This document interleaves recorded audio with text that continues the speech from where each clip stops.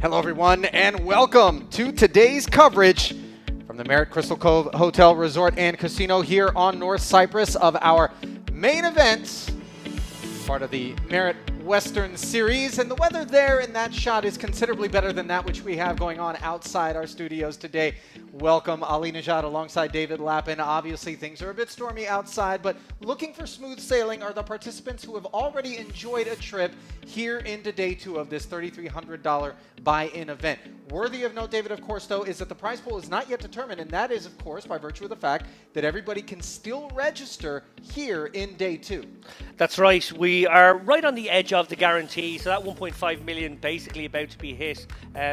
As you said, though, more entries may pile in over the course of the next 2 or 3 hours, and I think we're going to end up with a prize pool somewhere around 1.7 million would be my guess. Yeah, well, hopefully, the more the merrier in terms of how much is going to be up top. We already have the high roller in the books, of course, but this $3,300 buy-in is going to be the crown jewel, as with every single series in terms of overall prize pool, hence the large and inflated guarantees. So then, let's turn our attention to some of the names, I know you were pouring through them, that maybe are a little recognizable, people that perhaps we should be paying attention to as we chart a course forward toward an eventual champion. Yeah, we've got Helmut Fung in the mix on the feature table, which is great to see. He came 5th in the Western warm-up last time out. That was a year to the day almost.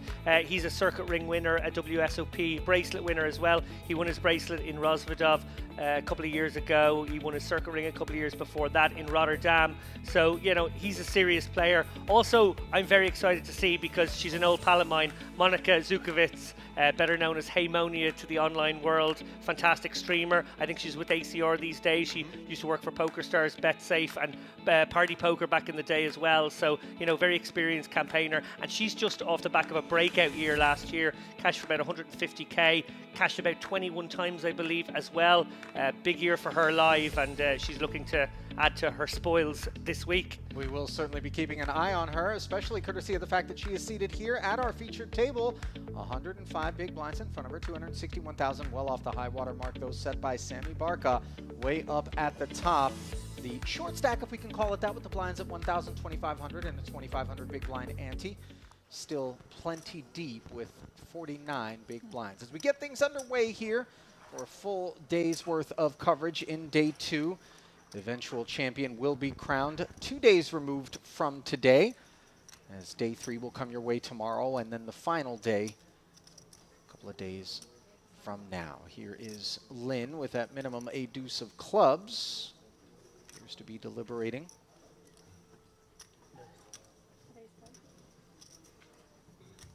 Is sitting on the aforementioned short stack, if we can call it that. Min raised to 5,000. If I had to make you guess what that other card is, David, a deuce or an ace of clubs alone? I hope so.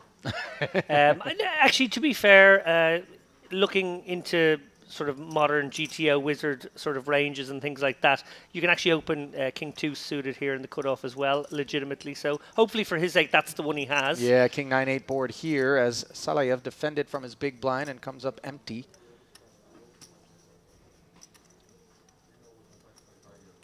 Checked over to Lynn, who will check back. Board pairing 9 completes the diamond flush on board.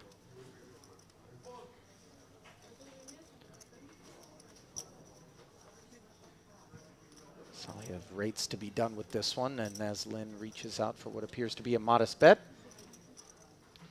6,000 into 13.5. Indeed, the curtain is drawn as our first hand is in the books here. Day two of this main event, which, David, you talked about, we're going to be clearing the guarantee, and I think it's worthy of note what a feat that is, considering some of the challenges, a lot of the, markets that tend to participate in each and every one of these merit series, some of them going through some geopolitical issues at present right now, and a little bit less inclined maybe to make what would otherwise be a very simple trip, across the Eastern Med in here to play some poker. Some other things maybe taking a front seat, if you will, to matters of this nature. But just goes to show you that the market for merit poker continues to expand, not in the least due to that tremendously successful European Poker Tour, which paid a visit to the shores of Cyprus just late last year and did so with much fanfare. I'm sure you got some feedback from friends who had come down for the first time and knew that you were a part of the process out here and had wonderful things to say. Yeah, I was sort of asked to mark the card of some people who were going to be coming here for the first time. They knew I'd been here for 4 or 5 stops and were wondering, you know, where's the best jacuzzi? Where's the best pool? Is the outdoor pool or the indoor pool? So I was sort of like, oh, you want to go to this hotel for the best one of these things, but then pop down the road to this hotel if you want to check out that. So there was a lot of sharing of it, almost a spreadsheet by the end of it of all the like little tips and tricks. Because I myself remember my first visit here. I didn't see half the things when I was here for the Western Series this time last year, and it was only the next stop when we hung out a bit more together that you sort of showed me. Oh no, come with me, Dave. Right. This is the nicer jacuzzi. This is. So I figured it all out on that stop. But yeah, try to help some friends speed up that process when they came. And more than just the feedback from them, I actually probably shouldn't say, but go on, I'm a leaky lapping. The people at Stars said that it was the #1 rated event that they've ever had. That's high praise considering how long they've been in operation, how deep the roots of the EPT are, how many different stops that they've had. Certainly, I know that the parties that really put their blood, sweat, and tears into ensuring that that would be the outcome for months and months in advance of that particular event will be very pleased to hear that. As we did see Helmut Fung with the pocket 4s, a man who came 5th in the Western warm-up for $45,000 just a year ago. Raise and take. Here we find initial involvements from Vladimir Malayarchuk. Queen 10, a winner for him. Vladimir is playing under the Russian banner. Total live earnings of just $5,000. And a lot of times we're tempted to make the presumption, of course, that this is somebody in the infancy of their poker career when we see a stat like that. But as you and I well know, David, many of these folks who come out here and play limited live poker at Merit are doing the rest of their poker playing online in between stops. His only cash coming in the No Limit Hold'em Bounty event at the Gangster Series back in December right here at Merit. Yeah, what a place to come if this is your first taste of live poker. I think actually probably a very bad example for these guys who come out and see Merit and they think, is this what live poker is always like? I should do more live poker everywhere. And then they get cattle marted around other venues. Regret to inform you that you don't always get it this good. Again, an open from Malayarchuk. King 10 this time, and it looks like an ace has piqued the interest of Javid Salayev, donning the Merit Poker hoodie. Little gift shop up at the front of the poker room is always a well-frequented and patronized part of the operation, as evidenced by a lot of the garb that as the tournament rolls on, you'll find people donning. 3 bets to 16,500, the declaration. Out of the cutoff by the ace. Folded around to the hijack opener as the King 10 does find the bin. So just getting our feet wet. Somewhat consistent with what we would expect as players are getting a relatively early start, noon local time here. Untold whether or not they were grinding the cash game streets. As you see Monica maybe getting her caffeine dose to get the engine warmed up for a long day of poker ahead here in this main event. Love that backdrop, by the way, which we're unveiling here for the first time at the Western Series that the good folks over at Sharehand have put up onto our LED wall. Although the presence of that many, you know, buzzards in the sky suggests death is imminent. You know, not sure that's a great omen. And I'm not sure electrical poles were kind of part of the Old West, but, you know. Or the lines on the road. Right, right. We don't task them with historical accuracy, just ambiance. Yeah. Concerned with the combination of the buzzards and obviously the windmills as well. What's happening here? A former president of the US would be unhappy to see those two things in combination here in our backdrop.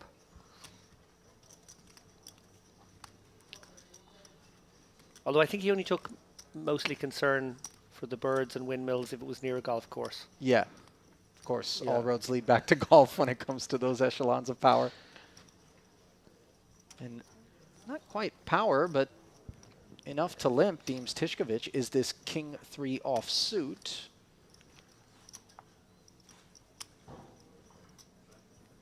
Jianwei Lin checking back. Queen Jack 9. Gut shot straight draw for Tishkovich. Lin with second pair.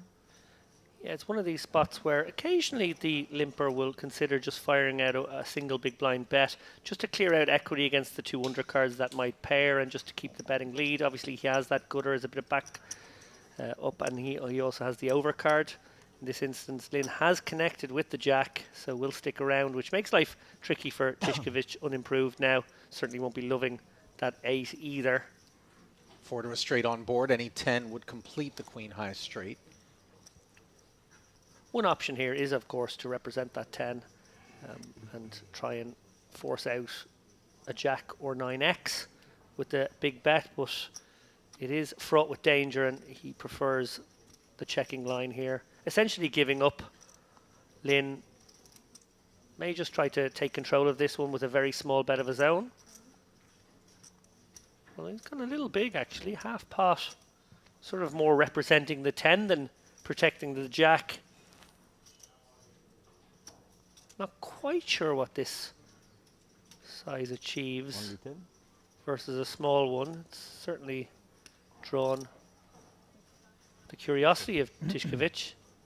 Yeah, you heard a little exchange there, although exchange is a generous way to describe it, given it was one directional, but quietly hauling that one in is Mr. Lin. To jump back into your point about this venue and the cat being out of the bag, so to speak, with Triton events and now in a big way the EPT coming here, I want to point out a little factoid that sort of illustrates the point we were trying to make about the popularity of this stop. There was no room for an EPT Cyprus in 2024. The calendar was full. There was no space. EPT were thinking to themselves, if it goes really well, we'll put it on the calendar for 2025. It went so well, they found a way. EPT went back on their own decision and actually found a way to get another stop in here this year. Because, well, when the players speak like that, yeah. It would seem as though if you didn't do that, you stood to maybe incur some wrath from all that had enjoyed their first ever visit here to Cyprus, as Saliev enjoying King 7 suited enough to open to 5,500. Suited connector here for Tishkovich has piqued his interest. Flat caller from the button. Well, I think this will probably drag Lin in for a call in some worlds. No. Okay. Suited little semi-connected Queen 9 there. I did expect him to join the party. Prudent, as it turns out, his club smothered. Sammy Barca now with considerably less attractive Jack 3 offsuit. Yeah, and these are the kind of hands that can get you into trouble if you over-defend them. I like that fold from Barca.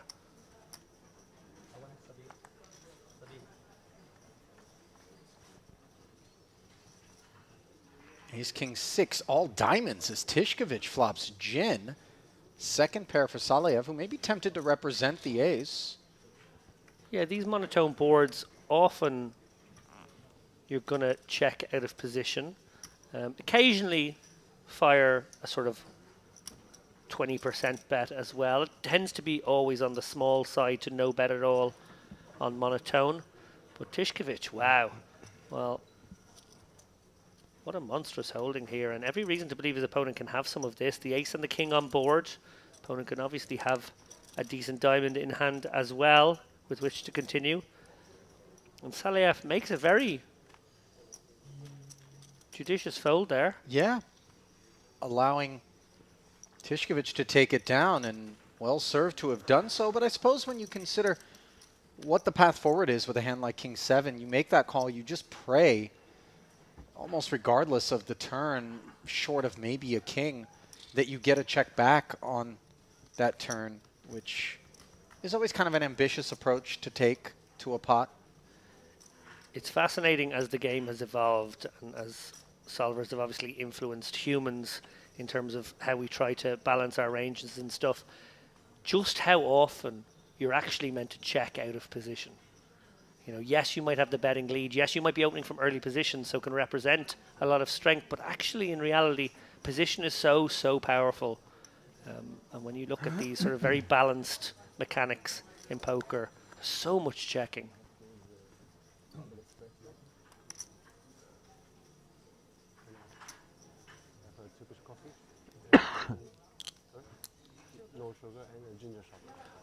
One final thought on the EPT coming here again. I actually predict, with the somewhat complex tax situation in Spain, which is getting ever more complex by the year, obviously EPT Barcelona, a flagship event for that brand, I can see this replacing it maybe as the big one. Yeah. The all-inclusive experience that the players got here blew everyone away. And one that is completely devoid of any of those sorts of challenges that present certain European Union markets in terms of taxation and movement of money and funds. It's all very facilitated here as Barca's 8-9 comes up short in a blind versus blind confrontation. Jack 7 with position and a gut shot straight draw, but it is the 9 high that decides to speak up. No, Malyarchuk going to tear one off here. Gut shot straight draw, creating some equity for Barca. He has checked it. And without any hesitation, you see Malyarchuk just reaching down for chips under the assumption that maybe this part of the deck and combinations that hit it with strength would have spoken up in the form of a raise pre-flop out of the small blind. So nice observations. Yeah. Quick kind of general question for you, Ali. You've been in this game, obviously. Good morning. Commentating. I'm trying to pay my book. I don't know how to say it. Vodka. Reservation, not vodka. Reservation Kraselnikov. in Dubai. Oh, Joining the table. I'll come back to my point in a we needed moment. this energy. We were just like sleeping. They don't want to take money from my card, actually. I don't know why, but and a big blind. Nina Krasilnikova with a bit of a rude awakening, coming right on into the big blind here at this featured table. No shortage of personality on her, as you've already deduced. She's got a little over $100,000 in career live tournament earnings, exclusively coming from native Russia and also here at Merit. Most recent of her cashes coming during that EPT event that you were talking about, David, just now. Yeah, and also made the last 2 tables here in the Western warm-up just 3 or 4 days ago. It's 40 blinds, yeah. So with a bit of momentum and form coming into this one. Good. But you were making a point just prior to Nina's arrival. Well, as someone who has been around the world, so to speak, playing and covering poker, when there's a poker tour, how much do you like to see it switch up every year? Like, obviously, there are your regular destinations that are just so popular with the players, you want to go back to them. And you've a great relationship with the organisers on the ground as well, so that makes sense. But I always feel like sometimes these tours get a little bit stale and just stick to the same 4 places, the same maybe 4 or 5 destinations, and don't really look to be a tour anymore. You know, I think a lot of times we lose sight as we see Krasilnikova not hesitating to get involved here. Lynn asking questions as the cutoff opener. I have a good cards, but And she will check fold, showing the 8-7. but maybe You know, I think that a good balance is 9-3? important. I think that you want your cornerstone sort of events, the type that certainly EPT could make out of Merit. Definitely. The ones that can accommodate the biggest fields, the ones that the players seem to really look forward to each and every calendar year. But then, you know, there's some oversight in the fact that, you know, we all have a thirst for adventure. We like new places and new things. And so taking a couple of your calendar stops, half of them, if you have a 4 calendar stop, for example, or 4-date calendar, and saying, we're going to try out new destinations all the time and always be evolving, wouldn't be a terrible idea. You know, is there some risk that maybe it doesn't go as great as the stop that preceded it the prior year? Sure. But I think that players do appreciate the opportunity to take advantage of being professional poker players, to get out and enjoy the world and see parts less known. I know with Triton, when we went out and visited Vietnam, that was tremendously popular, especially with the Western players. Yeah. As, you know, kind of a country that maybe they would be less inclined to have visited. Malyarchuk paying a visit to 7,500 as an open. 3x, by the way, with this ace-king, a flat from Kasilnikova with the pocket 4s. One of those 4s finding the muck.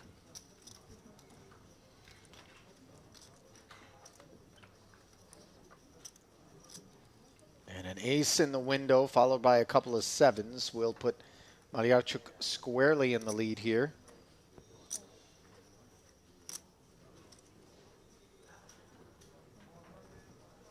Quick check call from Nina. Yeah, presumably a 5K chip went in there. And I'll tell you what, this is actually a very merciful card for her. Oh, no. No. Ace is full on the turn. Malyarchuk laying some bait 15. with the check back, and on the river, of course, Nina hits what she thinks is a gin card. Oh, the one Always outer. aware that Oh. she was in danger, does just check call. Yeah, 1-4 left in the deck, and it was a costly one for her. Спасибо. Well, this has been a very poor first couple of hands for her. But I must have fold, actually.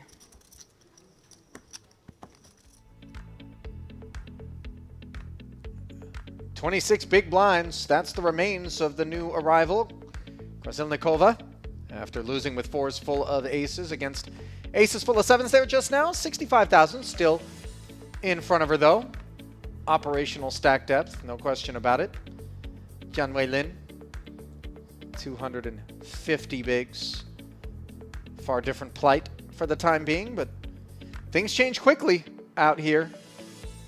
We've seen it plenty, you and I, from the booth here in all manner of events. Yeah, and with this really deep stack structure, obviously these guys play for a day and a half before even getting to the end of the late reg period. The opportunity is there to build very big stacks, and it's often from those big stacks that we see bagging up day one. It's a short day too, so when we get a look at the chip counts at the end of the day today, it'll start painting a picture. Some people really enjoying their time at the tables, building big stacks, and often those names ending up obviously in the end game to battle it out for the top money.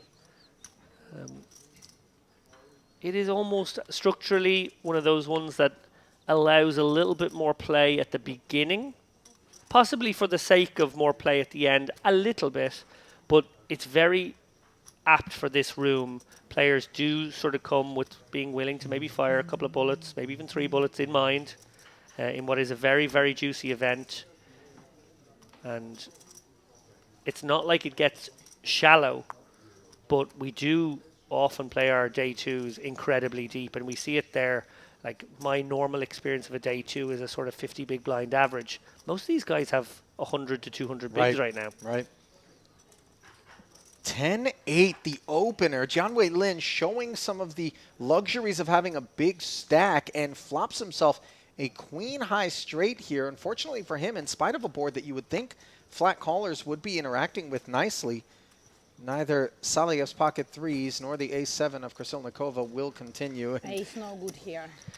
It's incredibly unlucky to not have anyone catch a piece when you've got the straight in that What spot. is it?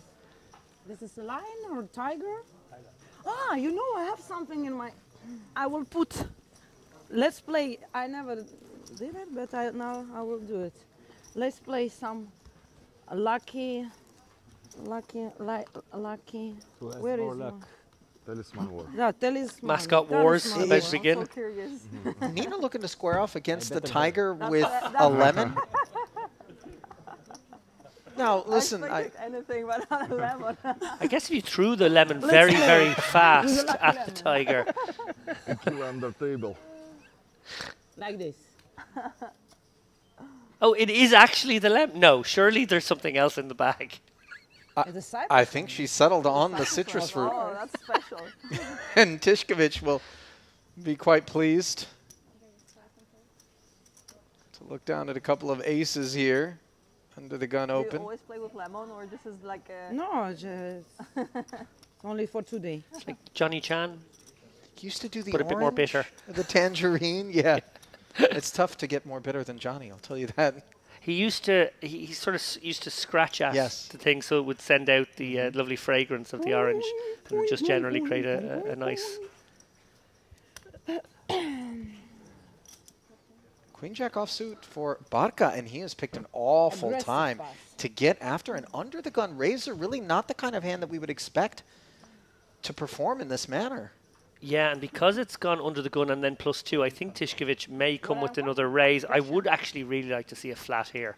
I think if he flats here, it leaves a pot of about 30k. It can be very deceptive. That being said, when you open under the gun and an early position player That's enough. 3-bets you, so another That's part of enough. your brain is wondering, oh no, I hope he doesn't have like It's everything you queens need and to would get know. it in with me What I here. know. And if I let a king flop, then I, kill my opportunity to win a big one. Also, if he has a hand like ace king, very unlikely to find that case ace, and then again he can find a way to escape. Девушка, надо So тузов мне положить, interesting ты to see. I'm понимаешь? sure he's mulling both options here, Надо что-то делать с этим. clicking it to 30k and flatting Лёха на ривере. and playing possum. Я заплатил 15 тысяч, ты не знаешь? Ну ты сидишь с таким умным видом, что вряд ли ты, конечно, мог блефовать меня. Well, pulling back the chip suggestive that we are going to see a 4-bet here. Yes, Stanislav Tishkovich has 4-betted to 32,000. And that should be that. Barca obviously deciding to step out here with some blockers. Absolute worst hand he might be doing this with. I know he's being laid a very good price now, but his opponent representing extreme strength. The only hand he can be in good shape against here is ace king with position. And, well, he's going to test the waters, Ali. This is surprising. Not just the choice to 3-bet, but then the choice to come along for the 4th bet. And this is a merciful flop of 10-10-4 that will keep him out of trouble. It's hard to ever find the check when you 4-bet. Just seems a bit strange. You would almost always have to bet range here. So I think Tishkovich probably needs to come incredibly small on this texture. Maybe something around 10k would be the order of the day. Barca a little fortunate not to make a pair here. Could have got himself into a lot of trouble with this line. I suppose the hand's not over yet, but one presumes Barca will find it difficult to call even the smallest of bets here.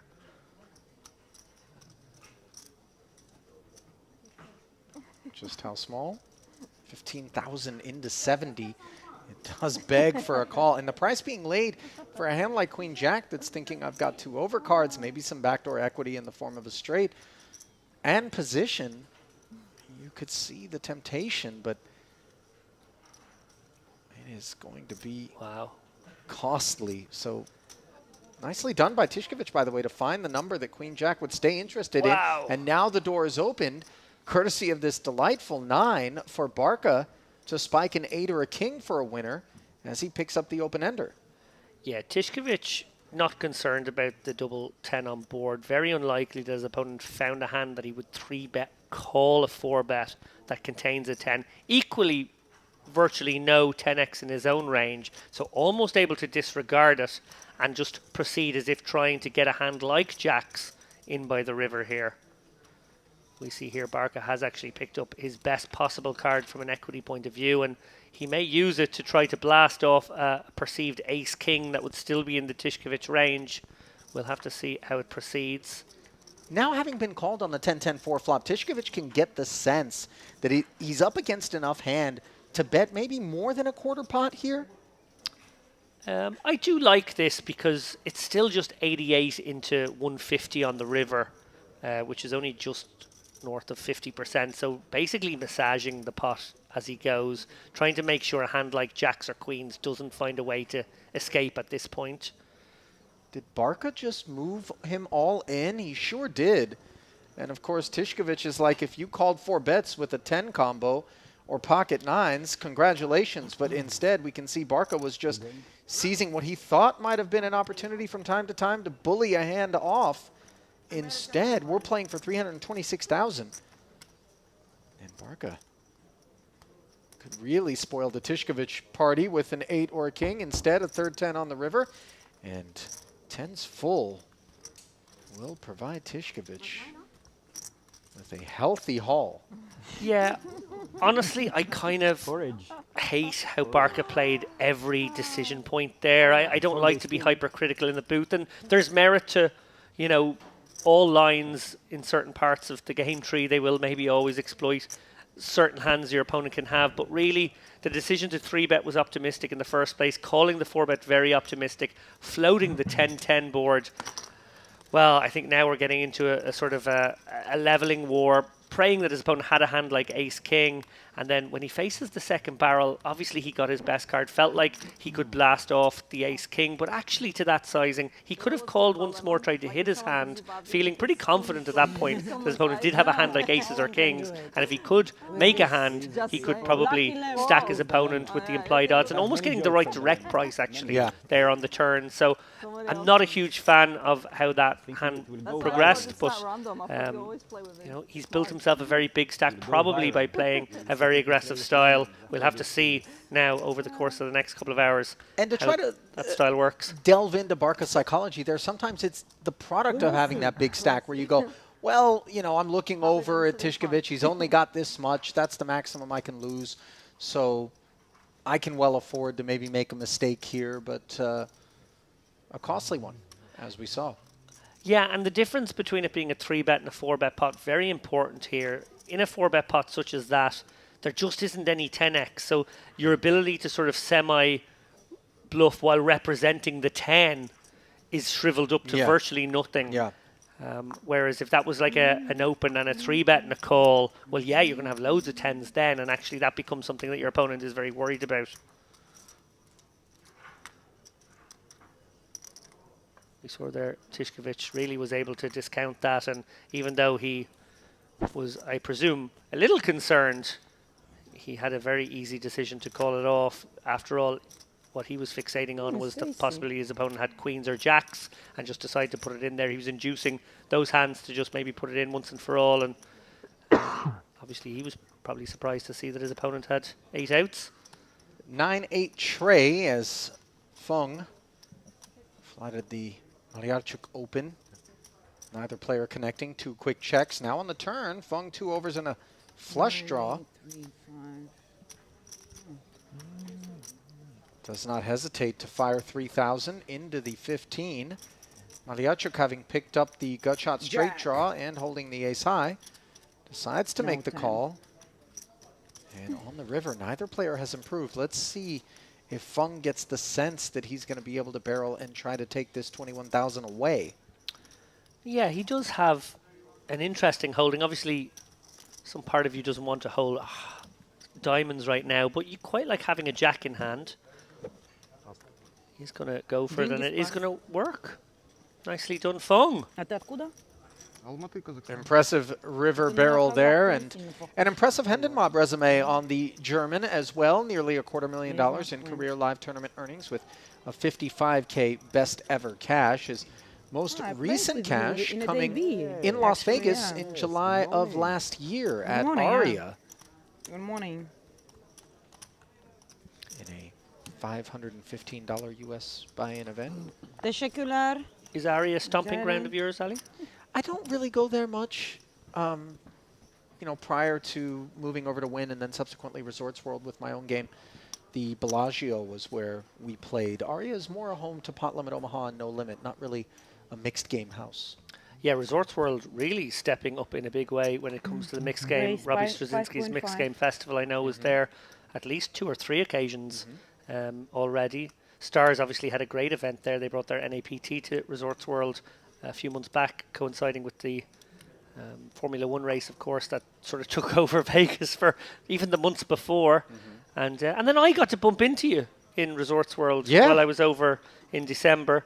It was the end of the festival sort of vibes for myself and Darrow Carney, who had both cashed the 10K World Championship, and I'd also had a deep run in the 3K fortuitously. But we had that dangler of a day at the end with nothing to do. And we're, you know, hardcore poker players. We're grinders. There was a $200 in Resorts World that we wandered over for. I busted it very quickly, sitting in a cash game, and in walked your good self.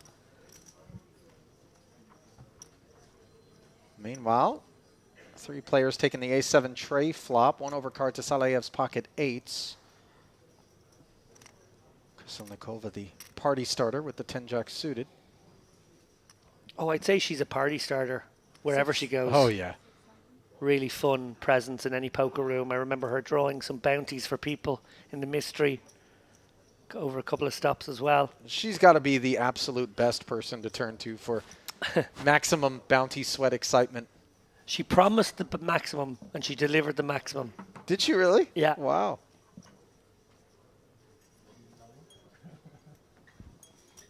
And we're not simply talking decibel level. We're talking actual payout. Yes. Deuce 3 for Lynn. Wants to peel here. Only a deuce or a 3 would have been cards that left him pleased. Instead, the king of diamonds on the turn, now giving Krysilnikova the Broadway gutter, and she continues to lean as Lynn concedes. Well done by Nina. Absolutely loved that turn bet from Nina. Really good awareness of how she had the nut equity there.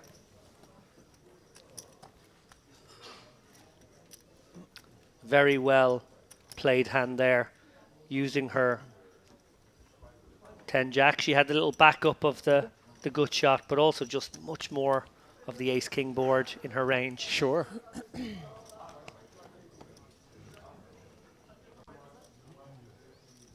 Wash that one down. Nina here to play. As I mentioned there earlier, made a deep run in the warm-up event. She was one of the shorter stacks with maybe 16 left. We were rooting for her to get that crucial double up, but wasn't to be. I think she fell around 12th or 13th. I think she ended up maybe busting just off the stream just after the first frame of play that day, and obviously a bit disappointing. We would have loved to see her at the final table. Do we know how much she cashed for in... I would guess it was around 10K, but I'm not exactly sure. Maybe somewhere between 8 and 10K. Yet would to my be guess. recorded on the Hendon Mob site, that result. On Nina's resume, as we see Salayev. Ace Queen in a great way against Barca.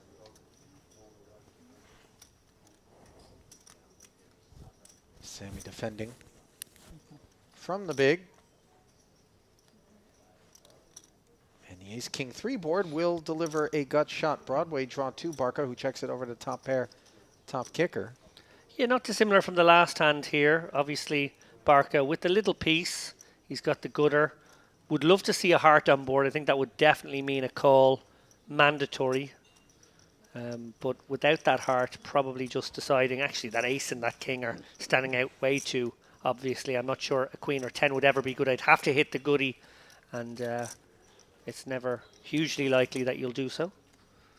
Need to find other ways to win, whether it's semi-bluffing a heart. Yeah. Folds like that, they show that a player has some discipline. You don't just take all draws and decide that they're worth pursuing against all prices being laid, no less. Yeah, hugely important to have a sort of GTO baseline when it comes to understanding ranges from all seats, but then so much more important in a sense in a live environment to actually try to ascertain what your opponent's range will be. Will they be a little looser than that? Will they be a little tighter than that? And if the answer is tighter, then certainly just, folding away the bottom of your minimum defense frequency is fine. Ooh, Monia. Hey there. Krasilnikova's ace-4 suited. Gets flatted by the 2-10s, and now an ace-queen for Tishkovich. Not sure it's a squeeze candidate, but certainly not one that he wants to automatically put in the bin. This is interesting because Nina's been very active since she got there. She's clearly arrived with the starting stack, looking to build a stack quickly. I think versus her range, he does want to squeeze, but generally speaking, versus an under the gun open, you do not. So it's a close one. He'll probably perceive Monia's flatting range from +2 to be pretty strong, but also maybe fairly condensed here. Might be hands like 9s, 10s, maybe an ace-queen as well, an ace-jack suited. I actually really like this decision from Tishkovich. I think he can probably raise and perhaps even call it off against Krasilnikova, who does seem active. And then if he ends up in a pot against Monia, well, her range is quite defined here as being something like what she has. Oh, hello. Hello there. Flatting with the ace-4 suited. Krasilnikova here to gamble, Gali. But I wonder whether or not this flat of the 3-bet is going to be dissuasive for the 2-10s. Somehow, I think Monica recognizes that Krasilnikova is going to have perceived wider ranges, and that's going to have had something to do with Tishkovich's choice to 3-bet. So she does indeed make the call. We are suddenly playing three-ways for 72,000 pre. Yeah, to look at the point you just made there, I think it pushes in both directions. One, the perceived strength of Krasilnikova's hand goes up, but the pot becomes juicier for these 10s. Which have turned into an overpair on the 8-7-5 flop. Bad end of the gut shot for Krasilnikova. She does end up checking.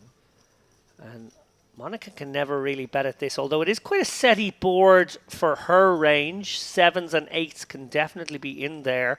Tishkovich will be very worried here with ace-queen. I'm interested to know if he even bothers c-betting a texture such as this against an opponent who, first and foremost, worrying about Krasilnikova, obviously doesn't even have a pot-size bet back. And then secondly, really feeling like Monia's represented hand is going to either be a set or an overpair to this board most of the time. Very interesting to see if he even bothers. I like this sort of give up on this texture, given all this action. It's just getting a little rowdy. Seems very sound to check it back here and see what develops in front of him on this Jack of Hearts turn. Nina checking again. Tishkovich will be protected in that he may check back his aces and kings as well. So interesting to see if Monia decides to fire out a small bet here. Obviously she has the backup of the gutter here. Maybe won't want to call a bet later on, so making a bet here might simplify life a little bit. I don't think she's particularly worried about Jack X combos being in Tishkovich's pre-flop 3-betting range against the under the gun open and flat in front. Nevertheless, though, she does proceed with caution, given the vulnerability of these 2-10s. Yeah, this is a very precarious situation now for all players who are playing incredibly honestly as a result. I wonder if Krasilnikova can ever find a bluff now, given that she's been met with checks. It's sort of like door open. Maybe she's up against two decent aces, an ace-10 and ace-queen. Can she get them to fold? You know, this is obviously a very tempting spot where we know showdown value is scant for the ace-4. The 5 pairs, and she bets 28,000 into 72. I feel as though Tishkovich would have bet his aces and kings on the turn. Yeah, so agreed. No longer really has those trappy ones. I think Monica can discount that largely now and make the hero call against Krasilnikova, who might even have like pocket nines here and still make this bet, remember. So she does actually beat some value. That's flop. Tiskevich has just been outmaneuvered by the two ladies here. Okay, ladies. Nice call. At tens. You win. Oof. So Nina, immediately aware that ace-4 is not a winner at Showdown, announces nice call, and Monica will I was thinking about it. But I was take like, it down. Yeah, you can still have like ace jack. king, hi, jack. ace. Well, that was an optimistic call pre-flop, a sort of gambler's call from Nina. I actually really liked the decision to bet river. I think she, was faced with a lot of weakness from both opponents and could rightly have thought they had folds with their ace X's and she could maybe have got them off it. Better than But you, I think. more than that, I really, really like how Monica played her hand. I think she really had a great handle on it all the way through. Sort of textbook how you navigate a hand like tens, which is notoriously difficult. Not doing anything. Do you feel as though maybe if Nina would have dialed up a bigger number on that river that Monica would have been left in a much more difficult situation with the two tens? I do. And we know Krasilnikova is the type that can find those sizings as well. It's from 10s to 8s now for Zukowicz. You had a fun interaction with Monica, I know, at a Triton stop. She Oh, was one yeah. of those, I don't know if she was a stormer at the time. Obviously, she's flying the ACR colours, and I know Phil Nagy likes to send some players from his stable out to play the Triton events a couple of times a year. And Monica, obviously playing much higher than she'd ever played before, had an interesting spot in the mystery boundary. We'll watch this hand and then tell me the story after. Tishkovich flatting with a couple of 4s. One of those 4s busy in Barca's hand here. Unlikely to be a participant on the button against a raise and a call in front with this holding.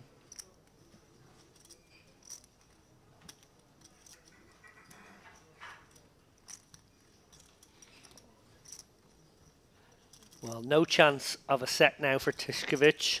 We've seen 2 4s mucked. That doesn't mean he can't find a path to victory here up against I think I must go to re-entry again.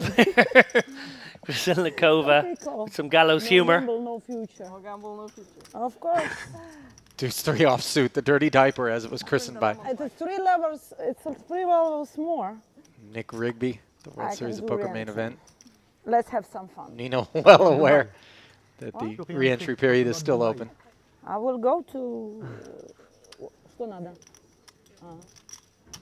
А что, у меня только 22 тысячи остается? Какое безобразие. 7-7 deuce, and unfortunately for Nina, she's flopped a piece on what looks like an innocent board. 20,000 in the middle. She has just 23,000 back. Does check it though. Dream flop for Monica here, given what her opponents are holding. An underpair and that deuce in hand. She could actually get paid here with the 8s in a very nice way.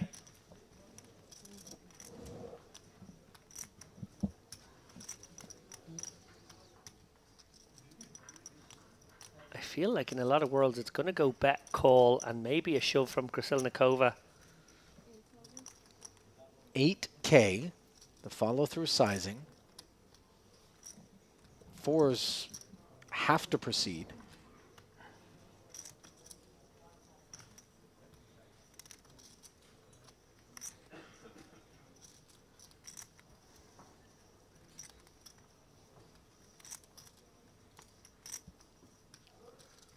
Actually, I Wow. think it's mine. I stand 'cause corrected. I have this one. Oh yeah, I will show you. You have 7, Of eights. but I have, you see, my cards. Yeah, I mean, it was This is the nuts. I don't have 7 deuce. Discipline there Sneakers. from Nina, having made almost as good a hand as you could hope to 7 make deuce when you one have time, 3 deuce. I'm very shocked that neither of But those for me, it's holdings just like called the very flop easy bet. game, like all in or fold. There could be the perception here that to Monica re-entry. is very I wouldn't tight. block you, you just- 3 Monica hours isn't more, we very can loose, have but re-entry, she guys. is absolutely somebody who's in there 11 not with working. It Потому что его родственник not just over pairs. подкошенный вам в стакане. And yeah, I agree. Even though it happened to be correct on that occasion, I think the fours do have to Ну, continue. если веришь, что лимон удачи приносит. Sorry, are we now eating the raw rind of the lemon? Well, I think perhaps she's just looking to release the fragrance. As now, Monica, third straight pocket pair, the best of the trio, queens, opening once more. But I didn't play a hand for like Nina 50 did minutes and declare now, that the lemon hasn't been working, and she's not wrong. I was just so tired. Can I just point out, Monica, having opened for the third time in a row, said, I just hadn't played a hand in 15 minutes, and now I'm playing 3 in a row. I was so card dead. I think she was card dead for 6 hands. Right. This is the day's just getting started. Trying to peddle a narrative. Yes, you were so card dead for that half in orbit, Monica. We really were feeling sorry for you here in the booth. At least you've managed to open a few hands since. Barca again a 3-better. Oh and my his king goodness jack me! does so right in front of Maliarchuk's aces. This is disaster for Monica. And Nina decides that she wants to plow forward all in with this Jack-10 offsuit. Note that the Broadway card's all busy. Oh, this is trouble for Monica. Facing a 4-bet. In a way, Barca's kind of saved her by running some interference here with the 3-bet. That Maliarchuk 4-bet really does look very strong. I think Monica can only call here. I think 5-betting is a little dicey. As I said, Barca's 3-bet has maybe allowed her to proceed more cautiously. Krasilnikova's 22,500 may be perceived as, I don't want to say dead money because she's probably got some equity, but, you know, loose money. Juicing up the pot here. Oh, you guys. A little bit worse than 7-2. We could be going 4 ways here if Monica can find the flat. If she does find the 5-bet, it's a 5-bet fold, which is never nice to do with queens. Yeah. So it's probably for that reason I like to call here. And I feel like probably giving away a huge amount of information here, actually, Monica. Clearly quite genuinely struggling with this decision. Right. It's going to look very weird if she raises now, put it that way. It would look brilliant if she folded, though. I don't know if that's available. She's aware, though, that this under-the-gun open with her table image has been 3 and 4-bet Yeah. behind her. I don't think she's particularly worried about Krasilnikova's involvement, but a flat here, and it goes back to Barca where the action remains open. That's true as well. You flat, and then you can get squeezed again. 340 maybe. It is, again, one of those spots that if she does flat again, her range is incredibly condensed, but Oh, not triple up. I like this decision on balance to flat. I agree with you, Ali. Folding was an option given the amount of action there, but this is an action table. I feel a little bit like Monica gave away some physical tells there that she was not hugely comfortable. I think her hand is at least categorically face up. It could be an ace-king. It could be a jacks or a queens. She sort of really just like put herself in that category here. Krasilnikova's obviously juiced up the pot a little bit with what will be perceived to be a gambler's range. And Barca now getting an amazing price here if he wants to speculate, but not a nice hand to do so. And fresh off of amazing prices, having cost him a good bundle of his chips. Yeah. Will he find the discipline to get away pre-flop here with this king-jack? He certainly knows his hand is no good in at least one, if not 2 spots. Yeah, like he absolutely can be up against the ace-king and the queens, and then we'll just not know which way he wants his run out to go. He is going to try to speculate here. Obviously, if he had a suited hand, we'd be much more on board with this. But anyway, look, what a pot. Edge of your seat stuff here.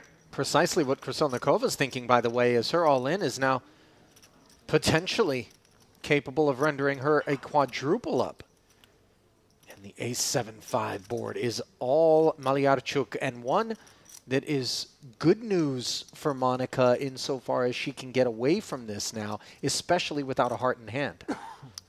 Yeah, exactly. Malyarchuk actually very unlucky to make top set at some level here.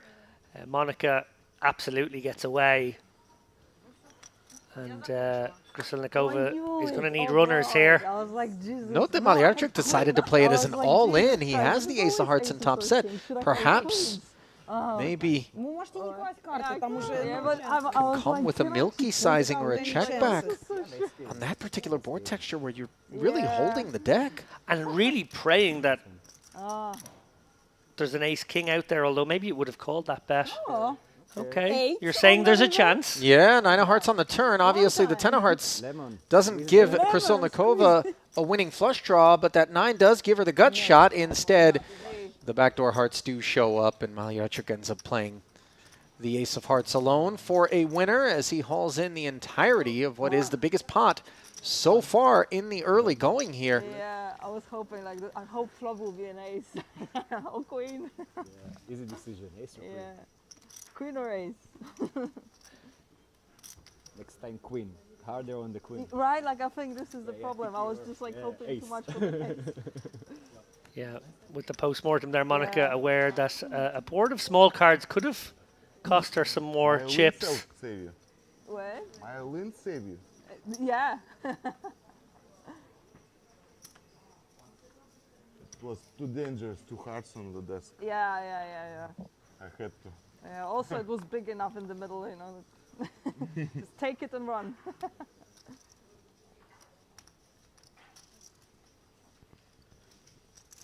So we march on now.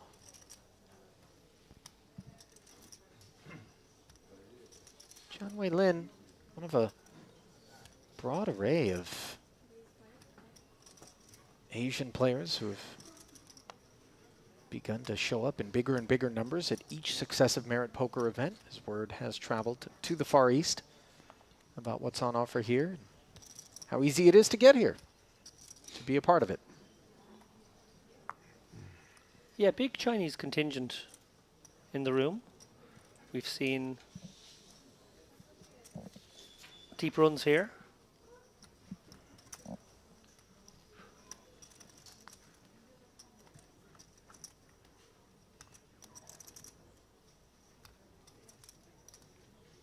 Of course, Shuang almost winning the high roller a couple of nights ago. If you didn't get a chance to see that stream, guys, joining us for the first time here at the Western Series, go back and watch that final table.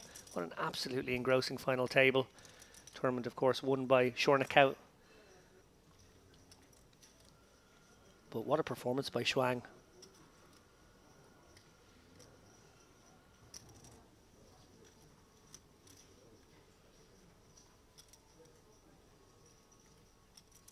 Jack on the turn here for Lin, who does pick up the gut shot straight draw against ace high. Will he continue to apply pressure? We've got our answer in short order, it would appear, as chips are being reached for.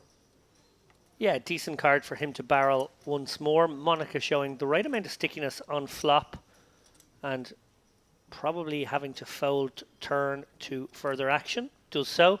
Nicely played by Lin. Also nicely played again by Monica, who is showing herself very, very astute in how she navigates these situations, particularly post-flop.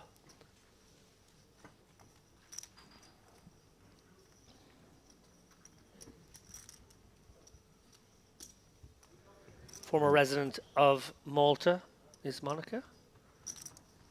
Polish background? Correct, Polish, masters in pharmacology, very bright. Could easily have pursued, and may still pursue, she often says, a career in that area. Well, a note to all pharmacists out there who are tempted to get involved in the weekly home game. You've got your hands full in Monica, that's for sure. Yeah, it was her and Victor Malinowski who were the last two remaining in the mystery bounty event out in Vietnam at the Triton Super High Roller Series. And 3 envelopes remained. Right. 2 of them contained higher dollar values and 1 contained the minimum. And Victor had 2 bounties. Monica had 1. She was last to draw, and he walked up and promptly took the 2 bigger envelopes and left her with a very anticlimactic outcome. Boo. With just 1 min cash. But I'll tell you what, that min cash bounty was more money than she'd ever hauled in. And, you know, 1 shot like that at any point. So clearly still much to smile about, and her generally positive affect was on display in spite of that outcome. We see Maliacek optimistic, cut off King Jack off suit.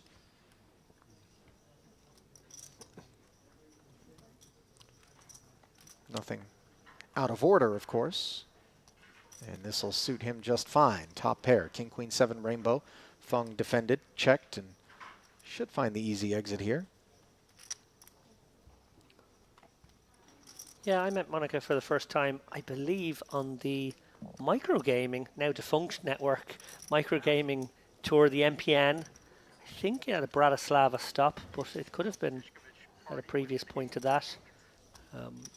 She was grinding away, fairly small. Might have been before she even created her Twitch stream, or around that time anyway. She was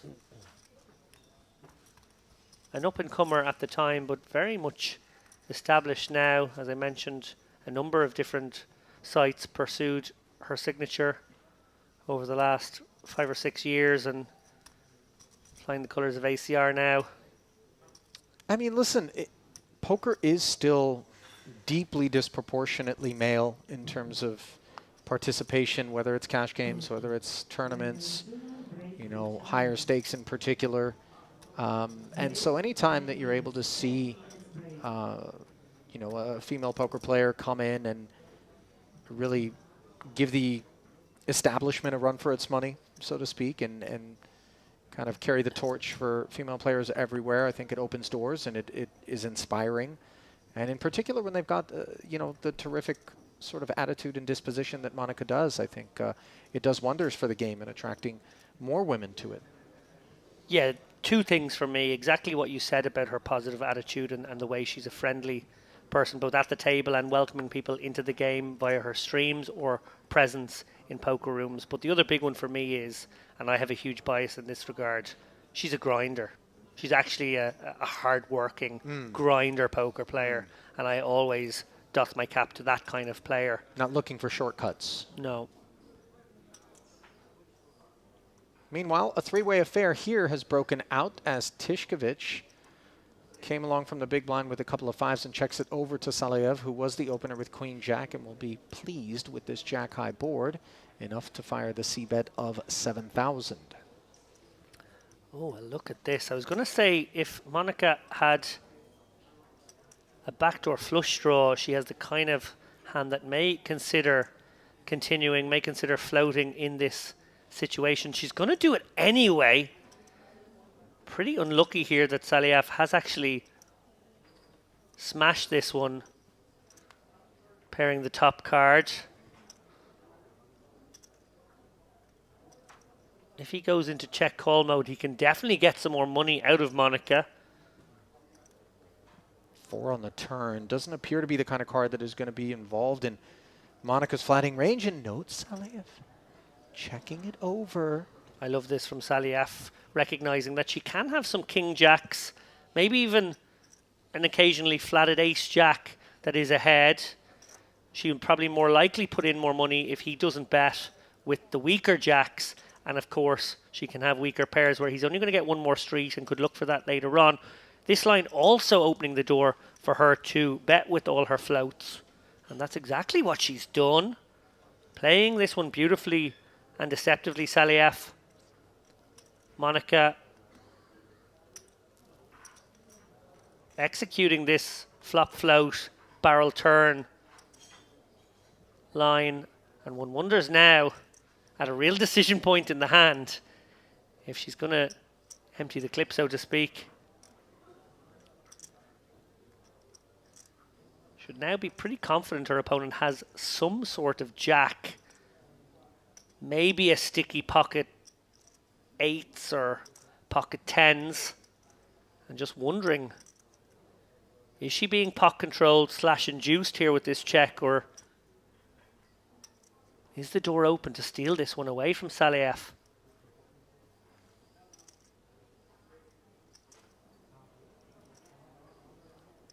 It doesn't rate to be the kind of river card that's going to leave Saliev questioning whether or not the queen jack is good. I think he would have found the call against all but the most polar of sizings.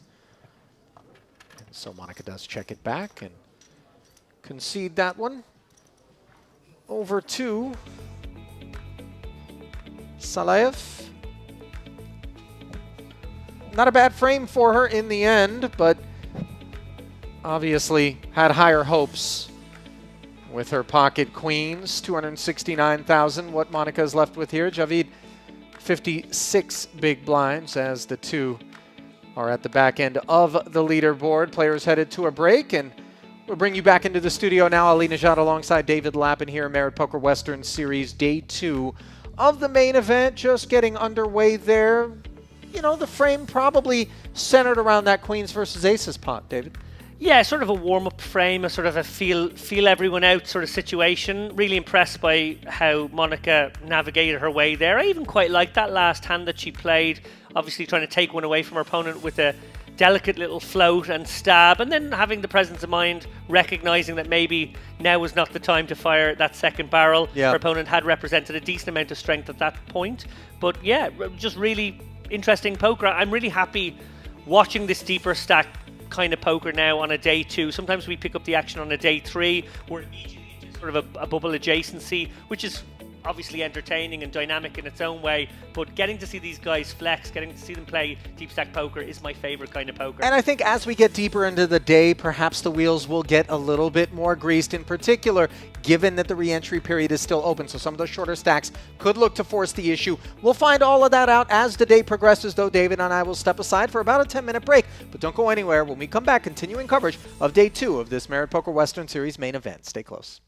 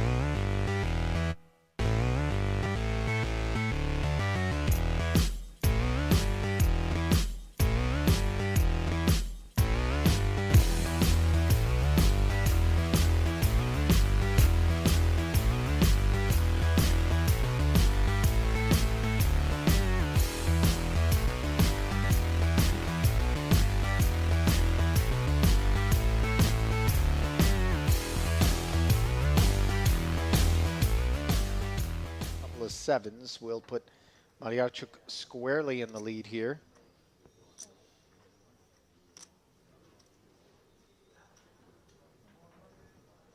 Quick check call from Nina.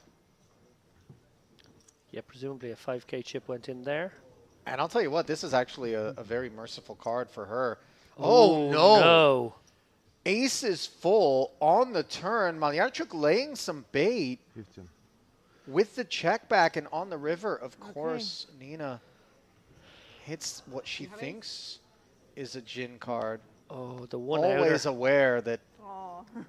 she was in danger. Does just check call. Yeah, 1-4 left in the deck, and it was a costly one for her. Спасибо.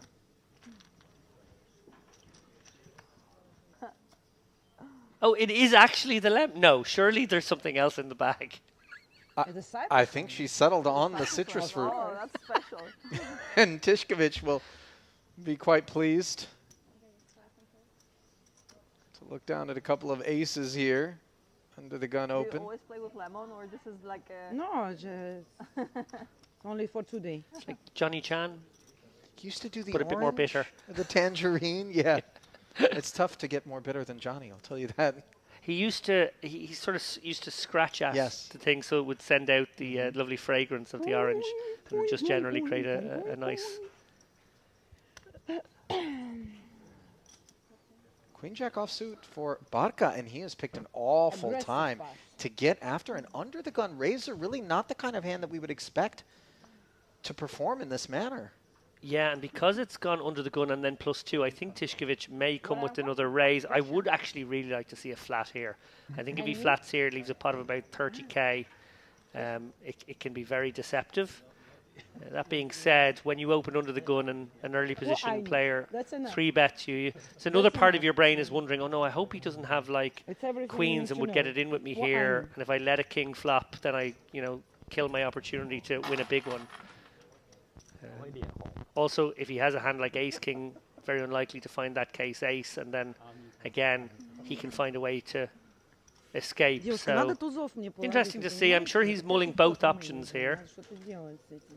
clicking it to 30k and flatting На ривере. and playing possum. Я заплатил 15 000, ты не знаешь? Ну ты сидишь с таким умным видом, что вряд ли ты, конечно, мог блефовать меня. Well, pulling back the chip suggestive that we are going to see a 4-bet here. Yes, Stanislav Tishkovich has 4-betted to 32,000. And that should be that. Barca obviously deciding to step out here with some blockers. Absolute worst hand he might be doing this with.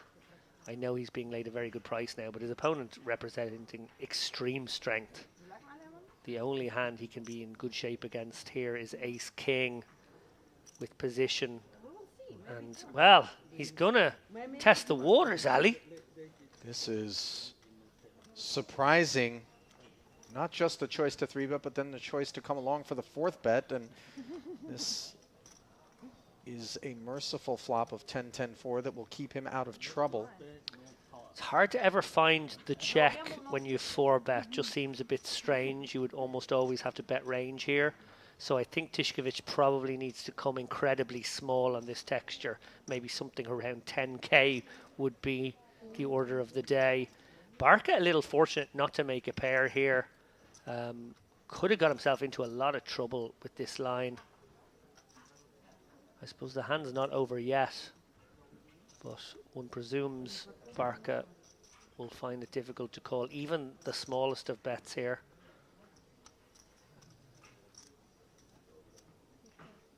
Just how small?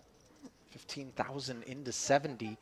It does beg for a call. And the price being laid for a hand like Queen Jack that's thinking I've got 2 overcards, maybe some backdoor equity in the form of a straight and position.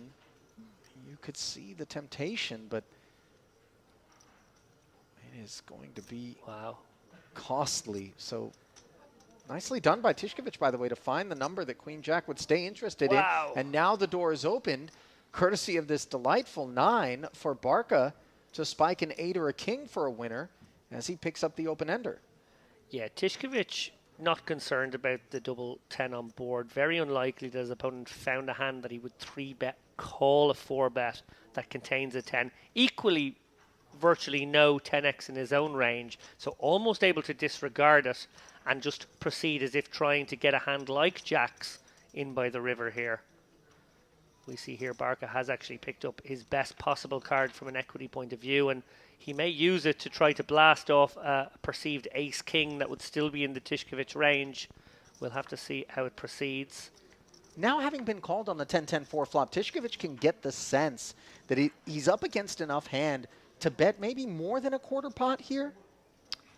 I do like this because it's still just 88 into 150 on the river, which is only just north of 50%. So basically massaging the pot as he goes, trying to make sure a hand like jacks or queens doesn't find a way to escape at this point. Did Barca just move him all in? He sure did. And of course, Tishkovich is like, if you called 4 bets with a 10 combo or pocket nines, congratulations. But instead, we can see Barca was just seizing what he thought might have been an opportunity from time to time to bully a hand off. Instead, we're playing...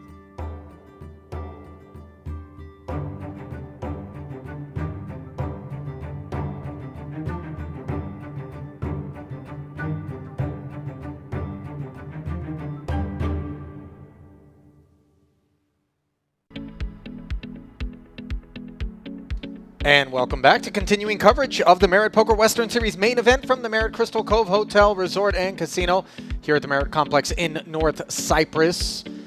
Different time of year on display there, but it's always poker time here as we bring you back inside the booth. Ali Najad joined by David Lappin, and of course the hopefuls who have managed to work their way into day 2. Complete oversight on our part, by the way, is the fact that our colleague Andrew Headley is among those that punched his ticket into day 2. Do you have word at all on how the first hour has gone for Mr. Headley? It wasn't an oversight, I knew, and I just didn't care.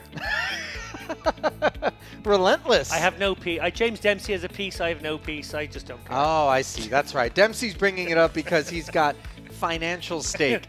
But obviously, love to see our colleague out there tasting what's on offer here at Merit and can speak with even more authority than you and I do with regards to the experience out there on the playing side of the operation. But we here, worker hats on, in the booth, bringing you continuing coverage, which we're about to get right back down to now at the feature table.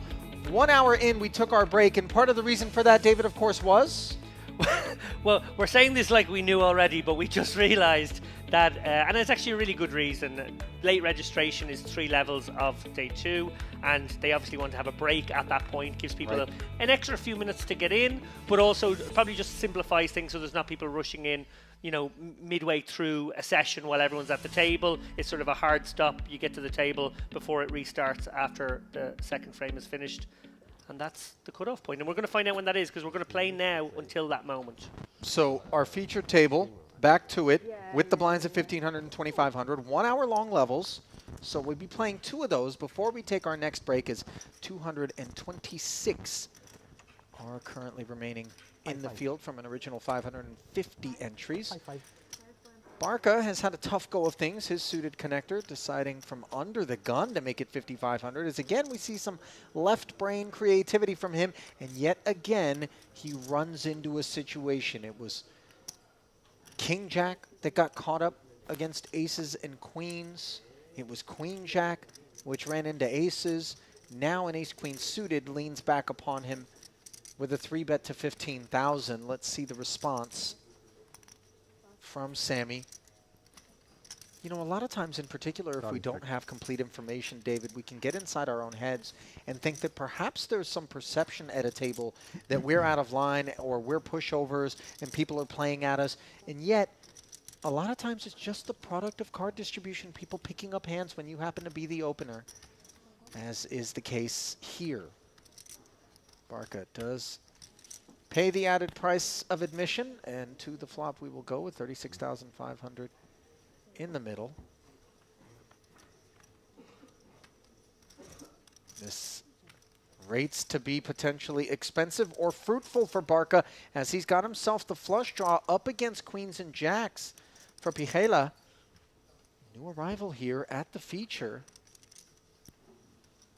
Igor Pijela, to be exact.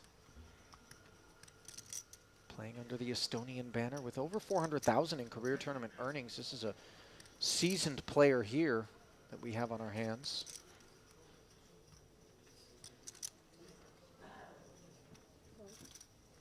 Barca deciding to lead on the turn, having picked up a 4 along with the flush draw, and then a third jack rolls off on the river, and he barrels once more. Vijela gets put all in and happy to make the call. Nice start. Nice start is absolutely a succinct and correct way to describe this first exchange here for Vijela. Which one?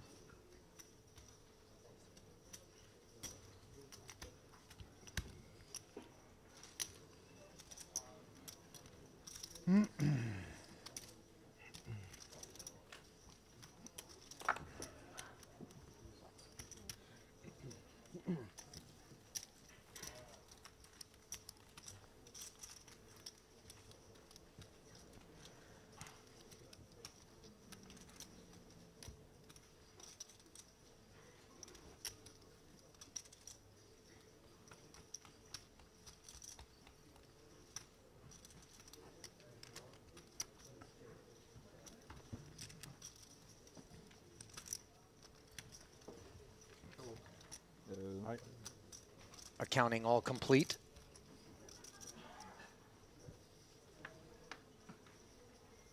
Barca, by the way, not showing really the kinds of frustration that I would imagine would be commensurate with what he's endured so far here. I mean, still has plenty of chips, but one wouldn't fault him for maybe thinking, when am I going to win one? He's certainly playing enough pots that you would think just on average he would have hauled one in by now, but yet to make that happen as we see Kuzmanis. Pocket nines, another new arrival here to the feature table, Marius, the Lithuanian. Quite a few players from that part of the world do make their way down for merit events.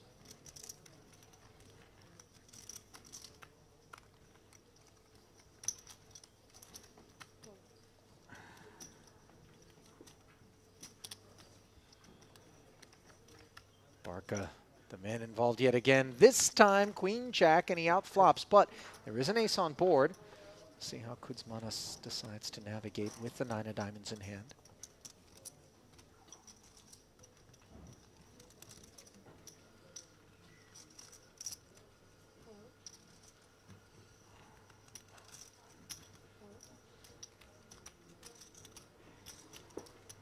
KC bet gets called. Sammy flashes a smile as the 3 has no assistance to the 9s. A second quick check from Sammy. Kind of a fork in the road for Kuzmanis here in this pot. Does decide to play it as a check back, and it's 2 pair for Barca on the river. That'll leave him plenty comfortable. Yeah, I think he can pursue value now, try to target a weak ace. And he's going to come with an overbet off the pot, try and polarize himself. Kind of sizing that could include some missed flush draws. Quite like that decision, actually. Quite like that overbet. And the seal has been broken, David, for Sammy Barca at long last. Yeah. Here in this onset of the second frame of play on officially what is day 2 of the main, but worthy of note, this is actually the 4th day of play of the main event, day 1A, all to itself, day 1B as well, and then yesterday, day 1C and D, which are abbreviated level lengths, a turbo and then a super turbo, 40 and 20 minute levels, respectively, versus the normal 1 hour levels.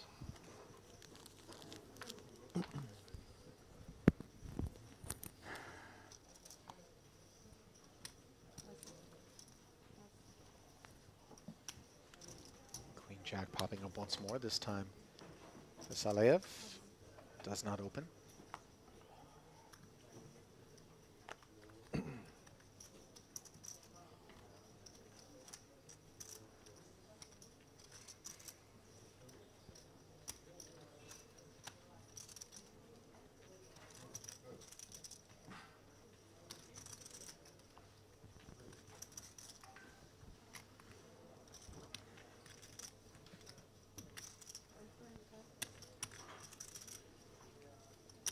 Barca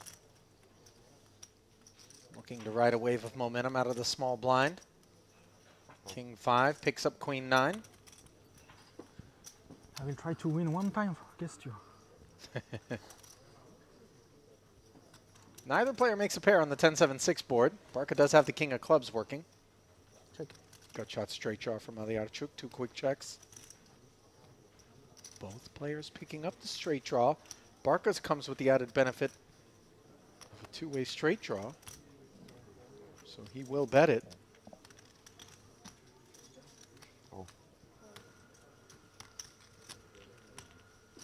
Aliarchuk calls the 8,000, another 16K into the middle. Jack on the river. And King High, remarkably enough, is going to be good at showdown, much to Sammy's surprise, as the fist pump and big smile comes through. Yeah, good start here for Sammy, who obviously had the most tired of times of any of our players in the first hour. I'm somewhat interested to see if over the course of maybe the second hour here, there's a bit of crazy time, and by crazy time, I'm alluding to an old home game experience of mine where the guy who had to catch the last bus would always play a bit extra loose for the last hour, wanting to gamble it up, and obviously with the late registration ending at the end of this frame, I wonder if some shorter stacks will gamble it up in pursuit of a bigger stack with which to take forward, knowing that they can re-enter. Crazy time. I like that. Pocket 9s as Monica continues to be paid a visit by the rich part of the deck here on the back end of this break. Enjoyed pocket 8s, pocket 10s, and pocket queens, although the queens did not earn her any chips as they ran into aces, but were able to pair their losses post-flop. Ace 10 pushing back on the open from Monica. Helmut Fung, 3-bet to 15,000. Yeah, the perception now is that Monica is actually loose. It's almost gone full circle. I think at the beginning she was getting more credit for being a tighter player. I think they actually now, because of card distribution and how many opens she's had, are now perceiving her to be a loose opponent. And now Fung picking up on that in his mind and going to 3-bet this ace-10 suit. As well he might have anyway, but, you know, +2, +3, pretty early positions. A very optimistic call from Aliarchuk here in the small blind. 5-6 offsuit. Going to join the party. Monica with a call and only a call in this situation. Can't imagine her hand ever does anything else. Jack 8-6, bottom pair from Aliarchuk, who checks it over. 1 over card to Monica's hand, but the 9s are still in the lead. Presumptions, of course, that she will check with the flow of play over to Fung. Yeah, and he has an interesting candidate here to fire into 2 players. He obviously has backdoor spades and a lot of backdoors, to be honest. Sort of every card higher than a 5 gives him a backdoor or a pair. And armed with that knowledge, he does reach out and deliver the C-bet bottom pair out of the way. Yeah, Monica again with an call and call only sort of situation. Unless she puts her opponent on an incredibly strong range here, having raised her early position open. I think she's going to come with a flat here, test him out, see if he does have that second barrel in him, which I think he might do on quite a lot of turn cards.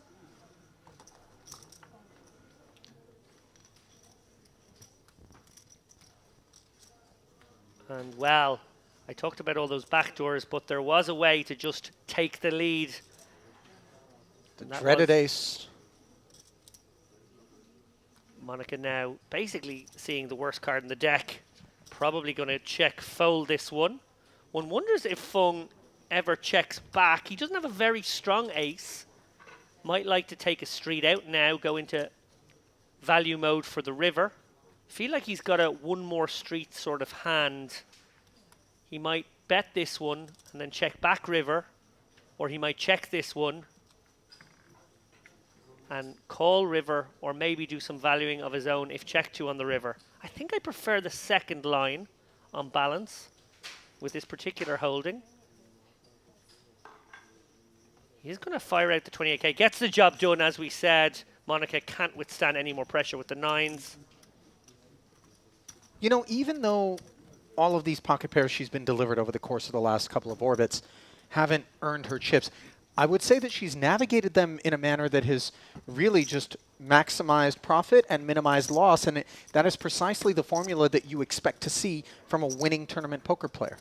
She has not put a single foot wrong in my book. I think I play every single hand she's had so far identically. Sizings and all, I think she's been on point here. And really hasn't shown any of the frustration that you'll see from some of the more emotional players, the ones who perhaps haven't grinded as much as she has and haven't really seen the way that variance can take root throughout different phases of the ebb and flow of a path towards a deep run in a tournament, and just has a lot of character and poise. Are you suggesting she's a grizzled campaigner? It's not necessarily the kind of word a lovely young woman like Monica wants assigned to her, but it is absolutely a merit badge and a sort of respect being paid. Oh, a merit badge. I see some promotional opportunities in this. We should suggest merit badges. We really should. Yeah. Everyone given a sash at the onset of the tournament, and then as different things are done, you snap aces, you run a 3-barrel bluff, whatever, just you get a little badge. We're onto something. I don't know what the trademark and copywriting laws are here in North Cyprus, but we'll take it up with their offices. Yeah. Triple range merge, merit badge earned. King 10 offsuit. Going up against 10-7. Cutoff versus big blind. Kuzmanis' defense yielding a gut shot straight draw on this paired 2-spade board. His check. Looks like it's going to be drawing a prompt c-bet here from Barca. King of spades at work. Yeah, tidy c-bet here from Barca with some back doors. Obviously, can just clean up equity here. A lot of his opponent's holdings will be hands that cannot continue. Gooder will, though. And let's see how it proceeds, because, well, there is one of those back doors I mentioned.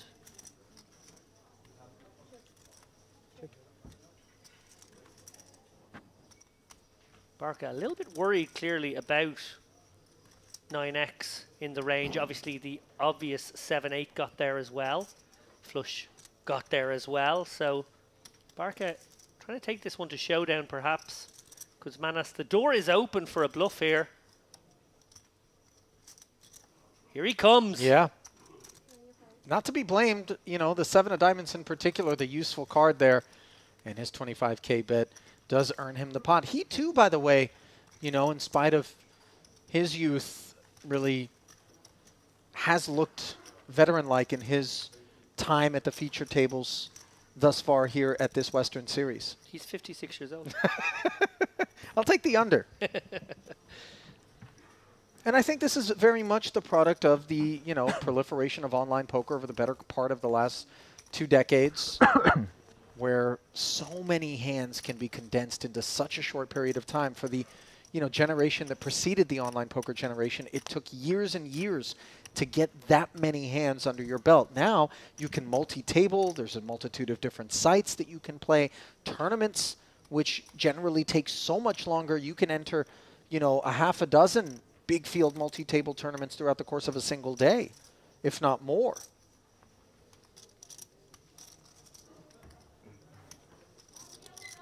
And that, of course, has allowed for some of these younger players to look so composed and so experienced when they're out there. Tishkovich, 8-9 suited, and his experience has been a good one. He flopped a diamond flush draw with this exact hand earlier, if I'm not mistaken, or was that Lynn? Can't remember, but it was an 8-9 of diamonds on an all-diamond flop in that first frame of play.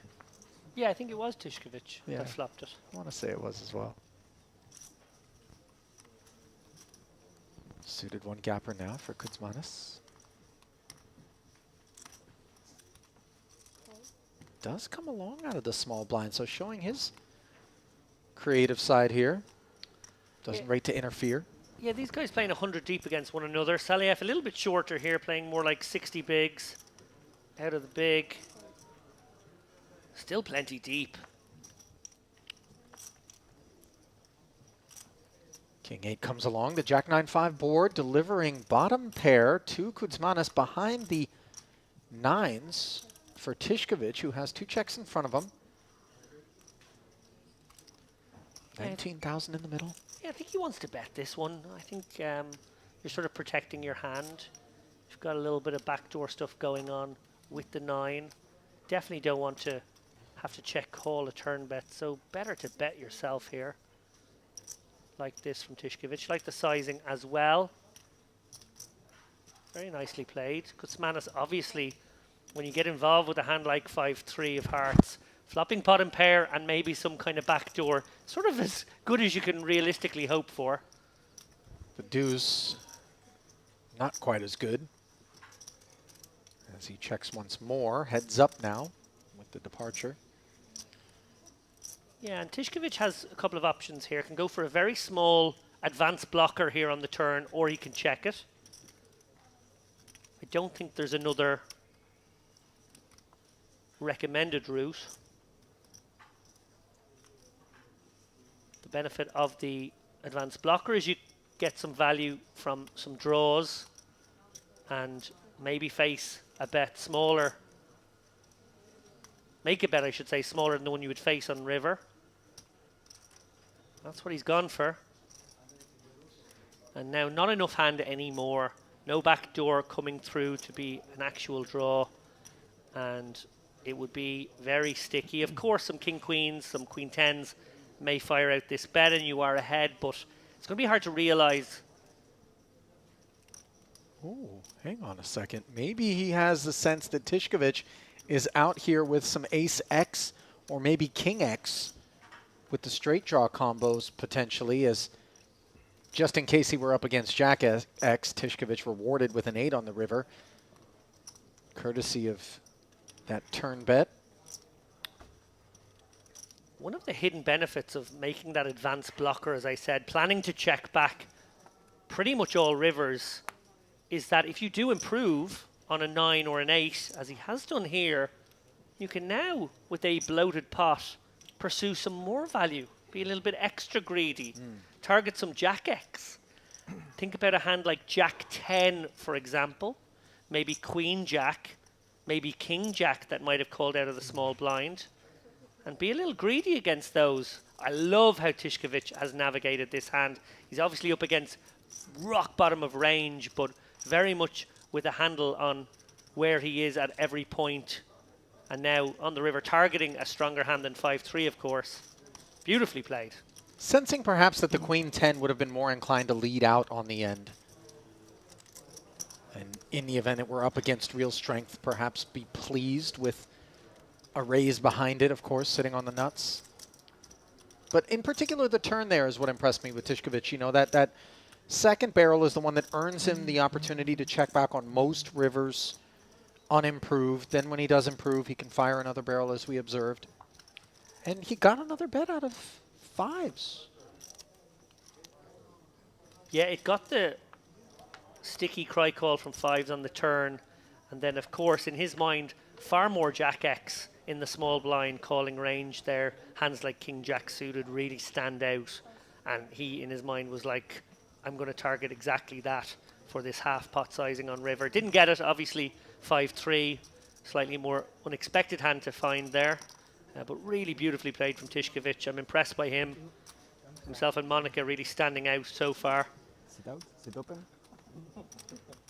I mean, to be expected, I suppose, to a degree, is some of the better talent on offer in the field on a day 2, having worked their way through the day 1 circus. As Saliev looks down at 2 queens and looks over at a 5,500 open on the button. This is a wonderful opportunity here to look like it's far less than queens and more the product of pushing back upon the late open. How many whites you have? You see Kuzmanis asking for a count. He is the covering stack.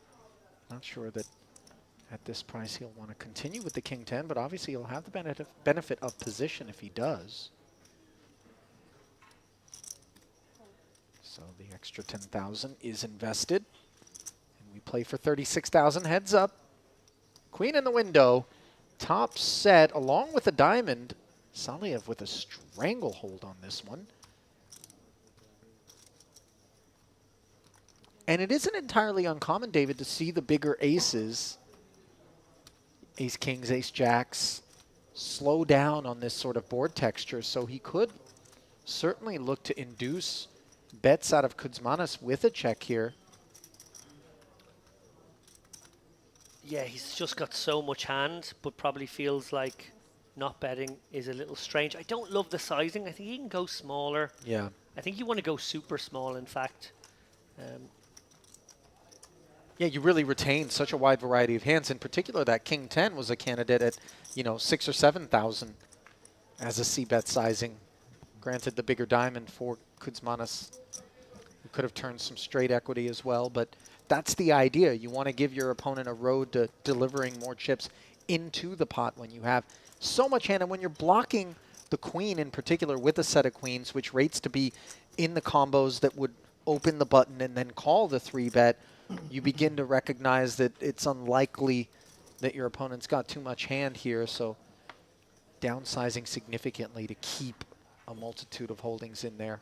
Yeah, to dive in the weeds for the moment,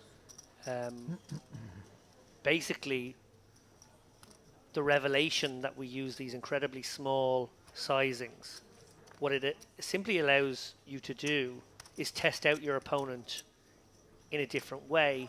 To a very small size, they are compelled to find a minimum defense frequency that includes some backdoor hands, some ace-high hands, some king-high hands, maybe even if you make it really, really small.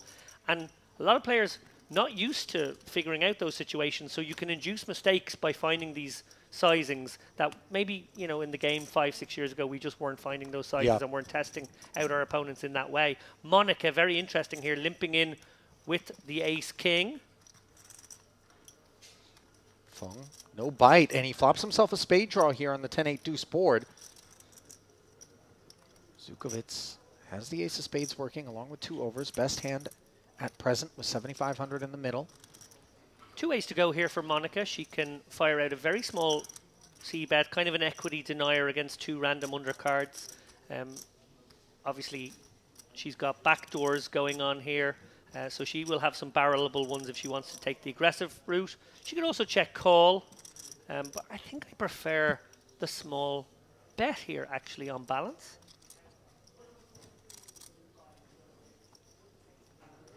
Four. Very nice again from Monica. Fung, definitely a hand that can go both ways here, I feel. You could take control of this pot in position, raise it up to perhaps something like 16, 17k, or he could just call, take it to the next street. He's gone for a smaller raise to 11k, just going to try and get rid of all of Monica's pure whiffs here that she's decided to limp stab. Don't mind this choice, by the way, from Fung. As you see, the semi-bluff able to shed the ace-king. I'm not sure, though. Monica with backdoor Broadway, the ace and the king, and a very draw-heavy texture, and an opponent who I think she's surmised is certainly the type that is capable of raising with the desire to maybe check back on the turn unimproved. Could have made the call there, David? Yeah, my first tiny criticism of Monica there is just what a powerful card the ace of spades was in that hand. And I think to that size, we talk about defense frequencies, to that size, 7k more, I think the utility of that ace of spades compels you to make the call there. I know you're out of position, but you do have 2 big cards. You do have backdoor Broadway, backdoor nut flush draw. I think you probably have to test your opponent out there, who could be Trying to protect a small pair. Could be in there with a gut shot, some backdoor stuff of his own. Yeah, I think first tiny note of criticism there. I mean, obviously, it's much simpler when you and I are able to see the whole cards. You know, playing out of position is difficult.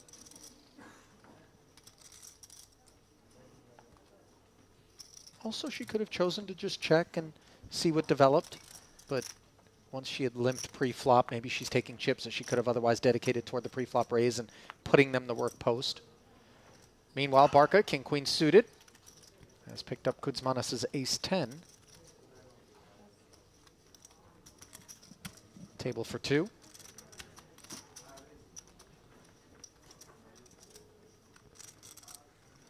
And the lean part of the deck paying this duo a visit here. Barca quickly checked.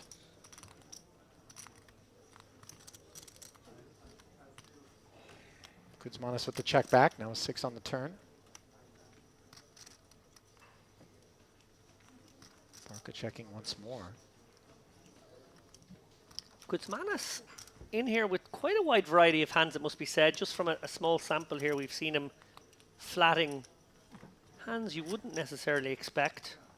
And the boys knuckle it all the way down, and they do so rather quickly, David, and I don't want to harp on the point because I think Barca's been very balanced in terms of the speed with which he's made decisions across a multitude of sort of hand composition, but a lot of times the quick checks in spots such as that as the pre-flop aggressor can leave your opponent feeling rather confident on boards such as that you are not in that area code and can be exploited. You saw Kuzmanis just happy to check it back. And the benefit of him doing so, by the way, is he gets a peek at the pre-flop raising holding for Barca with king-queen, legitimate. As we've seen, of course, he's not only utilizing that part of the deck, the 4-5 suited under the gun coming to mind. That's the pot that sent Igor Pehela a double up on arrival.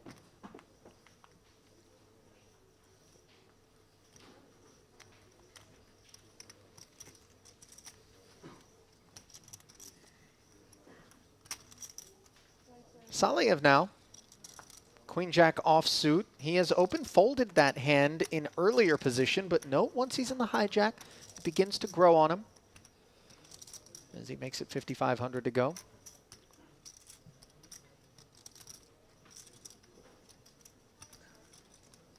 Fair to say Lynn has not pushed the action here, obviously sitting on the biggest stack, 620k, but has played fairly solid for the most part. Expect him to come with the call here. Suited connector, baby as it is.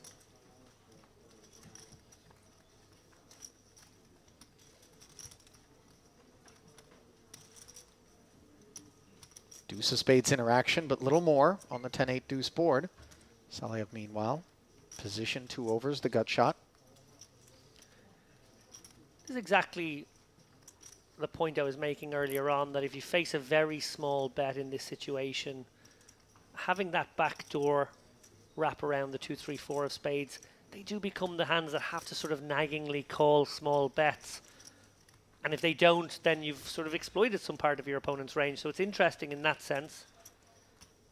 Also interesting is his decision to lead out here on the 3. Yeah, comfortable enough with the pre-flop raiser checking back a 10-high board where the diamonds have come in to sense that Saliev is not interacting with this texture.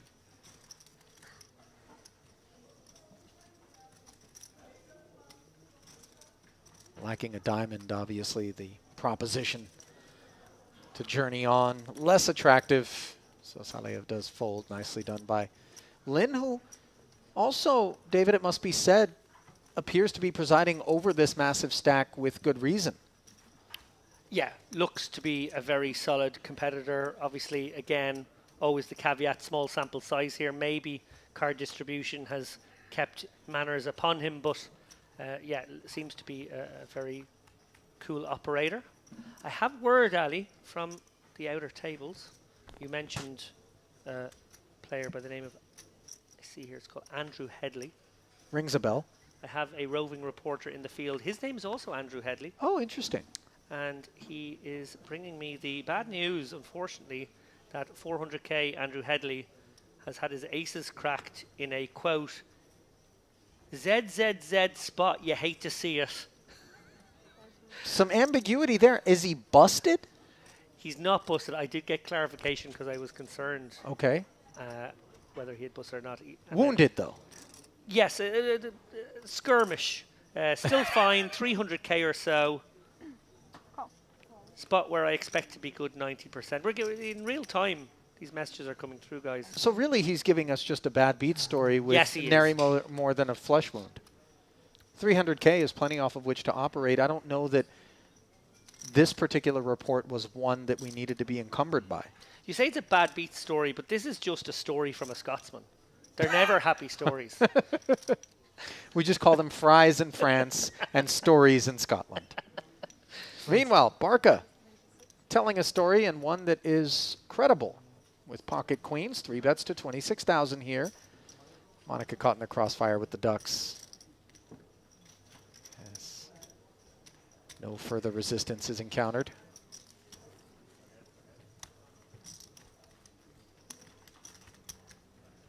Can we get Andrew Headley on stream for the next frame? I certainly hope not.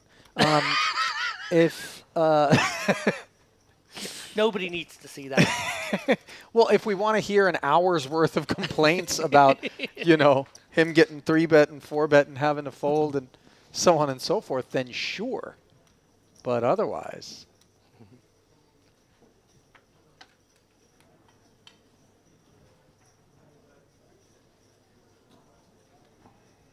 no 7 deuce bounty in play, so the end of the gun fold. You know, of all the different sort of creative ways in which people have cooked up renewed interest in certain tournament formats, or new interest, I should say, not renewed interest, things like mystery bounties that didn't exist a few years ago, why not have something like a 7 deuce bounty tournament where some of the prize pool is held back, and each time you win with 7 deuce, you're given a token. And obviously, because there's an indeterminate number of 7 deuce pots that will be won, it's diminishing returns as things move on. But if you're one of the fortunate few, you could take whatever's been set aside from the prize pool for 7 deuce winners and have your share based on the number of occasions in which you've earned yourself a 7 deuce bounty. I absolutely love it. I also, as you were speaking there, was thinking of other devilish ways we could incorporate the 7 deuce. I think you could just have the stack of the chip leader at your table. He's eliminated, or she, and you get that stack, which means that the chip leader really has to play sheriff all the time at the table whenever someone raises. But what if they're not involved in the pot? You know what I mean? And the 7 deuce ends up beating somebody else in the pot. You're vanquished? Yeah, they just get to have your stack. That's brutal. So you don't even want to be the chip leader. You want to sort of navigate in second or third in chips all the way through. The sickos at Triton were proposing something called the decimator, whereby each level change, the dealer just low Randomly cards sends someone to to the bin. shower someone. You know? Oh, you happen to have the chip lead, but unfortunately you have the deuce of clubs, sir. Good night.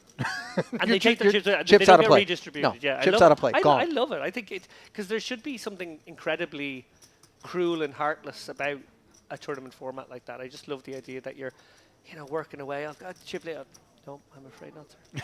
Yeah. Unlucky. The lack of mercy, I think, in part is what's so delightful. And you really get to know the field immediately just based on registration alone. You're like, oh, you're one of those. Imagine the final table dynamics. You said it happens every level jump, right? Yeah, I think that's what they were proposing. So you're on the final table and you're really short, but you really are incentivized to survive to the next level jump, right. Because then there's a random opportunity that just someone else gets eliminated next. Yeah, sure. Oh, I love that. Tishkovich, by the way, folding the pocket threes on the paired board as the gut shot for Lynn did deliver. The audience 11K would love plus. that. The decimator is really relentless. I mean, that's just heartless. I think something that incorporates, like at least with the 7 deuce, your fate, somewhat in your own hands. Are you tempted? How hard do you want to pursue it? things like that. With the Decimator, it's so 100% up to chance. I think it lacks No, that's that what's element. beautiful I about know, it. yeah. I go one step further. On the final table, every person eliminated in that fashion has to go directly into the commentary booth and spend half an hour until the next person is eliminated, just stewing with the commentators and being ribbed mercilessly. That's tough. Anyway, 210s, not quite tough. Fung easy open, 5,500. Queen 10 suited on the button, no less, for Barca, who we've observed looking to play pots.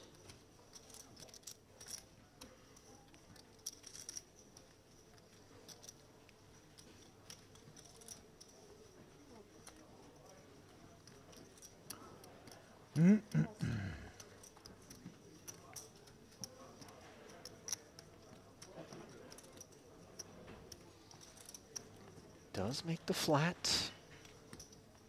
Not in great shape.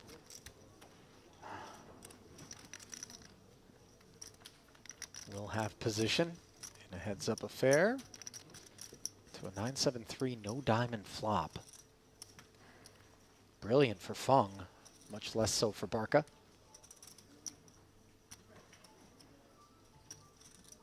Yeah, this is certainly a board that Fung would have quite a few checks on, one would imagine, but obviously his hand really likes to bet here.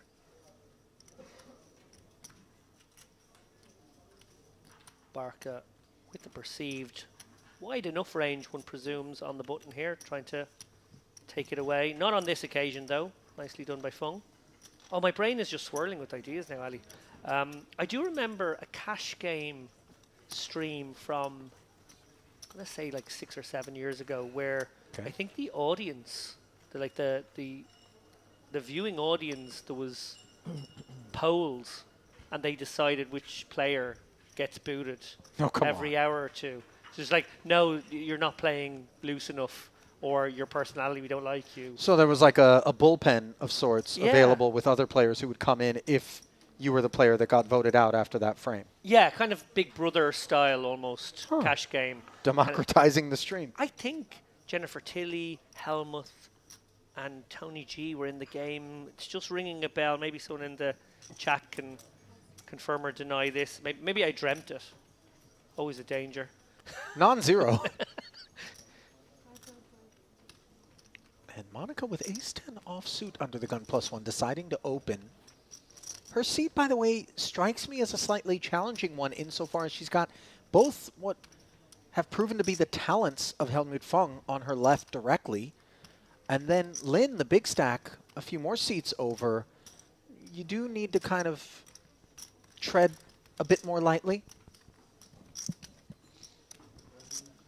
Yeah, very interesting to see how Fung has sort of pounced upon Haimonia's opens on a couple of occasions now. The ace-10 suited there a moment ago.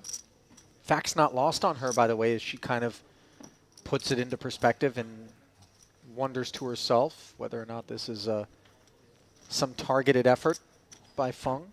And especially, you know, far be it from me to be able to truly put myself into the shoes of what it's like to be a female poker player. But I do think that there is some meta, David, with regard to being out there and wondering whether or not this is somebody who thinks, oh, little girl can't play, let me play extra aggressive against her. These things are real. And, you know, reports from the field have been there from, you know, female professional poker players about experiences such as this. And it does change the way in which they have to navigate versus, you know, their male counterparts.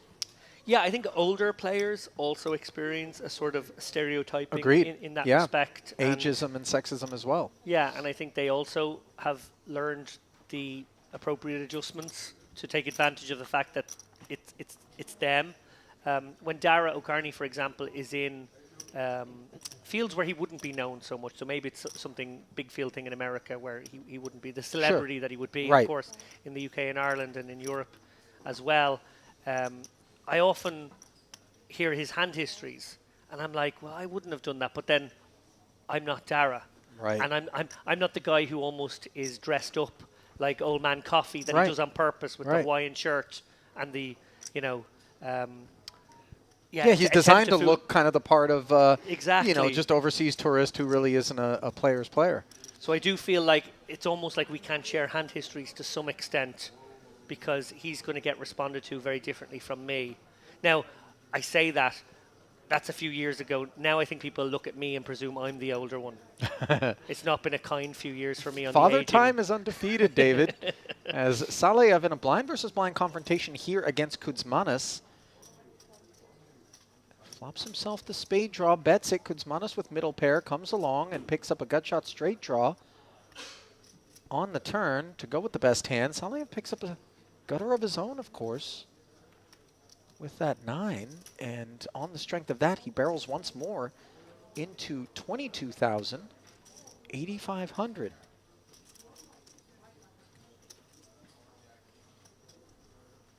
Certainly seems as though at this sizing, there are concerns for 10-8, but he cannot step away, nor can he raise.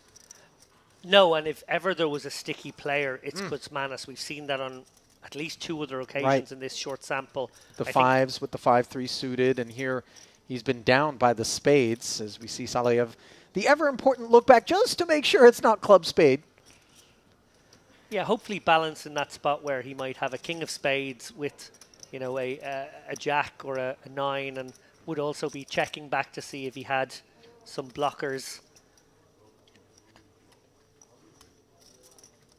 A lot of players will read strongly into that check back. And good. Very good, in fact, in the end from Kuzmanov, who has looked to be loose and gambly and maybe one of these players who, dare I say, might execute some wildness in crazy time later on. But actually, you know, despite that loose image and that willingness to see flops and sort of gamble it up, does find a very prudent fold there on river. Called when he was ahead, folded when he was behind. It's pretty much the recipe you want in poker. Mm-hmm.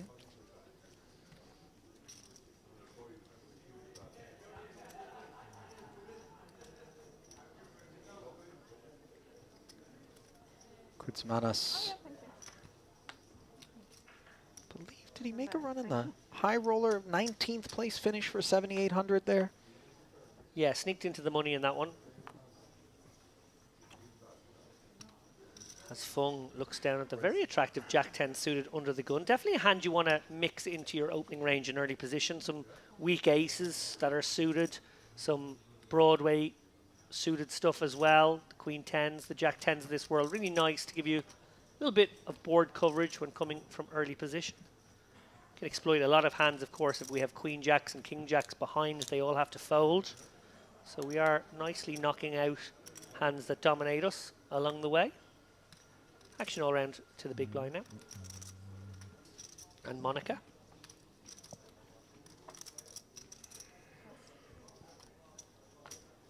Dust in both seats as the Jack-10 suited able to skate through in what's been a fairly unblemished affair for Helmut Fung thus far on the afternoon. And we do expect talent when we see the Austrian banner and the German banner in particular being flown in any given tournament. Just very technical players, do a lot of playing online, seem to show up time and again in kind of the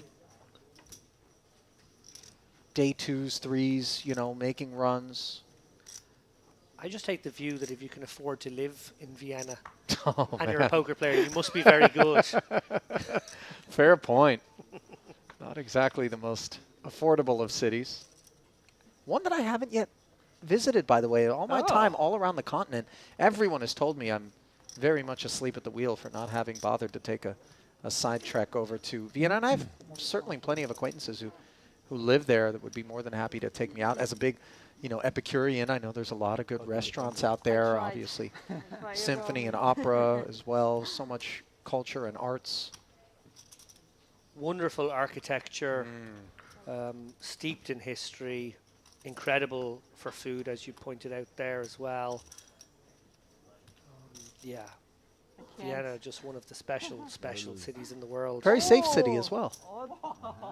There we go. Monica escapes by folding the small blind. Helmut showing the ace-king there.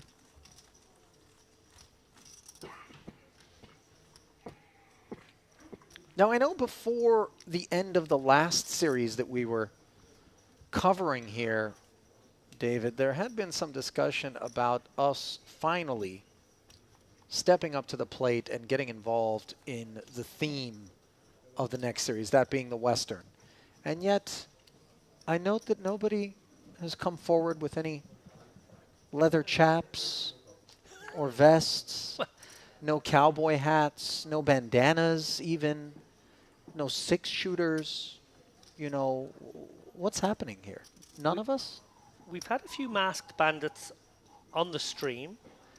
I hope not. But not in the booth. Revealing something I'm not meant to hear, but I did hear a rumor you're making a promotional video which might feature you in Western garb. Am I wrong about that? I don't believe we invoked any Western garb. Why were But you the sitting on the video horse is then? brewing, just for my own entertainment. Pocket 10's here. The horse in question, by the way, part of the beautiful displays that the team here at Merit put on your way into the poker room, which gets temporarily relocated into the large convention area at the Crystal Cove to accommodate the influx of players and the need for more tables. They really do a wonderful job with that. Jack 8 suited, worthy of defense from Tishkovich here. There are stables, by the way, I believe, on the property. A lot of farm animals kind of kept just beyond the pool area here at Crystal Cove. Well, like a petting zoo of sorts? There's definitely a little petting zoo right beside the playground. I've taken my kids to that a few times. There's the turtle sanctuary, and I think there's an area where there's some birds as well.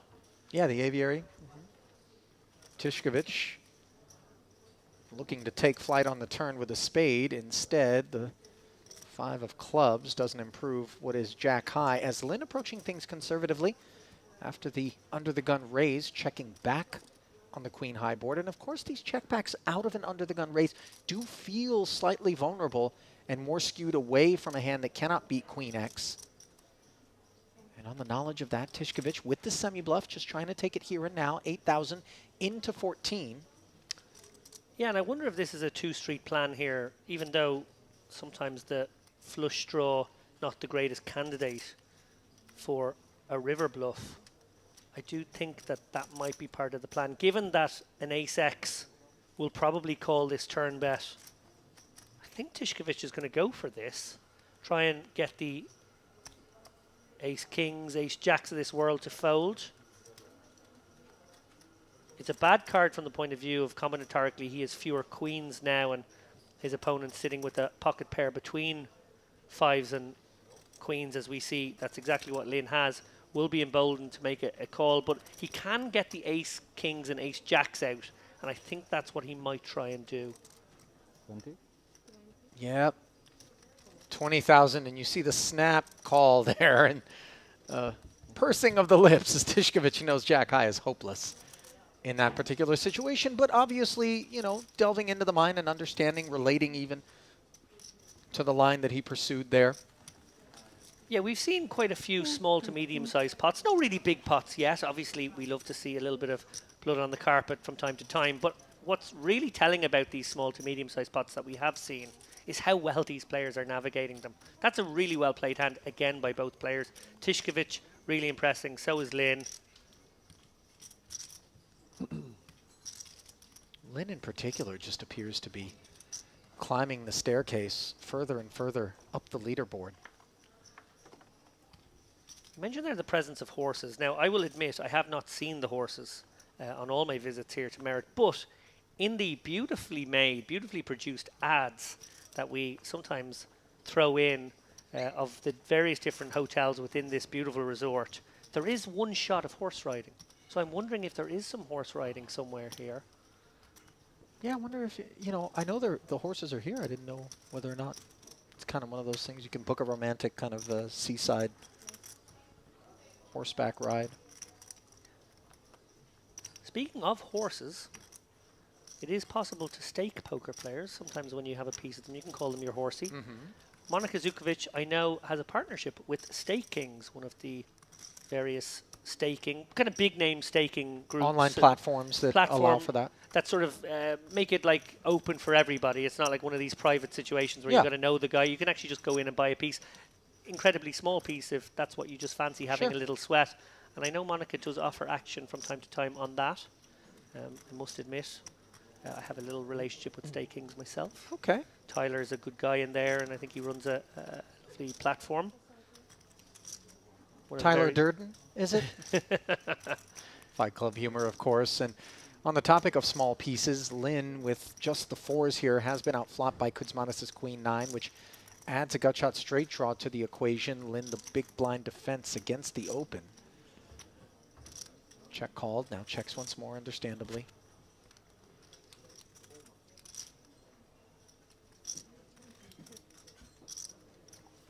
Oh, wow. what a card. Dynamite. As we see Kuzmanis taking sort of the conservative line, a line that affords him the ability to call on this river, provided that Lynn goes with a normal sizing.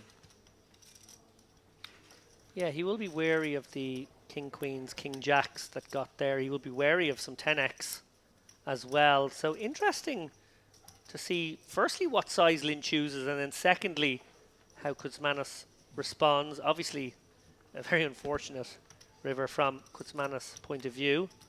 And this is an overbet of 25,000 into 23. We know that the innate response to such things is it's all or none of it. Yeah, he's sort of saying to him, I've got Jack Queen, or I've got 10x, or I've missed my diamonds. Yeah. And let's see, you referred to Kuzmanis as being on the more sticky side. If adhesion in the face of this aggression. Very nice bet again from Lynn. Obviously fortunate to find the 4, but once he does, composes himself, figures out the big size. Well played from Kuzmanis as well. Another great hand. And you see him brandish the smile there, David, kind of aware of the fact that maybe he did get bluffed. But just looking at the value proposition and deciding this is not the one. In particular, I think taking the 9x off the board, he holds a 9 himself. Granted, he blocks the queen, so the queen jack a little bit less likely, but the 10x in particular, I think, is a big blind defense, was the hand that he was most concerned about in that situation. So nice lay down there from the Lithuanian, sparing himself 25K in losses on the river there. Lynn continues his ascent.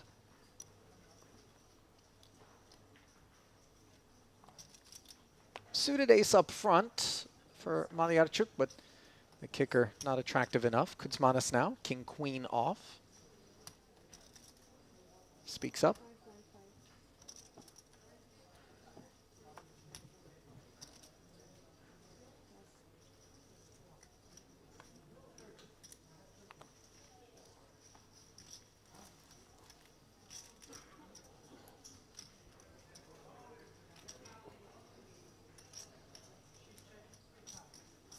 Easy money for you.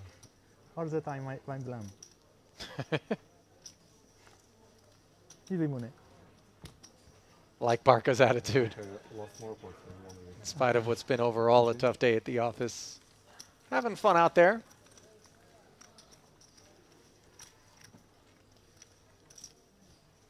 I do also think that when you're in that frame of mind, David, you're playing better poker in general. When you're enjoying yourself out there. Now, maybe it's you're enjoying yourself because you're running better. But when you just maintain that affect as Barca has, even when things aren't necessarily going your way, I think you're just a little more comfortable out there Yeah, I think so. and No.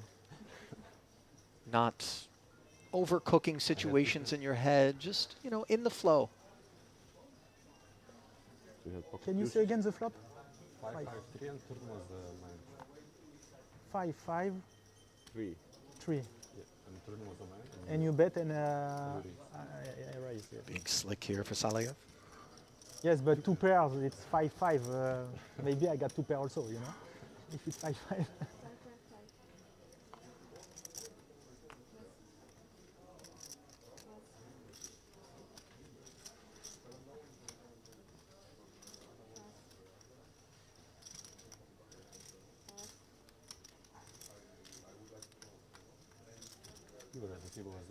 5,500. No. The standard open sizing, which has been adopted by the field here in lieu of a min raise. Barca deciding from the small blind to defend with the 6-7 offsuit. This is forcing the issue a little bit, perhaps. I'm not sure. Was I?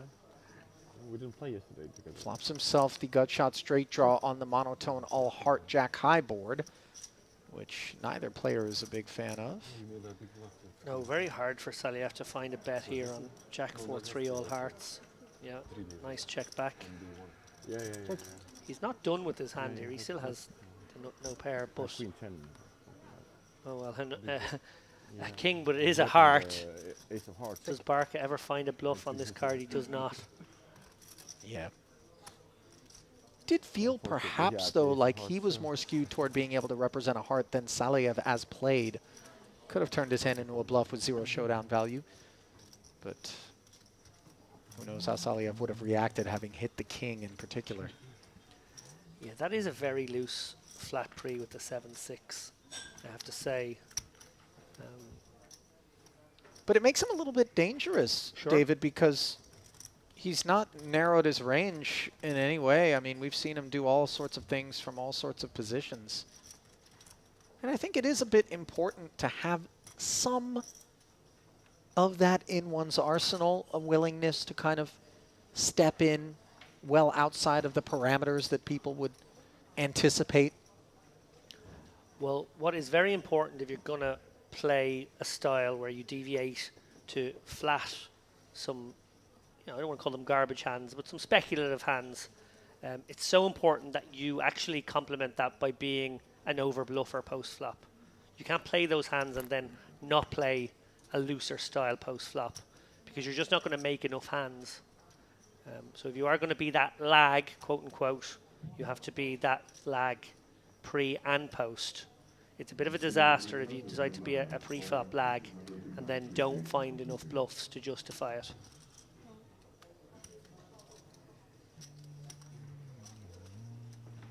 Pocket jacks now for Saliev. His open 3-bet by Feng's ace-queen suited. Pocket 8s for Pejela would have been a lot more attractive without the 3-bet lurking out there, but still with the big blind investment already being made, let's see how he feels. Yeah, on balance, I do like a fold here. He'll be aware that Feng has been the most active when it comes to the 3-bets here, but he can't discount the possibility that Saliev has a real hand here, +1. I think he's just got to let this one go overall. And Saliev may just send it here, playing, I think, 35 big, something of that nature. No, sorry, way deeper. Apologies, guys. No, sorry, at these stack depths, I think Saliev probably has to proceed cautiously and flat. I was halving his stack there in my mind. But you called it there, Ali. Pejela maybe picking up on something from Feng as the active 3-better, thinking he's been at it a lot, and actually these jacks in a tricky spot now. Unbeknownst to him, just based on the fact that those 3-bets haven't really gotten to showdown, Feng has had legitimate holdings on the occasions on which he has done this. But now, this is a lot of pressure upon the shoulders of these jacks with a 3 and 4-bet behind the open. And obviously, Feng's still left to act behind us. Yeah, I don't love the choice of candidate. I'd prefer to see an ace-5 or an ace-4 suited. From Go Pejela? for a light one for Pejela. I think 8s really isn't the kind of holding you want to do this with. Gets jacks out of there, though. Yeah, no, it is going to probably work in this example, or at least, get himself heads up, flipping against Feng, going to a flop. Feng may well let this one go as well. Obviously, a lot of ace-kings in the range of Pejela. Maybe even pocket kings, pocket aces, not an impossibility despite blocking it here. But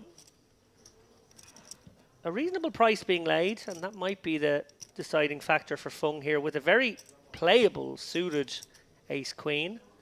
And in particular, having the benefit of position post-flop here in what has become an almost 84,000 chip pot. That which draws Feng forward.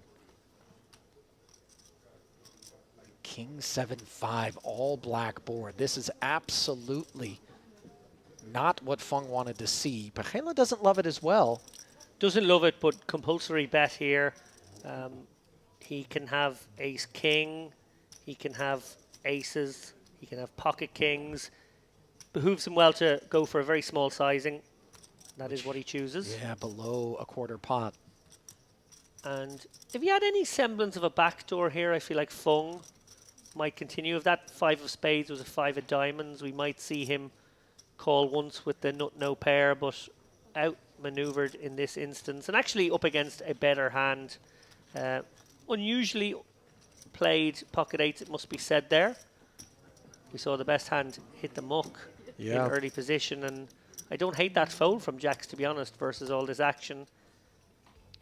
Very profitable pursuits there for Igor Pechela, which move him up into 6th overall here at our featured table of this Merit Poker Western Series main event. Saleyev lagging down toward the bottom of the leaderboard alongside Kudzmanis. Jian Wei Lin continues to sit at the top with almost 700,000 in front of him.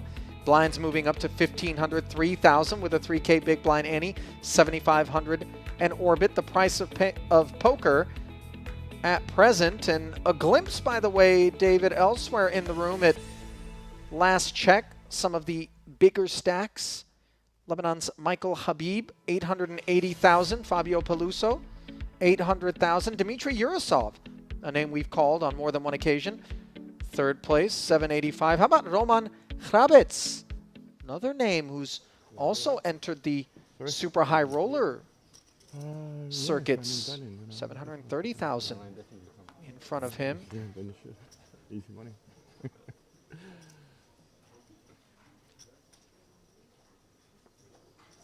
The frequency with which we see these familiar faces build stacks, go deep in Merit events really does speak to the skill of these guys. The way they adjust to maybe the different sorts of Merit regulars.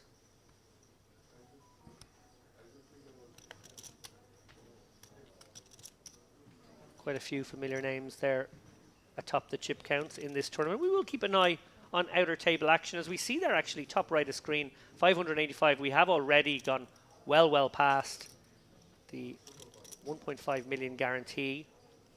Not to interrupt, but look at Malyarchuk's decision on the button, no less, to flat this cutoff open from Barca with the 2 black queens, and that could leave Pechela stepping into a bit of a trap with ace-10. He knows Barca's been active. Malyarchuk's flat on the button doesn't look particularly menacing.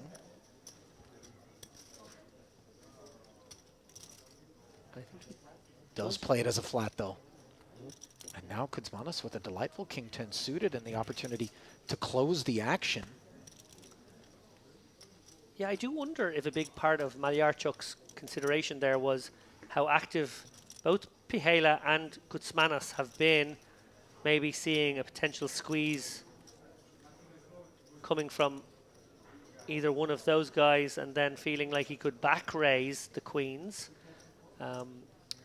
It is much more standard to 3-bet the queens, but he's got his wish.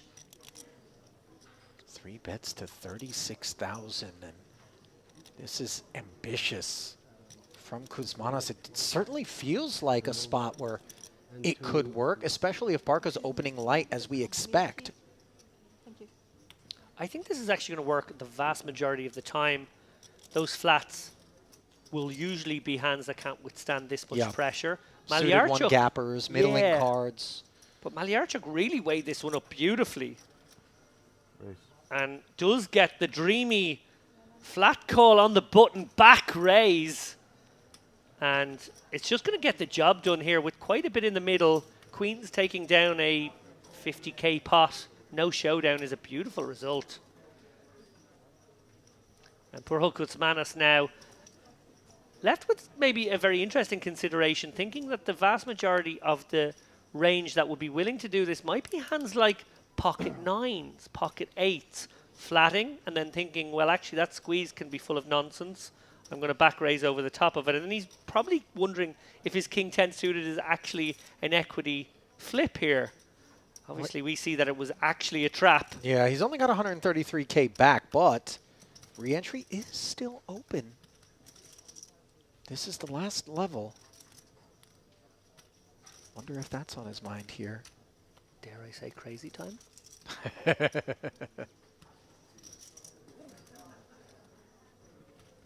Hoping to see a hand like maybe ace queen off or pocket nines where he does have a legitimate gamble spot. Kuzmanos, he's made an awkward bet for himself, putting in this 36k bet, roughly a quarter of his remaining stack. And now wondering if he feels like gambling for the rest of it. He does. You know, it felt as though that might be the case. Of course, the all-in was never enough to assume that Malyarchuk wouldn't call 100% of his range, but he's going to be spinning the wheel well behind for 354,000 here. Vulnerable are the two queens to any king for the time being. As it comes queen 10-7. So top set. Jack of diamonds. You have. Kuzmanos looking for backdoor equity in the form of a flush draw or straight draw. The very blank deuce of spades, though, vanquishing those aspirations as Malyarchuk played this pot to perfection. And Kuzmanos Sneaky. polished off here. Bit of a self-inflicted wound, but he always understood that he was looking for something fortuitous there. The squeeze is coming. Where's the lemon? Squeeze the lemon. Yeah. Yeah, I love that from Malyarchuk. Really did set the trap. And now up and over 600,000. David, this is high caliber ammunition now. Sitting in his munition depot.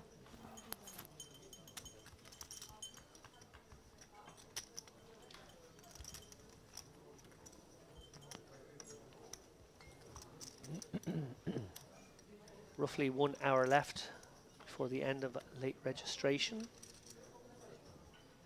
My hunch at the start of the day was from some of these shorter stacks we would see some gamble.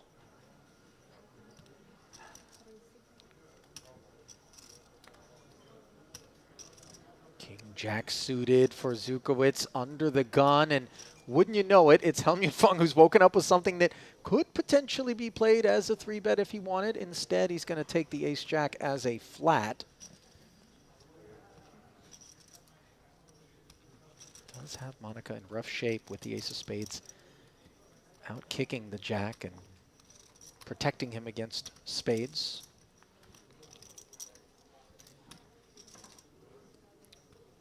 Pichela, who we saw 4-bet the 8s a moment ago. The option to 3-bet the 6s here. Again, I just think it's much more likely he flats along here. Unlikely to see a squeeze out of the blinds, protected somewhat by the under the gun open from Monica. He gets to set mine in a pretty pure spot with great visibility on the button. Blinds elect to fold here. We go 3 ways. Monica out of position against both, but flopping best. King 9-5, top pair and dry texture. And she does choose to play it as a check here, David, here in the booth. Unbeknownst to those of you at home, this was very much how Lappin was suggesting Monica play it as he wrapped his finger lightly upon the booth desk. Yeah, I think Monica wants to probably check most of her range here, facing 2 players out of position to both on this King 9-5 board. Oh. Knuckled around, and then the ace, downing the King Jack and putting Fung squarely in front, as Pichela does resist the temptation to try to probe with the 6s on the flop. Now, of course, Monica's check makes a lot more sense. And I can just hear people at home thinking, no, she let him get there. Obviously, we do not want to think too results-oriented here. Disaster turn for Monica. Obviously, in this particular instance, a c-bet would have got the job done. And her decision to check has allowed the unlikely 3-outer to get there. I do like the decision overall. It's an unfortunate run out here, and one wonders if Monica feels like she has to call once just to keep Fung honest. Although we can maybe give him a bit more credit given that the turn barrel is coming with Pechela still behind, and the range of hands that would flat against the under they're going to open do include a decent number of the ace-x combos. Maybe the king-x would have been more apt to bet on the flop. So we really piece it all together and think to ourselves, this feels like a man who's got king-jack beat. Yeah, look. As we see her fold, by the way. I think beautifully played again by Monica. I know I've been big up on her on this stream. I found one tiny point of criticism in a spot where she didn't get sticky enough with 2 overcards and the ace of spades in hand. That was sort of the pure backdoor card. But, you know, in that spot, I really do like the decision to check flop. And, you know, very good discipline to just let it go. Yeah. Once the ace comes on so many other boards, she would have been able to navigate that one to victory. And worthy of note, by the way, that lone kind of outlier point of criticism that you had with the ace-king pot, it really is the kind of blemish, if we can even call it that, that is so negligible in terms of what it cost her or didn't. You know, I mean, granted, it was a pot that maybe she could have peeled and gotten to showdown for free on improved spades for Fung there. Perhaps not going to fire anymore, but you know, if we're going to have hiccups, let's make them minor. You're saying I'm being nitpicky, aren't you? You know, I'm not criticizing you in turn, but just, you know, pointing out that, like, if we make our mistakes small and we make our good decisions big, this is, again, another way in which to be successful. Yeah. It's tough to presume we're going to be able to pitch a perfect game when we're out there. On every occasion, that is, of course, the desire, but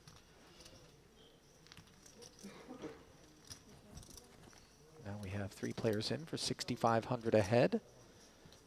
Ace 5-4. Tishkovich well in front here as Monica picks up the wheel draw, backdoor clubs, checks it. Yeah, another one of these testers potentially for Monica here. If Tishkovich fires small, he can go both ways here. He can check this ace-8 of diamonds. When it's got the backdoors with it, he knows he can stick around on most turn cards, won't have to ever consider folding his hand.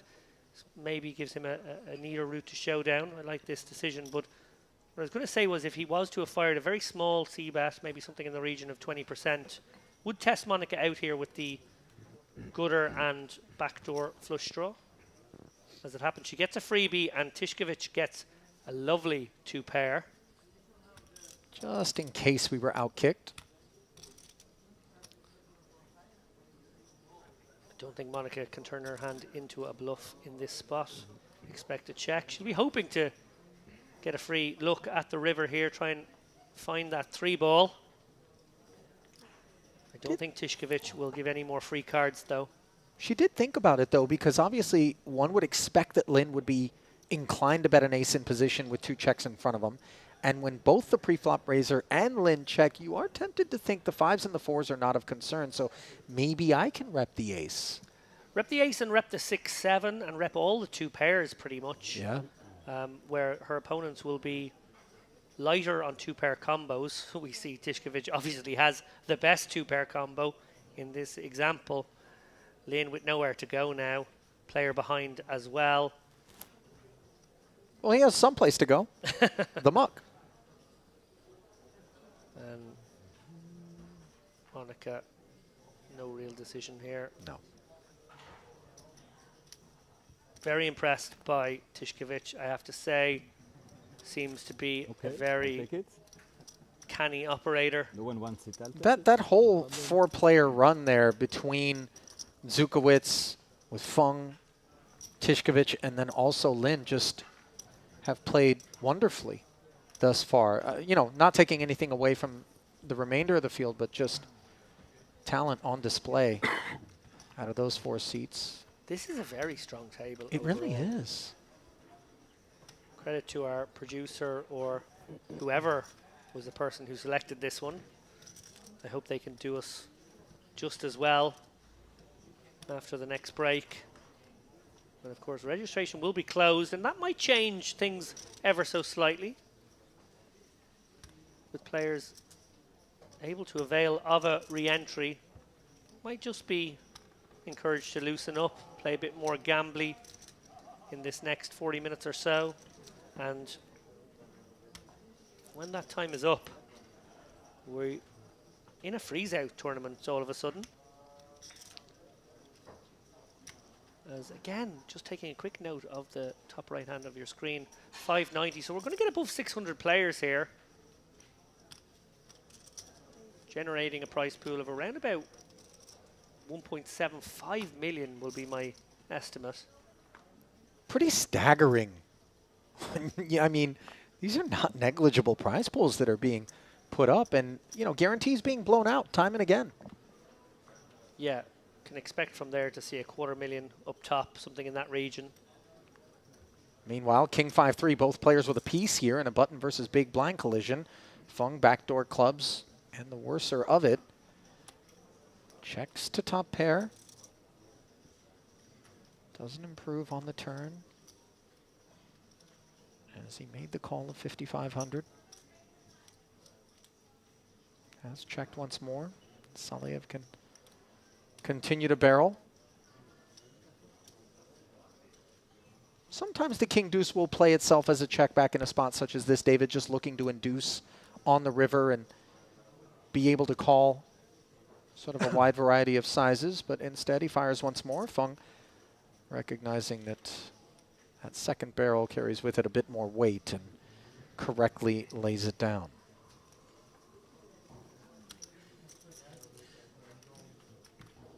Saliev too, by the way, has looked tidy on the afternoon thus far.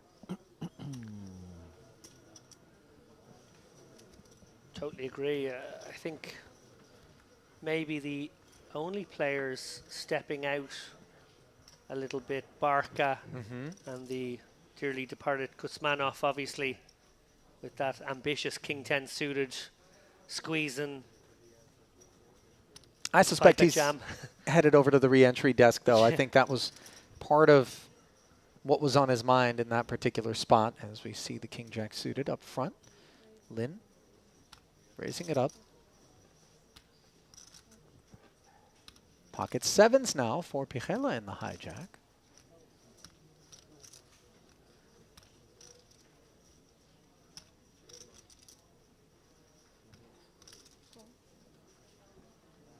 Flats and goes beneath the hood.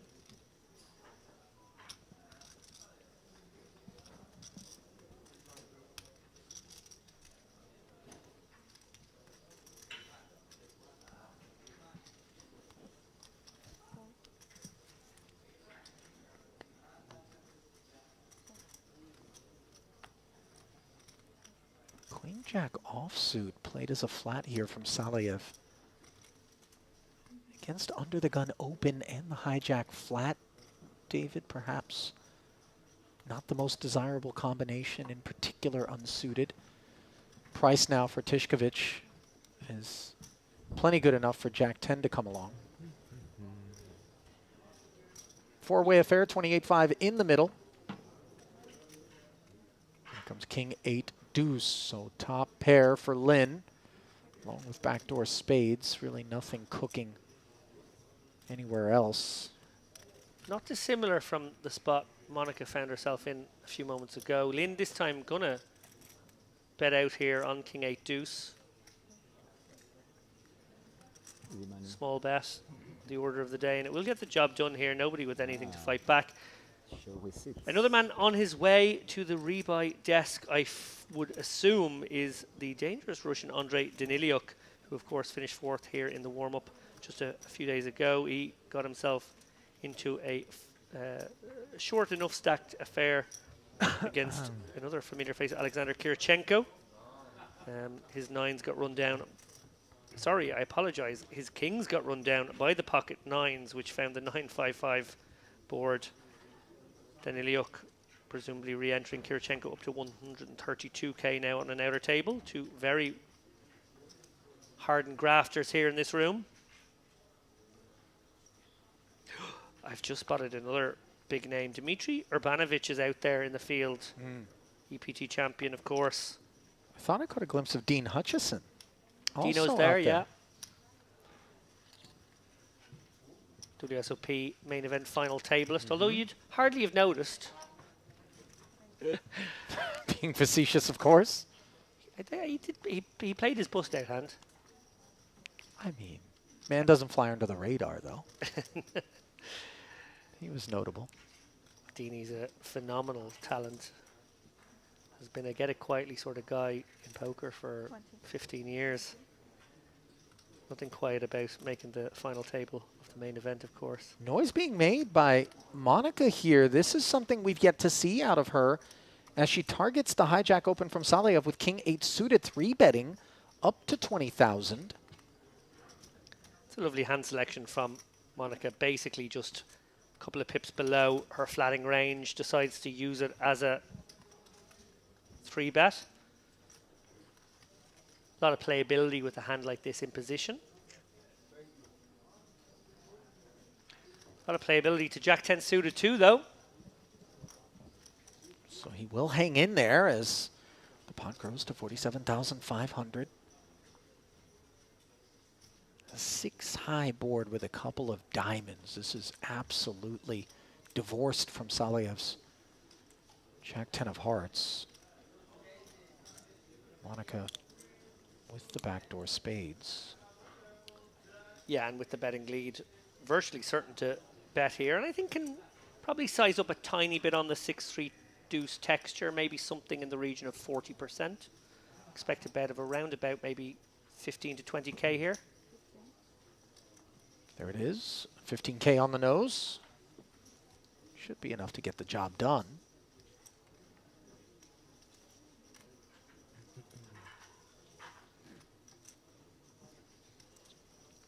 Bit of salesmanship out of Saleyev here.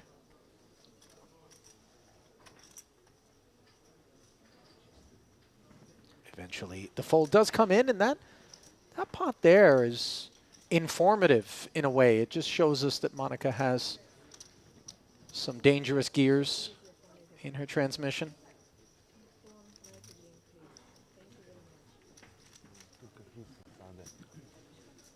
Yeah, really nicely played. They're picking on a player as well who I think has been opening a little liberally, flatting a little liberally. Probably someone she felt was in there with a wider range and could be outmaneuvered in that way.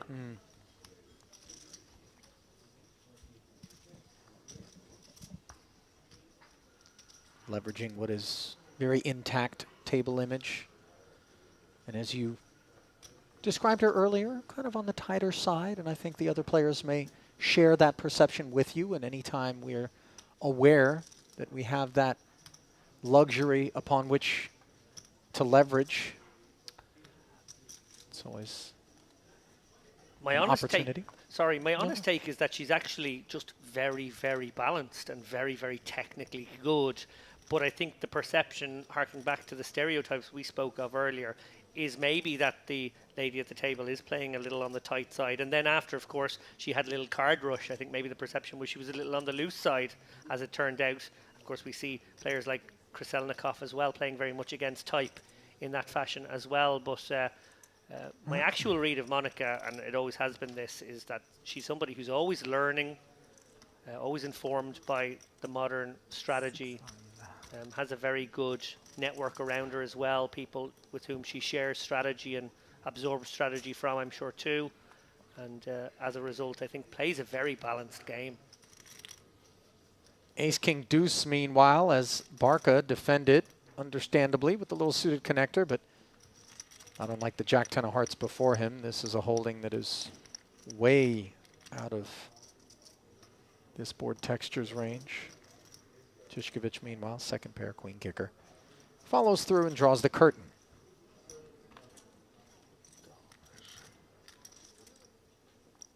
It does feel like we've kind of encountered a disproportionate number of pots that are abbreviated post-flop, not really getting all the way to the river. And when they do, it's been, you know, not a lot of bets and raises and things that would maybe get us into a deeper decision-making process. fairly straightforward stuff on display for the most part.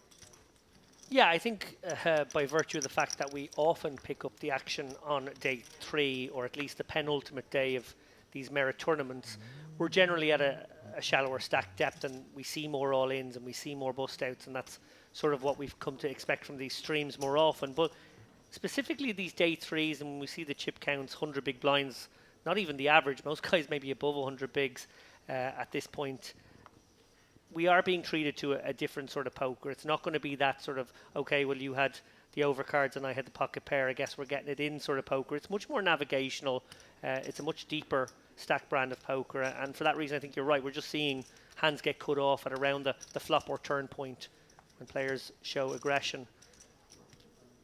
No less engrossing, though, I must say. Maybe more so for the purists. Now again, Monica appears to have, I don't want to say pivoted, but begun to employ a bit of a different look. 10-8 suited being employed on this occasion as the open versus ace-6. She flops herself an open-ender on a 9-high dry board. Malyarchuk checking over, holding one of those 6s that Monica would love to see delivered to the board. Yeah, if we were to plug ranges into a Monker type piece of kit, I think we'd probably find that 10-9 suited, the worst hand Monica should open here +2. So going 1 pip lighter seems very reasonable at a table where she probably feels like she has the edge. Note Malyarchuk check calling with ace-6 on this particular board, keeping Monica a bit honest. Now he checks after a queen hits the turn, and one wouldn't fault Monica for thinking 10 high is not good, but here she is having picked up a flush draw as well, and with 32-5 in the middle, real pressure can be applied. Yeah, definitely a big bet spot here. She goes half pot. I'm surprised she didn't go a little larger. I did expect something in the region of 2/3 there, but half pot more than enough to get the job done against the very sticky ace-6, it must be said. Yeah, a bit surprised was I by Malyarchuk's willingness to peel with ace-6 in particular there. Perhaps a function of that board and the sense that a second barrel's not going to come out of a wide variety of those pre-flop raising combos that Monica would have, and then the opportunity to just bet credibly on the river depending on the run out and try to take it away.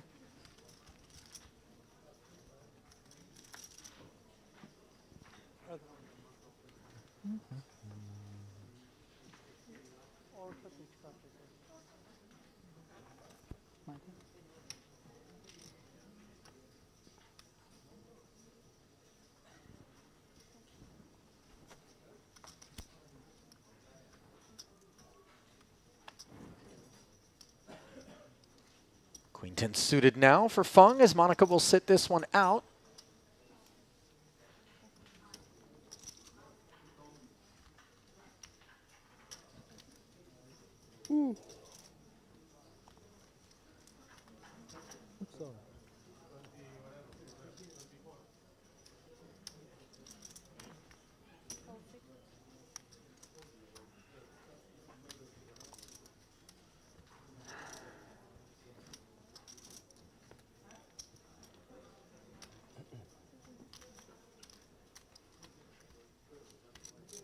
King 8 defending from the small blind, offsuit in variety, as Malyarchuk again surprising us a little bit, flopping top pair on a wonderful board for him, and now kicker problems alleviated courtesy of a 3rd 5 after it goes check check, Fung not firing.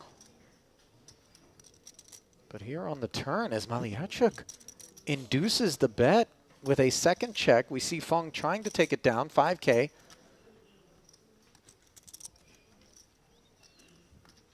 Malyarchuk flats now on the river, barrels 10K, and Fung is out of there. So interesting look out of Malyarchuk, as we are seeing some different things here in this particular orbit out of at least a couple of seats, his included, Monica's being the other.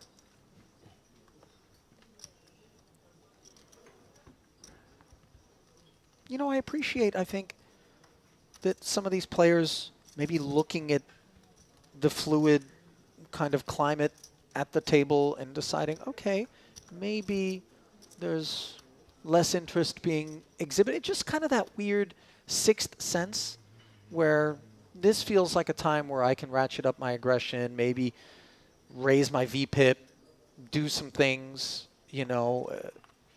I think it's important to have that available to you, and it's obviously important to run good. As pocket aces for Monica here under the gun. Makes it 6,000, the minimum. Deuces promptly into the muck for Fung, who doesn't set mine. There's an ace working its way into the muck.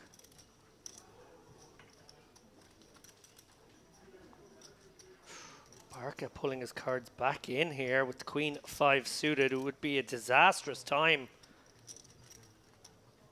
You know, he's targeted under the gun raises on more than one occasion, as I can recall, and he's been sort of punished for doing so. Temptation resisted there. Malyarchuk, of course, can't go anywhere with King Jack suited. Saliev probably going to complete here in the big. A connector. Might have this part of the board all to himself. 6.5 to 1 on a call. This could get interesting. King, King, Jack. Malyarchuk strangling this particular board, and a disastrous development for Monica, whose aces are just wrecked. She will be keenly aware that not only is this a board where she could have been overtaken, but it's also a board where it's very hard for her to get value from worse. So pretty ugly situation to find herself in. I think that's the resting really dealer face. Does feel compelled just to put that second bet out there and see what's what. Note 6,000. The payload. Malyarchuk with the flat. Saliev will be out of there. Well, Monia gonna hate that 9 of diamonds as well. Really is running out grimly. Almost good for her that it's running out even more grimly, that even more hands are overtaking her, because she is way, way, way behind right now. Some Queen 10 suited, a part of Malyarchuk's range here. Definitely on the button for sure. All she can target here is a Jack X, a Queen Jack, a 10 Jack. And actually there's a lot of danger about. She may still come with her own very small sizing. Yeah, especially because she may perceive that the King 10s, King Queens would need to be mindful of the prospects of being up against an Ace King, maybe even Jack's full, and not able to put in the raise. Although now that Malyarchuk does raise to 32,000, you see her make no meal of the aces and rewarded with a free peek at the nuts.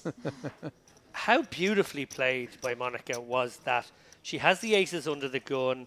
She gets called in position. She gets a pretty awkward board to navigate, and she just probes twice, gets the information she needs, and gets out of dodge, losing the very, very minimum there. Chips saved are chips won, Ali. Yep.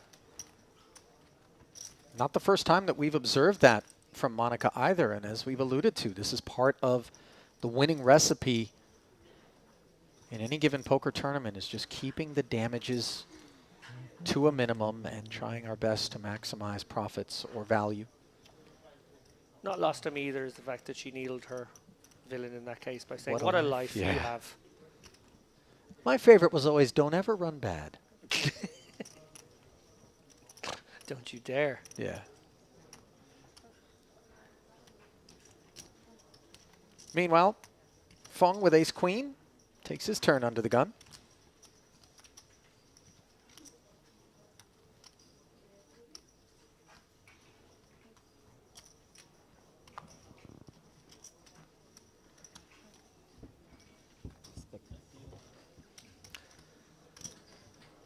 No takers.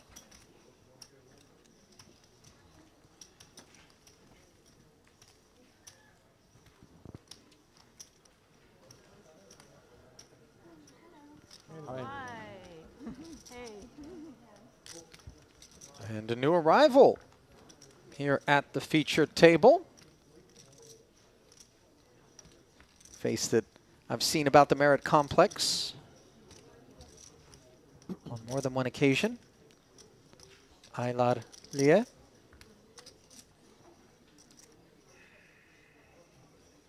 Norwegian Iranian.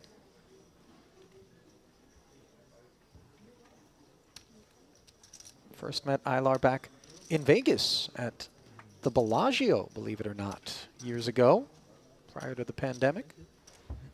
So she certainly has traveled the globe in pursuit of poker.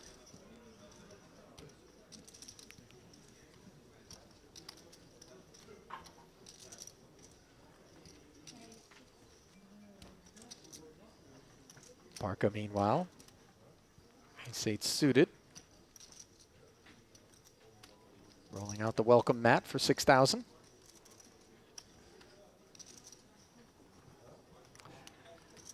Now, a little frustration there being shown by Saleev there.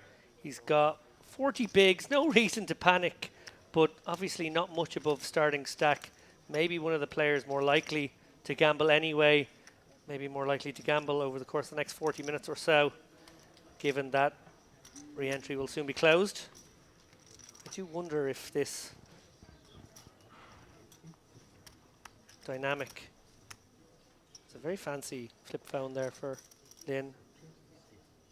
I see you, I think you're on the iPhone like me, Ali, but Google Translate apparently being employed there by Mr. Lin. Sorry? Did you just re-enter? I didn't play today. I didn't play today. Ah, chilling. Just answered. I was such a nightmare to wake up for 12. Like, for the last few days, like I was going to bed like 5 or 6, and suddenly today it's like 12. So I'm jealous. I've been busy with puppies. Yeah! Oh my god, did you see them? What's happening here? Did you see the puppies? Feeding. Oh, Feeding it's the puppies. so sick. I think Aylar alluding to any number of the dogs which roam the Merit Complex here. People very much looking after them. And I know one of the mums had a litter of puppies not long ago. Aylar, a dog lover. When I met her back in Bellagio prior to the pandemic, her beloved Siba was with her, a little Pomeranian who she used to have in a stroller. Unfortunately has passed away since, but obviously a soft spot in her heart for dogs. As is very much the case in Turkish culture. They look after both the cats and the dogs which roam around here. It is something super unique because the cats will oftentimes just work their way into the buffet area or, you know, even into the lobbies of some of the hotels, and nobody shoos them away. no. You know, they're very gentle, very kind, very accommodating. You'll see them curled up on the couches midday for a snooze sometimes, and nobody bothers them. Yeah, I know Aylar Leah, something of a celebrity in poker circles. Ooh. Star-studded flop here. Trip 5s for Tishkovich. There's his big blind defense is rewarded. 2 quick checks.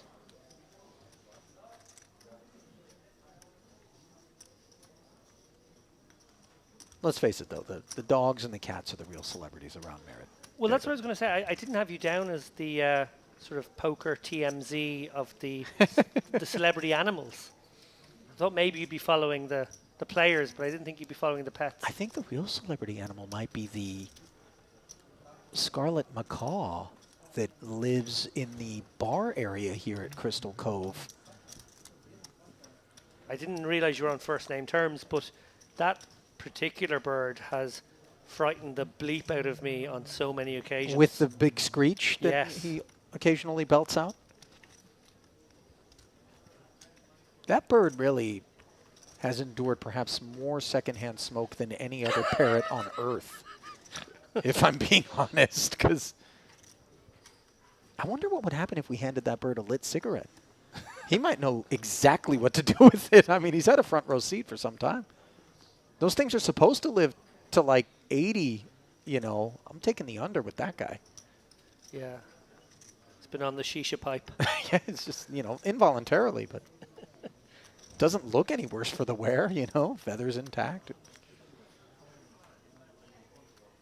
Proverbial full head of hair on that guy.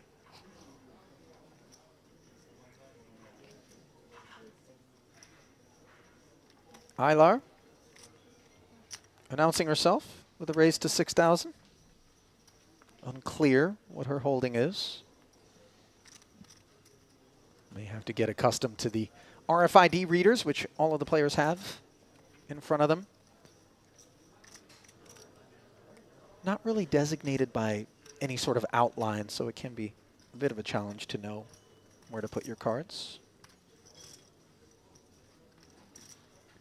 Lynn, meanwhile, mulling over how to navigate the newfound arrivals open, shows the 9-6 off and says take it.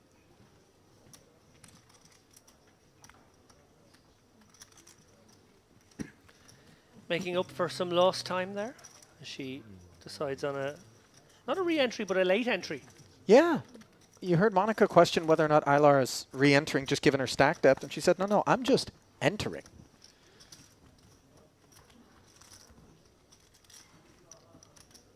There are some players who really approach things from a, let me save all of the time that I would otherwise have to dedicate toward playing earlier levels and try to spin it up off of a short stack.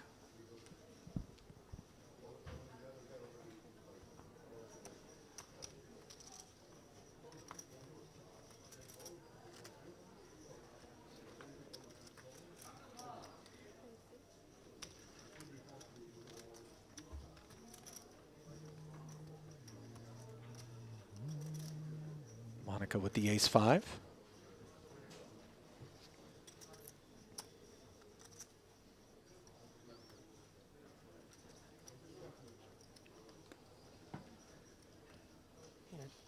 Tishkovich somewhat tempted by that Jack-7 suited momentarily. Decides better of it in the end, and round to arguably the loosest player at the table, Barca.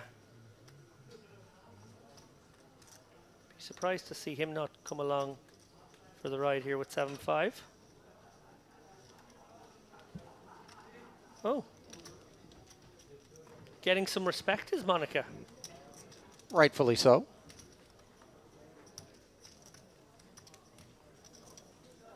Even Barca's ambitions have their limits, it would appear.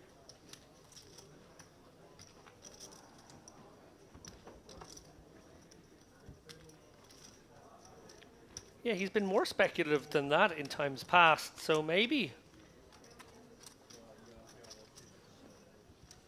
decided upon a tighter approach going forward.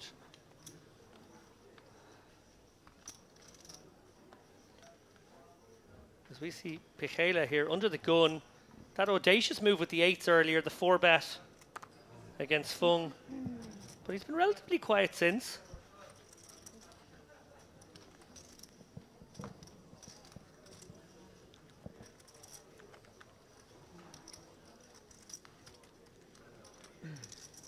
Folded around to the King-7 of Tishkovich. Looks over at the blinds and decides better of it. Obviously needs to be wary of Lynn, the boss stack directly to his left. Although Lynn hasn't really approached the affair thus far on the day in any manner that would suggest an abusive disposition. No, letting the game come to him in a very neat and tidy sort of way. Very impressed by how he's carried himself here over the course of what has been an elongated session with these players. We played an hour, of course, before a short break, and now this 2-hour frame with the same table. We are going to switch that up, I have on good authority now, for the next session. 10-5 suited on the button. Raise and take it.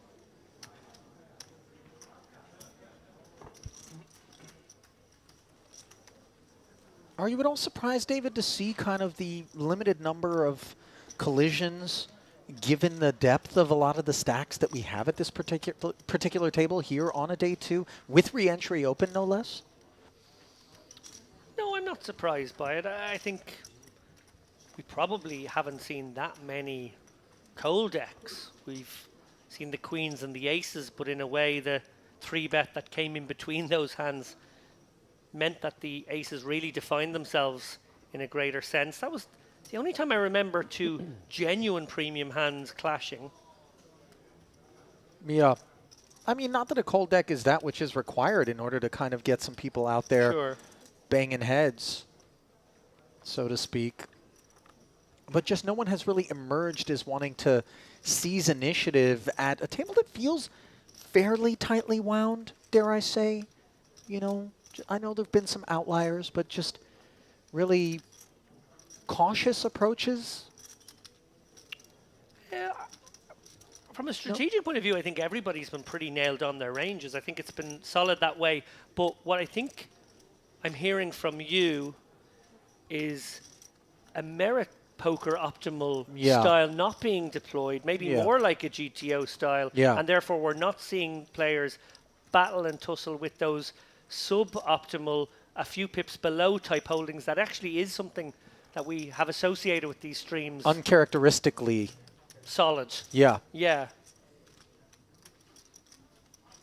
Pejela's going to try his luck with 8-9 offsuit, defending from the big blind against the king-jack off open. Ace-jack 3, not one that'll maintain his interest. Sally avoid the best of it.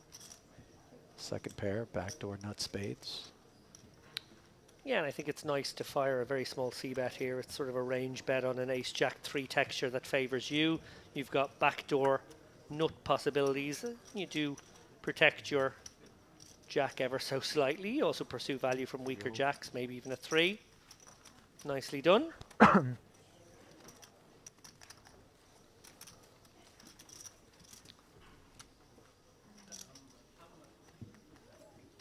Or how about that shot?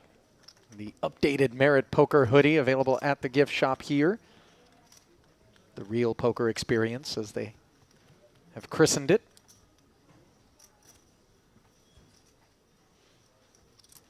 Do you think Barca's just a huge Celine Dion fan? Or more a fan of the brand itself? I wasn't aware of the brand, but I'm not a fashionista, Ali, not like yourself.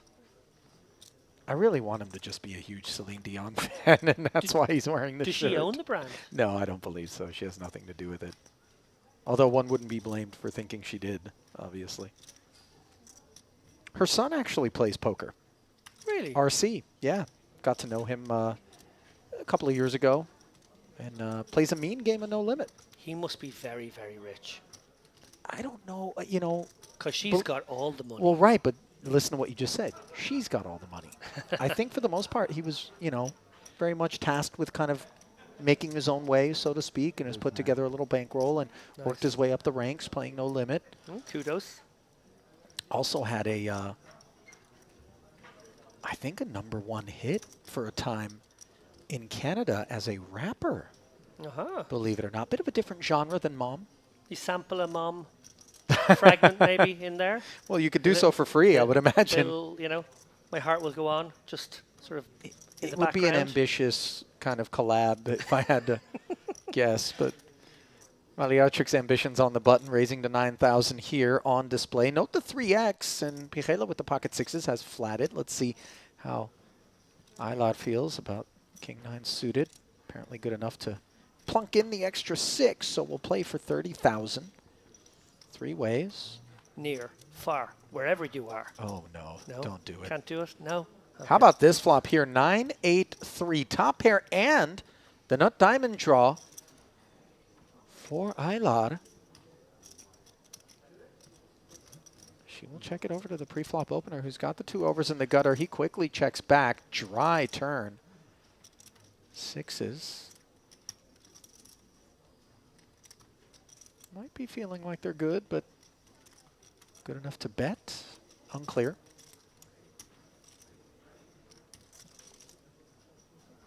The answer is no.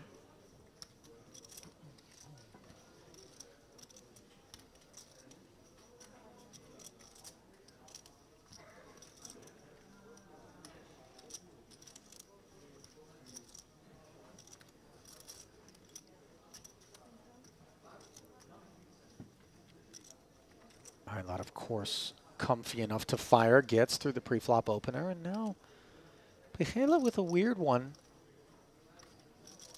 How often is this very credible bet from a big blind defender after a check on the flop, not in front of a couple of sixes? That is the question. You see him look up and over. Yeah, definitely trying to get a read here on Eiler. Doesn't look like she's giving much away. Love that shot, by the way. Well done by the camera. Fabulous.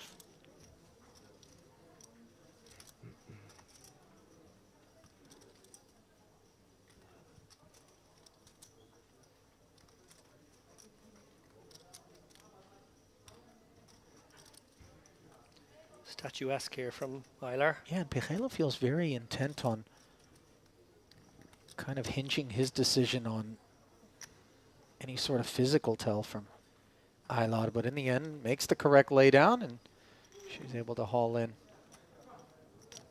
Nice little pot. Your insistence that Celine Dion's Boy is a self-made man has made me think of a very, very humorous moment in a little show I like, actually before I tell a story. Glimpse now at the next featured table,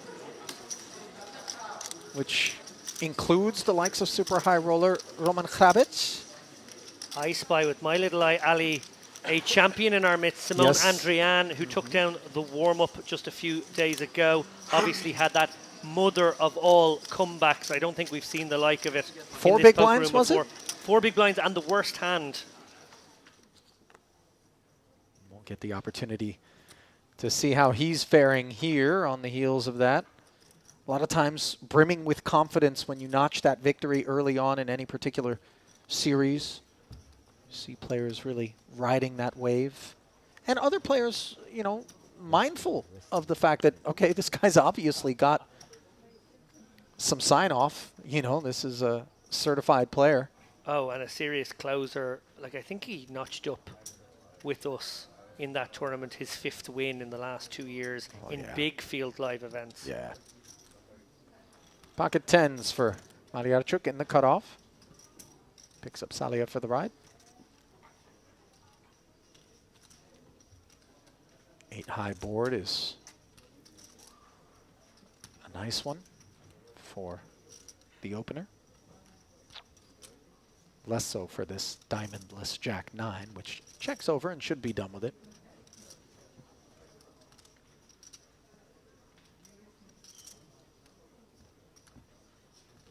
As predicted. So my little story. Okay. Comedians and cars getting coffee. I imagine a limited series that you may have seen yourself. Jerry Seinfeld. Very good episode. Early on with, I think it was Chris Rock and Seinfeld.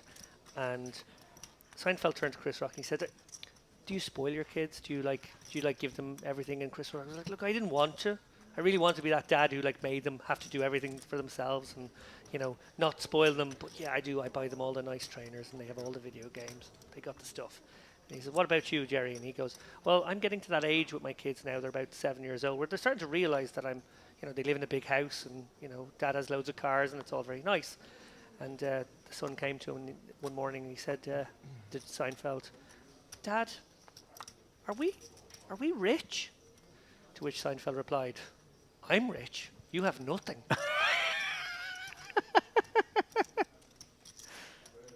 I was thinking that maybe he would have replied, no, son, we're wealthy.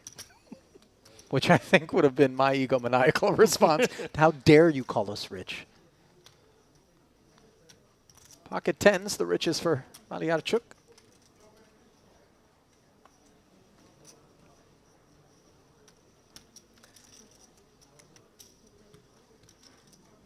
Monica going to speculate here for a discount. Flops herself bottom pair on a king high board. Yeah, back-to-back tens for Malyarchuk, right? Mm-hmm. Probably gets paid one street.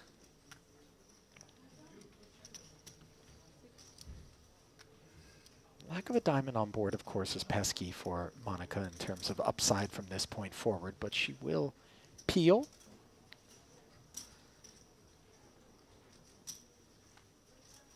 Ooh la la. nines and fours. Well disguised combo here. Making 2 pair. Snap check back from Mariachuk. The clubs do come in on the river. Yeah, a little unlucky for Monica that the clubs come in. Probably means that she has to go somewhat smaller now in pursuit of value from maybe some weak kings and some pocket pairs between 5s and kings. Instead goes for the check. Maybe feels like he'll value town himself wider. You're supposed to bet. I have to pay. Instantly regrets it. I was like, come on, bet.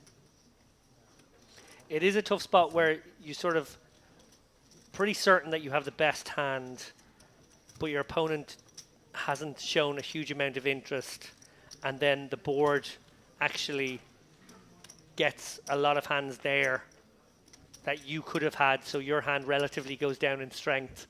Do you bet those? Do you check them and hope that your opponent either bluffs sometimes or values a worse hand than you sometimes? And it is awkward. I think she probably needed to bet there herself, and I think recognized it immediately. I think on balance we'll see her betting with some frequency there. Not 100% check spot for her, but on that occasion she tried to induce. Mariachuk, by the way, you know, he's kept it clean. Yeah, and I don't know if tens was going to call a bet anyway. Maybe that really blocky sizing, that sort of one big blind sizing we see deployed on occasion. But if she was to bet, I assume she would have gone a little larger than that. And yeah, tens probably get away in any case, so no damage done. On that board in particular, 9x and 8x don't rate to be a part of the peeling range. Maybe 8-7, 8-6 from time to time in particular. But even those hands, just not looking to bet with 1 pair on the river, especially with clubs arriving. So you ask yourself, 1 pair of 5s, 4s, not a part of it. 9x isn't supposed to be there. 8x wouldn't bet, so what's really firing at me here? Yeah, like a 4 with a big club maybe makes the most sense, but that's not a huge amount of hands. Meanwhile, Helmut Fung defended 9-7. He'll be out of there against the Pechela Seabed, and players now on their feet as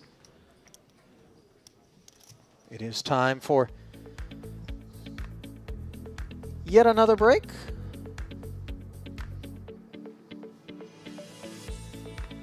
John Wayne Lin still at the top of the leaderboard with the late arriving, freshly entered Aylar Lie down toward the bottom. Blinds will be ticking up to 1,500, 3,500, but before they do, as is standard and customary, we'll bring you back inside the broadcast booth here at the Marriott Crystal Cove. Ali and David along with you, and I'm going to be stepping aside here at the back end of this break, but let's kind of recap for those who maybe are joining us a little bit late what the last couple of hours entailed. David?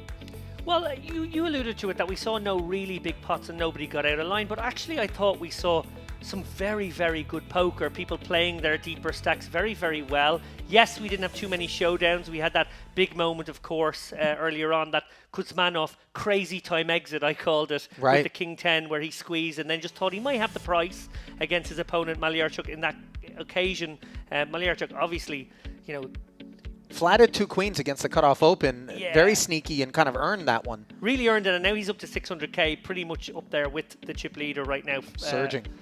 It's doing very well. Fung, I think, has played superbly well as well. Some very well-timed 3 bets.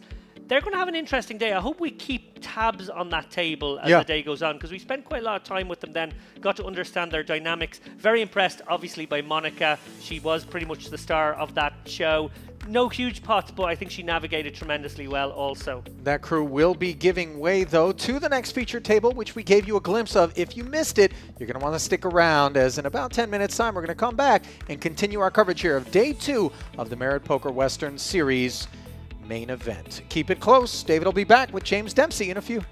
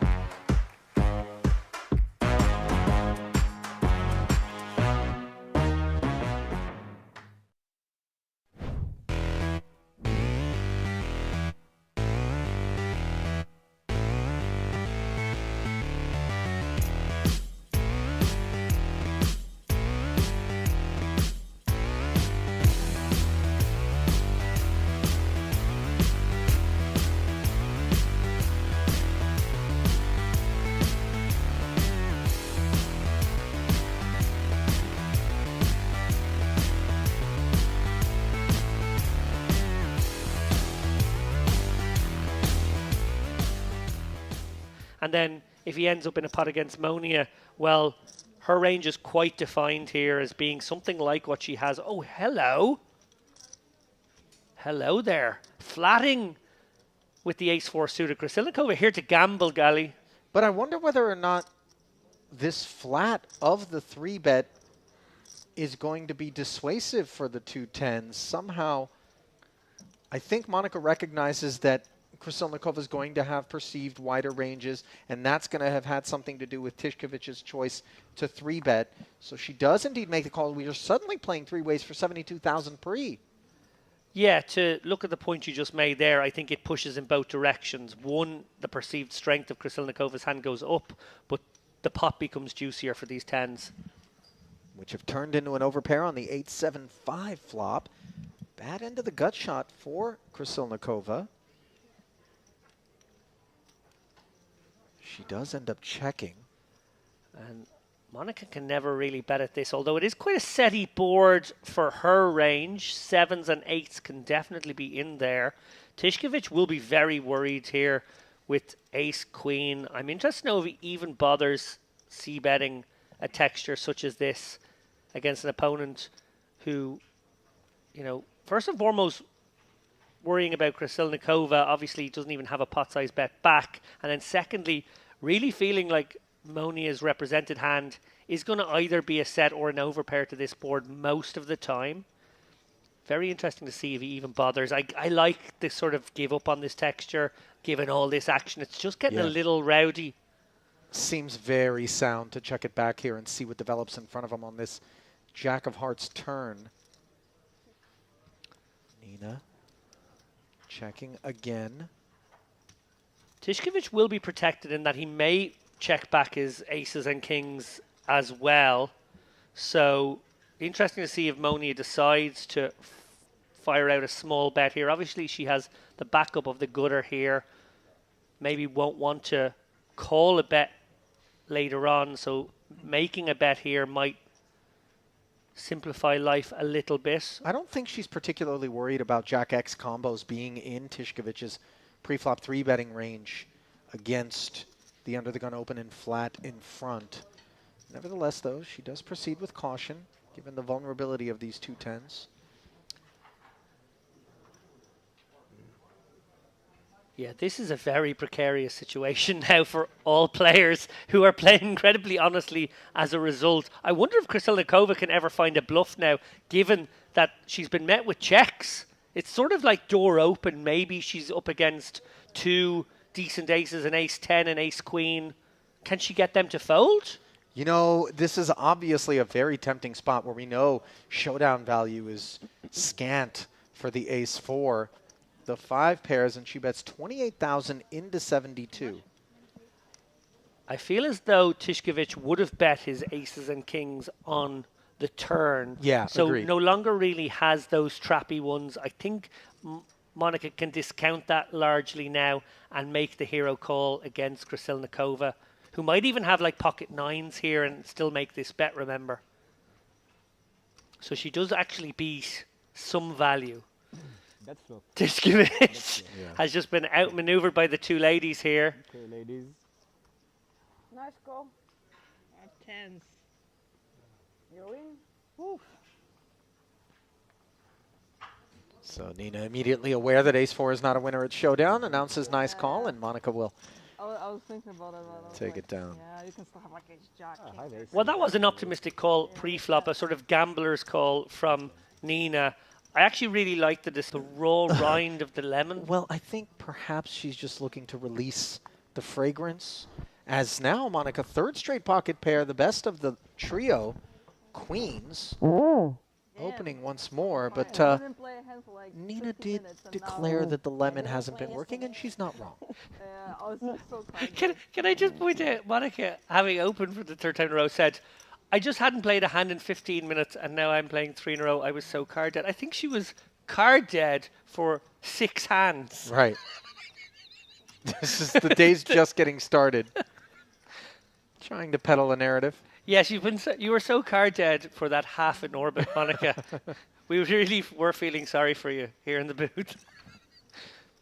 At least you've managed to open few hands since.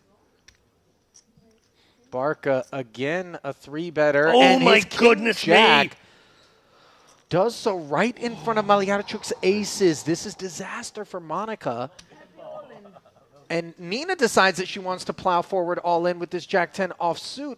Note that the Broadway card's all busy. Oh, this is trouble for Monica. Facing a 4-bet. In a way, Barca's kind of saved her by running some interference here with the 3-bet. That Malyarchuk 4-bet really does look very strong. I think Monica can only call here. I think 5-betting is a little dicey. As I said, Barca's 3-bet has maybe allowed her to proceed more cautiously. Krysilnikova's 22,500 may be perceived as, I don't want to say dead money because she's probably got some equity, but, you know, loose money. Juicing up the pot here. Oh, you guys. A little bit worse than 7-2. We could be going 4 ways here if Monica can find the flat. If she does find the 5-bet, it's a 5-bet fold, which is never nice to do with queens. Yeah. So it's probably for that reason I like to call here. And I feel like probably giving away a huge amount of information here, actually, Monica. Clearly quite genuinely struggling with this decision. Right. It's going to look very weird if she raises now, put it that way. It would look brilliant if she folded, though. I don't know if that's available. She's aware, though, that this under-the-gun open with her table image has been 3 and 4-bet Yeah. behind her. I don't think she's particularly worried about Krysilnikova's involvement, but a flat here, and it goes back to Barca where the action remains open. That's true as well. You flat, and then you can get squeezed again. 340 maybe. It is, again, one of those spots that if she does flat again, her range is incredibly condensed, but... Oh, not triple up. I like this decision on balance to flat. I agree with you, Ali. Folding was an option given the amount of action there, but this is an action table. I feel a little bit like Monica gave away some physical tells there that she was not hugely comfortable. I think her hand is at least categorically face up. It could be an ace-king. It could be a jacks or a queens. She sort of really just like put herself in that category here. Krysilnikova's obviously juiced up the pot a little bit with what will be perceived to be a gambler's range. And Barca now getting an amazing price here if he wants to speculate, but not a nice hand to do so. And fresh off of amazing prices, having cost him a good bundle of his chips. Yeah. Will he find the discipline to get away pre-flop here with this king-jack? He certainly knows his hand is no good in at least one, if not 2 spots. Yeah, like he absolutely can be up against the ace-king and the queens, and then we'll just not know which way he wants his run out to go. He is going to try to speculate here. Obviously, if he had a suited hand, we'd be much more on board with this. But anyway, look, what a pot. Edge of your seat stuff here. Precisely what Krysilnikova's thinking, by the way, is her all-in is now potentially capable of rendering her a quadruple up. And the ace-7-5 board is all Malyarchuk, and one that is good news for Monica insofar as she can get away from this now, especially without a heart in hand. Yeah, exactly. Malyarchuk actually very unlucky to make top set at some level here. Monica absolutely gets away. And Krysilnikova is going to need runners here. I was like, Jesus. Note that Malyarchuk decided to play it as an all-in. He has the ace of hearts in top set. Perhaps, maybe, can come with a milky sizing or a check back on that particular board texture where you're really holding the deck. And really praying that there's an ace-king out there, although maybe it would have called that bet. Okay, 8. you're saying Oh, there's a very chance. Yeah, 9 of hearts on the turn. Obviously, the 10 of hearts Lemon. doesn't give Krasilnikova a winning flush draw, but that 9 does give her the gut shot. Instead, the backdoor hearts do show up, and Malyarchuk ends up playing the ace of hearts alone for a winner as he hauls in the entirety of what is the biggest pot so far in the early going. Super high roller circuits, 730,000 in front of him. Yeah, then you should. Easy money.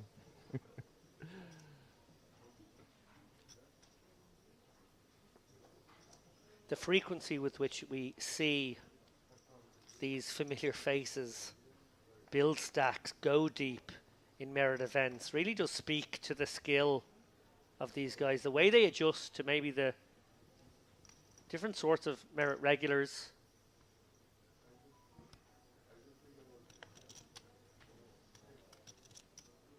Quite a few familiar names there atop the chip counts in this tournament. We will keep an eye on outer table action as we see there actually top right of screen 585. We have already gone well past the 1.5 million guarantee. Not to interrupt, but look at Malyarchuk's decision on the button, no less, to flat this cutoff open from Barca with the 2 black queens, and that could leave Pejela stepping into a bit of a trap with ace-10. He knows Barca's been active. Malyarchuk's flat on the button doesn't look particularly menacing. I think he does play it as a flat, though. And now Kuzmanis with a delightful king 10 suited and the opportunity to close the action. Yeah, I do wonder if a big part of Malyarchuk's consideration there was how active both Pihela and Kuzmanis have been, maybe seeing a potential squeeze coming from either one of those guys and then feeling like he could back raise the queens. It is much more standard to 3-bet the queens, but he's got his wish. 3 bets to 36,000, and this is ambitious from Kuzmanis. It certainly feels like a spot where it could work, especially if Barca's opening light as we expect. Thank you. I think this is actually going to work.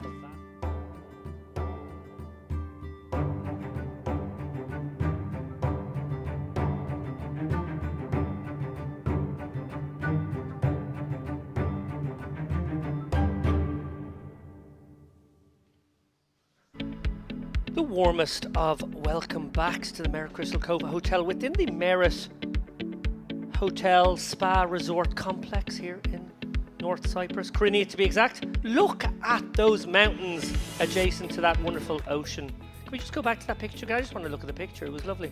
Oh, I'm better to look at than the picture.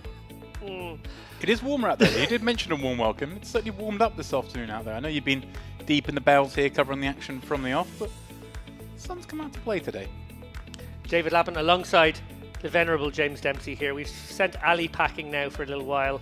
We wanted to have a UK-Irish experience in the booth as we going to take a look at the players for this second feature table. We played with the other guys for about 3 hours.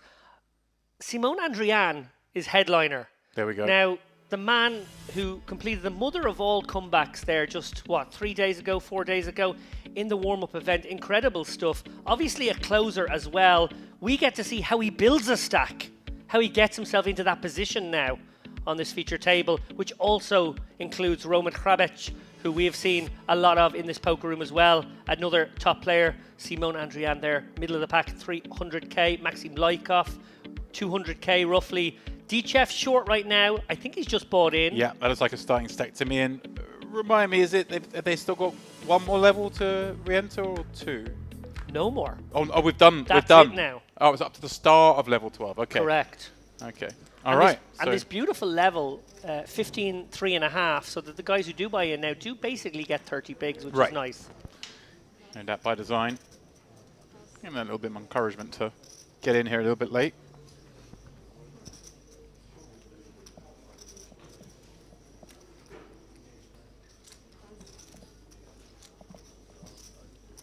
And Hrabec, of course, crushing of late. Won the Millionaire Maker, I think it was, during the World Series of Poker. either that or the monster stack, one of the, you know, the huge ones. Wow, what a sick field to get through. Yeah, I've seen him at the Tritons as well, more recently. Lovely to see the ladies so well represented. Obviously, we had Krasilnikova and Monika Zukovic on the last table. Karam here. Some Haymonia action.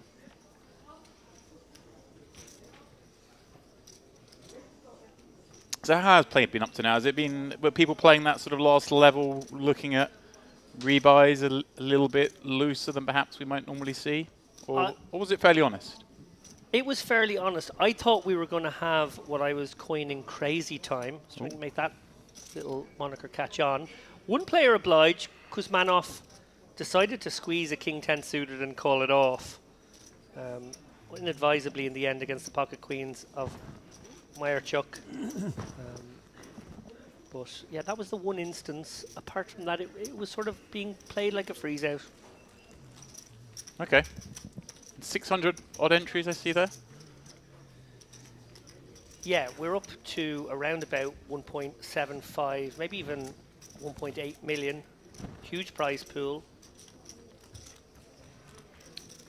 I'm going to take a guess. I don't think the payouts have been done yet, but I'm going to take a guess it's going to be around about 250k for first. Here he goes. Guessing. 250k. Okay. That'll do. A cool quarter milli. What if it's the winner? If it's 248, are they going to come to you for the extra 2? No. Okay. No. But Ali Najad, on the other hand. Okay. Yeah, that's fair. It's a much richer man. Or, sorry, he doesn't like that word. Wealthier man.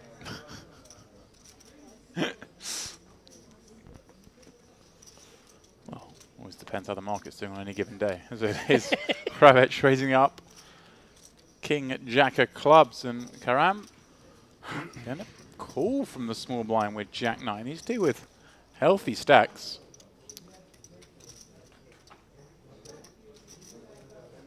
Petreo completes from the big for the additional 4,500 with Queen 9. Normally a hand we could say you get kind of wary of the small blind pills, but in this case you can see he's actually the one doing the domination. Kravets still has the best of it on 6 deuce deuce, pardon me, and a board, David, that may feel that even though he doesn't have much deuce X, one he can stab at. Yeah, sort of everyone has missed board. Best hand pre is almost certainly still best. Small possibility that the big blind's in there with a 6x, maybe even a small number of 2x hands. But every reason for the pre-flop aggressor to try and simplify life, take this one down with a small stab. Looks like Karam's going to get jiggy here. Wow. Check calling with just the 9 of diamonds. So it's a little saucy. Yeah, representing, I guess, pairs. Right. Maybe some good ace highs, maybe like an ace 10 that decided to flat. And of course diamond draws. You're in there. Hand like this in diamonds. Or hand like Kravitz's in diamonds. But Petrou just, well, pondering. Enjoying some TV time, perhaps.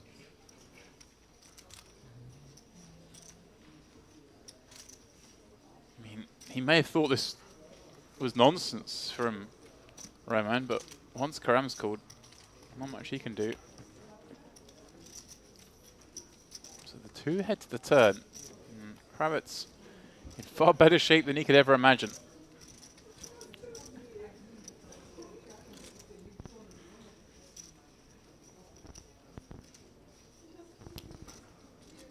Does he have a fire again here, but just kind of going after those hands you mentioned, the 7s through 10s? Yeah, I think he might triple off here. Of course, King Jack of Clubs unblocking the backdoor flush draw of spades, and of course the front door flush draw of diamonds. Surely now the jig is up.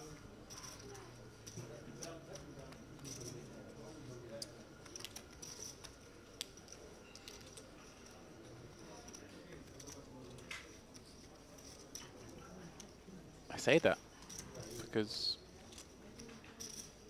Surely he is up, but Karam disagrees. She check raised here to 75k. What a boss move. This is amazing. This is incredible. Kravitz just in the bin straight away. I mean, how can he continue? Sure, it looks really silly and suspicious. It's merit poker optimal. It's merit poker optimal, but he's got king jack off. I mean, the question is, what would you do here if you had better? Karam sort of trying to say, hey, I've got ace deuce suited that peeled from the small. Maybe sort of ace queen of diamonds that decides to check, or maybe just some ace queen stuff, not necessarily needing to be diamonds. Is he sniffing it out here? Is he thinking it's diamonds? Problem is, it could be a queen x of diamonds. Right, that's what I mean. It's maybe he feels like the queen x of diamonds always calls. well, in theory it should, but as you said, MPO, lovely move by Karam. First venture on our feature table. Puts the very accomplished Roman Horowitz just absolutely in the bin. Double barreled with the best hand, got check raised. Wow. All right, if that's what we've got to look forward to this frame, we're going to have a bit of fun. Yeah, buckle up, ladies and germs. This is going to be a fun, spicy table, I suspect. All the ingredients there.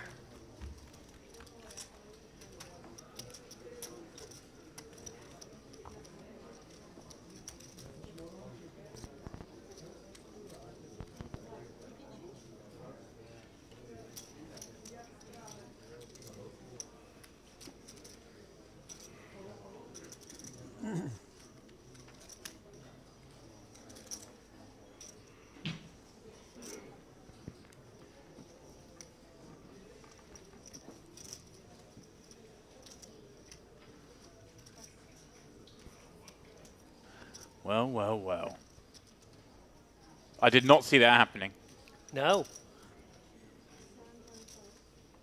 It was perhaps a little disrespectful myself to Karam when she check called the flop. I was sort of wondering what this was, and then she decides to just go for it on the turn when facing a bet. I thought there was a minimal path to victory, but she certainly found one.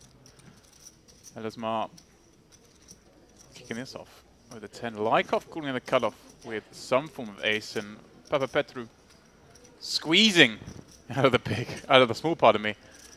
I'd say we've got action.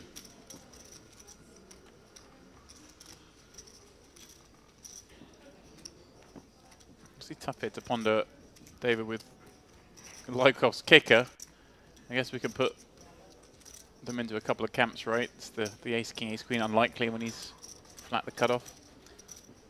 Yeah, more likely the ace jack, ace 10, or maybe suited aces. Right. There she is, off stage texting. Got one through. Watch the stream in 30 minutes. You're going to enjoy this one. As well, she might. Oh, that was fun. Audacious stuff.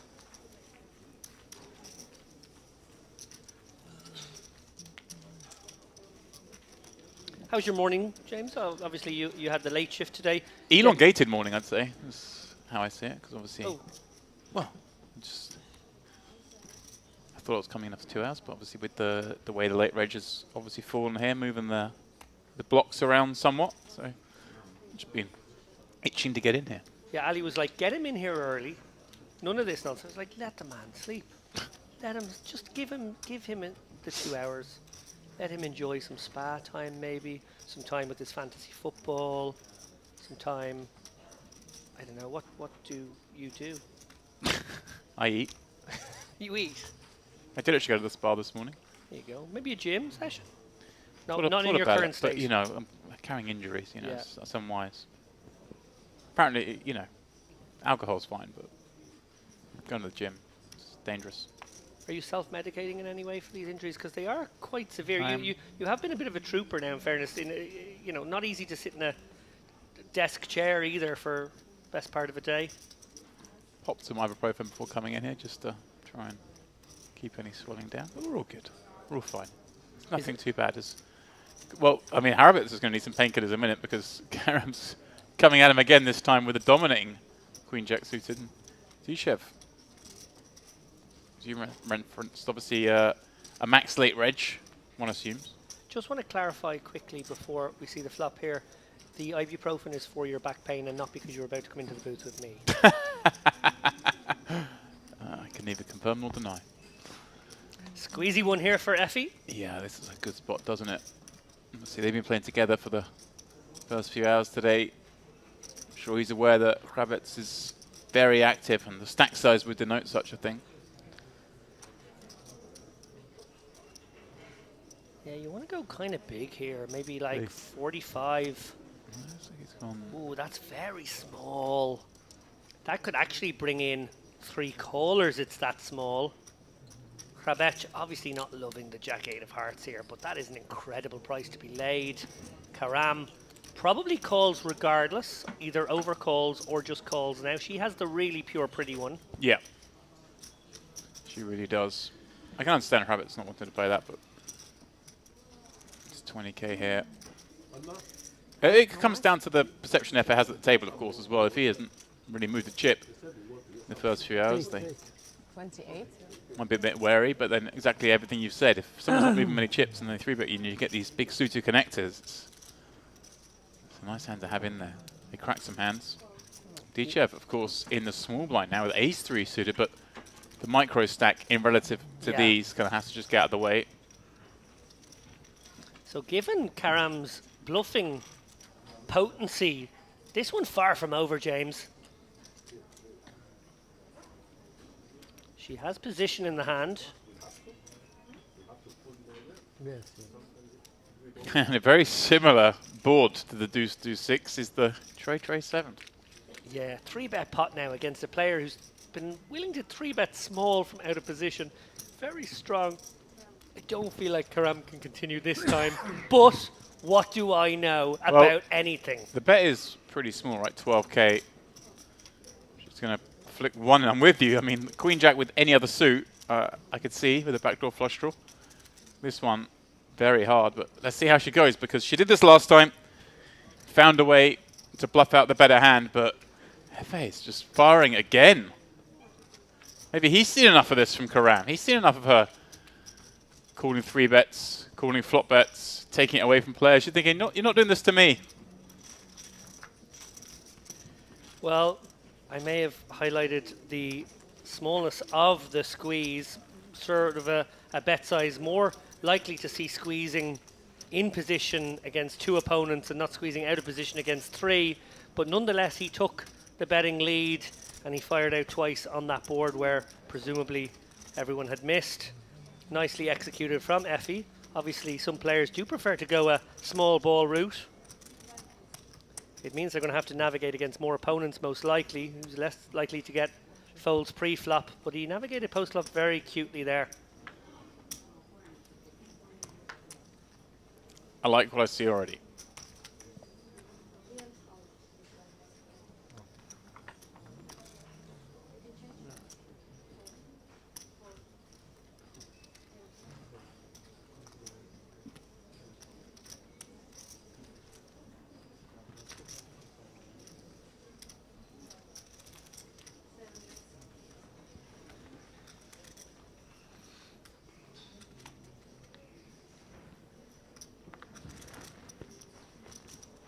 Lykov, this time the opener, and Papa Petru behind with 2 kings. Going to 3-bet, very small as well, must be noted. If he does have a light 4-bet candidate, now it's going to come down to dynamics here. How often is Lykov opening in general? Has Papa Petru been the kind of guy to make 3-bets, and can you ever find a kind of 4-bet size that can clear out a lot of hands with these perfect blockers? I think he's probably best served letting this one go, but if he does make it 55k here, I kind of credit the play. It would be an interesting use of this hand. I think, not just because we can see that kings are in there, but I think it's probably a better move if a little bit deeper. And in the end, a more standard sort of hand, Papa Petru. A bit disappointed to get it through with the Django's there. We will see after your on TV. Did notice that in the empty seat, Kirichenko taking a spot. Obviously 4th in the high roll, I want to say, after finishing 2nd last time out. And it looked like he had a starting stack as well. So maybe just the logistics of players getting to their seats at the start of this level.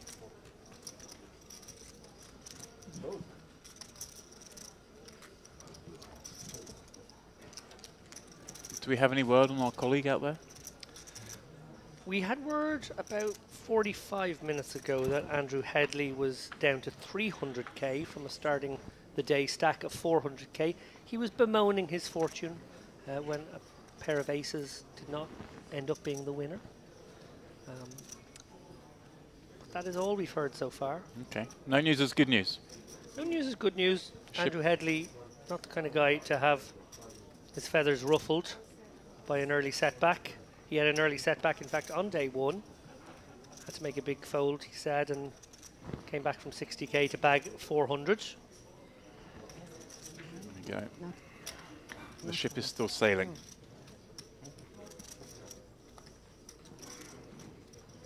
And the morale is high. So I gather.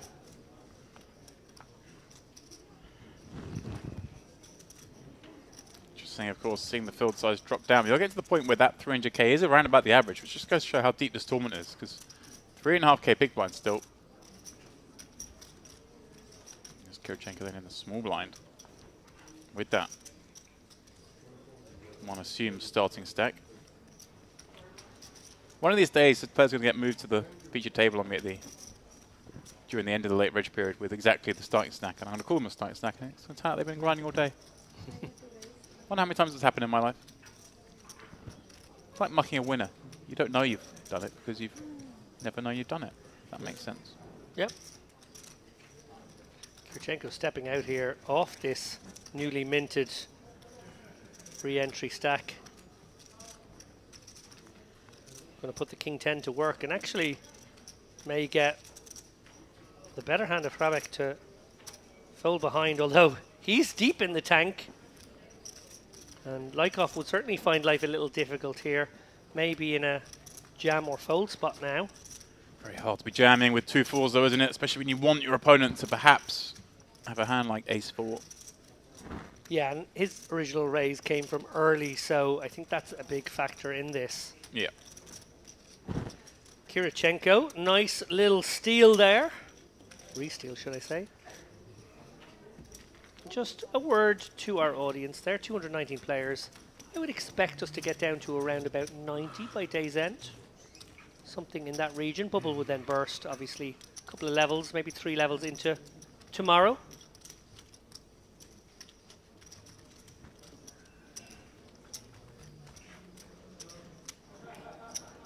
Thank you.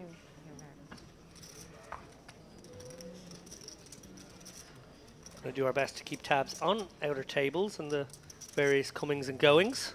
As you can too at home. Courtesy of the Poker News updates. You can keep tabs on all sorts over there. Obviously a lot of tables in play right now. Showing Michael Habib as the chip leader currently with 880k. So obviously Roman Haretz on our table here is right around that mark. Yeah, that's a big stack for this stage in the tournament. Credit to David Salatoru and, of course, Ryan Lashmar, who are providing the updates to the Poker News website. That's where you can find more general coverage. Two of the best in the business when it comes to live reporting. We're very lucky to have them joining us here at Merit. Certainly are. Andrew, the unlikely is a kind way to put it. Not kind, a non-disrespectful way to put it. Warm-up champion after going down to just 800k on the final table. And well, continues his rich vein of form here by flopping a piece on the King 8. Yeah, and DChef going to go for that very teeny tiny, almost minimum bet with the ace 2 of hearts. Obviously backdoor hearts working. Just trying to clear out equity as well. Good result, of course, if you get 10 jack to fold in this spot. Jack 9. A nice card for DChef to pick up. Oh, and a very, very nice river. to go with. Goes from hoping his opponent doesn't have a king, desperately hoping he has a king. Adrian obviously counterfeited here. Yep. Making no moves, just done with it. Your pot, sir.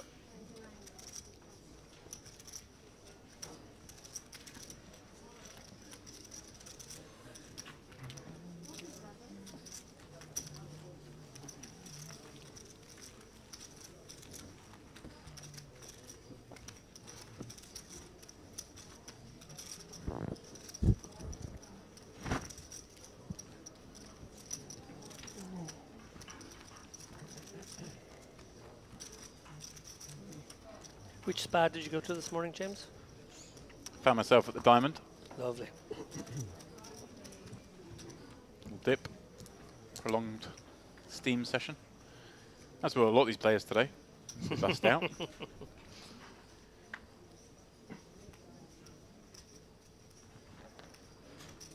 Then found my way to the buffet. I timed up my day perfectly, and then you guys told me I didn't get to play yet. I had to Bonus go hour. sit in my room for an hour or so. A little bit of news from the outer tables. Maher Achour, of course we've seen already on this stream, has cracked pocket queens with his pocket nines to jump to 720k in chips. Monster stack now. Right there amongst the top 5 or 6 in this tournament. As we see Dichev unfortunately get his timing just wrong here, pouncing upon the open by Karam, who kicked things off +1. Kirichenko behind, nothing other than a shove coming given the action. And he's going to pick up a very tasty little 40k no showdown here, always a good result. I'm loving the amount of activity on this table already. Yeah. Like 3 bets we've seen. Saucy little floats out of position. Okay. Karam immediately picking up on the fact that Dichev probably 3 better light. He's not here, I call you.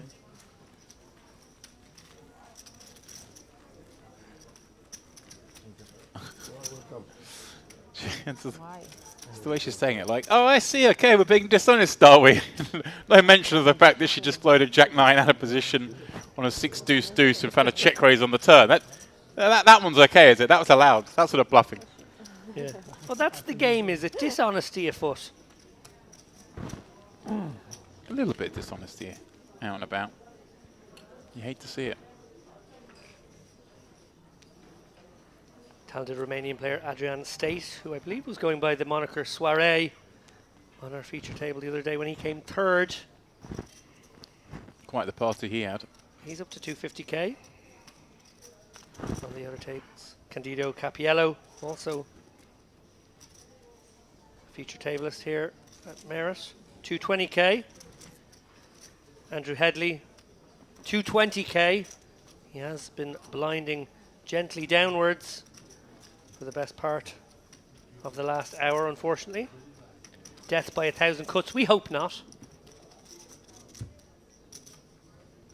I'm sure some kinder card distribution coming your way. Andrew, just manifest it. Manifest some big pocket pairs now, please. At least for long enough so that you can bust out on the feature table a bit later on today. I thought I gave him some solid advice. So just flop a set. Easy. It's the way to play this game. Kravets 10-8 in the cutoff. Little loosey-goosey. Lykov in the big blind with ace-jack, pondering whether to play this as just a call, keep in some of this weaker kind of stuff, and have much more protected range, or just to raise this up against a player opening as wide as this. And he has elected for the former.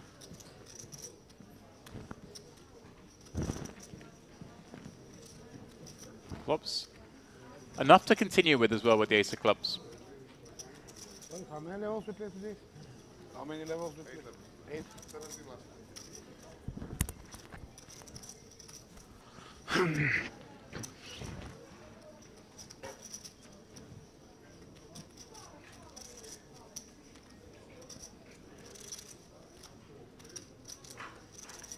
Kravets with the c-bet when given the opportunity. Lykov guess David still with the most likely course of action being a call, but is there some argument for raising here? No, I think call is good. Your hand can be good, and your backdoor's certainly very attractive.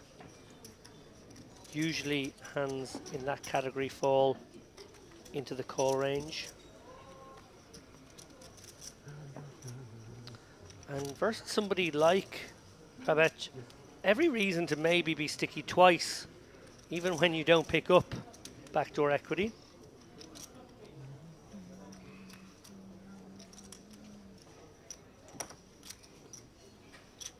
I think Krabet's definitely see wielding that stack early on. We see these opens with 10-8 off. We saw the open with Jack-8 suited up front.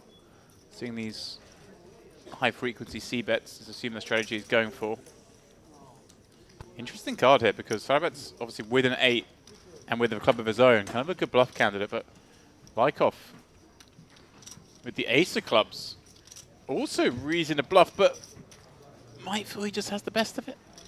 Yeah, his hand will be good sometimes, but his opponent won't have a 3 very often. Can't have the nut flush because you've got it. Probably would have faced a bet with a versus a flush draw on turn. So I actually really like the idea of turning my hand into a bluff here, getting ace-king to fold, getting pocket 8s, pocket 9s to fold. And fan of the sizing? Perfect sizing. Just trying to rep a 3, a flush. Yeah, 5-3, a very reasonable possibility here, as is 4-3, 6-3, queen 3 suited. And of course, all the flush combos one assumes would be peeling from the big. All the flush combos. So, question is, well, obviously we see Rabbit giving it some thought, but yeah. I'm interested to know whether we get called by a hand like pocket 10s there too often. It would be a very difficult one to call. I was getting saucy thinking, do we get to raise here with an 8 and a club? I think these guys have woken up and chosen violence today, and I feel like I'm in the camp.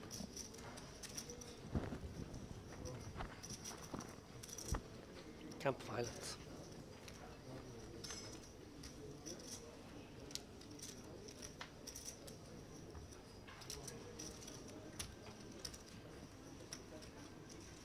It's not where the Boy Scouts went in my day. Camp violence. Where did they go? They earned their merit badges. Oh, Christ. Which is, of course, what these guys are all trying to do.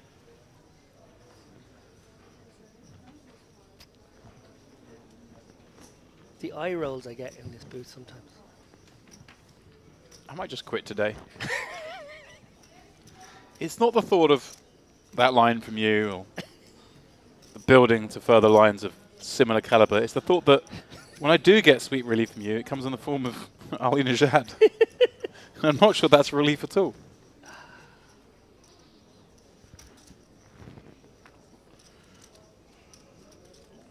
I jest. We have fun here at Merit. Everyone does. All of us in the booth. Those guys in production, and of course all the players here. The staff. It is a fun place. Don't see too many irate people. Keep them fed, people stay happy.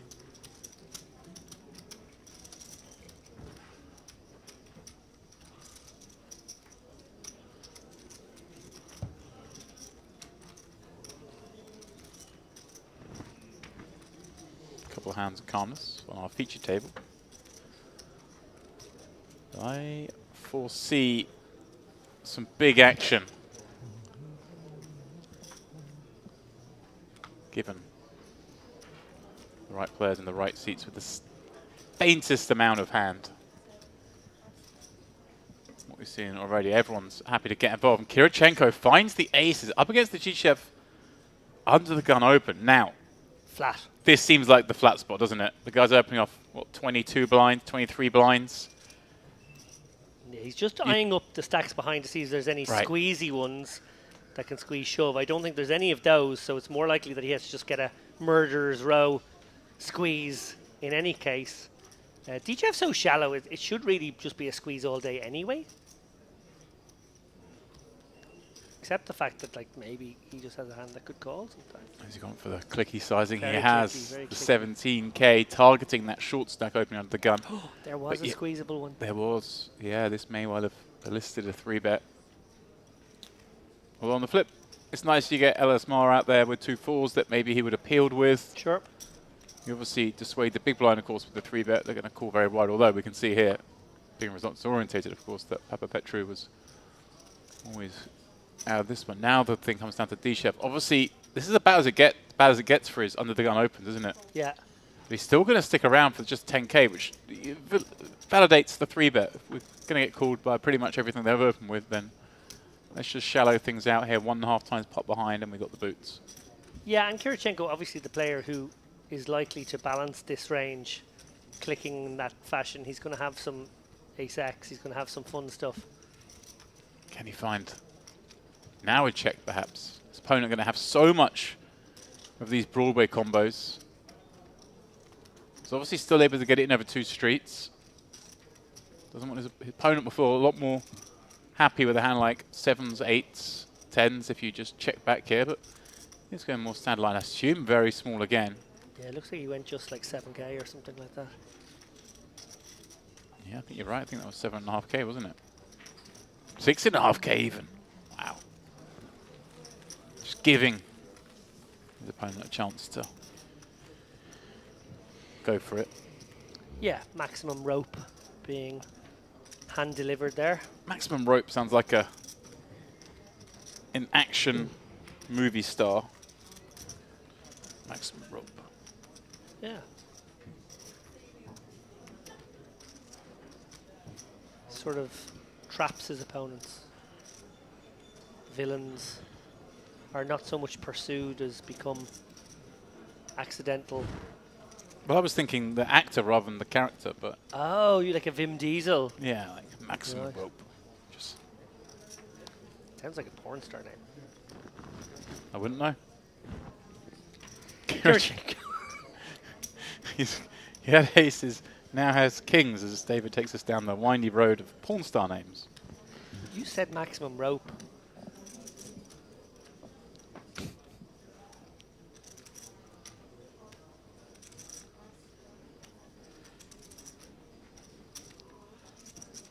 Kravach getting in there with the suited A7. Oh, here she comes. She can't help it, can she? Karam just sees a squeeze opportunity, sees the open, sees the flat from Hrabets Alasmar and pounces, making it 55k. Big sizing too. And I wonder, does Kirichenko have any option but to jam to this sizing? Does it look like you're just getting it in against like an ace-king type hand and you don't want to give them a chance to fold post? You don't want jacks to see a bad flop and get away from it?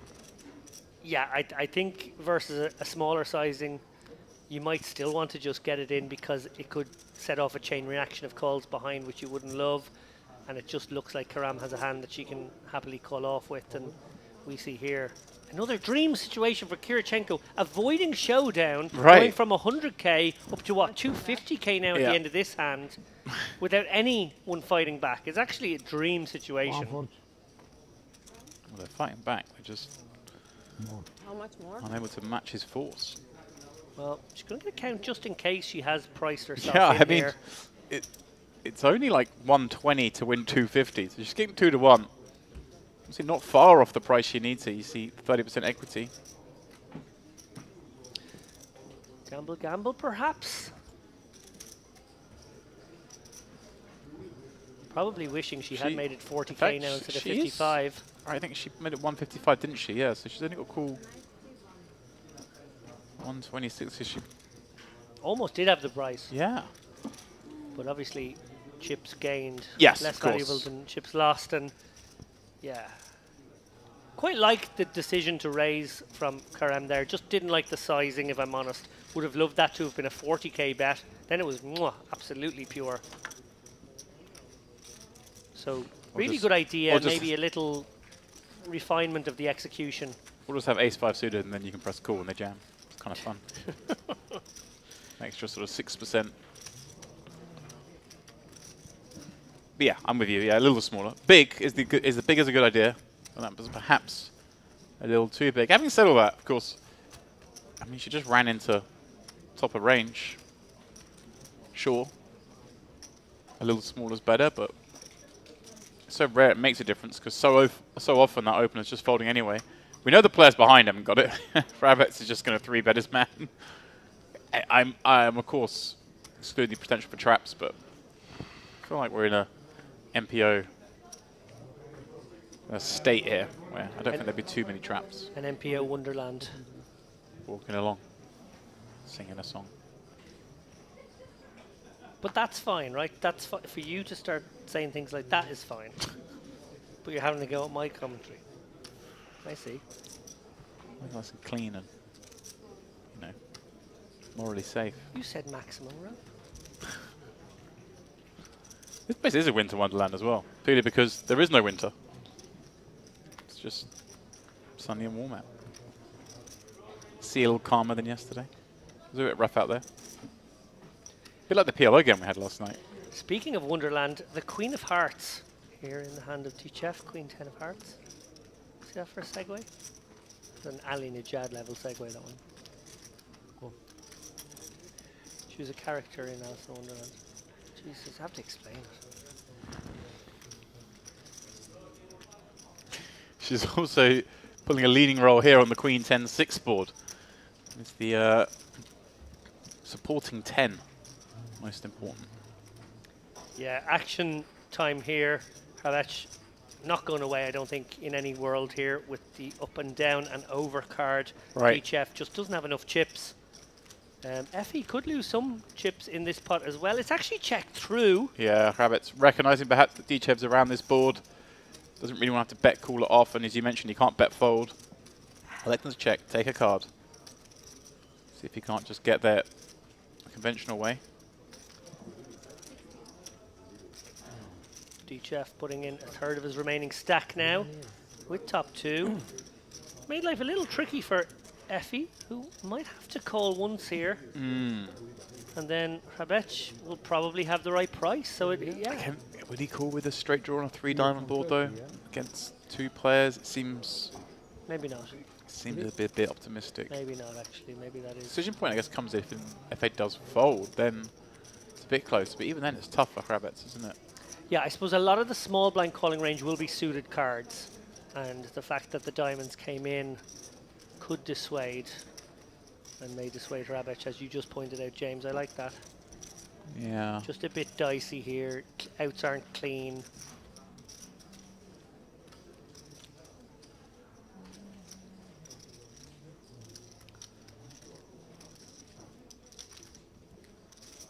It's annoying. Right. It's a pesky hand. You raise it up, get two calls from the blinds. Give me blue. Have Queen Jack on this Queen 10 flop, and now hating it, getting to river. But he will make the call, and if he can see his opponent's hand, would she'll be very happy to do so. Binds the offsuit ace on the end. Tichef just ripping in the last 30k. Hrabetz will snap this one off. Tichef will get the bad news that it wasn't the turn that put him behind, but it was the river. Yeah, smart says it all. Really? Okay.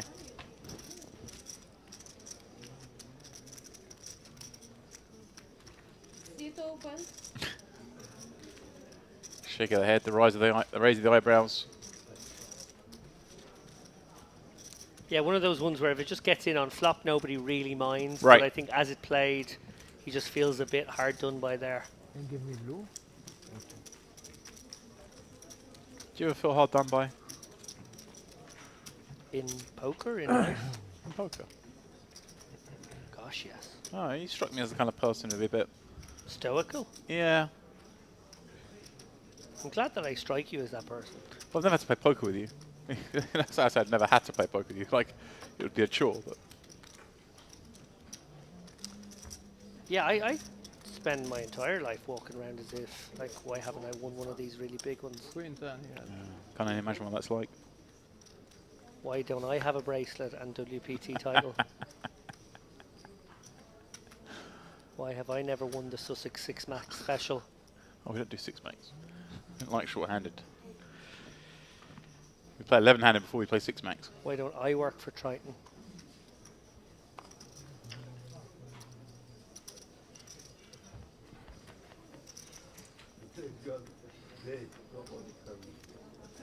Yeah, I'm constantly looking at other people's gardens. There are a lot of gardens in the island of Malta. It's There's no mostly urbanised. There's no grass in Malta. Where do the dogs go? I look into other people's balconies. Okay.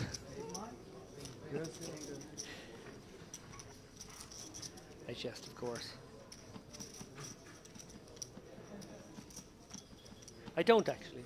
You're right. I don't think I am a person who feels hard done by. How can you feel hard done by when you get invited to commentate on the Merit Poker Western Series, Gangster Series, Carmen Series? It's delightful. Retro, vintage, all of them. We do live the life. It is beautiful here. We, often sing the praises of Merit on these streams, and I know you guys watching will perhaps have cynical ears that are obviously being paid to broadcast on this Merit channel, but It's very simple. They bribe us with dessert.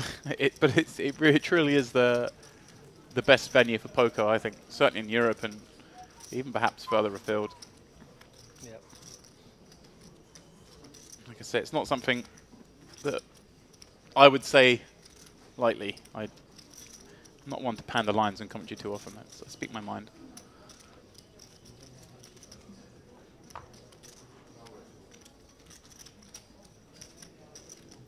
Yeah, I'm in a sort of position where I don't want to be doing too much commentary, but this place is possible to say no to. Oh, you're so exclusive. I am available for commentary. There's any producers out there looking for a commentator who, probably We'll say whatever you want to indulges the odd say. pun too many.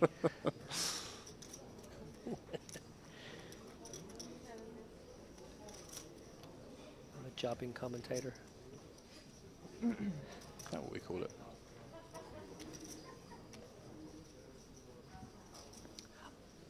To expand on that, I've kind of had the opportunity to see this venue in a couple of different ways. I can see it from the player's perspective in a lovely way, that they feel incredibly well catered to. Games are amazing. There's occasionally these fantastic packages where if you promise to play a certain volume of buy-ins, the all-inclusive package comes with. As we see here quickly, back to the action. Like off, bottom pair. Nut flush draw against middle pair. I will finish that point in a moment. Yeah.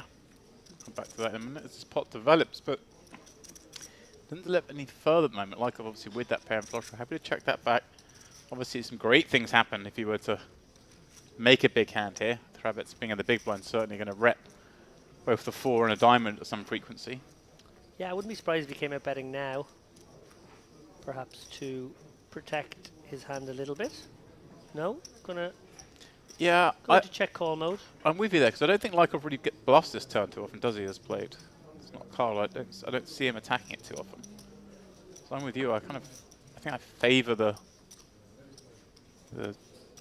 protection bet.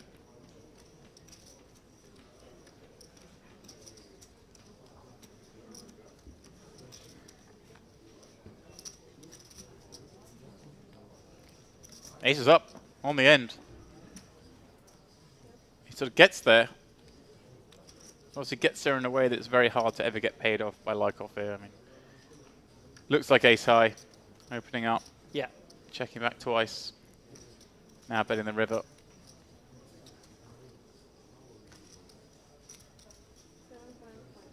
Goes bet a third here. And yeah, like Kravich now trying to piece together, is this ever like a very sort of sophisticated bluff with King Jack or something? It can be, can't it? If he's checked back the ace high, the pair of fours with an ace here, but kind of scared that kind of board, you can certainly have checked back. Sometimes it has like King Jack, King 10, perhaps Jack 10, most likely. All the hands that certainly did check back with no hand are now going to bluff.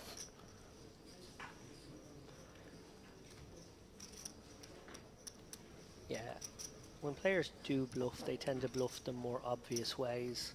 Right. This is a very sort of convoluted bluff if it is one, and therefore far more weighted to value, far more weighted to you know, hands just like ace king or ace jack all the way. He is going to call though. Wow. Just sort of gives his opponent credit, actually. Gives Rykov a lot of credit for quite a sophisticated play there. Yeah, I don't hate it. So I think... I'm not sure it's going to be good often enough. Right. But I do think, from a curiosity point of view, it's going to be good some amount of time. To go back to my point there, seeing this place from a number of different perspectives, you know, obviously the players one is an obvious one, and they are having a great time here. But the other one is actually as a family man who plays poker, and you know, obviously I travel a lot for playing poker, sometimes for commentary as well. And my family don't come with me to those trips, and therefore I have to be, you know, dad who leaves for a week, a month, or whatever it is. And I hate doing that. And I know a lot of poker players out there have families and would wish they could travel a little bit less and don't feel like the places they go are suitable to bring their family. Well, this is one that is, especially in the summertime when there's fantastic pools and summer activities for the nippers. But even in wintertime, my two sons, 6 and 3 years old, having a great time. There's a kids club, which is inclusive as well. The staff here are absolutely fantastic with the kids. They can play with all manner of toys, video games. There's playgrounds. We've mentioned all the sort of adult and child-friendly stuff with the turtles and the petting zoo with the goats and the sheep. All this kind of fun stuff. Lots to do for them. If you're bringing your partner and your family, I would recommend this stop. I'm with you. And a lot of poker players my age are starting to have families now, are starting to, you know. Yeah, the players who got in on the first boom have sort of certainly of that age now where most have probably... Okay, I'm a bit older. I get it, James. Point well made. Yes, I'm talking about my younger friends who are starting to have families and not old Dave who decided to do it late. Thanks. I thought you were like 32, 33, aren't you? Oh, okay. No, sorry. If that was the case, then take it back. Okay. Papa Petru continuing with the King Queen on this Jack 10-5 board.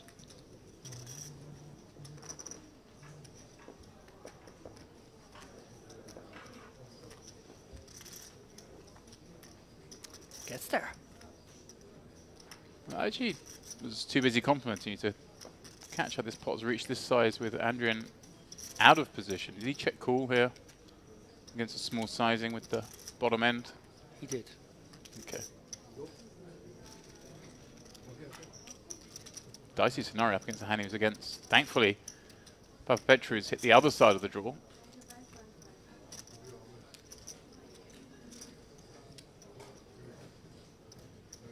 I can't like this. It's gone pretty big. It looks suspicious. Adrian hasn't folded yet, thinking, does he really go this size? If he's just rivered one pair aces, would he not go a little milkier? Is this trying to imply two pair? Is it trying to imply king queen? No, because I need to put.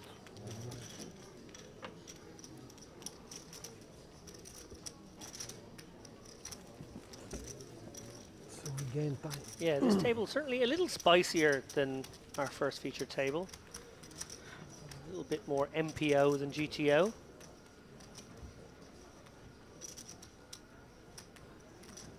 Registration has closed in the Western 2024 main event. Yeah, if we use I keep saying use, no news. There we go. The prize pool just yet. David's guaranteed it being a first prize of 250k. Quarter milli, definitely. If you win and it's less than that, he has promised to make up the difference. 1.8 million in the prize pool.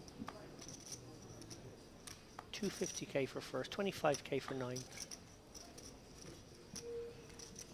80 places paid. Something like that. Nice.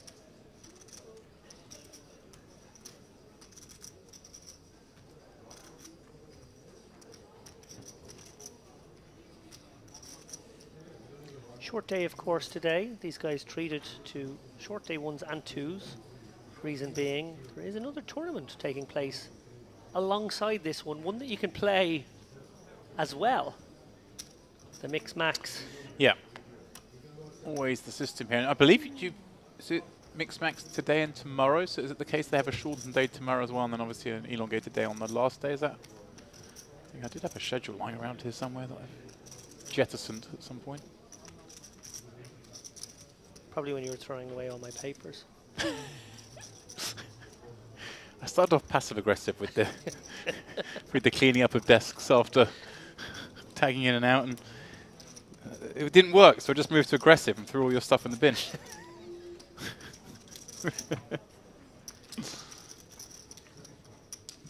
Shout out to all the people out there watching who have a shared office space, shared desks. Will know the pain I'm currently going through. With Ali, it's sometimes nutshells. He likes to bring nuts into the boot, which I think are probably the most inappropriate food to eat while commentating. Check 9, F8. Still trails.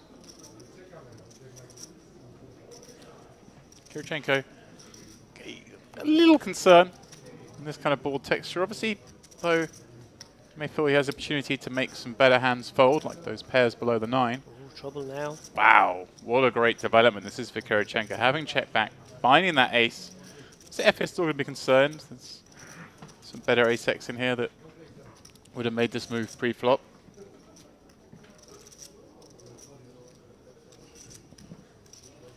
And one presumes he can't get away to one bet here.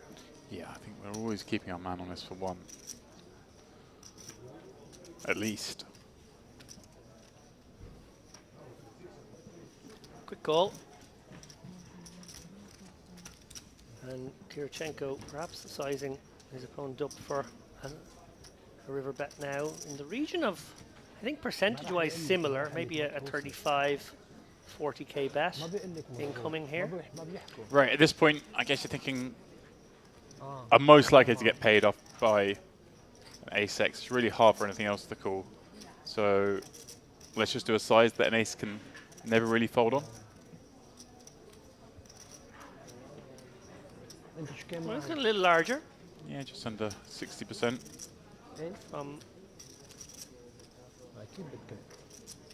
Your mouth to his ear, James. Yeah, I think that's just F just wants to call. Found that piece. You got it. You got it. Let's see the cards.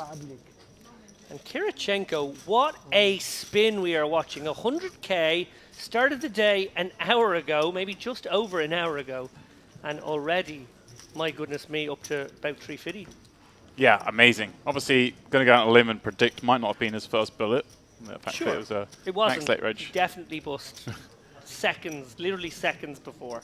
Well, maybe he busts on day one and decided he was a max late reg for day 2, you know. I looked at the Oh, you're such a cheat. Okay. Either way, he's in here, he's mixing, he's building up a stack. Has he been all in and called? No. He's done it without showdown. It's kind of remarkable. Well, sorry, okay, that last hand was shown down, but Yeah, you're right though. he has nerdled his way to 350k. Just had the goods, hasn't he? Karam makes way.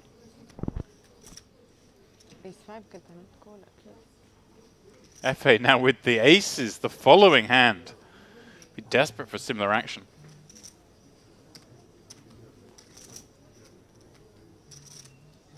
Might look steamy.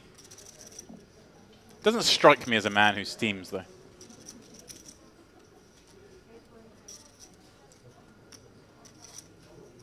It's an amazing face, Effie. Looks like you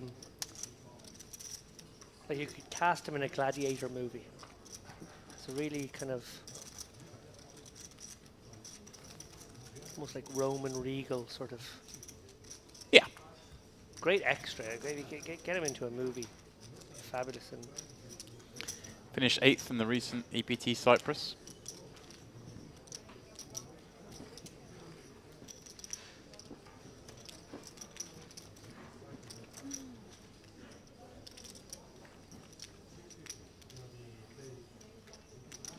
picks up a customer from the small blind.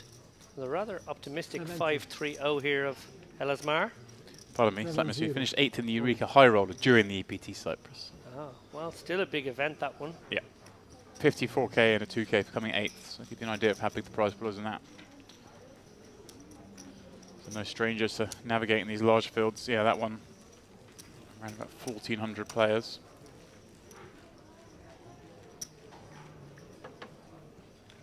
Most of his cash is coming here. We'll foray to EPT Prague 2022 and EPT Barcelona in 2023. Best result here, your 3rd place finish. Merit Poker Summer Cup, July 2021. I think one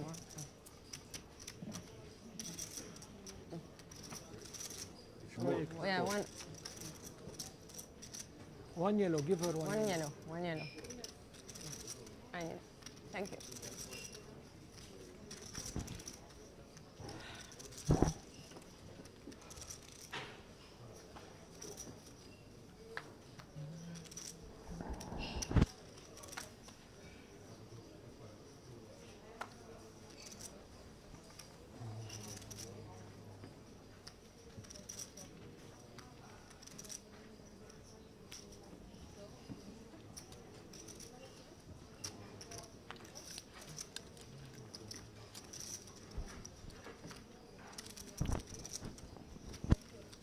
So exactly 1/3 of the field now remain. That 300k mark is the median stack.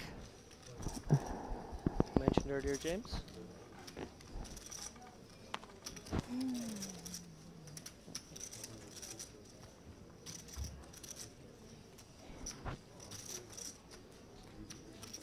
Discipline.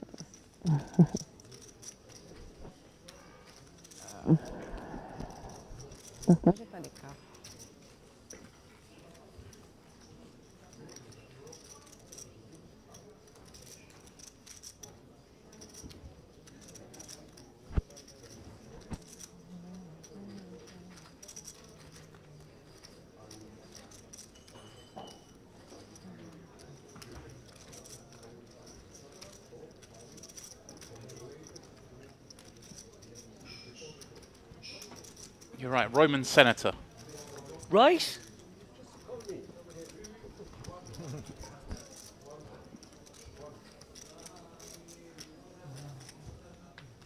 He strikes me as the one though that's kind of conniving in the shadows.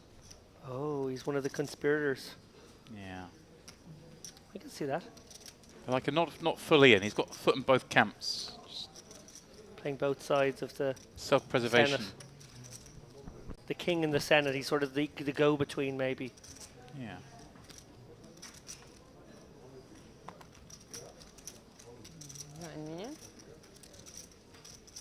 I need to grow a better beard like that. Sitting beside Andrew Headley all week here.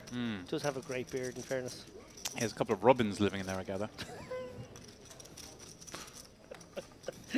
Has he named them? Robin. 1 and 2.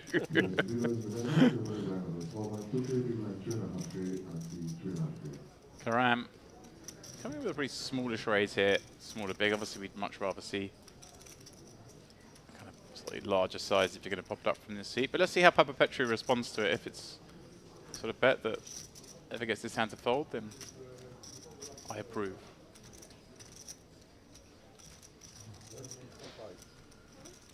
Oh, he was not thinking of folding.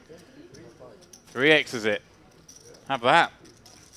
Interesting. So many players would just elect to call with this Jack 3 suited here, closing the action. Take a flop. He just using the old big card, little card, but with that little suit there. Yeah. Working with him as a nice 3-bet. I like that. Yeah, bit of playability if called. As we zoom out, because I think blinds are up.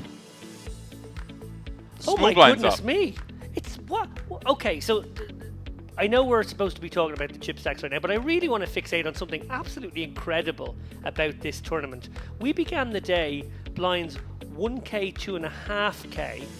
Then we had 1,503. Now we have 2, 3.5. No, then we had 1,500, 3.5, and now we have 2, 3.5. The blinds have absolutely crawled up This is extraordinary amount of play you're giving these guys at a lovely time in the tournament. Yeah, giving maximum playability, especially for the ones who poured in late, still kind of wheeled, not get punished. And then, of course, we will move the blinds up. From this point forward in a more conventional manner, it'll be 2-4 onwards.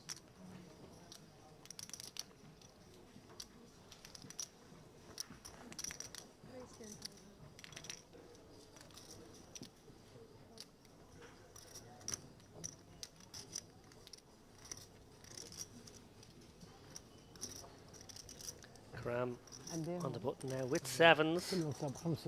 Facing a 3x from Ellis Mar, who's 3xing off a shallow stack here of about 20 bigs. Yeah, Karam questioning something. I guess the stack size maybe. And looks like she's just deciding to 3-bet go with this. Might just stick him in here.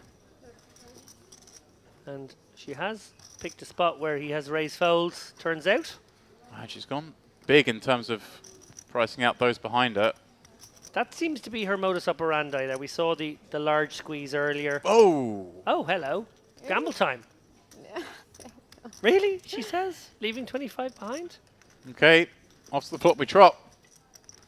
Well, for Karam's sake, hope there's no filt. Oh, wow. Partial filt. Yep. He's laughing. He loves it. She's loving to see that flop. Not loving so much to see that hand.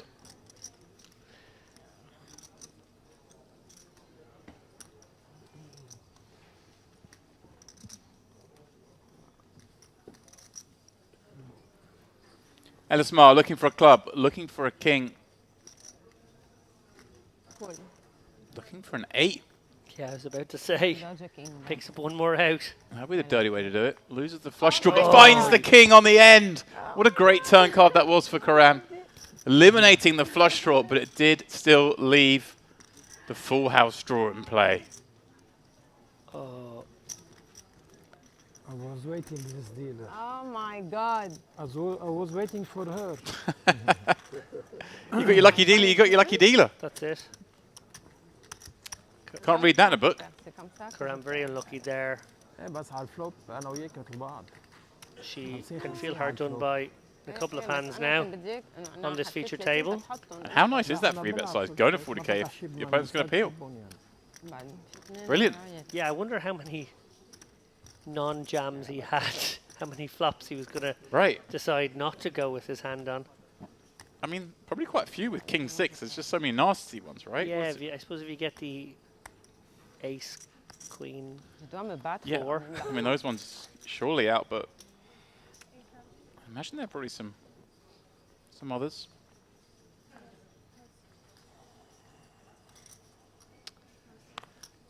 What is it going? Light open here from Prabek with the Ace 8. He's getting out of line. Effie with the suited, somewhat connectable here. On the flop, we like have 50-50. I'll flop, but Flat this one. 50-50. And Kirchenko quick fold. So dominating the Queen 8. Zrebek. Not anymore. Queen 7-9, couple of clubs. Rabbits with the 8 of clubs working. He's getting frisky here, isn't he? The Ace 8 from under the gun. Just looking to try and run this table over, as you were. You know, last dealer, I didn't win. Checking back that scary looking board against a small blind peel, and well, things have got a little better for him in the sense that he's turned the straight flush draw. But look at this FA, also enjoying that turn card to some degree. Comes out betting and bets small enough that I can't imagine Rabbit's ever folding here. Does he ever raise, James? Yeah, I guess his sizing, think he's maybe against a 1-pair queen type hand. That, well, like Queen Jack suited is not going to be able to suffer much heat.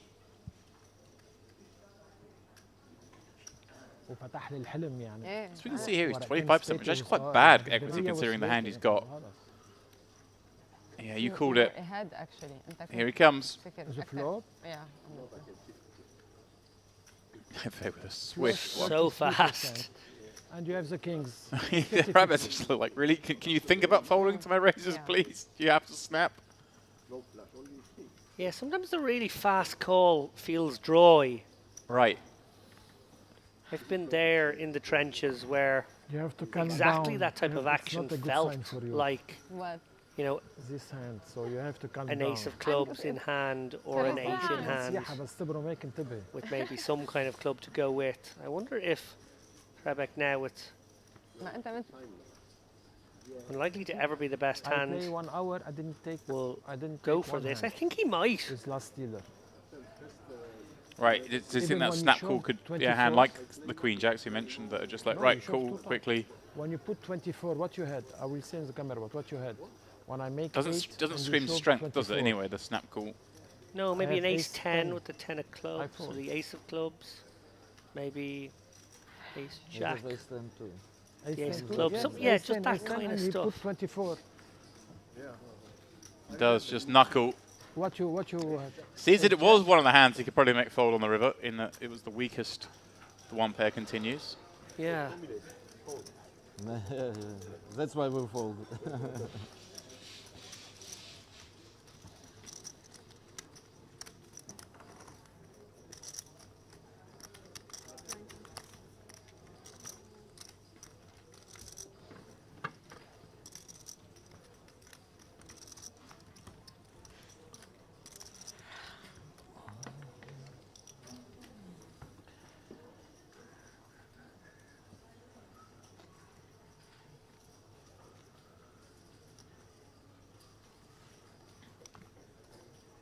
Andrew been relatively quiet at this table.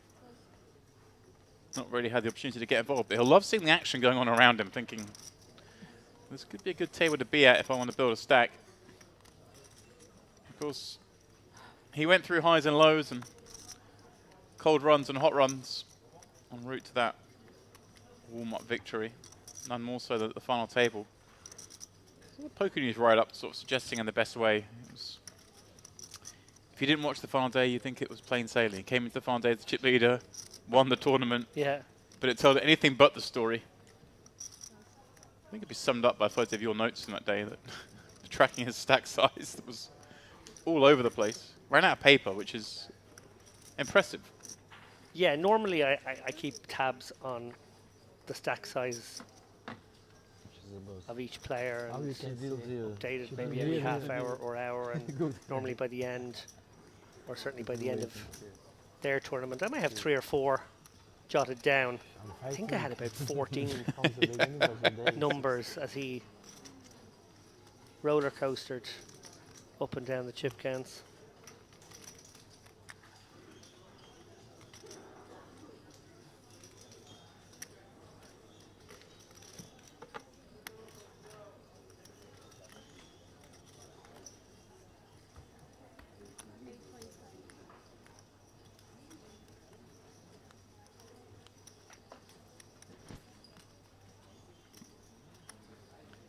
Petru, huge flop for him from the cutoff with the 8-5 of spades, finding the 9-7-2 spade flop, but Rabat's in the big with a king and, well, perhaps unfortunately for him, depending on the runouts, a 6.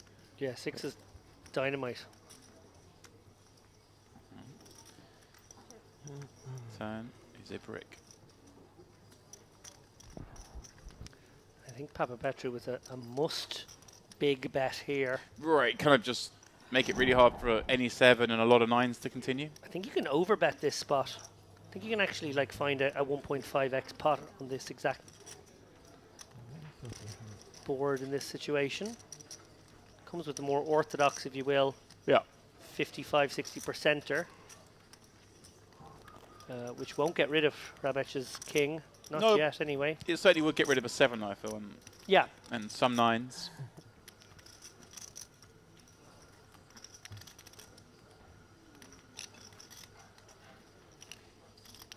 It's kind of weird because Harrods has sort of maintained his stack, but he seems to have been in quite a lot of frustrating positions. This is another one. Little did you know that he's up against the draw. Oh, wow. The disaster card strikes. 80,000 pot now. boom goes the dynamite, James Dempsey. Yeah, but is this dependent on the bet size Papa Petru comes out with? Does Kravitz plays as a check call most of the time? If he ever checks over. He could potentially save himself from total disaster. If he bets out in this one and gets raised, it'll be a very difficult spot. You play very good. I think he probably feels like he needs to bet it himself. Right, thinks there's just too many checkbacks for Petru, perhaps. Oh, and has he gone 50k? He has. Well, we know that Papa Petru won't be fearing snakes under the bed here in the 8-10. Obviously, it is one possibility, but you have a lot to target here. Sets you can target. His posturing here in instant reaction is... But he is a bit worried about 10-8. It's just not one that I then expect to see a raise. Like, if he now raises, it kind of looks a bit... Oh, he just calls. No. No, he's made it 125 here. Not an all-in, leaving 60 back. So just sort of trying to price what he thinks his opponent could call. Body language is a bit funny, you're right. Yeah. I'm not quite sure what to make of it if I was in Babet's seat. When people tend to bluff raise rivers, they don't tend to give off a reaction like, oh, something bad's happened, I don't understand it, and then raise. They do a just stoic, which is why I think you should always try and remain stoic to bets, unless you're in a situation where you obviously are never raising and you might want to give off. You're not worried about giving off tells. But Yeah, so now Babet wondering how often does opponent have the 10-8 or the less likely 8-5? How often does he have a set of kings, set of nines? Right. Does he raise with... Does he ever raise one pair hands? Does he ever raise a weaker two pair? Does he even raise a set of nines? Like, you wouldn't love life facing a bet with the set of nines here. This is what I mean, though. Kravitz has been in so many of these spots already, it seems like. Yeah. Real knife-edge decisions. A very under-bluffed situation here when you go check call, lead, and your opponent raises. Yeah. It really is.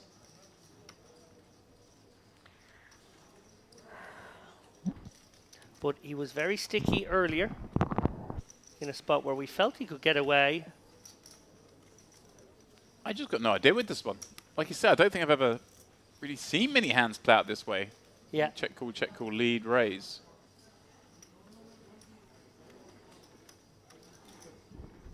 So trying to piece it together. There needs to be a right sort of 20% of the time. So polar now. Such a small raise as well, just 75k. Very rare you get given such a good price on the river. And getting eyeballed by Papa Petru as well, which is in itself interesting. Often, again, James, opponents want to just like pick a piece of felt and stare at it. Reminds me of the Tom Dwan looking down at the table for minutes in agony and getting blinded by the reflection of the cards. But we've all been there. Just pick your point and just stare.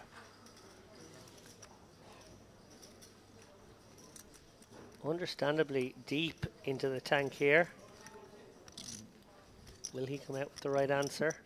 I feel like he might. It's weird because obviously he's got 700k, but he is really facing the most difficult decisions at the table. And yeah.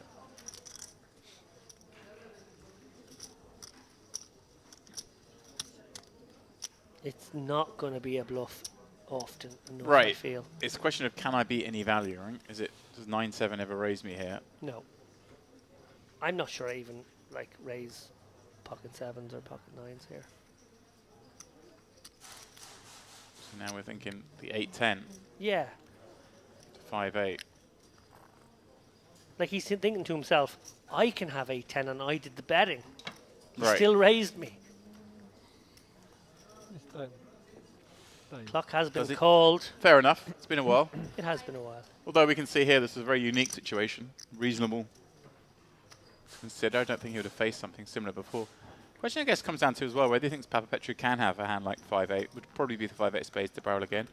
And even would he barrel 10-9 on the turn? 10-8, pardon me, on the turn. Is it a minute or 30 seconds in this situation? I think 30 seconds, but...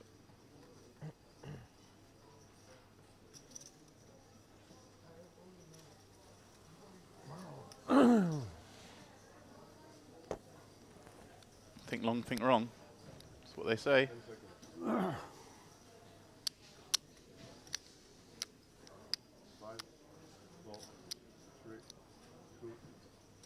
Oh, he does call. Eventually makes the call. Papa Petro tables the straight. You cannot believe that they have this. He really didn't want to call that. Oh my God. I thought he would find the right answer. قلت له لهيدا I ما really عاد did. يسلك بيك. قلت له لقله ما عاد يسلك بيك. Curiosity killed the cat. You see what I told you? Not 10-8. Okay, but yeah, there's a straight. Close, close. I know him. I see. I thought that you have 10-8 straight. Having a little hand funeral now. Yeah, I love that. same. Honestly, must have had a whisper. Told you to have straight there.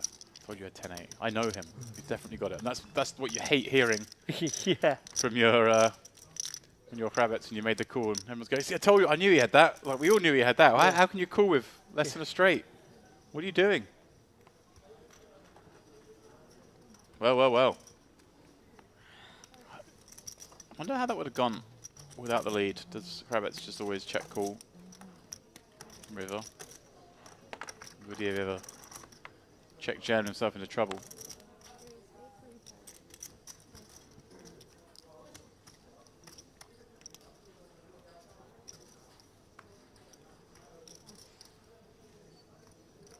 Lykoff, 7-8 of clubs. Effie has those clubs smothered here. Can go both ways from the cut-off, flat or 3-bet boat reasonable. I imagine this one would be a mix. Well, he's putting out the raisin chips. It seems every time we've had a mixed spot on this Yeah. table, they've chosen the aggressive route.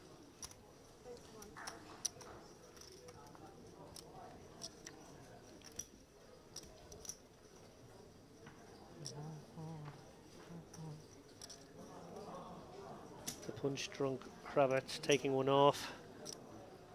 Not been the most pleasant hour or so. He still has a monstrously big stack, but like you Yeah. said, James, he's faced all the toughest decisions, and unfortunately for him, from a results perspective, he's got them all wrong. Yeah. Ah, yeah. Lykoff will be tempted here at this price with the 7-8 of clubs. Does make the call. We're going swimming. We're getting splashy.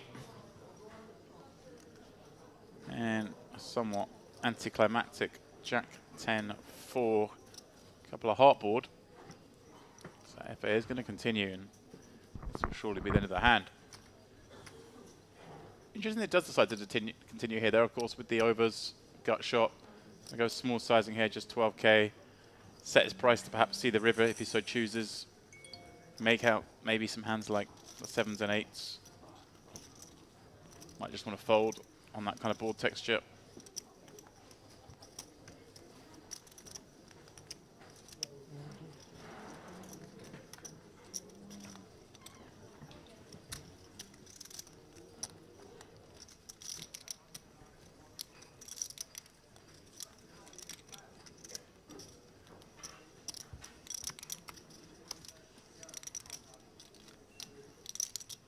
Another player propelled to the top of the chip counts, now cresting 1 million. Razvan Sabau of Romania and Maharachur, both just ever so slightly south of 1 million chips. Fausto Tantillo is out there building a big stack as well. He's got 645k on a table that includes Michel Habib sitting on 910k. A lot of chips on that table. Karam, she's got a very playable King Jack suited this time. Player perhaps be the most impressive in my mind here. Showing her moves, and Kravets, Ace King on the button. Against the player who's so far had the best of him. Yeah, and one suspects that this 3-bet will be met with a call. Karam. Yeah, especially when it's relatively small sizing in the sense that it's up against a +1 open. I look at this, James. Smart. 2 queens, fresh off that double up against Karam. Karam, as he moves in, goes, whoa, stop. I want to get involved. What is happening here? Yeah, had she What? she called out of turn, I think. How much? Oh no! No, she called out of turn, but obviously the action has changed, so she gets her options so back. she should be rewarded her action. So it's not that she would be forced to at least call a 26. That, as I believe, is the much? rule. Okay. Obviously, if she'd called out of turn in unchanged action, she would be compelled to call, but if someone does change the action, you're usually awarded the right to Well, adjust no decision to now the new for her. reality. Well, here they go. On their backs. Big showdown here. Yeah, 330k. Huge spot for both players here. Elasmar obviously ran his luck there a few moments ago. And he could be up to 320k from just 60 Yeah. a few moments ago. 60 in a prayer. Krabetch, who began with well over 800k, could be down to as little as 466. This would really sort of compound the feeling that everything's going wrong for him as it comes 9-3-4. There are a couple of clubs. Still has 30% in this hand. Wow, if he doesn't spike here, he is going to feel very dejected, one would imagine, just how poorly this frame has gone for him. That is the case. And as you say, Elasmar, I mean, was all in with, what, 4 outs to go, 1 pull. Big comeback. And indeed, a big comeback now. It's over 300k. Good spin. Yeah, very nice spin for Elasmar, obviously with a real hand on this occasion. A classic race. But the loser of that race, Krabetch, She always brings me luck. he's been frisky, he's been authoritative, but he has gotten put in the blender and he has run poorly as well. Both with the run-outs and with the showdowns like that one.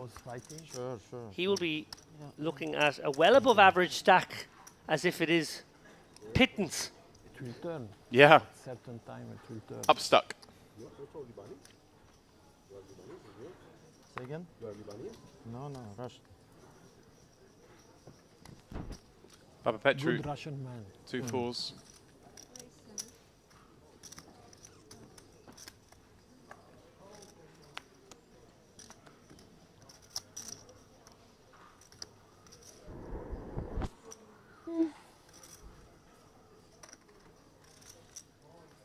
Me?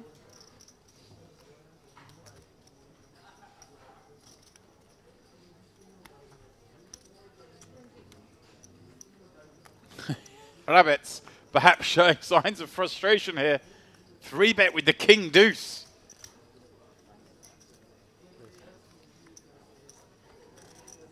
It's the last man who took a chunk out of him.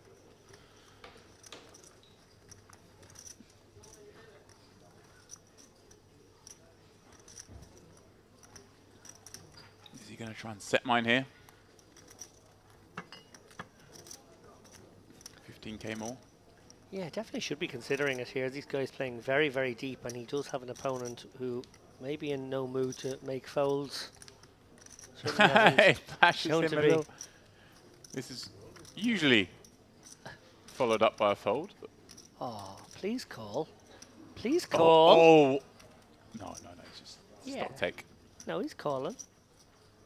You thought he was coming for raising chips And there? when they bring out the big guns, you get excited thinking maybe he's giving the old smile, the flash, the wink, and then just 4-bet it. Yeah.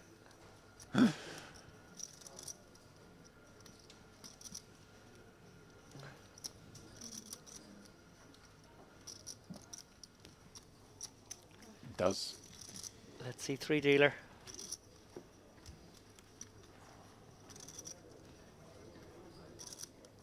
Well, an ugly board for both to see. This is still maybe the case that Petru can still win this pot at Showdown, right? You put too much However, it's going to find it really hard to bet this flop. kilo. Yeah. I know you. sometimes you His will- face tells it all right now. If this does check through the streets, Because I know you. we I know might you say many Kravitz games just before, you know, blow but up. for Sloan, ah, okay. Maybe he finds a 10k bet here on flop. Where do you Right. live in Russia? Nope. You're right, James. This could This is- happen. Oh, that It's, maybe, if but it's it's still such a dangerous card. We may see the delayed bluff. Yeah, we might see the river bluff to try and get Many the Russian move here pocket to play sevens and online less like to this. fold. Oh, there, yeah, maybe a Jack 10 suited kind of hand. That's the problem. All the weak hands that he does have here that have hit this kind of do have to call once. Or call the turn, I should say, because they do have chances. Bluff here is really just trying to get, like you say, the 9s and the 7s out. Yeah, I really like your more sophisticated line here of waiting to river, but he is going to try to just test the waters here, and it will work. You know, no way Papapetru can put on his cape, even for this amount. But he's found just the right part of the range, right? The small pocket pair, because everything else would want to continue. Unless he was setting up, of course, to fire another barrel.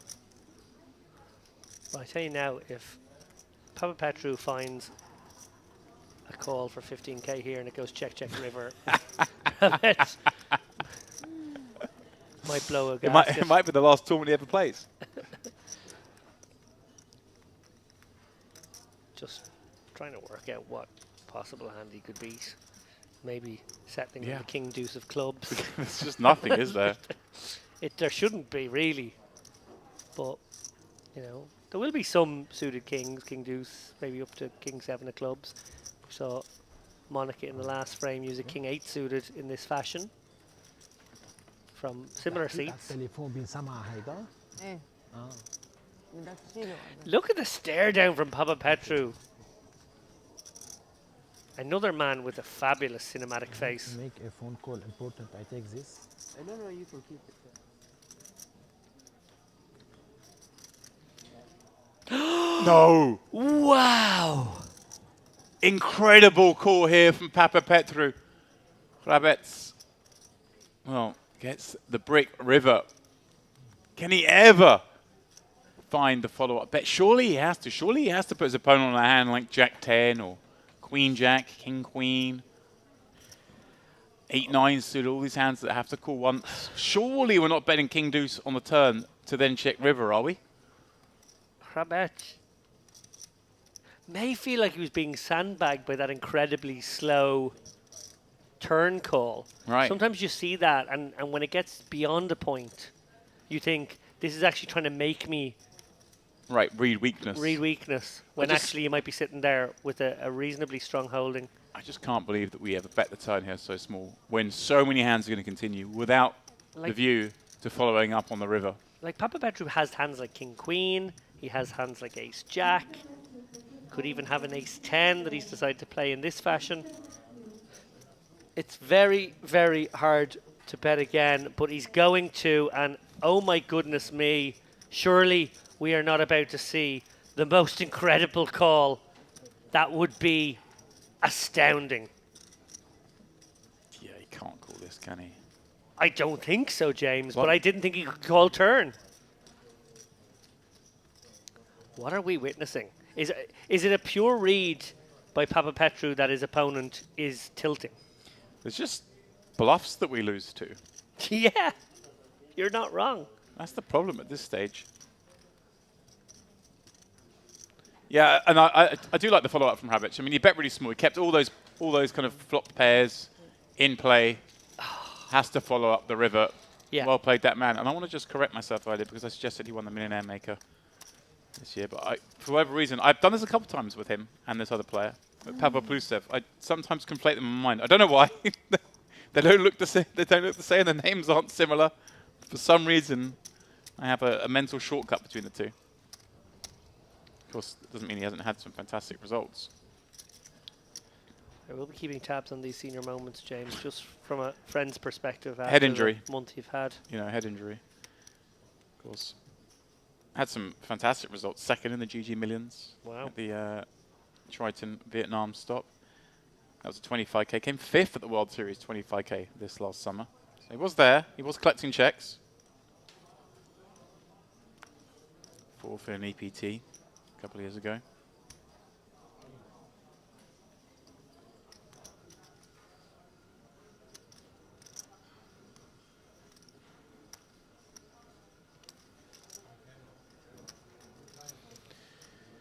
These hands haven't disappointed on this table. The guys are battling. What an incredible call that was by the 2-4s, but realistically with no path to victory because no, Hrabets was always going to follow up on that river. Well, Andrian, we've talked about how quiet and disciplined and, you know, circumspect he's been. Finally does have a real hand.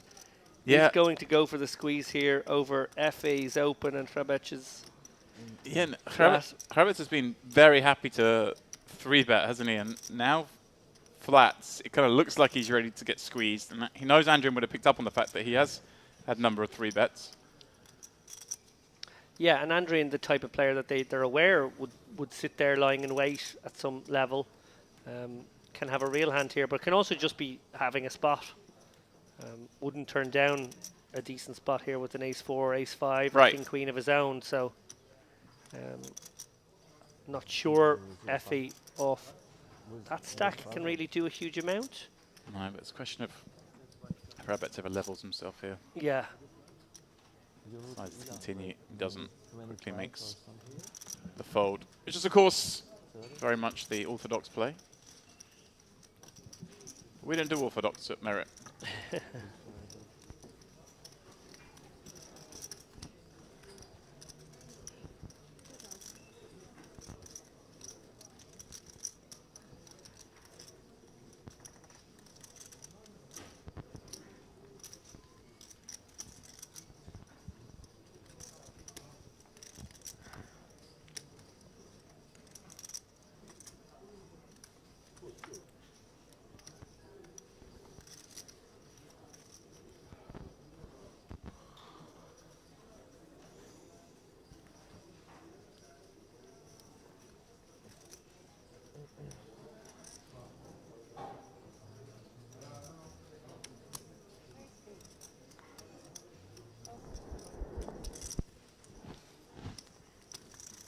FA at it again, this time King Jack.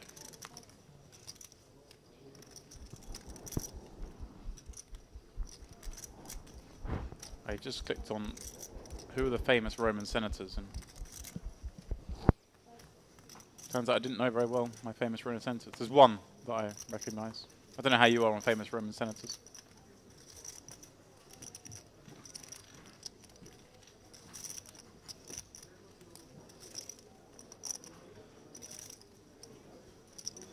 Well, whilst you've lost your tongue, 10-8-2's flop gives Elismar the nut flush draw.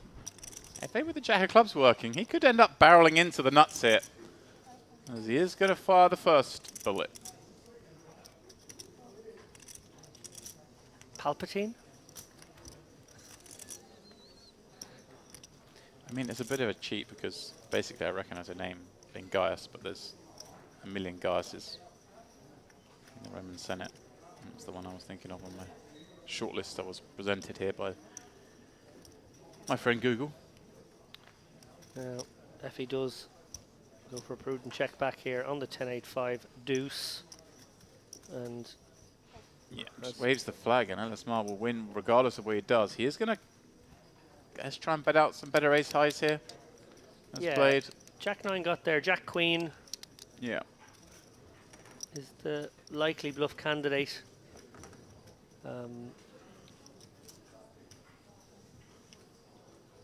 Miss flush draw, but of course even the nut one is winning. Yeah, nicely done. Like that, just he's going to win whatever he did, but perhaps beating a couple of extra hands by betting. I've just looked at the chip counts, and I see a name at the very top of them with over 1 million in chips. Oh yeah, do tell. Andrew Headley. Not Andrew Headley. Monica. Not Monica. Someone we love to see on the stream here. A fixture at Merit. Georgie. Georgie Shkolukia has 1,053,000 chips. He is the current chip leader according to Poker News. Shkolukia. Shkolukia. Shkolukia. Yeah. Yeah. Love to see it. Obviously, had a big result last night in our PLO cash game. Very big.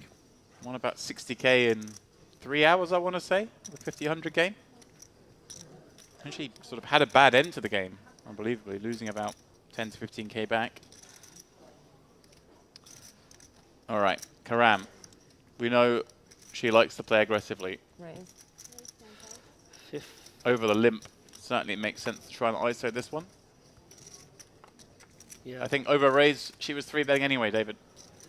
I think so, and now she gets to battle with her old nemesis, Elas Mar, who got his engine started with a optimistic play against her just an hour ago.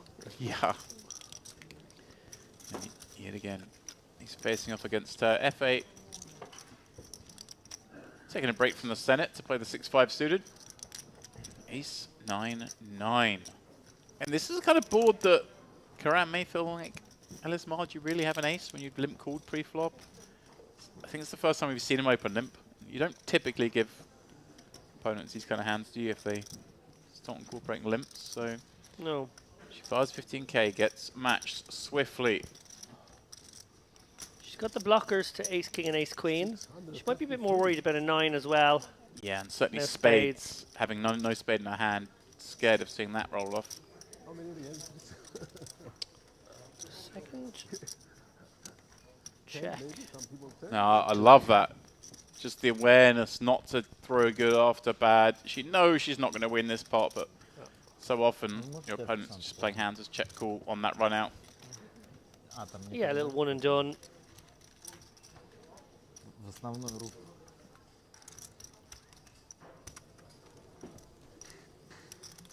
يا الله. يلا هلا بروم. بس منيح انه ما كفيت. بعرف. سبيشلي كلهم هلا من بعد اللايف انه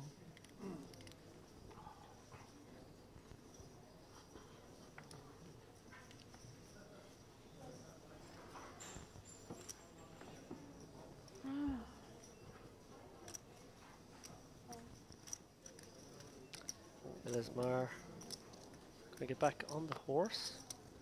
8-7 of hearts. Like off with a light 3-bettable ace-5 here. But it's another limp, isn't it, from Elas Mar? So Oh, I'm sorry, it isn't limp. yeah, I like that fold. Ah, Papa Petru. Yeah. With ace king. He wouldn't look at a place in the Senate either. Nope. It's a great beard. Yeah. Some great beards on show here. Stroke that whilst hearing arguments, couldn't he? Even the colouring, even the, you know, it's a Yeah. very dignified sort of way it's greyed in pattern.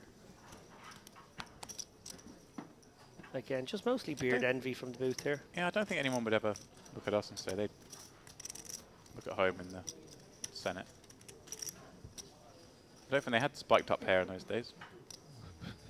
Referencing you, of course, rather than myself. It's been a good couple of decades since I had that look. Top pair, top kicker for Papa Petru. It's going to pursue value from weaker ace X, maybe some jack X. Unfortunately for him, 7-8 of hearts, barely connecting with this board.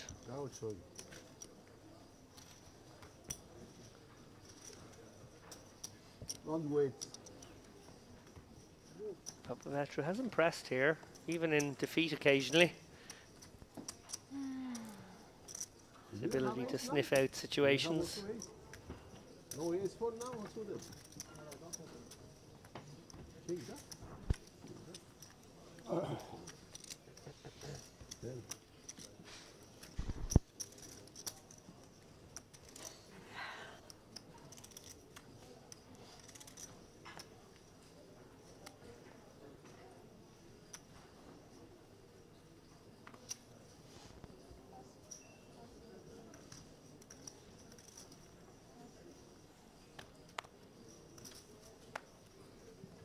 Karam. Very playable looking queen 10 of clubs. 8.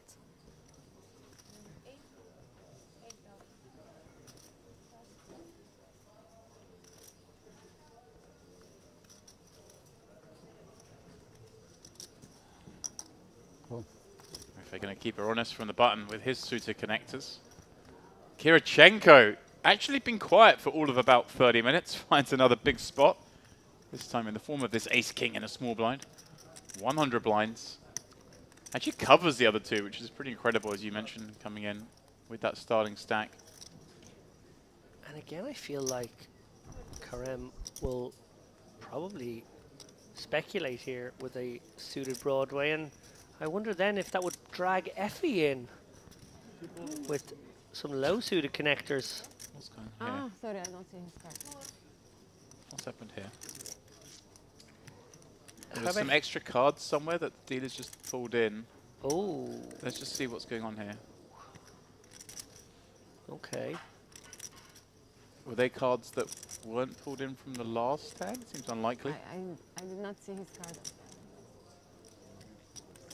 What? Well, I'm not sure what's going on here, but Hrabets has had enough.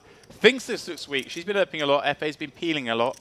Thinks Kirichenko's at it. Takes the ace-9 off as a understandable cold 4-bet, but also even more so when we see the way that Hrabets' day has gone. And now Kirichenko, surely with... Yeah, he's going to launch it here, and what's unbelievable again is Kirichenko's going to find a way to pick up a huge pot, Right. uncontested. It's 130,000 out there. Hrabets is just going to feel even sicker once again.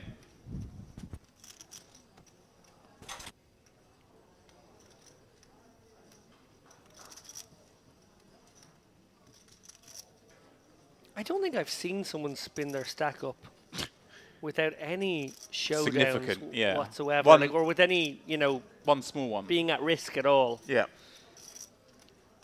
And that small one being, of course, a pot where his opponent was drawing dead on the turn. Yeah. All in. Oh, cut away just at the moment. I wanted to see the instant reaction on Hrabets' face.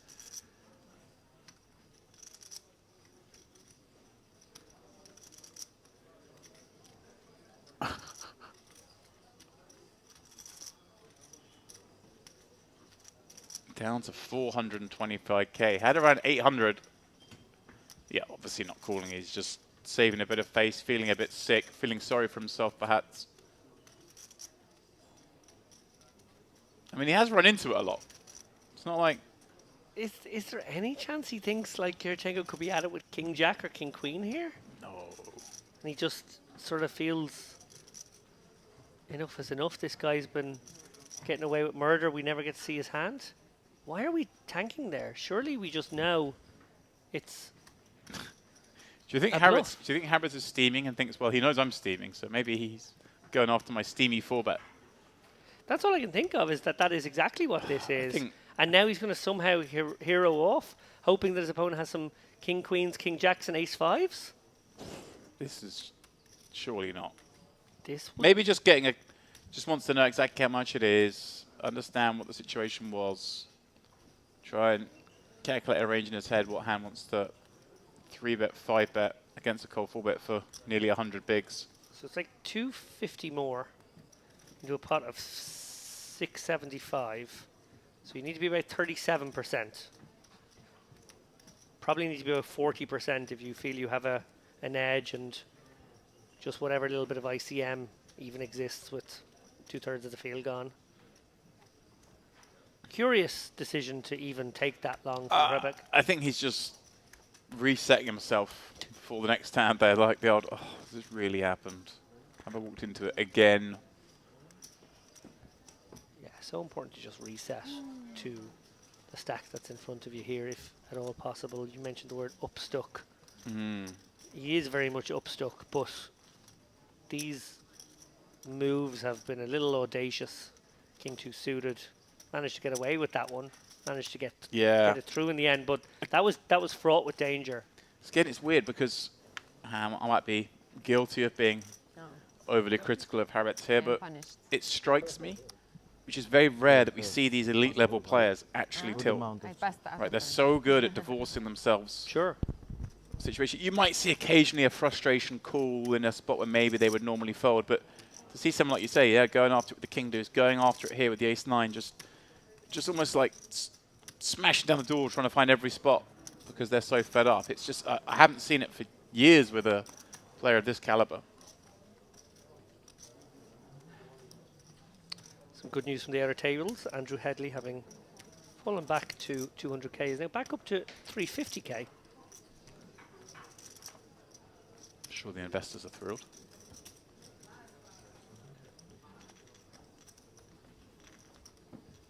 Sorry. Which is, of course, 350k is fewer chips than Rabbits has, but imagine a very different outlook right now on how the tournament's going. He's delighted with life. Yeah, such is the nature of tournament poker, or any poker really. See it in cash games as well, of course. Someone the old upstuck thing. Then, yeah, I mean, sure you've been there. You sit in a cash game, and you end up winning 1 buy-in on the night, but you've been down 3 buy-ins. It's joyous, but when you've been up 5 buy-ins and win 1 buy-in, you feel sick, even though you're driving home with the same amount of money in your pocket.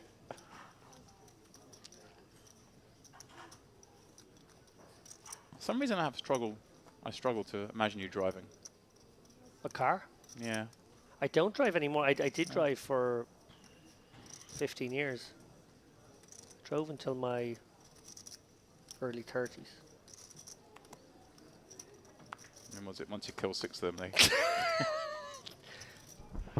You took a real risk that something bad didn't happen there. You're actually right, I did. Actually, yeah, it's true. Should be a little bit more careful. I should have. If only I could have on live on air. If I could have just kept the performance up and went, well, actually, James. Sorry, can't be even joking about such a terrible subject matter. Back to the action. King 3-3 here. Neither player connecting meaningfully. Kirichenko will be sneezing and winning, picking up even more chips.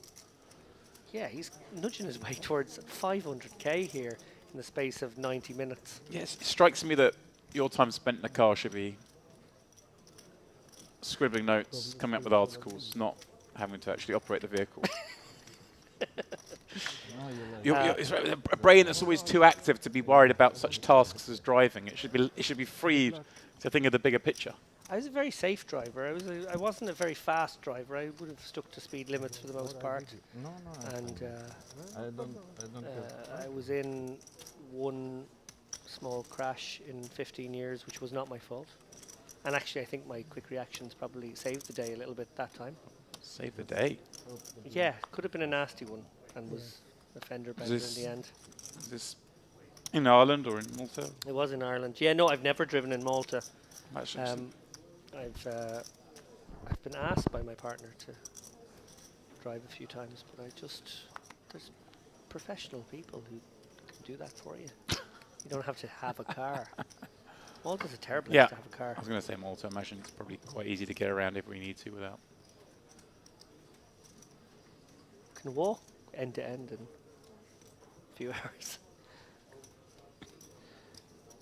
And Rian has been dormant, shall we say, but a dangerous. He's on standby. Yeah. Like the chickenpox vaccine in your spine. He is a dangerous dormant entity. Ace 10-6. All puppy feet. I've just realised that was a reference to something Andrew and I were talking about. So it was a callback that you're oblivious of. Okay. Sorry. Most of your things do go over my head, but if I wasn't even in here, I've got no chance. We were talking about shingles. Okay. A couple of days ago. Wow, you guys have fun in here. Highbrow stuff. There's me going to the spa on my breaks. I should just be tuning in. Small bet gets it done. So,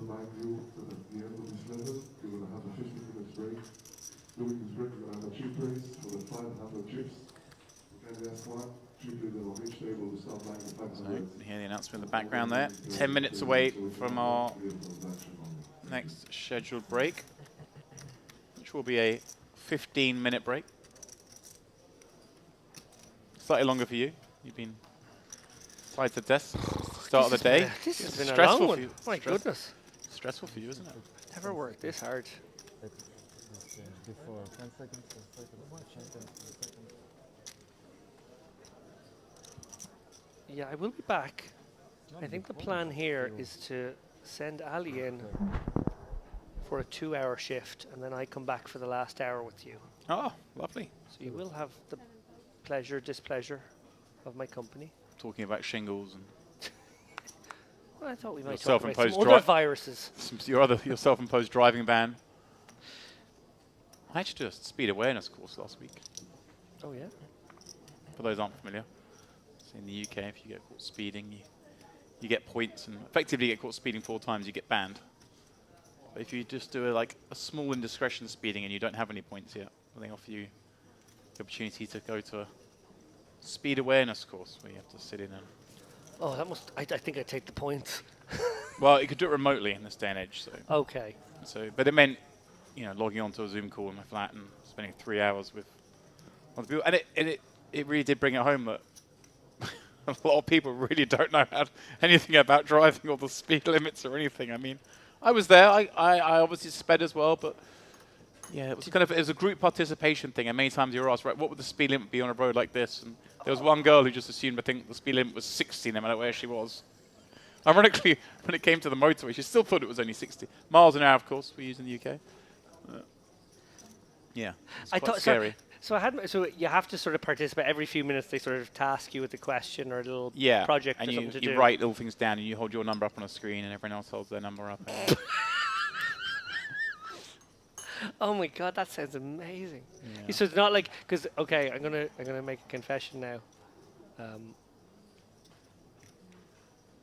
I will tell this story after this pot's brewing a little bit, Papa Petri. It is a little bit, isn't it, Andrew? Now betting these thighs with a gut shot. Figures he probably has the best tan, but of course, Papa Petri with a lot to continue with behind. But Karam thinking about it. She doesn't like passing too many hands, does she? Let's see. In here with his nut flush draw. Can he ever find a raise? Kind of like. Guess he's just good sometimes. Yeah, and I feel like I say it a lot, but good things happen when you hit. Sometimes you can goose someone, and he's done it here via the ace.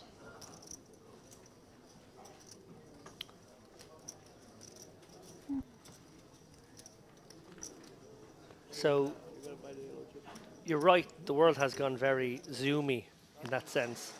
Oh, quickly before you go on to that, a little look at our next lineup.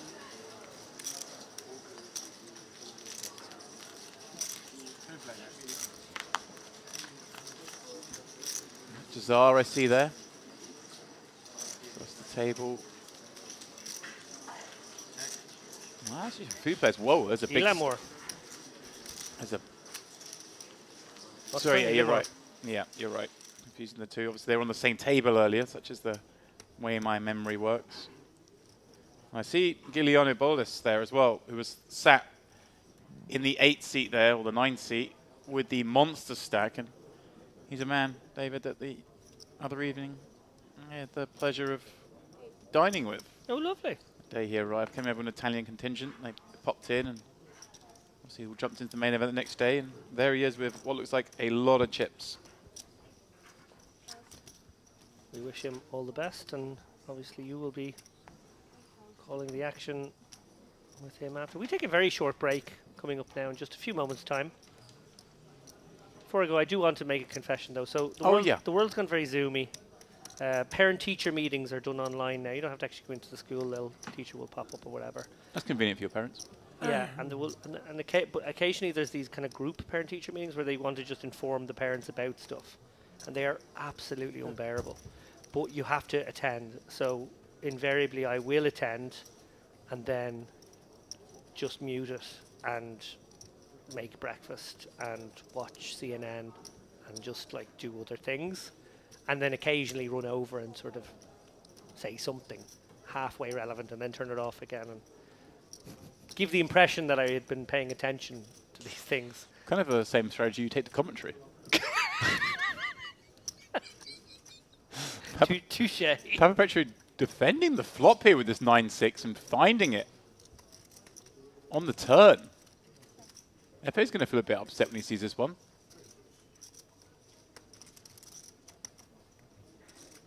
I had to do a adoption course. So I have a little boy, Nico, who we adopted a year ago to the day. And we also had to do that via Zoom because of COVID. And we have a child, But I think the assumption is a lot of the adoptive parents don't have children. Right. So you do essentially a parenting course. And we sort of felt like... Can you just hold one up and say it's still alive? Yeah, but so much of it was basically about, like, don't drown the baby. Don't, like, drop the baby. Everything was like, don't put the baby in the microwave. Don't leave sharp things around the baby. And we were like, we already... Baby is not dishwasher safe. We've already mostly figured that out. But you do have to attend, so again, you're on Zoom, losing your mind, pulling your hair out. Yeah. Yeah, I think it's a good thing I didn't go to one of these courses in person, because if it was the same lineup, I might have told this young woman that she was a complete idiot. I might have lost my rag. She kept saying stupid stuff. And obviously, in that, you want it to be done as quickly as possible. And so you don't want to add anything unnecessary or ask any unnecessary questions. No.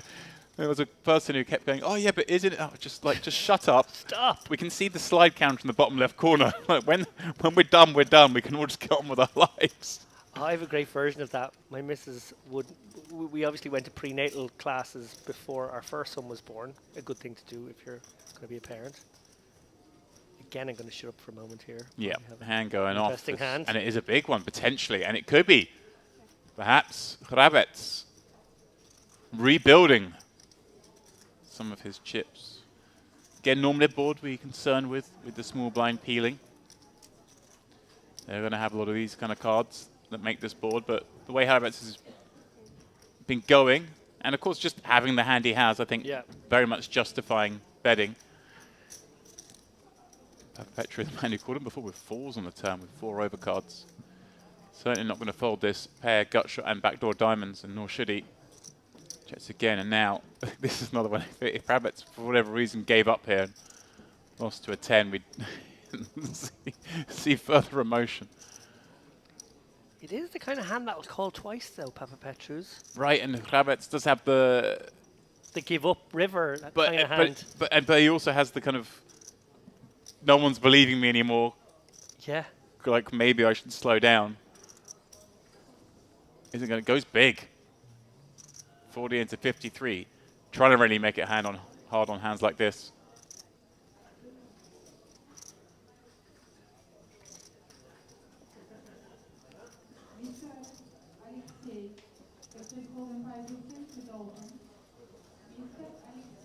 Patrick, can he pass the test for this size, David? It seems very large. It's tough. And last time, I mean, he put the cape on, but then still got blasted off on the river. Must be thinking the same thing's possible. Well, if you want to put the cape on, this is a better one to put the cape on for. At least your hand can go somewhere. But in the end, does let it go. Fair play to Hrabet, sticking to his guns here. Yeah, I think there's been probably a couple of over-aggressive step-outs, but that one, very good. And most of his play was, he just got very unfortunate. He kept running into the worst part of ranges and whatnot, but perhaps a little frustration showed. But that pot might settle him, and of course, moving off this table now, maybe back out somewhere else, you kind of reset your mind. Now, I know everybody's really keen to hear my prenatal story. We haven't got long, so get it in. No, I'm going to save it for tonight. I'm going to save it for tonight. Come 2 hours from now, set your clocks. I will be back in the booth with James Dempsey, and I will have a moderately funny anecdote about my time in a Maltese prenatal class. I just can't imagine you suffering such things. Lykov. 8. Raising up to 7k. With ace 10 suited.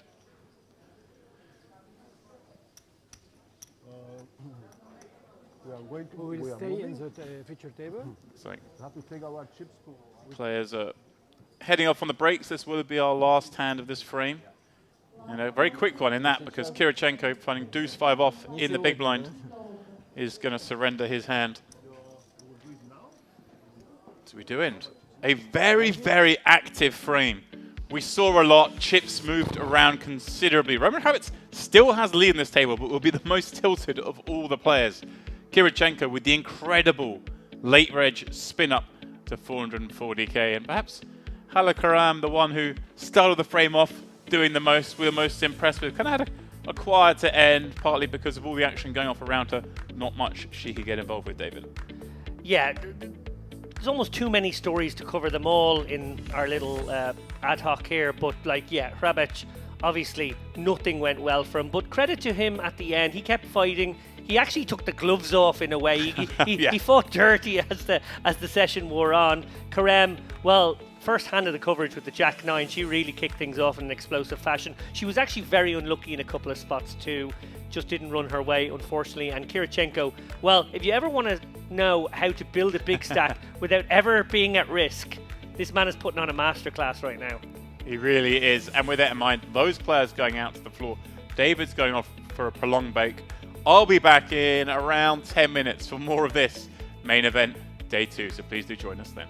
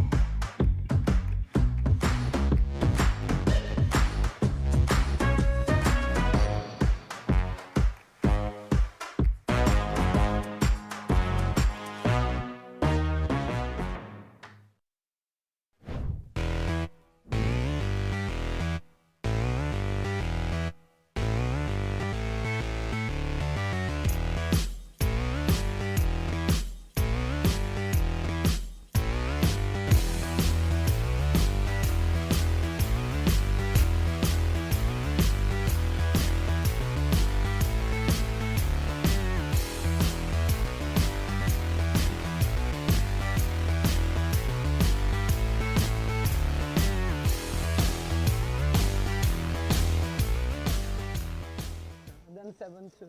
We could be going 4 ways here if Monica can find the flat. If she does find the 5-bet, it's a 5-bet fold, which is never nice to do with queens. Yeah. So it's probably for that reason I like to call here. And I feel like probably giving away a huge amount of information here, actually, Monica. Clearly quite genuinely struggling with this decision. Right. It's going to look very weird if she raises now, put it that way. It would look brilliant if she folded, though. I don't know if that's available. She's aware, though, that this under-the-gun open with her table image has been 3 and 4-bet behind her. I don't think she's particularly worried about Krasilnikova's involvement, but a flat here, and it goes back to Barca where the action remains open. That's true as well. You flat, and then you can get squeezed again. 340 maybe. It is again one of those spots that if she does flat again, her range is incredibly condensed, but Not triple up. I like this decision on balance to flat. I agree with you, Ali. Folding was an option given the amount of action there, but this is an action table. I feel a little bit like Monica gave away some physical tells there that she was not hugely comfortable. I think her hand is at least categorically face up. It could be an ace-king. It could be a jacks or a queens. She sort of really just like put herself in that category here. Krasilnikova has obviously juiced up the pot a little bit with what will be perceived to be a gambler's range And Barca now getting an amazing price here if he wants to speculate, but not a nice hand to do so. And fresh off of amazing prices having cost him a good bundle of his chips. Yeah. Will he find the discipline to get away pre-flop here with this king-jack? He certainly knows his hand is no good in at least one, if not two, spots. Yeah, like he absolutely can be up against the ace, king, and the queens, and then we'll just not know which way he wants his run out to go. He is going to try to speculate here. Obviously, if he had a suited hand, we'd be much more on board with this. But anyway, look, what a pot. Edge of your seat stuff here. Precisely what Krasnolnikova is thinking, by the way, is her all-in is now potentially capable of rendering her a quadruple up. And the ace-7-5 board is all Malyarchuk, and one that is good news for Monica insofar as she can get away from this now, especially without a heart in hand. Yeah, exactly. Malyarchuk actually very unlucky to make top set at some level here. Monica absolutely gets away. And Krasnolnikova is going to need runners here. I was like, Jesus. Note that Malyarchuk decided to play it as an all-in. He has the ace of hearts in top set. Perhaps, maybe, Ну, может, и не класть карты, там уже... Yeah, but I can was come like, with a can I- milky sizing or a check back on that particular board texture where you're really holding the deck. And really praying that Ah. there's an ace king out there, although maybe it would have called that bet. Oh, Okay, Eight you're saying on there's a the river? chance. Yeah, 9 of hearts on the turn. Obviously, the 10 of hearts doesn't give Krasnolnikova a winning flush draw, but that 9 does give her the gut shot. Instead, the backdoor hearts do show up, and Malyarchuk ends up playing the ace of hearts alone for a winner as he hauls in the entirety of what is the biggest pot. The cutoff point, and we're going to find out when that is because we're going to play now until that moment. So our featured table, back to it, with the blinds at 1,500 and 2,500, 1 hour long levels. So we'll be playing 2 of those before we take our next break, as 226 are currently remaining in the field from an original 550 entries. Barca has had a tough go of things. His suited connector deciding from under the gun to make it 5,500. As again, we see some left brain creativity from him. And yet again, he runs into a situation. It was King Jack that got caught up against aces and queens. It was Queen Jack, which ran into aces. Now an ace-queen suited leans back upon him with a 3-bet to 15,000. Let's see the response from Sammy. You know, a lot of times in particular, if we don't have complete information, David, we can get inside our own heads and think that perhaps there's some perception at a table that we're out of line or we're pushovers and people are playing at us. And yet, a lot of times it's just the product of card distribution, people picking up hands when you happen to be the opener, as is the case here. Barca does pay the added price of admission, and to the flop we will go with 36,500 in the middle. This rates to be potentially expensive or fruitful for Barca, as he's got himself the flush draw up against queens and jacks for Pijela. New arrival here at the feature. Igor Pijela, to be exact. Playing under the Estonian banner with over 400,000 in career tournament earnings. This is a seasoned player here that we have on our hands.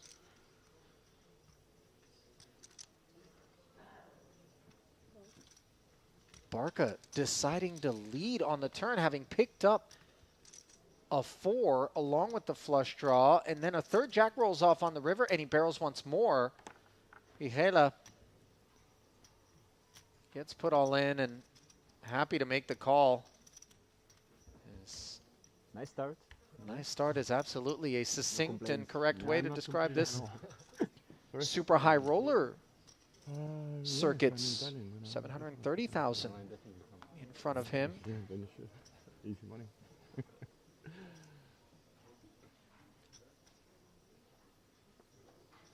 The frequency with which we see these familiar faces build stacks, go deep, in merit events really does speak to the skill of these guys. The way they adjust to maybe the different sorts of merit regulars.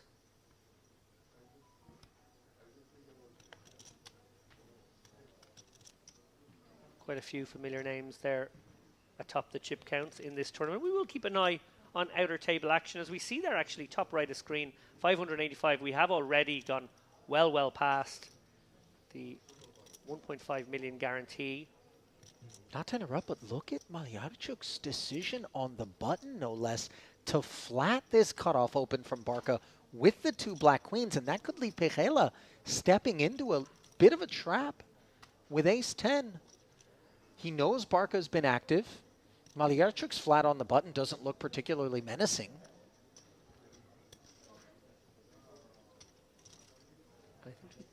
Does play it as a flat, though. And now Kuzmanis with a delightful king-10 suited and the opportunity to close the action. Yeah, I do wonder if a big part of Malyarchuk's consideration there was how active both Pihela and Kuzmanis have been, maybe seeing a potential squeeze coming from either one of those guys and then feeling like he could back raise the queens. It is much more standard to 3-bet the queens, but he's got his wish. 3 bets to 36,000, and this is ambitious from Kuzmanis. It certainly feels like a spot where it could work, especially if Barca's opening light as we expect. Thank you. I think this is actually going to work the vast majority of the time. Those flats will usually be hands that can't withstand this much pressure. Suited one gappers, middling cards. But Malyarchuk really weighed this one up beautifully. And does get the dreamy flat call on the button, back raise.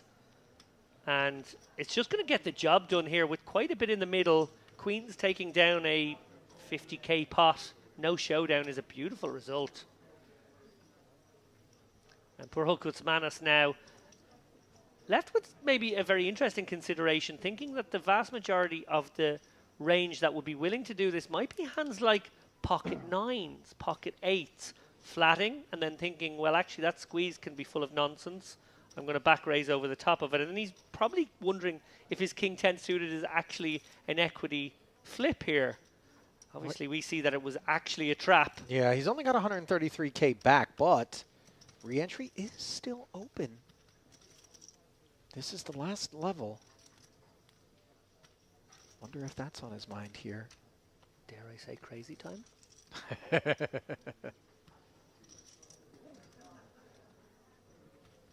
Hoping to see a hand like maybe ace queen off or pocket 9s where he does have a legitimate gamble spot. Kuzmanis, he's made an awkward bet for himself, putting in this 36k bet, roughly a quarter of his remaining stack. And now wondering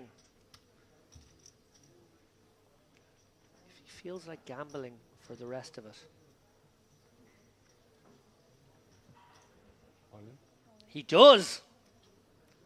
You know, it felt as though that might be the case. Of course, the all-in was never enough to assume that Malyarchuk wouldn't call 100% of his range, but he's going to be spinning the wheel well behind for 354,000 here. Vulnerable are the 2 queens to any king for the time being. As it comes queen 10-7. So top set. Kuzmanis looking for backdoor equity in the form of a flush draw or straight draw. The very blank deuce of spades, though, vanquishing those aspirations as Malyarchuk played this pot to perfection. And Kuzmanis Sneaky. polished off here. Bit of a self-inflicted wound, but he always understood that he was looking for... I feel like we're in a MPO state here, where I don't think there'd be too many traps. An MPO wonderland. Walking along, singing a song. But that's fine, right? That's for you to start saying things like that is fine. But you're having to go at my commentary. I see. Nice and clean and, you know, morally safe. You said maximum, right? This place is a winter wonderland as well, purely because there is no winter. It's just sunny and warm out.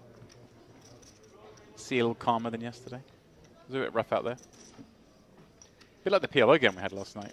Speaking of Wonderland, the Queen of Hearts here in the hand of Tichef, Queen 10 of Hearts. See that for a second.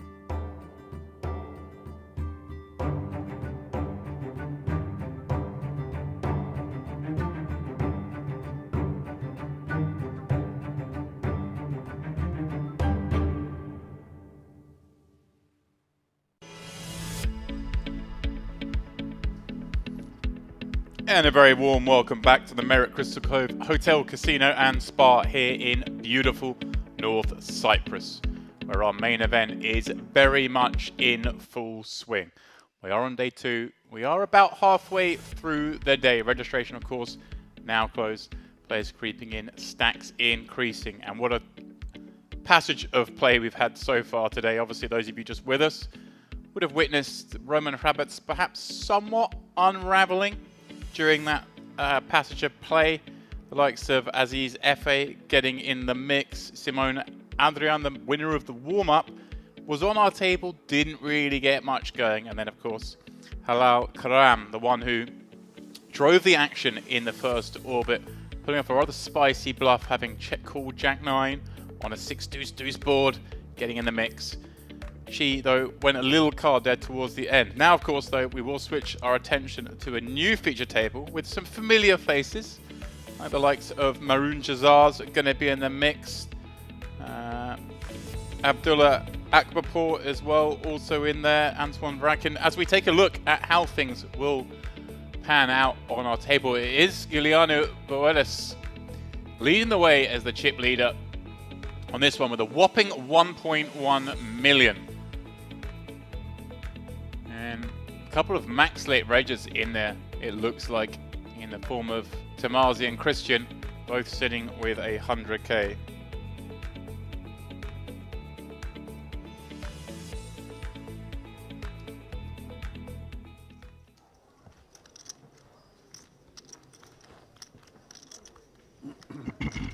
So, we will get things underway. Here we go. Let's have fun.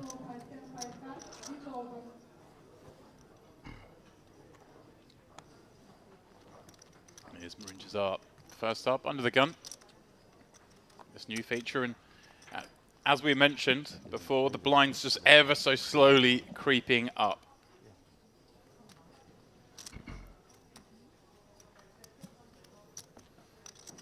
Just 2k, 4k, incredibly small increments at the start of this day 2, whilst players can still reg, meaning that anyone who has max late reg has 25 blinds.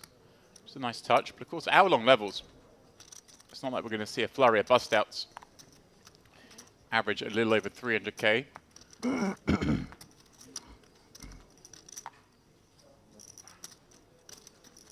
O'Dare on the button. Going to flick in the call of the raise with 7-3 suited here already. Some disrespect. And our new feature table.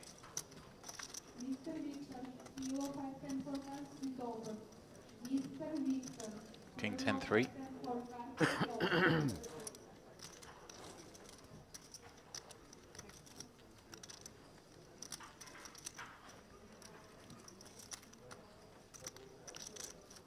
Action actually checking through. I thought, oh, damn me.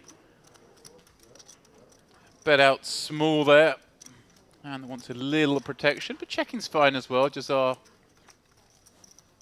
lot of the hands that he has are going to play as check calls anyway, so you don't necessarily get so much protection, more value. And now, betting out just 10k on this river, having checked twice. Kind of a weird one for a day. Just expect a lot of the hands to check. Kind of resign flicking it in, maybe thinking he's going to be showing a hand like jacks or queens here. Thinking most ace highs would just check and be happy to try and win at showdown.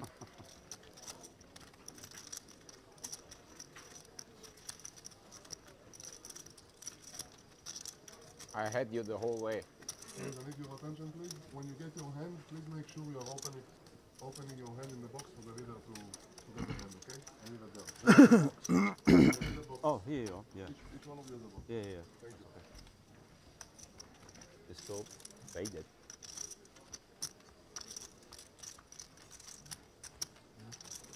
This is a camouflage box. Yeah, it's just like very, you know, same color. I put here, you put here.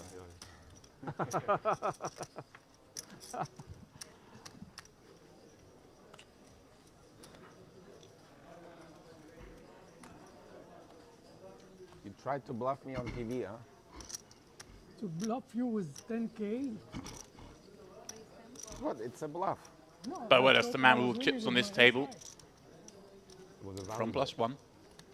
Raising things up as he should with this ace queen. Rankin with just 14 blinds. It's not gonna take long. We're gonna play big pot. 2 3s. One of us will not survive the TV table. I have a feeling.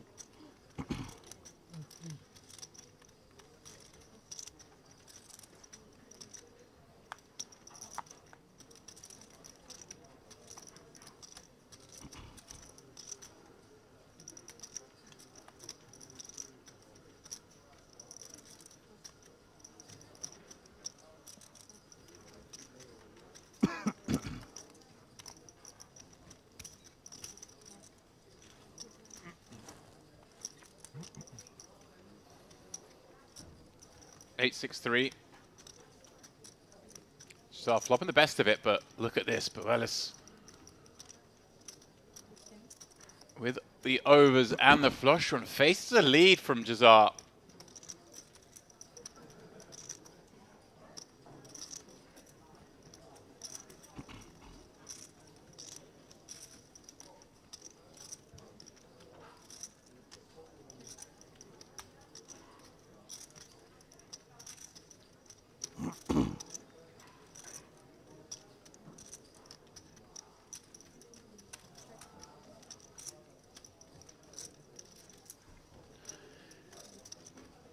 No additional on the turn, and then the ace on the river. Terrible card for Jazar to see. A lot of the continues here are going to be some of the ace, king, ace, queen type holdings, not necessarily just the flush draw ones.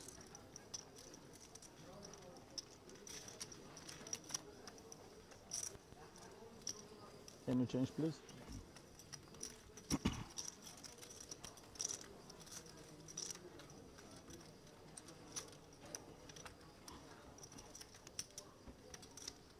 Thank you.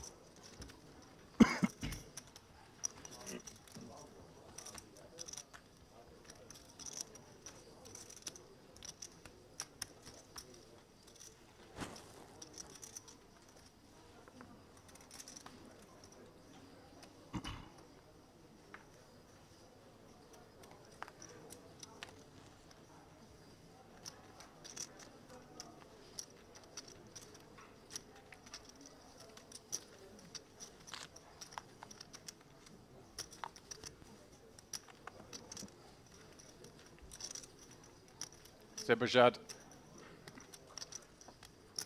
Check nice suited from +3. Certainly getting behind. He wants to play. Very deeper very much a deeper table this than the last one we saw.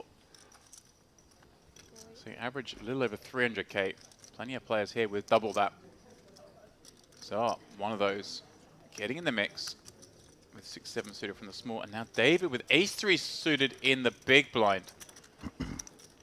Very much comes down to player tendencies on this table. How wide has Zebrajad been opening? How wide has Jazar been peeling as to whether just to run this ace-3 for the 24 blinds or to play it as he has done with a call.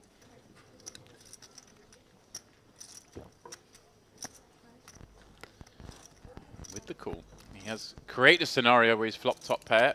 Zebrajad betting very small, just one blind. With this jack, backdoor diamonds. I kind of like this with Jazar and the small. Gonna have a lot of continues. We kind of set a price for seeing the river. Not a card David enjoys seeing. Filling in a lot of stuff. A lot of broadways. Broadway cards, I should say, are coordinated on this board. Remember, Zebrajad did that very small on the flop, allowing a lot of weak stuff in, and so he's going for a very small sizing again. Perhaps with a view to checking back a lot of rivers. Also, of course, betting should he improve.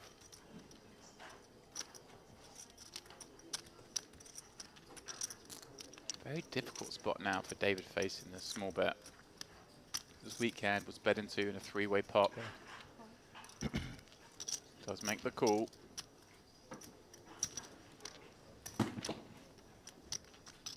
And queen on the river. Ugliest board possible for David. Zebrajad does get there. And speaking of getting there, someone else has just got there. I'm here. You know. Ace. Ace? Ace is good. Ace is good, he says. Tell me he's not mucking the hand. Oh He's my mucked the God. hand. He didn't realize he got there. Wow.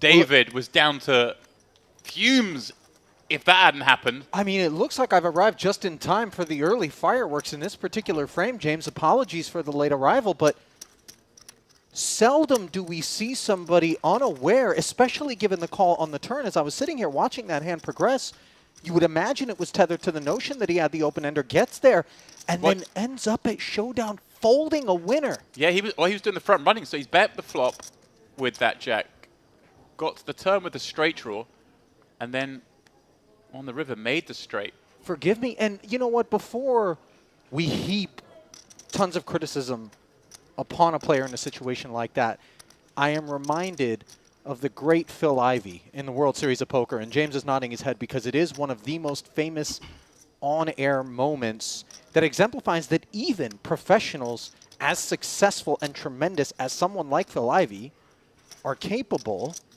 of making that very mistake. Something I referenced in the last frame, actually using mucking the winning hand as an example. I can't remember it in lieu of what. It's something non-poker related, but it's one of those things where none of us think we've ever done it because you don't know when you do it. Of course not. But we've all done it for sure. 100% we've been guilty of it. Each and every one of us. It's very, obviously the Phil Ivey one is an example. You know, we never found out because it was on TV. I wonder how many times I've done it. I mean, I've done it at showdown when I didn't want to show my hand. I think the guy called me and I've mucked the winning hand and then the guy's turned over worse. And I did that once. Oh, right, right. You only do it there's once. no world in which, you know, the call on the end is going to be with worse. But yeah. I bluffed with like deuces on a full flush board and got called. Roland de Wolf was involved in a situation similar to that as well. And I know it was in Europe during a big tournament. During an EPT, I believe. And, you know, if you remember the details, he basically had a winner. Yeah. The player who had made the call, I believe. I think it was Tobias Reichenmeyer. Yeah, that sounds right. And he was bluff catching, and Roland actually had a winner. Couldn't imagine that he did, given the way that the action came down on the river, and was reluctant to show his hand. Do you want it back? And, you know, kept saying you win. And oddly enough, Tobias, you would think, like, you know, would have maybe approached it in a different way. Said, show your hand then. Yeah. Show your hand. And Roland's like, just threw it away, and it was good. Well, he threw it away, but if I remember, the dealer in the situation sort of blocked the muck because he was like, well, this is a showdown and no hand's been shown yet from this spot. And Roland had to sort of get up and manhandle his cards into the muck. And then Tobias showed him. But Tobias called unbelievably this hand with like queen high. But he'd been watching Roland all day, and when Roland had been caught bluffing, Roland just mucked his hand every time. Right. So Tobias called with queen high thinking, well, even if he does have a better hand than me, he's just going to muck. And then suddenly went, you in, and Tobias, I remember telling me, was like, oh no, what have I done? Sort of had to bluff him in the sense of like, well, show your hand then. Show your hand then. Yeah. But you imagine the panic when you think, this guy's just going to muck if he's bluffing, and suddenly he doesn't muck. You're like, oh no, I've got to, how do I get him to just muck his hand still? Simply incredible, honestly, when you consider how exactly everything had to go for Tobias to end up a winner in that spot. I mean, it was fairly surreal. But nevertheless, we march on. Obviously, word will come down at some point, we would assume, from Zebrajad's camp that incident took place. And there have been some situations. Yeah, or not. There have been some situations, James, where it seemed so egregious that we questioned the RFID. We questioned whether or not there was a technical glitch with respect to the hand being read properly. And that, of course, very infrequently does happen. But one would have to assume that the Jack-9 was indeed where he was at, given the way that that hand came down. Yeah, incredible. I mean, it's impossible to have a Jack and like having it open for that position without having something that coordinates that board, because it was 8, 10, Jack, Queen, Gap, Ace, so a King, an Ace. Basically, any card that you can play with a Jack is there, as it were. You're absolutely right.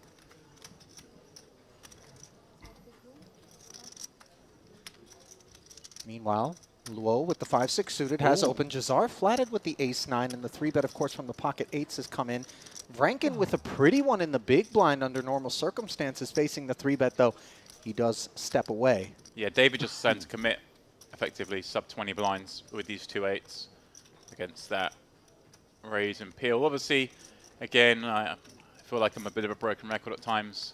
When we start these frames, we're kind of unfamiliar with how the players have been playing and any dynamics. As they go on, we get a much better idea of how everyone's been playing. So whether we want to be, there's some players who'll be petrified of 3-betting these 2 8s against, but if we're against a player who's been opening at somewhat frequency, then we don't mind running and getting it in.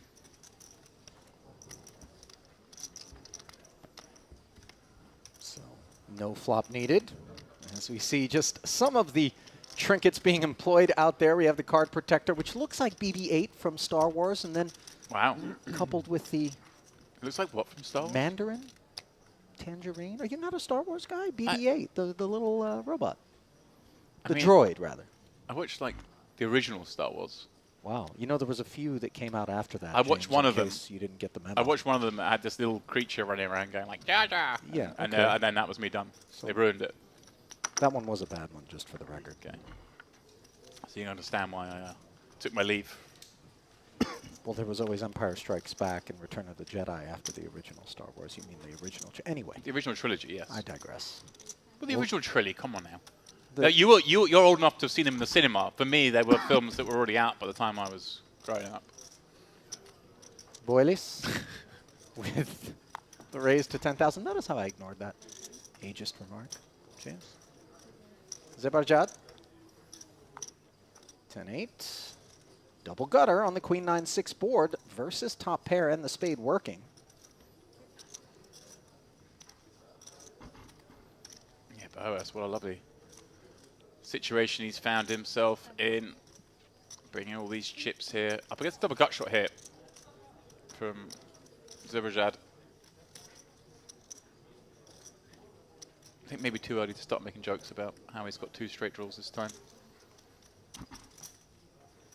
We can't assume that there are going to be oversights aplenty from this point forward. As we mentioned, it does happen to the best of us. We've all done it. He does make the call of the C-bet. Checks once more, unimproved on this 4 of hearts turn. 40,000 in the middle. Yeah, no reason to slow down here. Not at all. Brick turn card, so many draws in there. You need to tax them, you can get called by plenty of worse pairs as well. Nicely done. I do remember one where I... Note the sizing, by the way, 35,000 in part certainly responsible for the fold. Bomb. Where I had misread my hand and thought I'd riveted the straight. Value bet accordingly. The guy thought for ages and eventually called. I was like, yes, got him. Turned my hand over and then realised I hadn't made a straight. I declared straight. Like straight. Turn the hand over. I mean, it's pretty clear when someone's angling and when they're just actually just as surprised as everyone else. This was like a year or 2 into me playing poker. Not that I can still read a board, I hope. But no, I mean, I've done it where all of a sudden I'm raising on the river. I get called and I declare flush thinking I had 2 clubs in my hand and it was club spade or spade spade, you know, something of that nature. And it's quite embarrassing and, you know, obviously much to the delight of the opposition. But I think I referenced with you before one that I made on commentary where I hadn't realised, very long story short, I hadn't realised that a player had backdoored a straight when they had a flop gut shot draw and they backdoored the other end in a tournament. And the stream was unfortunately on a 30-minute delay, but I was on like a 5-minute delay to the chat. And this guy jams the river and the other guy tanked for this full 5 minutes and I'm going, oh, can he call this bluff? It'd be crazy if he calls it. the whole time talking, never realizing that the player was actually jamming the nuts. And then I saw the chat explode as they caught up the thing. And it was just, then I had 5 minutes of torment of everyone. On the topic of explosions, we could see something along those lines from Akbarpur here with the ace-king suited in the face of a raisin flat. Very squeezable looking setup for him. And the flatter just has 87,000, obviously a covering stack. Yeah, this is for sure we're just going with it. It looks like he's going for a non-all-in. I mean, cat's out the bag at this stack depth, 18 blinds. 40. Which makes it 40 with 31 back. I mean, it's much of a muchness. Everyone knows this means all in.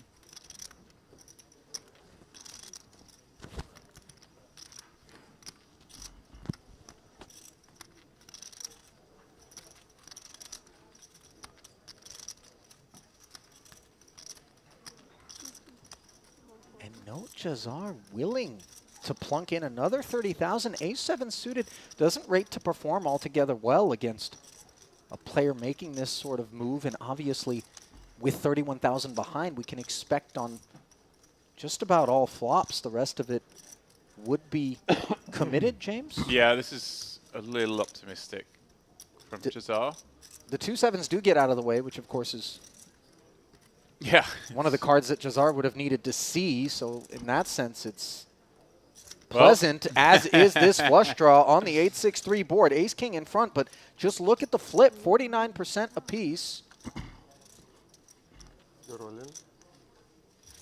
And Jazar has declared all in, jamming right into Akbarpur, who just recognizes he must get the rest of it in there. Will be delighted to be ahead, but as you can see, the equity.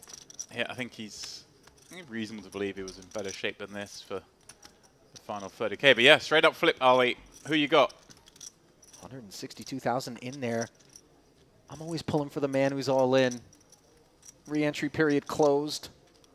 Turn card pairs the board. Now outs to a chop for Jazar, as well as the clean scoop. And the river is a queen. You can see the exhale there from Akbarpur, who was always threatened. Sigh of relief. Jazar, by the way, James, we've observed him on so many occasions here at the Merit Complex across a multitude of these series, and he is one of those guys who is just ready to keep his chips in motion. They don't get very restless. Or I should say they are restless. He likes to play pots, willing to C3 for price points that maybe others would not. Yeah, we've seen him here over multiple festivals, I think. Had a victory back end of last year here during the Gangster Series in the Mystery Bounty event.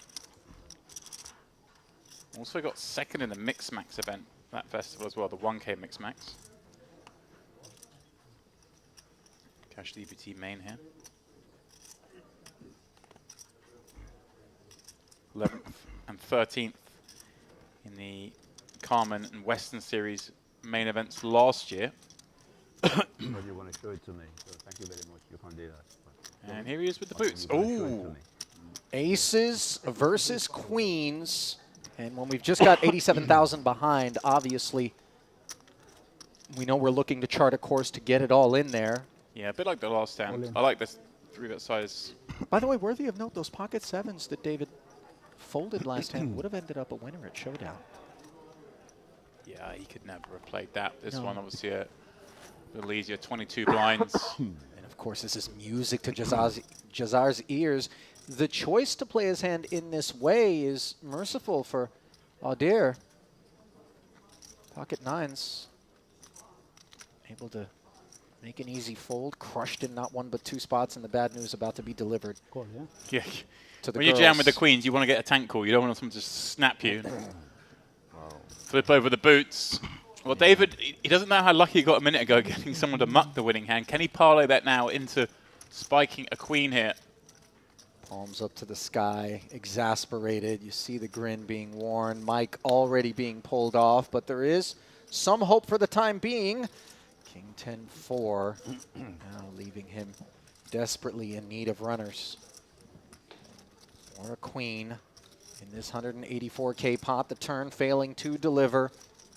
Just 2 outs once now for continued life here in this Merit Western Series main event, and the 7 of clubs makes it official. As the call of seat open is delivered. Christian David out of here. Yeah, very, very cold deck there, of course. Don't expect this. Especially when Jazar's just lost an all in their hand before you. Sure. Reasonable to believe that the open might be fairly wide. And as you mentioned, Jazar is a player known in these parts for playing a lot of hands.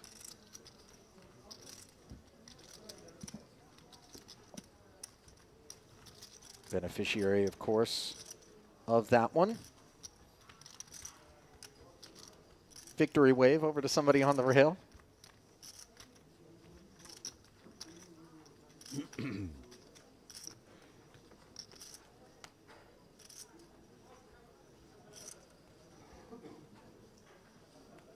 Now, Ace King. Yeah, the Rush rich part of the deck paying him a second visit. Not quite as good as the ace as a hand to go, but certainly worthy of the raise. 2.5x at the 2K, 4K level.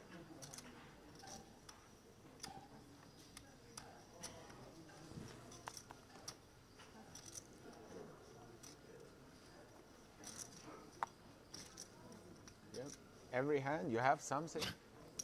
Odette says as he Ace casually again. flicks in the ace eight off. I will. I mean, it's a hand See that you I on the don't river. expect him to be making a call with against an under-the-gun opener, James, but Jazar in particular under suspicion as evidenced by the statement. The orbit before, he flicked in the call with 7-3 I like on to the play button. with you. So he likes to be in the mix. King 7-3 here, top You pair, look top like a kicker for million Jazar on from the here, driest telling of me you boards. always beat me.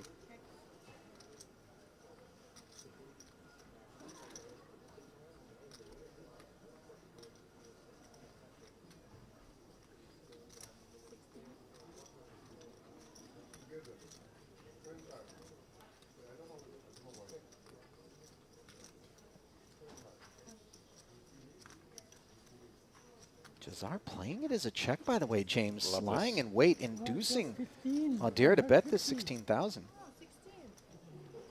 Works for you anyway. Yeah, I like it. They've obviously some dynamic here. So many ace king you get. Check raise. It's okay. I represented your hand. Ending things quickly. It's my birthday today, huh? Oh, happy birthday. Really? Is it? Happy birthday. Thank you. I can show When's you. your How birthday, does it Ollie? feel to be 48? Late February. 48. I'm Don't very ask me for far my from mother's 48. maiden and the last four What of my year? social security number, James. So. Camera now. Everybody's watching. Just take the 48. I helped you. Happy I birthday. think late Happy February's right for birthday, you. brother. Thank you. Why is that? As Just- we see Ace just- King pop Just up. a on screen. dark, depressing time of the year. Yeah. This is a leap year, by the way. Hmm? This is a leap year. It is. We've got one more day of that dark, depressing part of the year. Now Vranken, who was ushered out with 10 jacks suited, a playable one in the big blind a few hands ago. Yeah, this is. On the camera. We'll get in there with the 10s. Yes, it's a must jam for 11 blinds, especially against a player with that many chips in front of them. Old. Young. They're going to be opening up decent frequency. A few pips lighter than most. It's funny, I've just seen that 7 deuce there, and it's flashbacks to last night's cash game when the 7 deuce game was in play. Sorry. Were you involved? I got excited. Or no, you're No, talking but about on I stream. hope it's The my stream birthday. I thought game. maybe you were in the mix, as that's exactly where Vranken finds himself. Good luck, mate. Classical. Yeah, thank you. Very classical. Very classic. 2 times. Which date is it today? 100K Which pot date today? needs to go Today, Anthony's way. 23rd. Okay. I believe you. 883. So far, so good. Yeah, looking pretty grim here for Bo Ellis, but he got a casual 1.1 million to fall back on Ollie. He'll be just fine. Turn is safe as well, and indeed, 7 figures in career live cashes for Anthony, and he may not be done here in the Western Main just yet. until, of course, that ace rolls off on the river in a sympathetic rap of the felt from Bolis, who's been on the receiving end of spots like that, but on this occasion, he is dishing it out. Ever the experienced veteran of tournament poker. That's how you build those Rankin stacks. out of there. Yes, indeed. Make sure you win your flips. Nice chap, Giuliano. I actually had the pleasure of having dinner with him a couple of nights ago. Part of an Italian contingent that are here. Do tell. From the Imperium Poker Club in Milan. One of the managers there. Aces, ace king, king high. Ace king. And finish. King. He ordered the lobster thermidor in case you're wondering. You know, if you're watching your cholesterol, that's a dangerous road. That lobster thermidor. I mean, you know, I've danced with that dish myself. One of the better ones on offer at the VIP restaurant here at Merit, but not one that the cardiologist would recommend. I think when you're Italian, your heart's used to some stuff. Oh, listen, the Italians don't shy away from a delicious meal independent of a nutritionist's advice. And perhaps against the advice of some, a hijack opened with ace-6 offsuit out of Odir, but as we've observed, unafraid to enter the fray, he does open, and Skhedladze with ace-10 suited will play it as a flat on the button. So the duck hunt is on for Jazar, who takes the price. One of those deuces into the muck, though, from Bolis.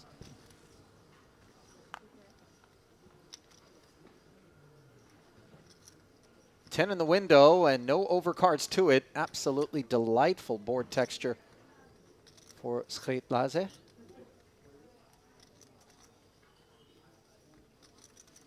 Yeah, and Skhedladze, of course, with that stack depth, so crucial to actually have found something on this flop. Yeah, heading to a flop with, what, 2x pop.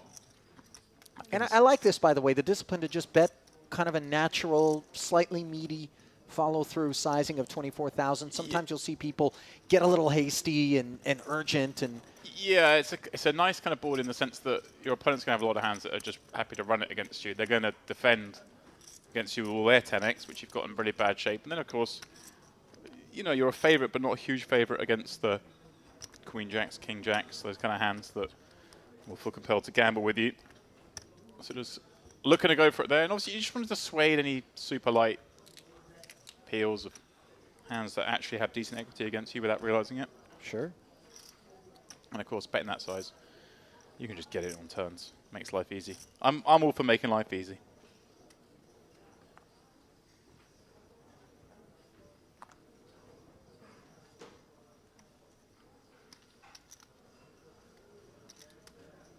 fold it around.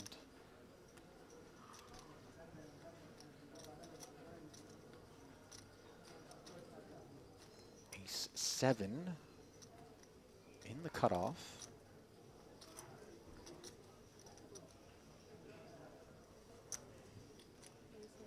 Played as a raise.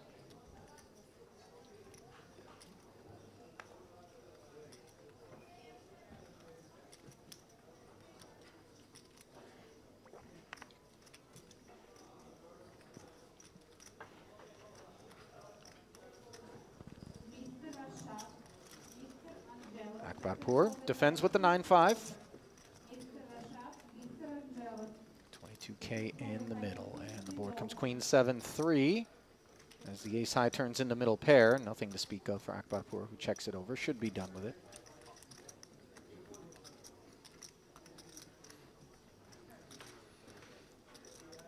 So Ali, you had a little break there. Did we get up to much? Was it a little spa time for you? Didn't do a thing, James. No. Good use of your time then. Other than trade the markets There for we heavy go. volume, of course. There we go. You didn't do a thing. I assume that meant you lay on your bed, smashing away at your phone for 2.5 hours suddenly. Yeah, you know, we have a tumultuous relationship, myself and my phone, on days such as these. Days such as these being weekdays. Yeah. during market open.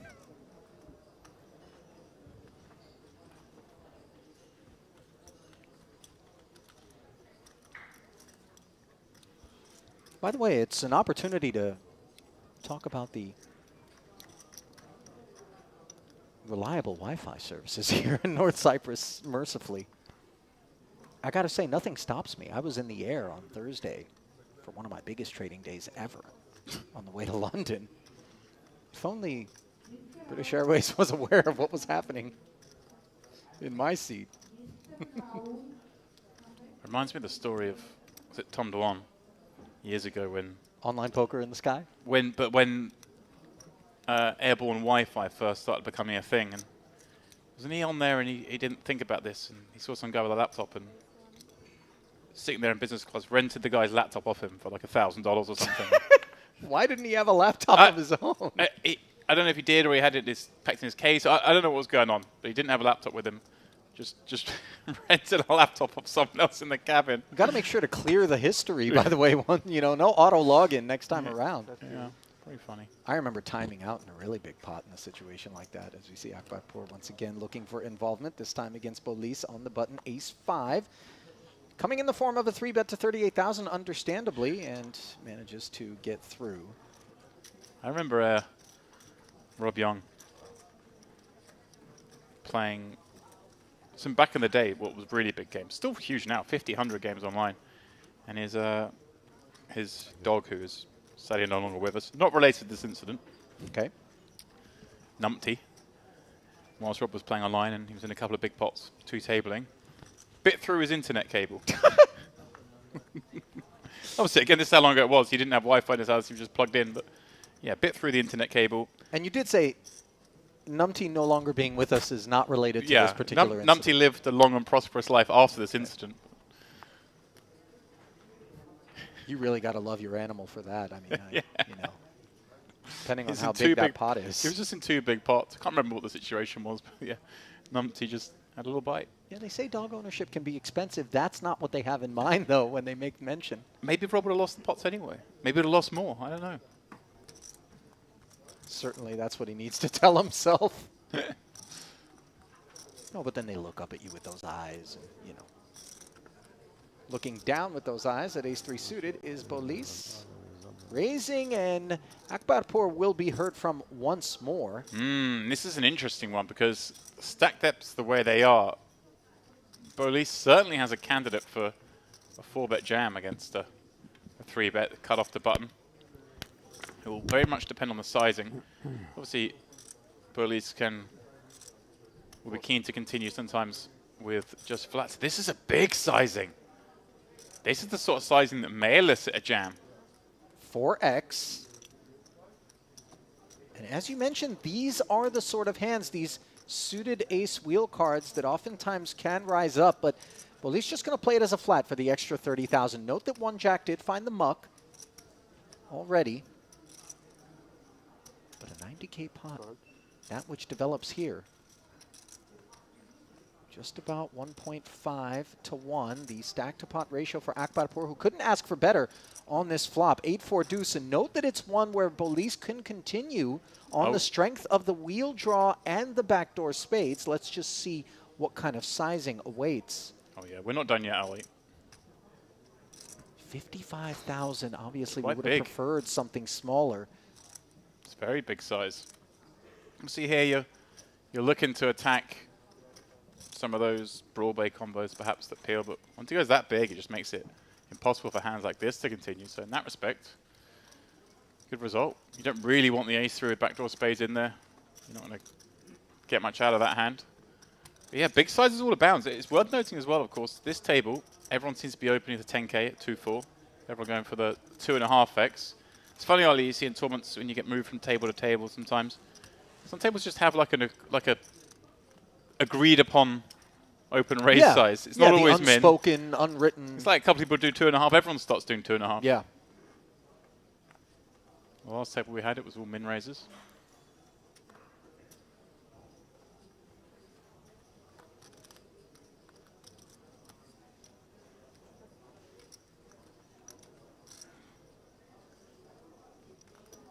Jack 10 suited for Marun Jazad. Raised to 10K. Aforementioned standard sizing Bolis. With the suited K9. Playing it as a 3-bet to 33,000, and I suspect, James, that there is some customer-specific targeting going on here. Yeah. And Unfortunately, yeah, Joseph Mouad waking up with the 2 10s, and he just jams right over the top. So the timing very poor for Bolis. It's just going to be grim for Bolis because there's only 60k more to call, and King 9 suited's one of those hands that. It's a pretty weird situation. Jazar done with it. There we go. You see math being done here by the Italian. Please, absolute cola. Gets away from it. Please, little quickly, okay? Says this is a very weird situation. With a lot of respect to Mouad's cold 4-bet jam, as of course he should. But yeah, you're right. Like obviously Jazar opening a lot. Great goose.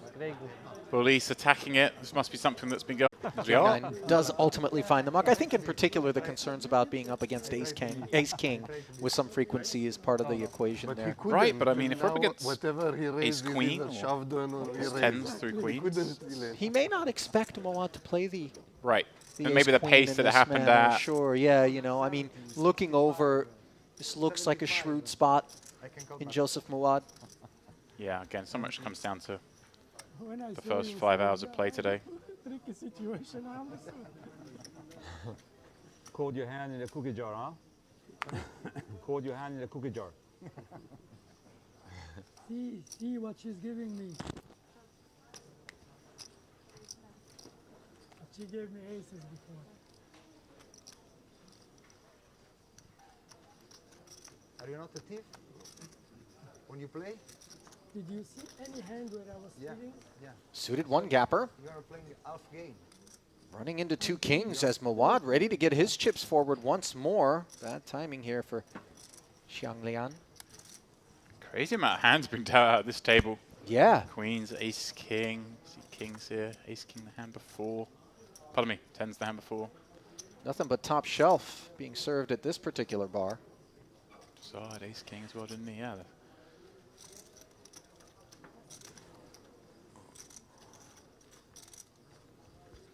Very healthy sizing again. 4.5x. Yeah. These sizes are a little too big to be a listing action, which is obviously what we do want to be doing with hands like kings. Obviously, Lian here, who opened 9-7, not made much difference. He can't continue with that hand to more conventional sizes anyway. Wow. Starting to run with it. Uncontested back-to-back pots for him, and of course that's crucial when you're looking to stave off the ever-increasing blinds. Every hour the level's going up. Our colleague Andrew Henley, by the way, we've been keeping tabs on what's going on with him as he rumbles on in day 2 of this particular event. Had kind words to say about the structure. You know, it does afford folks some time to sit back and await better opportunities rather than have an artificial sense of urgency sometimes that will get chips forward with hands that might not otherwise be inclined. Yeah, he had a nice coup, busting Nicholas Schweete. Of course, we see on the stream many times. But yeah, the very cash games player. last night in the tournaments. Merit legend. Yeah, former EPT Grand Final champion in Monaco. Yeah, also plays the Triton Super High Roller Series. He's gotten in the mix there. As we does. see Zebarjat's Jack 10 suited, drawing forward an 8-9 suited in turn for 10,000 for Audir. It will be a table for 2. Jack versus cutoff. And a 9 in the window, followed by an 8 and a 5. Things could get a bit spicy. Yeah. 2 overs, backdoor spades, open ender for the pre-flop raiser. Top 2 pair here. Open ender and For the backdoor call. spades as well. Played as a check though, Yeah, James. I kind of like the check. Your opponent's going to have some of this board. You can check call. You want to have some deception. When you get there, your opponent might attack your good cards. And also, if it had gone check, check, no disaster. 6 on the turn. This may slow things down, of course, now any 7 being a straight, but I'd like to see Oder still bet here, just with the richness of the board. Might it be a little bit difficult to represent a 7x combo as a flat caller in the cutoff against the Zebarjad Open? But that, I mean, we're not trying to rep necessarily just a 7 here. We're sort of saying we've got some hands like this. We want to blast off. If Zebarjad's got like some ace highs that you check called the flop with, they have to fold now. Could also be a matter of not being concerned that he's up against a 7. Right, that's more the thing. From the hijack open, who's check called here. And also, you just kind of set your price now. You can do this and then check back. Won't be thrilled with that card. Obviously, you know, the overpairs are going to bet at reasonable frequency, but instantly disgusted by the arrival of the 5, just in case 10s plus were afoot for Zebarjad. Wouldn't seem as though he would play that sort of kit as a check post flop, but in the end, no further damages. Yeah. Yeah, coming back to that Nicholas Schweety bust that we were saying, obviously Andrew holding kings, Schweety ace-king, fair fight in terms of reasonable fight, not fair at all, of course. But yeah, as accomplished as Schweety is, start to beat kings with ace-king. Didn't manage it.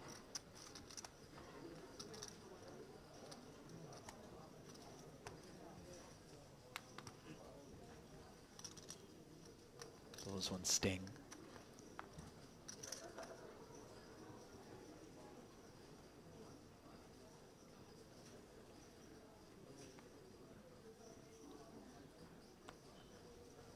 Dust settling a little bit, perhaps.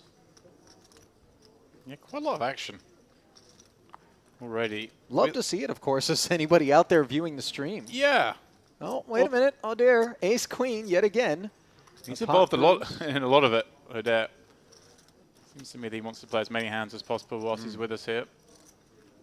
Ace Queen, of course, more than reasonable. And again, we see Ali, that 2.5 X-rays, the sort of implicit, agreed upon open size. Leanne going to defend 10-8 off in the big blind. Seems fine. Of course, there are some hands we don't get to defend against the 2.5 X's as opposed to the min raises, but 10-8 certainly fits in both camps. And Oder just swiftly check that back. He sure has, giving a free pull at the gut shot straight draw to Leon. Wow, getting sneaky. Yeah. Very sneaky. And now pet's big. Big enough to get the gut shot right on out of there. Not sure there were sizes that Leon would have remained interested.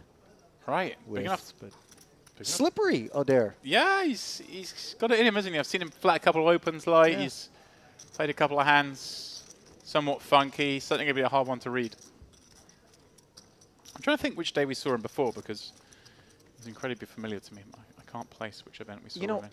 I will say that the players who do venture out, that do take lines and go down roads perhaps less traveled, are the ones that tend to give us fits, the ones that we have a really tough time assigning a range of hands, because we know that whether it's upper part of range or whether it's air, that they'll play both sorts of hands in both manners, aggressively and passively. And so it's discombobulating to be up against these guys, in particular out of position. It's hard when you come here, for sure, in that sense. So often you can pigeonhole players into a certain style, but there's so many crossovers here. Players you think are tight suddenly explode. Players you think are loose sometimes take really conservative lines. It's what makes it so much more fun for us watching. Oh, you're absolutely right. As Mawad now with the min raise, poorly timed, as Ali Zebarjad with the ace queen. Min? Or not min, but, but a clicky doubling. 3-bet. Mawad as well going for the min raise as opposed to the 2.5x. And look at this. Oder's not necessarily done with this. He wants to play the deuce 3 suited. Behave. But he doesn't want to fold. Look at him. Feels disgusted. I mean, even he knows. Prospects for the deuce 3 suited in a 3-bet pot are grim at best. Luo. Is the deuce 3 suited like the unused diaper? Is that what it's called? That one's just the diaper. Okay. The dirty diaper is the offsuit iteration of deuce 3. Yeah. You don't appear particularly entertained. I don't like by that one. Yeah. Luo took a moment there with the 4 of diamonds. What do you suspect was that second card? Ace of diamonds, another 4? Strictly? Has to be one of those two, yeah. I lean toward another 4. I think so feel like too as an well. ace-4, not only because it's blocked, but just would be less of a hand to make a meal of as we see the king-jack into the muck. Pocket 5s here in the big blind for Bolis, but... Also, Ollie, there were 3 4s and only 1 8 of diamonds, so you're learning about blockers and combinatronics there. I'll tell you what, blockers have gotten me in plenty of trouble. As we see Bolis does flat, and this is a product of the sizing settled upon by Zebarjad. Mawad, of course, coming along for the extra 8. I think Bolis perhaps putting on Zebarjad on a monster here because he's just come with this tiny raise. Thinks it might be exploitative. Wow. Might be a hand like aces or kings, and if that's the case, he's loving life on this 9-9-5 flop. On the topic of monsters, this is pure Loch Ness. 5s full of 9s. Nothing mythical about it. Well, I was going to say that, but then I thought all monsters are kind of mythical, I suppose. No, this is the genuine article as we see Zebarjad following through for 25,000 into this 54K. And of course, Bolis happy to play it as a flat in position and reel his man in. He's found the Nessie. 6 on the turn. I apologize to everyone for that.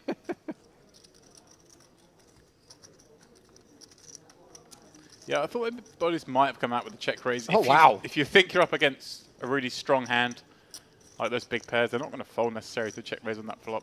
What was that you were saying about really strong hand? From 5s full to quad 5s, and worthy of note, board texture where suddenly, with some occasion, the ace high could get a bit curious. Yes. It's going to be contingent upon the sizing here. And it's an overbet of 140,000. I really like it, James, because it looks desperate. It looks like a hand that's begging to kick something else out. The thing is, I think this is a size based on he just hopes Zebarjad has like queens, kings, or aces and will just reluctantly call. The problem is, Voelis, what hand is he trying to rep here? What hands that have cold call from the big blind just don't like this board and want to bet so big? I mean, I guess the argument would be he doesn't have many hands that do cold call from the big blind. Certainly not many that have a 9 in, I guess. So maybe he doesn't get to have a 9, and therefore going polar looks a little bit better. Maybe trying to rep his hand like himself, like ace-queen. Might want to bluff others off a chop, or potentially bluff some of those big pocket pairs. Well, a very weird hand, all in all. That often happens, Ollie, when you get these... One player's just got super strength hand. It kind of... Not anticlimactic, but maybe not as interesting a spot. Well, the ace-queen didn't find any continued interest. Good restraint shown there.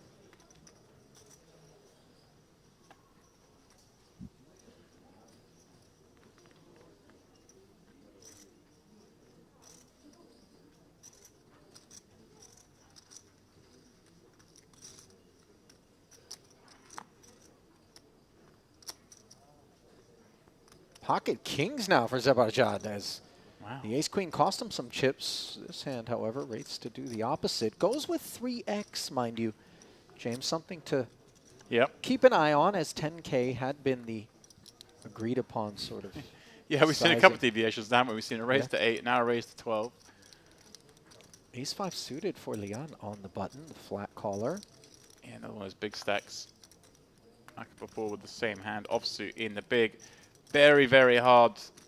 I see he's going to call this. It's just so hard when you're up against Leanne flatting. Heads up pot, I'm all for it. As soon as you go 3-way, that ace-5 shrinks up. Very, very hard to ever know where you're at. Out of position against 2 players and not really able to extract value, as we see the 8-8-4 board, not what the ace-5s had in mind. Zebarjad doesn't mind it. Checked over to him. Let's see what sizing he comes with. He does not follow through.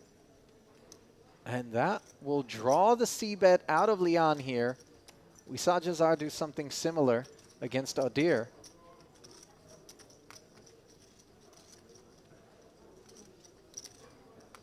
Paired flop, sometimes you can take this pot control-y sort of line.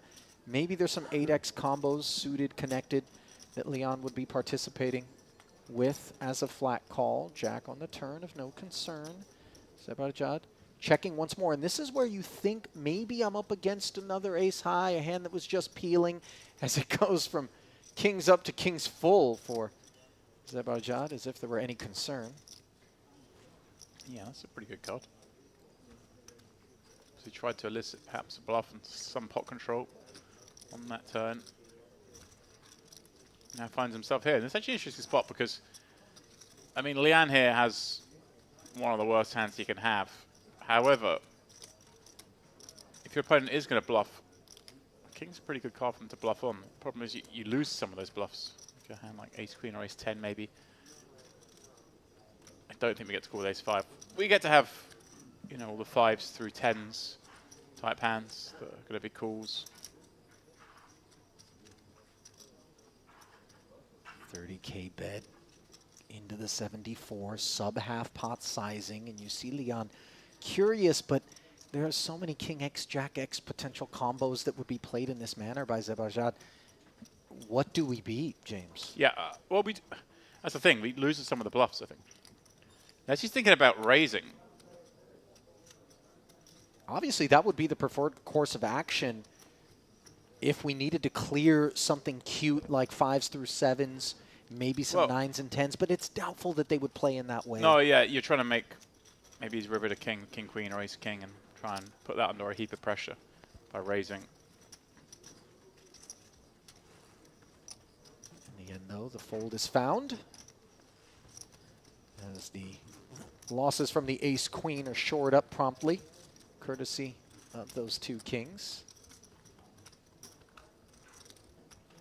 Well, the deck has certainly done its part to deliver excitement here at this featured table midday through day 2 of this Merit Poker Western Series main event, a $3,300 buy-in. Producer Vitautas and Toe as well.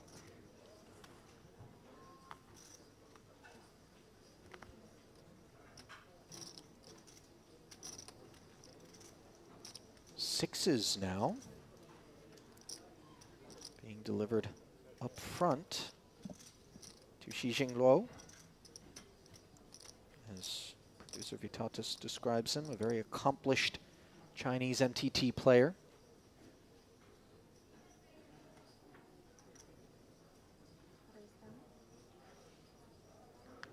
Yeah, 2.5 million in career live earnings.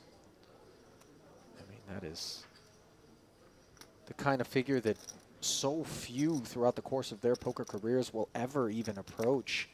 You know, this is a man committed to the craft and committing 10,000 to this pot. And he's done it. He's done it without the sort of knockout blow. The largest cash he's had is just under 200K. So, you know, one of those who clearly has had a lot of pops at it, but grinding. Yeah. I have a tremendous amount of respect, James, for people who quietly and under the radar manage to amass figures that when you and I first glance upon their Hendon mobs without necessarily having been aware of them are shocked at times to see, you know, these $2, $3, $4 million careers. I mean, obviously obfuscated are a lot of the results from some of these Chinese players from us, but live poker not legal in China, so these results are obviously happening outside the borders. And more and more players flying that flag are... Actually has a nice cash here from in Beijing. One of his biggest cashes. Oh, really? One of his biggest victories coming back in 2021. Yeah, I think now, obviously I'm counting on the chat maybe to clarify this for us, anybody who is hailing from that part of the world, perhaps VPNing their way around any firewalls to soak up this stream and root for some of their countrymen and women, for that matter. But is it just me and you? I believe that there was some changes to Right. the laws that took place at some point. Yeah, there have been some. WPT have had some events out in China. Yeah, through the Sanya. years. Yeah. Not sure whether or not that's still happening. Maybe it's tournament poker is allowed, cash game poker isn't. Probably something along there. And as we said, of course, he's not just had results there. He just came 4th in the 3K 6 Max during the WPT World Championship, the win just last month for 117K. So in form. Making the most of that visa. Oh yeah. Maybe that's my problem. If I had to get a visa for the States, I might play better, but I can just mosey on in. You don't take it as seriously when the borders open. Yeah. I quite enjoyed my time through China prior to the pandemic. Visited the city of Shanghai for New Year's Eve. Arrived and thought on December 31st, let me take a quick nap. Woke up New Year's Day, slept right on through it. That sounds like something you would do. That was an oopsie. I made my way over to Chengdu and visited the Dujingyan Panda Preserve. You pull it every end and kind of a bucket list thing. Got to play with the pandas, go into the enclosures, kind of clean up, observe, and take a bunch of pictures. Bolster the old Instagram. He's even looking if I'm sitting in the big line. From there, it was onward to Beijing. The old Tinder profile got a little refit there as well. I had a girlfriend at the time, but you know, it was in reserve in case it was needed eventually. Then from there, went over to Pandas Taiwan. and private jets. You know, no private jets on that trip. Oh, I mean the pictures. Yeah, that's basically your profile. All I'm about. Show means and also the caring side. Will we play with Yeah. bluffing or honest poker? I love animals and elitism. Meanwhile, 8-6-3, top pair against second pair here. Which is why you... I'm very honest and Yeah, posing with an endangered species. I'm very honest and I call. Surprised you haven't got one with a great white shark. You know, that's on the list. I check to you. Okay, Quite shark I'll drive you there. waters here. Check Yeah, I bet already. you would. 10 on the turn. An overcard now to the 8s. 2 quick checks to 7. also. Yeah, this guy's playing. Presenting a couple. I mean, we can barely lightning keep pace. Yeah. It's like an online hand. It was honest, no? Honest. It was indeed honest, Jazar. Just You had a very good hand, as I see. It was an honest bet. Dare I describe it as refreshing to kind of see the approach being taken by these two in terms of pace of play, James? Because by and large, when we're out here, I know you're wearing your producer hat over at the Triton Super High Roller Series, which has paid several visits to Cyprus. But, you know, at those tiers, full shot clocks are being exercised. Many time banks are being deployed. They get their money's worth out of you during hands. You've often got 2 players playing a street that goes check, check, and you've got a full minute to fill.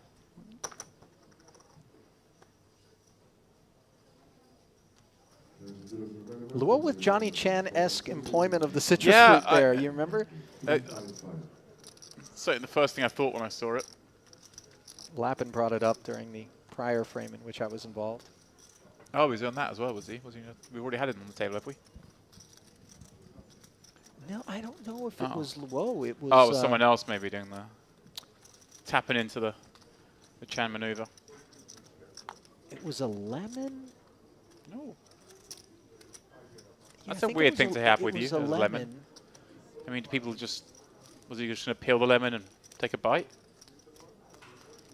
Actually, the lemon did have a bite taken out of it at one point.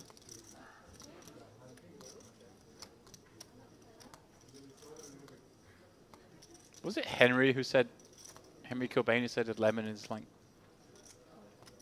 Didn't he say he sometimes eats a lemon? Am I imagining that? It is an edible fruit. Meanwhile, Queen 10 against Ace Deuce here as we digress. Jack 8-4. Focus back upon the matter at hand. 26,000 in the middle. The matter at hand is citrus fruit, Sully. This hand's non-existent until right now. Yeah, 9 on the turn, sliding right into Luo's. Queen 10 for the nuts. Ace Deuce drawing dead now. Not that there's going to be any interest if faced with a bet. 2 more. This one and the last.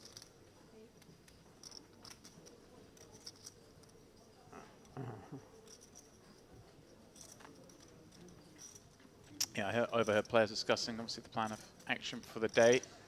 We're all playing this frame of 2 levels. The players will go on their final break and come back and just play 1 more level.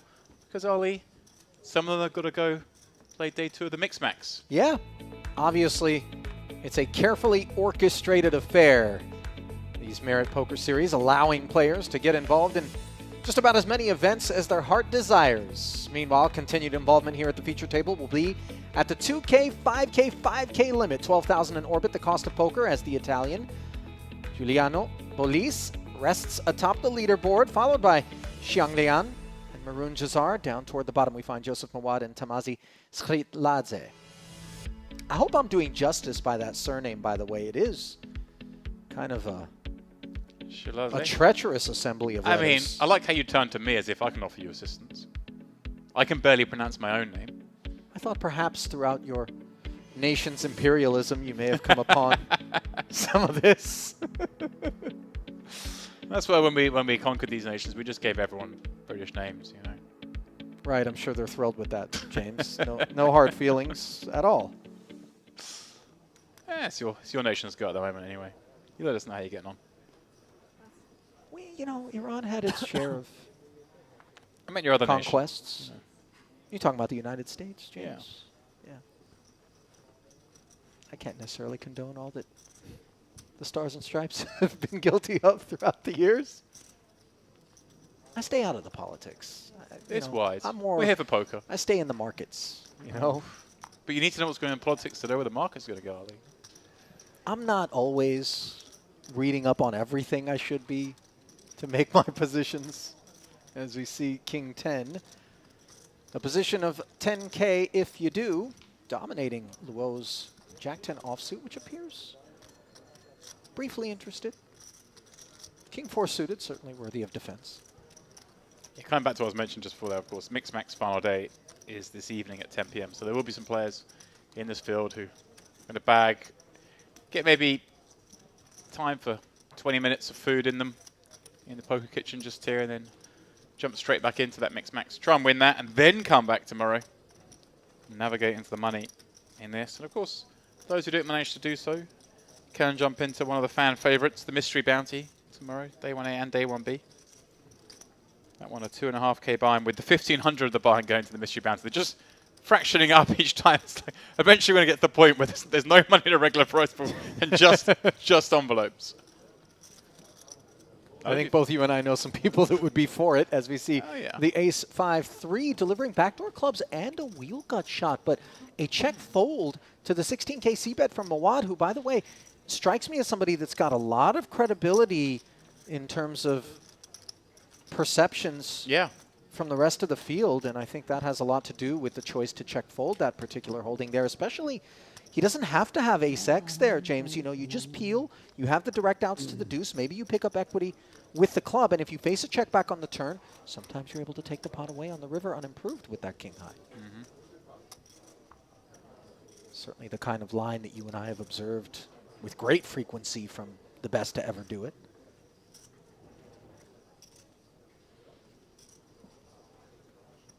Oh, they've just looked. Talk to me. The double board be a PLO bomb pot 8-handed tournament kicking off at 9 o'clock tonight. Okay, now, when am I out of here? Because I got to be honest with you. You're out in time to play from the start. I'm out in time to late rage. You know, as long as I have the blessing of yourself and David Lappin, if I were to make day 2. No, you don't have my blessing. Oh, there's no day 2. Of that, it ends tonight? Yeah. Oh, well, hang on a moment, James. Perhaps our evening has been sorted, but looks like the ace-3 suited open is getting sorted. Zebarjad not getting the memo that Mawad is apparently on the more respected side of the spectrum, targeting the open. And we saw this before when he had ace-queen, went for the, not min, but just doubling the existing bet. And he's done the same here, so obviously somewhat consistent with his 3-bet size as well, at least with his non-premiums anyway. Hang on a moment. Jazar, yeah. Now he could definitely look to play this hand. Tempting, from the big blind. course. Yeah, for such a cheap price. Hand plays so well. 3-bet pots, though, do contain the ace-king, ace-queen sort of kit. Right. Not on this occasion, however. So he does invest the 20,000, as does Mawad. Undeterred are those two. By Zebarjad's 3-bet as it comes king, queen, 3. Top 2 for Jazar. Nut flush draw for Zebarjad. Buckle up. Mawad, little dangler connection with the 3. Not really worthy of note. Oh, wow. I was going to see how this played out. Jazar going to come out with the lead. And a big one at that. It looks like 55K. Thinking if he was going to check raise us or not. Mawad folding. Now Zebarjad. It's so hard now when this player does lead into you on this board. I mean, you can't fold. No, you can't fold, but raising... Would you raise here with a set of kings or queens, or would you just be playing as a call? I think you would just play as a call. It's such wet texture, I'm not sure. Obviously, when someone leads for 55,000, you don't get the sense that the raise ends the pot. Right, that's This is what I a like. hand that's okay with taking some heat. So if that's the case, maybe we just wait and see what happens. Yeah. And that which Look happens at that is turn. a 6 on the turn, which gives Jazar spade draw as well. Yeah, loving life. I wonder if we might have seen a check here, kind of induce a little 80k to bet. So Jud's like, how's this happening? I was a 3-better. It went 3-way. It's come king, queen, 3. It's supposed to check round to me. I'm the one who gets to have all those biggest hands, like I mentioned, the queens, the kings, even aces. For 80k, he's going to have one more look. So many chips behind, perhaps perceiving these up against a strong range, and thus can get paid off if he hits. Well, it's actually Jazar that somehow makes a Yeah, flush in the this spot. front door diamond draw doesn't come in, but the back door spades do. And of course, Jazar was never really concerned about not having the best hand. Does improve, however, and keeps the sizing static at 80k here on the river in the hopes that maybe Zebarjad has the ace, king, ace, queen. And look at the free look from Maroon. Awfully proud, and rightfully so, of the top two. And then spades on the river, and a very healthy pot. It's such a nice flush to have there as well, with the king, queen of spades, because you do block ace, king, and ace, queen of spades, which are likely contenders to cool flop, cool turn. So you not really ever beat. Thank you, dealer. Beautiful hands. Hands.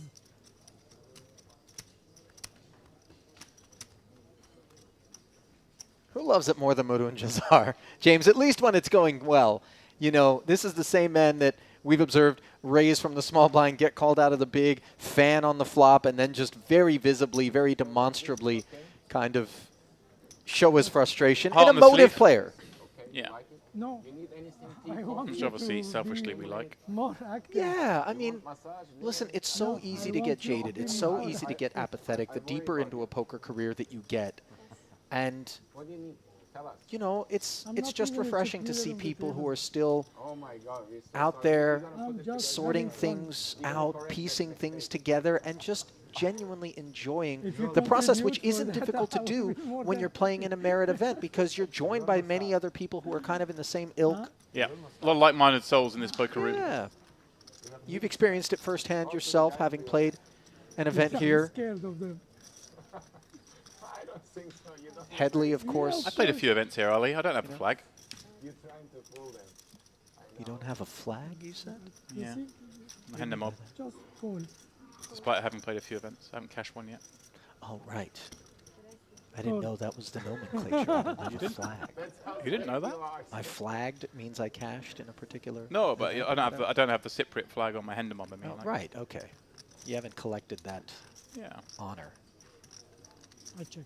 Blind versus blind here. There's a big thing about people trying to, have the most unique flags.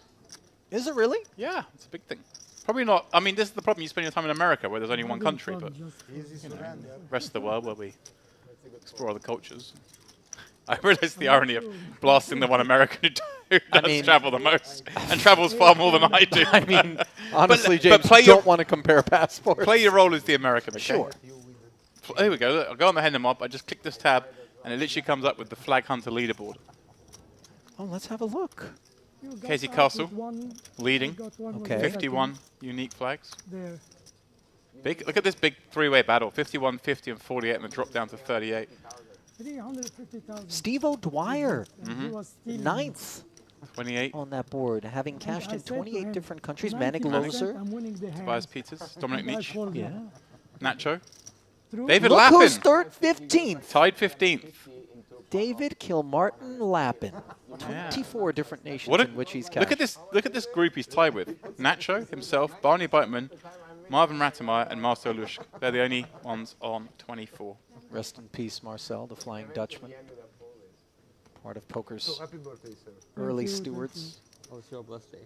Mhm. Happy Mawad, Red Snowman, opens to 10,000. Yeah, please translate it with chips. Zebarjad, A7. Is Barney Boatman still out there playing? He's definitely Tournaments? still Okay. playing. Hadn't heard much. Yeah, he's had some very good success lately. He came second at an event during the World Series of Poker Europe that we were at in Rosvadov. Wowzers. One of the Shame on me. non-streamed ones, of course. Yeah. It'd be very shame on you if it was streamed. No, on I you. knew that. I hadn't seen him. Skrzydladze speculating with Jack 10 suited, perhaps a slightly more ambitious speculation with the Ace-7 off for Zebrajad, whose chips have been in motion. Bolis happy to close the action in the big blind with the King-Queen. Offsuit variety. Queen in the window is always nice, as is a second one that joins it on a Queen-Queen-10 board where the Jack 10 could remain interested. 3 checks. Over to the cutoff overcall of the Mawad Open. Note that Joseph doesn't go blasting off on this particular board texture. Well served. Yeah. This hand as well. Skrzydladze. He's going to bet here. I hope it's a small one. It is. This is just a kind of clean-up bet, I guess. I'm not a huge fan of betting this spot, but there is some merit to it. Pardon the pun. Yep. Wheeler's just going to call. That'll thin out the field. Oh my, Mawad. Wow, I said it would thin out the field, but is he just trying to just take peeling, one looking off for an 8? Yeah, right, I mean, there's no question that's what's on his mind. Just thinking, hey, if I spike this, I could win a big one. In the neighborhood was this 7, but not the one that he was hoping for. Well, he should get to see a river as well. It's very hard for Skrzydladze to fire again now, having been called in 2 spots. Has less than pot behind. You say that, we've certainly seen some surprising choices. Yeah, you're right. From time to time. It would seem like check back is prudent here on a board such as this, but maybe you expect that Queen X would have been heard from, and so you try to represent it. He does end up checking back a blank on the river now. The 10 just, you know, is good enough to try and get the showdown. Can up against some straight draws here. Is it in?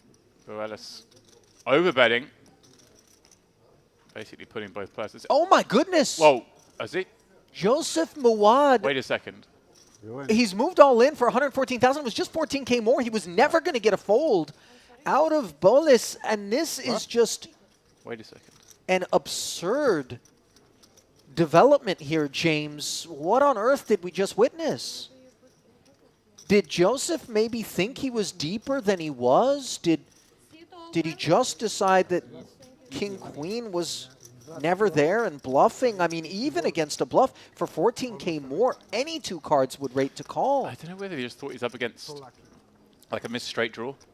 And thought if he just quickly moved all in, perhaps he can get the button to fold the hand he had in a 10. I mean, even a flat there is going to be a lot to overcall for the player behind, and the extra 14. I mean, that was deeply unexpected and something that I think Mawad, looking back, will maybe feel quite differently about in retrospect. You put them on a set of deuces when you call? Will you put them on a set of deuces when you call? Yes, the last. Yeah. But no. Was the 3rd time or the 2nd time he bet 2 pots on the tab, and he was very aggressive. So sometimes he can fold because he played more than $500,000. So. Zebrajad popping up Ace-7 suited this week, and look at Aldair now coming out with the 3-bet, doing so with King-Queen. And Jazar, King-Jack offsuit, but I mean, these guys have shown a propensity to play any kind of half-playable hand regardless of action.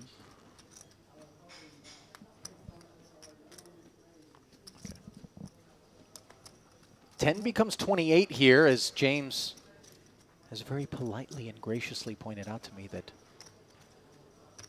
reports of the demise of Marcel Lusk have been grossly overstated by yours truly. I conflated him with another kind of elder statesman of the game who comes from your neck of the woods, that being David Devilfish Ulliott, who indeed did pass away. So apologies to Marcel, and hopefully I didn't trigger any alarm, although alarm bells is this a 4 bet or a call? Because it's the same number. Yeah. So I guess it was a call by the looks of it, because Zebrajad just quickly throwing chips in as well. So I think he called call with King Jack. It has to be a flat for Jazar. Yeah. There we go.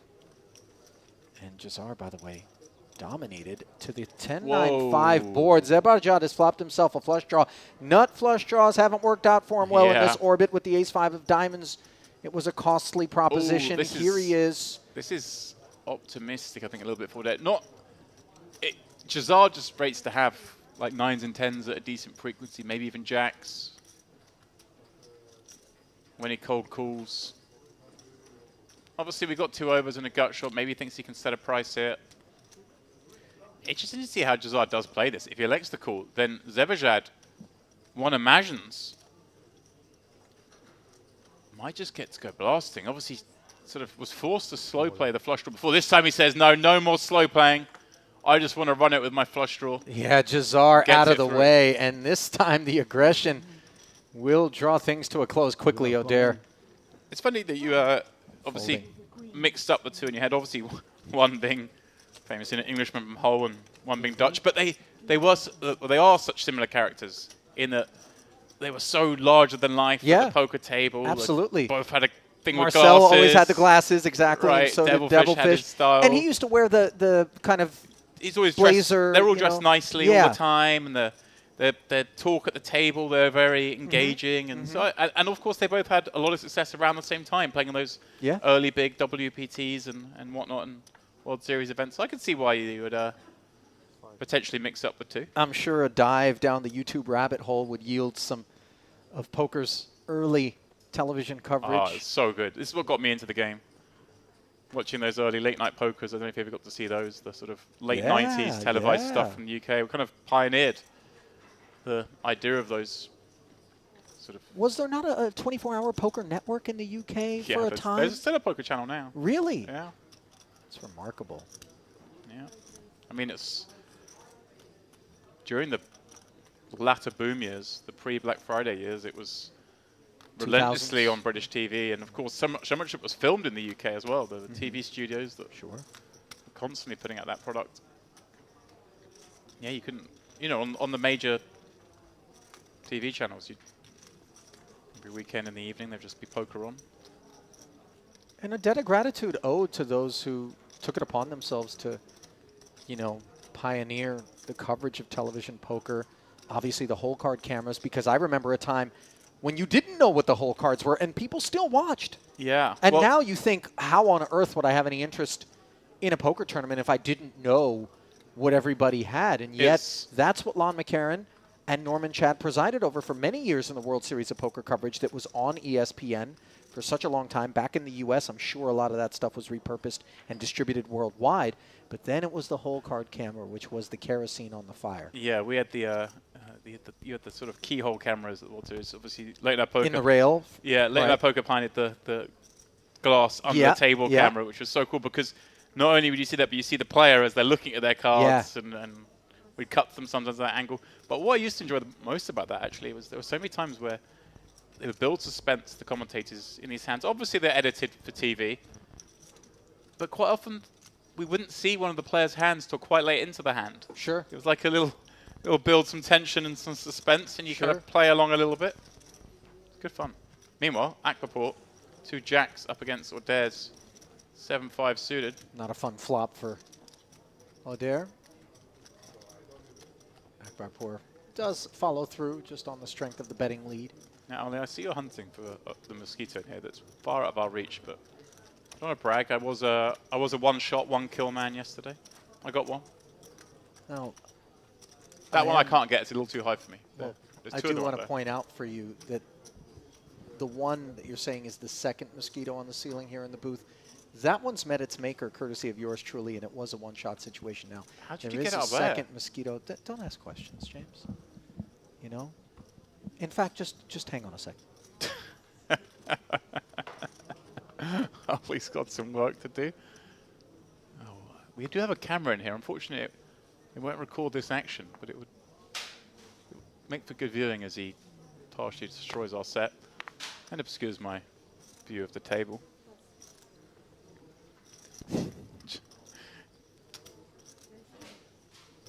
Giselle certainly has followed this deuce-4.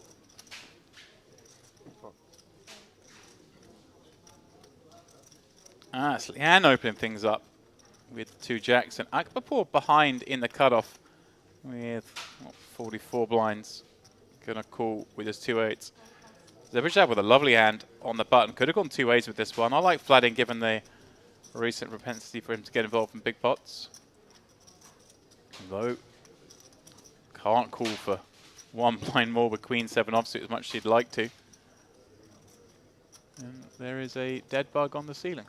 Well done, Ali. That was actually fairly swift. Diamonds for Zebrajad, having overcalled pre-flop. Yet again, a nut flush draw for him. What did I miss? 1 overcard to the jacks for Leon. Akbarpour not in love with this board, especially lacking the diamond as the opener. Follows through for 12,000, and Zebrajad, of course, these flush draws have been swirling around him. Wow, Akbarpour, non-believer. Deeply unexpected the flat here, and maybe responsible for Zebrajad playing the hand the way that he is. This is very optimistic, not just against the opener, but with a player behind. Very hard to imagine 8s. Now the queen does, forgive me, James, for the interruption, but the queen delivering the open ender and yet a pesky second overcard to Leon. Yeah, it's bad news for him. He's been called in 2 spots. He could bet here and just bet small, try and set a price. I think that's what he's doing. Well, he's actually bet reasonably large, 45k, which is actually, if you're in there knowing you've got players like Akbarpour calling with 2-8s, does make a little bit more sense. Calling ranges on this table have been somewhat wider. Zebrajad, once more, trying to make a flush. Can he do it this time? 168k in there. He doesn't. But he may still win this pot.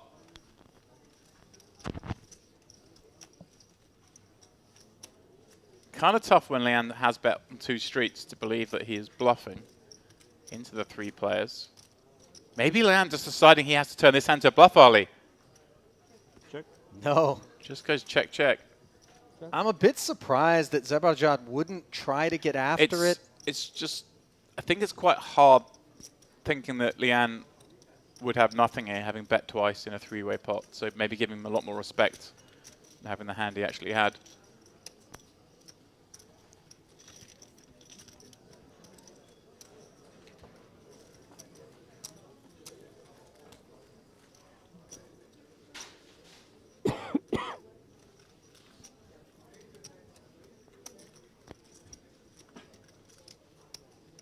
Obviously, we have today and 2 more days of coverage here for you guys from the Western Series, and upon completion of that, a small army of Latvians will come into this room to deconstruct the set, and they'll wonder why the lights are all damaged. And the reason is, Ali's been killing bugs. Well, I regret to inform you that nothing has been damaged, certainly not beyond repair, James, if at all. Really, the mosquito population is the only thing that's been truly damaged out here. I do have a strange obsession with killing winged insects, I confess. You really do. You know, it's mosquitoes in particular because, you know, they're trying to bite us, James. Ali, you spent an entire lunch with you before trying to kill flies. Okay, that's fair. They're not going to get you. Akbarpour, pocket 5s. Swatting complete. Hey, I'm going to let Gattis know that if this light fixture here is in any way damaged, who was responsible. Does that scare you a little bit? You've actually gone quiet. A little concerning. Those of you watching, you'll see our Shanahan crew obviously operating behind the cameras, but there's the enforcer that you never see on screen. I mean, the man is actually an MMA fighter when he's not in here helping us with production. So it's why we take great care with all the equipment we're trusted with. He'll be taking care of me if I damage anything in here, that's for sure. Yeah. Shout out to the boys. Obviously the best in the business who do it. If you watch a lot of stream poker and televised poker, there's a good chance you would have watched a lot of their content. They really are the leaders in the industry. Leader in this hand, Police with the ace-queen. Off of 1.4 million. Making it 10K to go. Zebrajad been in the mix quite a bit of late. Yeah. Had a lot of reasonable ones. This one, another one of those. But we're just really just cooking with gas, obviously, up to 1.4 million. After that, very confusing elimination a second Look at ago. O'Dear, by the way, in sort of a meditative state. He seems like a character. I watch a lot of Discovery Channel. If you turn a shark upside down, they tend to end up in a similar spot. Luo with the ace-9 suited on the button. Flats as well. Just don't know how you've come to this. I'm telling you, it's a thing. It's called tantric immobility. Jazar, by the way, not immobile despite having 9 deuce. Gets in the mix. Queen 8-7 all diamonds, not going to be anything he's interested in. Belize, top pair, top kicker, but lacking a diamond in a 4-way pot, no less. Does play it as a check, understandably, the monotone textures. Do you think this is the time Zebajar's going to hit his flush? When he's in there with the irony there. It will, this is 98% he hits a diamond. No such luck as a 10 on the turn. Does provide a couple of straight draws to the 9x combos. All these missed flush draws. This is the one he's going to make, I guarantee it. Well, he might not get the option because Borealis, having seen everyone check through, is going to feel confident his queen is good. And the 10 bringing more potential for continues.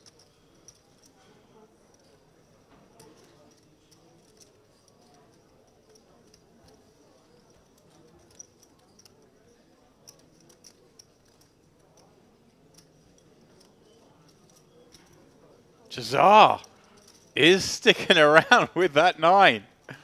Not done just yet. And a board pairing 7 does keep things clean for Bolis, who has to imagine this was a diamond that was making the call more often than not. Right. Maybe that was the plan of Jazar, was to fire up. His plan is to fire out here. By the way, this is pretty scary, right. James. This can certainly be flushes. There's a reason to believe he would have checked flop, of course, from the big blind, and then maybe check the turn. 7s full of 8s come to mind? Potential. I think the bottom 2 pairs more likely to lead turn than check call, but you can never rule it out. I think Borealis, though, is just seeing enough funky stuff from Jazar that he just has to flick this in and hope for the best. He doesn't have a diamond, so it's conceivable his opponent could be in there with like the ace of diamonds, king of diamonds kind of combo. But it's tricky. I wouldn't think he's in there with 9 deuce, so... Kind of would have liked to have seen Jazar size up. It feels like it would have been more effective as Bolis does. Right. Flick in the call and catches Jazar. Nothing. Out of line. He shows the 9 deuce. Look at Leon getting a big chuckle, realizing what he's up against. Yeah, I've seen enough at this table of funky play that I would just make a few more crying calls with hands like that. I actually quite like the sizing because it doesn't look like it's a block. It doesn't look like it's a different queen trying to get to showdown. It looks like it's a strong hand to me. Agreed.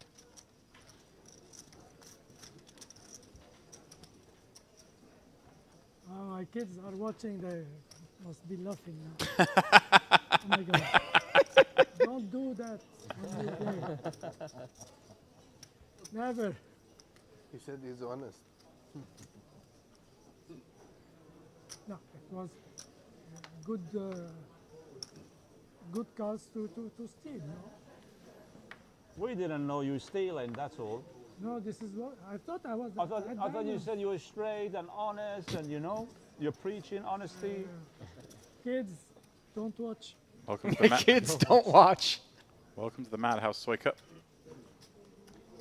Yeah, it has been a bit of a multi-ring circus here at the feature, but love to see it, James. You know, can't look away. This is why we just love the action here from Merritt. I saw a tweet the other day that sort of said, like, you know, low-key, the Merritt streams are the best streams of last year.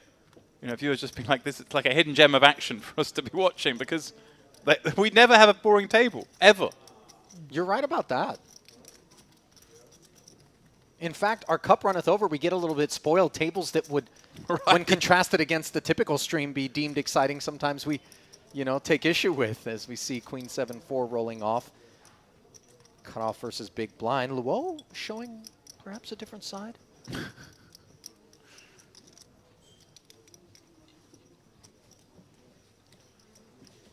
Yeah.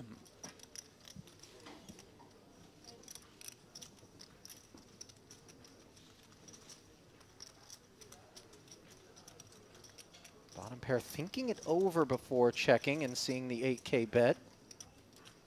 Yeah, nowhere we can go anywhere just yet with this 4, but it does get a little scary if Lowe continues the pressure. And Lowe's played so snug. There's this little frustration that he's got involved here with a 10-3. Now he's hit that. Does he feel like he's got enough to check back? I don't think he does. I'd rather see him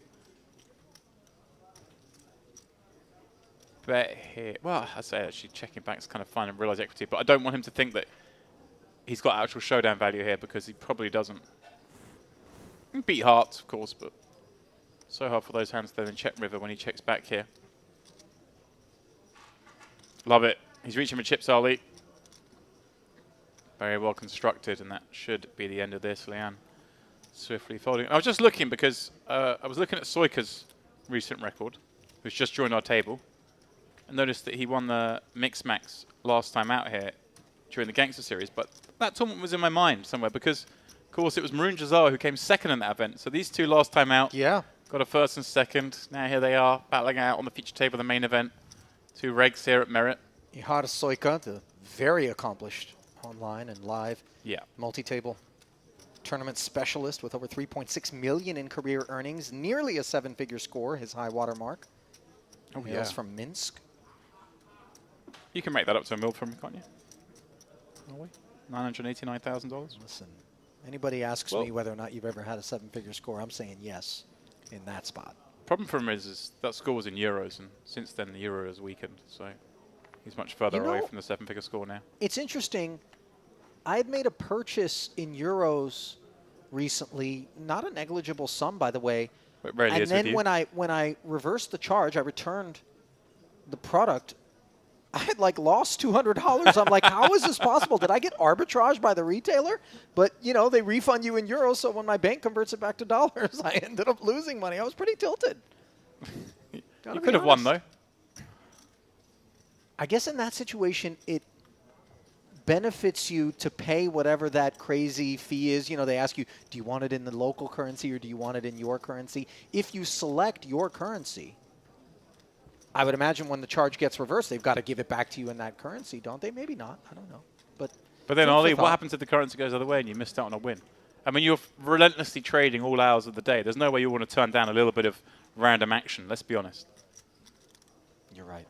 I reckon you're buzzing over it now. I reckon you're going to start buying stuff you know you don't want just so you can return it and see how you did. See if I can get my credit card balance into the green by the end of the month just from arbitraging returns. International purchases. That's ambitious, but what I are like you doing in Paris? Well, I'm just gonna buy some stuff. Yeah. Hope the market moves in my direction. Love it. Nothing surprises me with you. I'm one of the most deeply incongruent people that I know, James. I really don't make a lot of sense. I do try to make a lot of dollars, though. Not always successfully. Low, by the way, with that 10-3 suited, gave us a glimpse of something different out of him.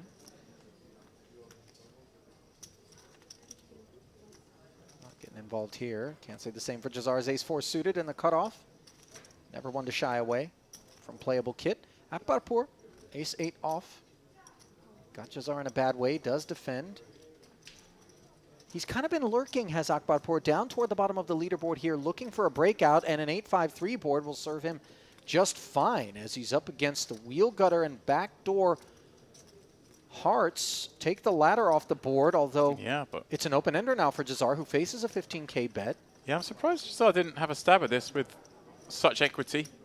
Could have definitely go barreling on certain runouts. And wow, disaster river for Jazar, because Akbarpur making aces up to his ace-X.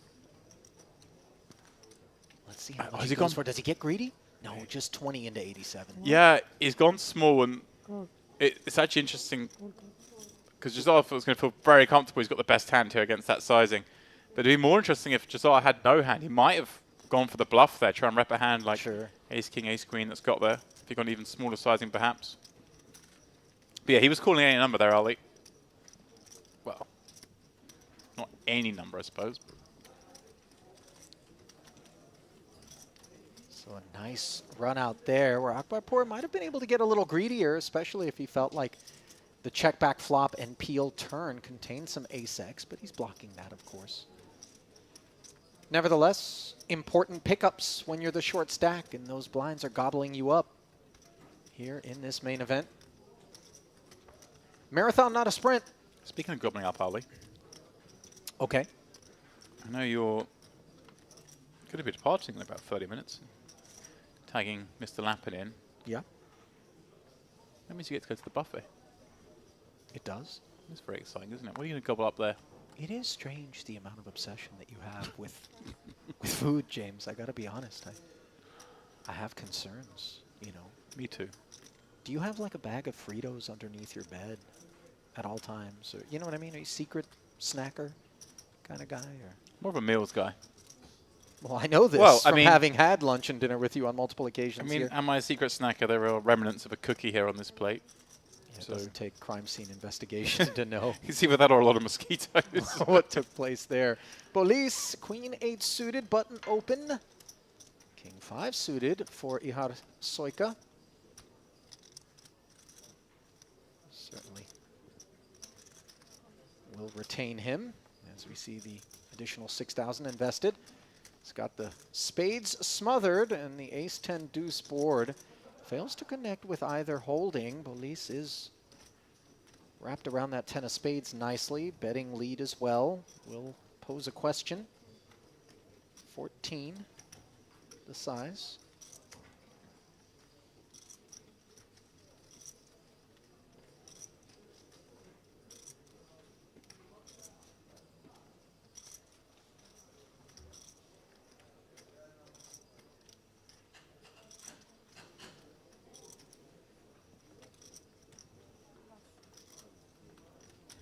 Managed to get it through. So he like can continue to some sizes there, of course. The king high, backdoor spades. Obviously, head backdoor straight draws both ways.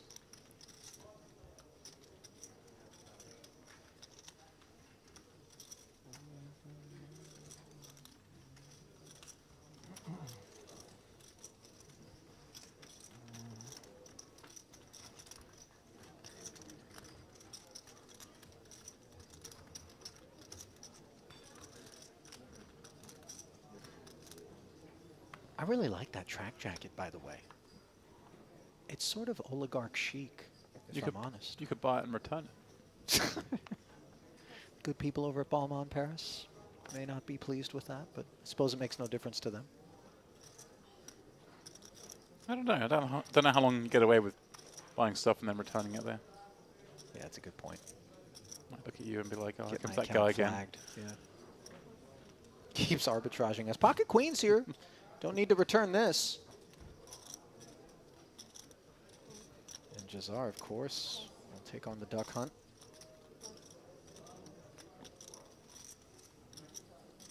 Poor King 9 offsuit. I mean, he's been involved in some hands. A couple overly liberal, perhaps post-flop, but this would be a big step out here. Yeah, glad he changed his mind there.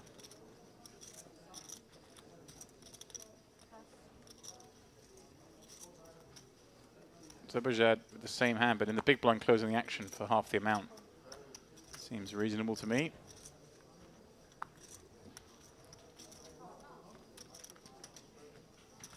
Deuce in the window. Bottom set for Jazar against the overpair, and Skritladze has problems. Oh, yeah. With just 54K left. He's looking for the refund, Ollie. You're absolutely right about that. Yes, it's curtains for him, unfortunately. This stack death, not much he can do. Expect him to just bet here. Obviously, you can size up a little bit as well, because you get worried on the 5-3 deuce balls, these kind of hands where, you know, any ace has got reasonable equity against you. Oh, Zebajad has folded out of turn, which actually, yeah. I think it's going to be inconsequential. Yeah, it is. As Jazar does move all in. We're back around to the queens. It is inconsequential, but if Jazar might have wanted to slow play that if that man behind hadn't folded. Not that it changes this instance, but it doesn't impact the queens, obviously. No. But deep impacts being felt at showdown here for the time being, where deuces have queens in a world of hurt. 9 on the turn is no help. No Path to a chop available, and just one of two remaining queens would rescue Skritladze, but instead he is out of here. On day 2, Is that your birthday party? Jazar having a laugh. No, no, no. It's my birthday. Yeah. Here. January the 22nd, What? your birthday? It's January 23. oh, it's Today. 23. Yeah. Oh. I thought it was your lucky car. 2-2. But there was 3 also. Well, the birthday boy, Marun Jazar, continues his ascent up the leaderboard here, now sitting with $750,000 after claiming the pelt of Skritladze here midway through day 2 of this Merit Poker Western Series main event. Akbarpur continues to linger toward the bottom of the leaderboard alongside Adair and Bolis. It's been smooth sailing for him, knocking on the door of 300 big blinds, almost 1.5 million in his stack. Yeah, look at that. The shortest stack at the table has 50 big blinds as we're in the penultimate level of day 2. Such as the structure here. Such as the structure and the action. Players early on getting in so many big hands that, of course, there are more chips in play. Get yourselves to Merit. And get yourself into this pot. Under the gun aces for Xixing Liu. In fact, the average is 420k. So you're looking at 84 blinds average. Well, we know Jazar's going to play this hand. It's just basically for the card. Yeah, yeah. So they know. Well, he's just made me a liar. Yeah, yeah, yeah. Would you believe it, Ali? That's okay. That's Well, listen, he's enjoying that last pot, still basking in the glow. Under the gun razor, of course, relevant as well. I don't think Luo's table image is such that he's out of line. Not that that necessarily matters to Maroon. Yeah. Who And notice here, Zebrajad obviously acted out a turn last hand.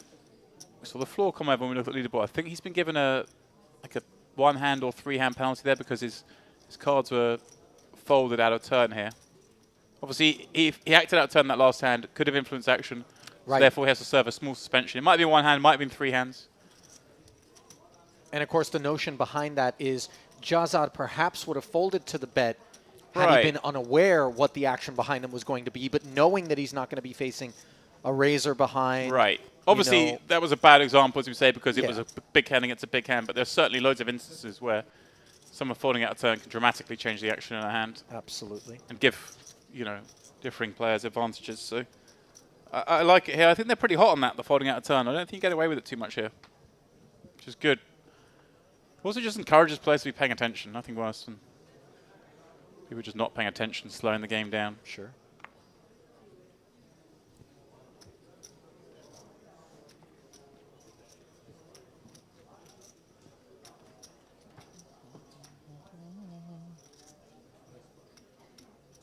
Soinka. Yeah, 3 hands, I guess. How many hands does that have to be for you to go for a walk? That's the question. 3 hands isn't going to say long stay there. If they give me an orbit, I'm going to get a cookie.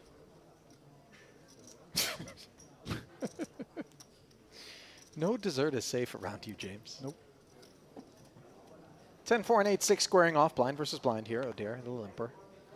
The pudding pilferer. That's what they call me at home. That's kind of uncomfortable. 2 quick checks. Board pairing 7. Does not change the texture.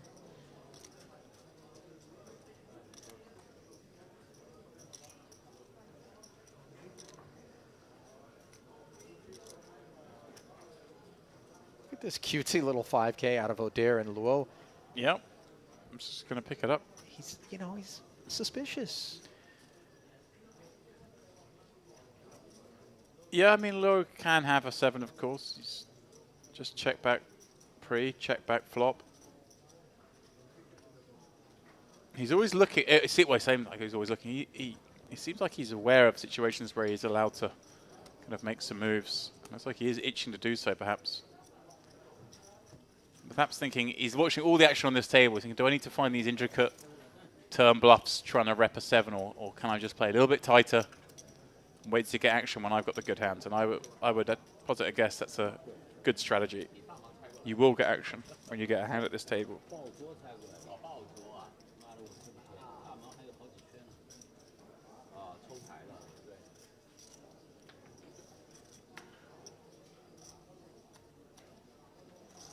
Is he back in now? Was it a 2-hand penalty?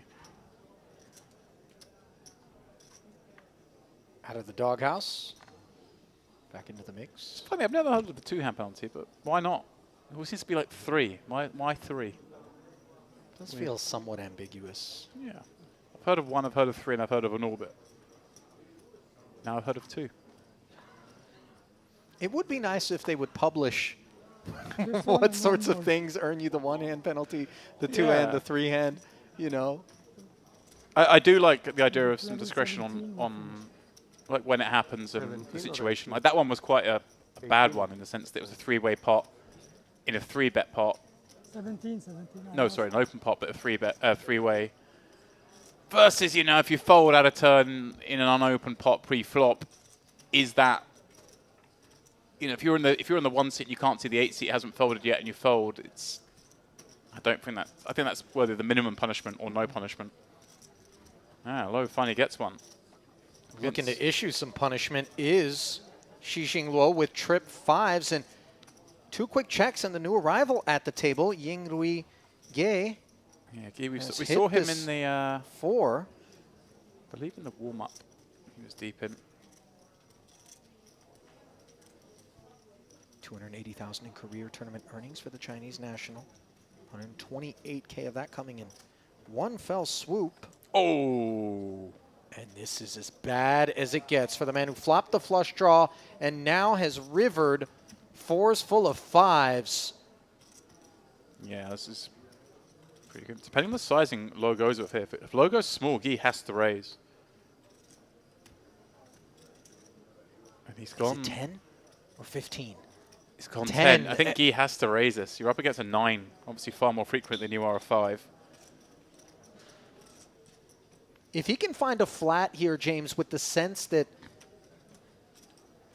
there aren't a lot of hands that he's going to have beat that are going to be able to call, no, but it would be so tremendous. But, you know, who can blame him for taking this line? He's looking at this and thinking gin, but unfortunately it is all tonic. Tickle raise as well. Now, back to Low, who himself has a decision. Obviously, you lose to 5-9, you lose to 9s, you lose to 4s. Unlikely 5, 9, and 9s the way this one played out. Pocket 4s is possible. Extremely rare. It's a question of do you ever get a 4 to call you? Well, he's going for it. He's clicked it back, made it 60K. Putting his man on exactly this kind of hand. Before he went for the small bet, at least it's a raise. Now, Ge, does he level himself? You wonder whether or not these two have any familiarity with one another, James. You know, obviously it's a big nation. It's not to suggest he gets paid. All poker players from China have played with one another, but you see Ge.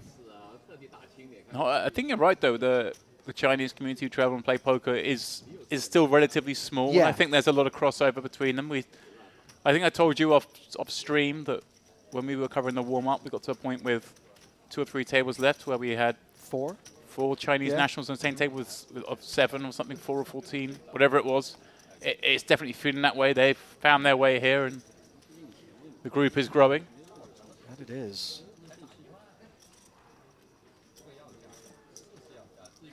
So a very unwarm welcome there for Yingrui Ge.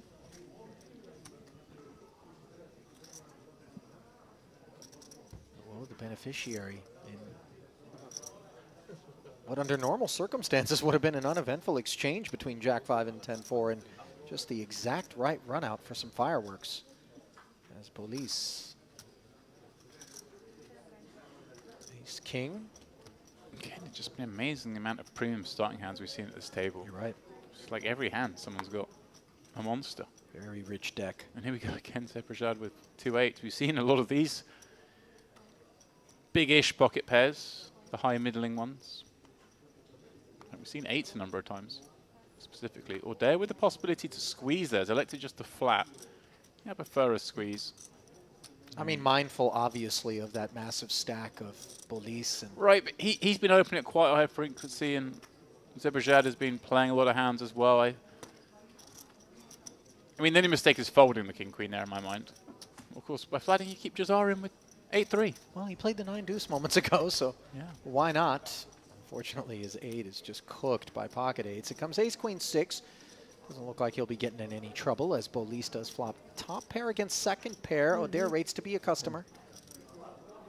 Yeah, certainly will. Half pot the wager.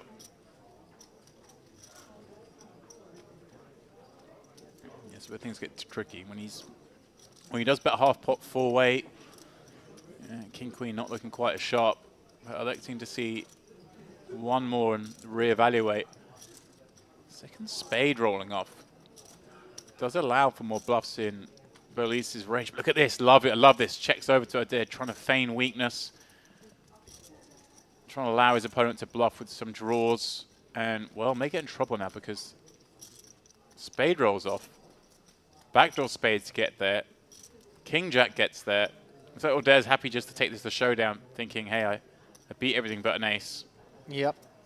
Maybe there's some underpairs to queens. If Bolis had got greedy there, may well have seen O'Dare run a big bluff. So Sure. nice check from Bolis. On the strength of the king of spades yeah, in particular. if I see the person bet into me kind of weak here after they've checked the turn, I'm like, well, you just got ace king, ace jack. Maybe you've rivered ace 10 for 2 pair, but can you really stand the heat when I bomb it in here? All questions worthy of being asked, but the opportunity not granted.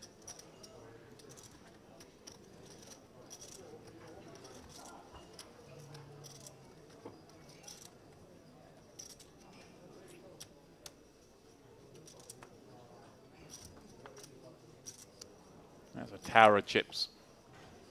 That it is. And again, an ace-king for Bolis. This is, you know, we're dealing with some real run good. Yeah. Dealing with the rich part of the deck for sure, Bolis.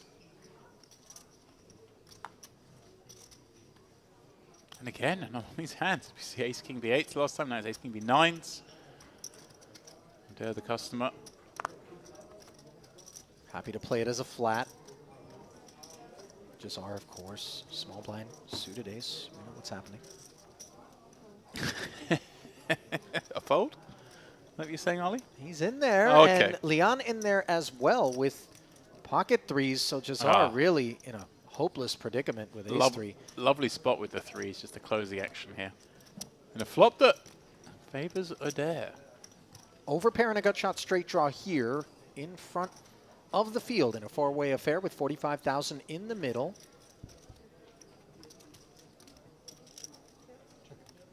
Yeah, no surprise to see the ace-king giving up on this one. Especially against the players in the pot. More so, they can have these middling cards than normal ranges.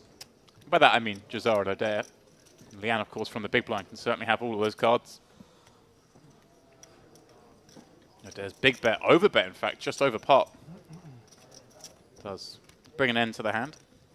Yeah, might have gotten appeal if he got cute with the sizing out of the ace-king, but the board texture's so bad. I don't think ace-king. When it's bet into 4-way on that kind of board, you can't really call with ace-king, I don't think. I mean, obviously you always can, but it's very hard to ever imagine you could be good / hold up. Agreed.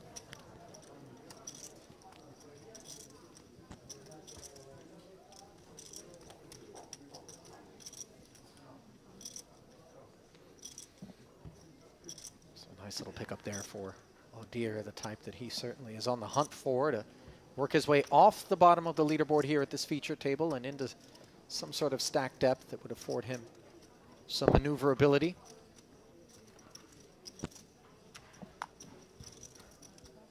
Wow. How about aces? Yeah, I was Should thinking help no one's got ace-king in the first 3 seats. What's I mean, going on? again, by the way, look at the aces, king jack suited. I mean, This is options here exceptional. For low.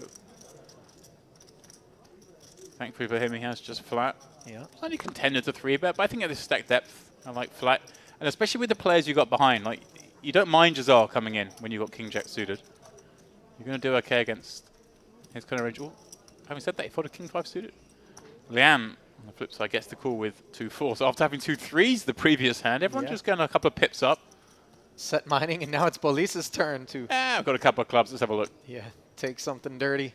All sorts can happen in this one, Ollie. 3 off the top, and they are 10-6-4. There it is. There's the set for Lian. Aces are in a very bad way and well covered here. Not sure there's a path to an exit, especially given the ace of diamonds for Odir. I thought for a second that maybe Odir checked. He did check. Oh, wow. And now he picks up the nut flush draw as a jack rolls off, which connects with low, by the way. So we've got 3 players that are going to remain very interested. Lian in the lead. Lights the fuse for 45K. Yeah, betting 20 into 45. Odir, having played it this way, I don't think we do anything but just call. I mean, that ace of diamonds and low now with the trickier spot. Has Turner Jack, does have a very strong kicker, but can already be drawing dead. And his best case is kind of up against a lot of equity, but for 20K and position, I rate this to be a call, as does he. This is a bizarre hand. If Odir had bet this, he was certainly out of the tournament. Wow! An ace on the river as and Lian got called in 2 spots. Yeah, Lian is loving this because he knows there's a very good chance it's up against ace-X with the ace of diamonents. I mean, there is some king-queen lurking from time to time, James, but obviously he's going to take his chances. But yeah, this is, you can feel very confident you're about to get paid off here. Although when the raise comes in, and I'm not saying that it will. I don't think it will, because but Lian gets to have... shrivel. Yeah, but that's the thing. He can bet here, but confident that he's not going to get raised because he gets to have all the flushes, don't forget. He's called from the small blind. What kind of sizing does he come with into 105? I like this, just a third pot. Yeah. You're kind of trying to get a crying call from the ace of diamonds here. And I think that's exactly what Odir is going to do. You see him make the call. Luo with the easy exit, and this is going to be gutting for Lian. Well, yeah, if Odir bet that flop, he may have Look got at that Luo's in. face. Yeah, he's what? You checked aces on this flop? Yeah, with the ace of diamonds, no less. The confusion over that. Do we stay here or we don't know? Boy, that was disaster averted for Odir. Okay, obviously, looks like we're going to our final break even of the evening. When we come back, we'll only be 1 hour of play, and thus we're going to stay with this group of players. So, Ali, I know you'll be leaving, but myself and David will get to watch more of this I mean, listen, roller coaster action. One of the occasions on which I'm regrettably going to be saying goodbye for the night and signing off as we bring you back into the commentary booth. Ali alongside James, and I got to tell you, of all of the frames that I've presided over in this booth, I think you would agree that had to have been the most entertaining that we've enjoyed so far in this Western Series. Yeah, there wasn't any standout crazy hand or crazy bluff, but it was just a combination of the players willing to play hands and the card distribution just meaning that every hand someone had something. Kind of crazy. If you were so inclined, you would have run out of popcorn in that particular couple of hours. So then we do step aside, albeit briefly, and we'll come back with one final hour of fireworks here on day 2 of this Merit Poker Western Series main event with a feature table that will remain the same. So you're not going to want to miss that. I will give way to Mr. David Lappin, and we will join you in about 10 minutes' time. Stay close.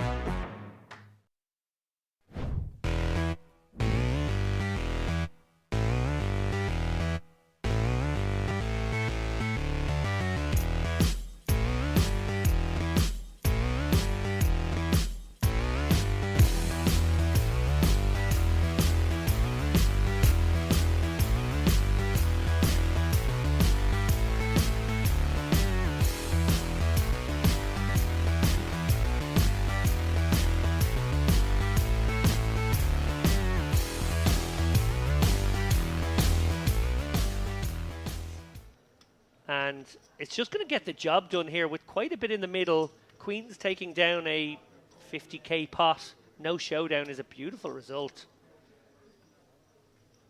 And poor Manas now left with maybe a very interesting consideration, thinking that the vast majority of the range that would be willing to do this might be hands like pocket 9s, pocket 8s, flatting, and then thinking, well, actually that squeeze can be full of nonsense.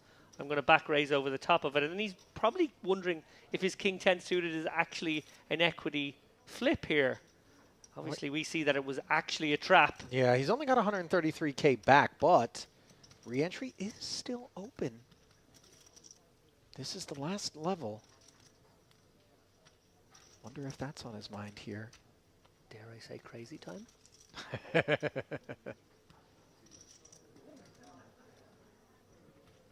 Hoping to see a hand like maybe ace queen off or pocket 9s where he does have a legitimate gamble spot. Kuzmanas, he's made an awkward bet for himself, putting in this 36k bet, roughly a quarter of his remaining stack. And now wondering if he feels like gambling for the rest of it. He does. You know, it felt as though that might be the case. Of course, the all-in was never enough to assume that Malyarchuk wouldn't call 100% of his range, but he's going to be spinning the wheel well behind for 354,000 here. Vulnerable are the two queens to any king for the time being. As it comes queen 10-7. So top set. Kuzmanas looking for backdoor equity in the form of a flush draw or straight draw. The very blank deuce of spades, though, vanquishing those aspirations as Malyarchuk played this pot to perfection. And Kuzmanas polished off here. Bit of a self-inflicted wound, but he always understood that he was looking for... I feel like we're in a MPO state here, where I don't think there'd be too many traps. An MPO wonderland. Walking along, singing a song. But that's fine, right? That's for you to start saying things like that is fine. But you're having to go at my commentary. I see. Nice and clean and, you know, morally safe. You said maximum, right? This place is a winter wonderland as well, purely because there is no winter. It's just sunny and warm out. Sea a little calmer than yesterday. It was a bit rough out there. A bit like the PLO game we had last night. Speaking of Wonderland, the Queen of Hearts here in the hand of Tichef, Queen 10 of Hearts.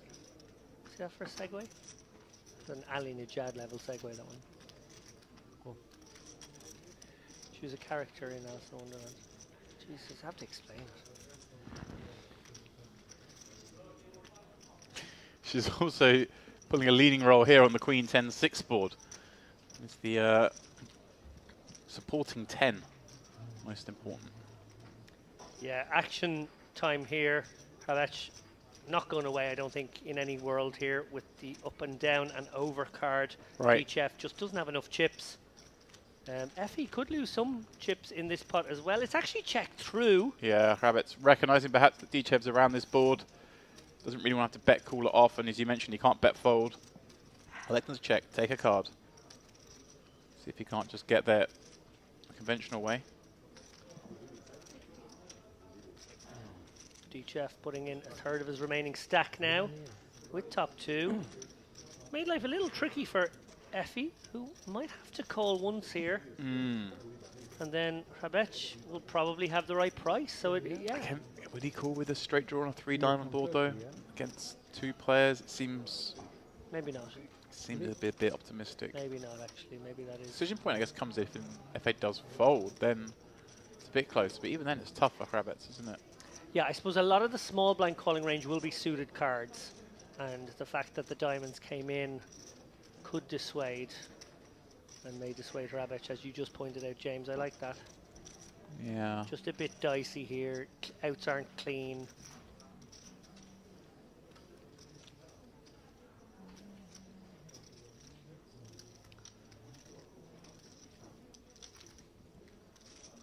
It's annoying.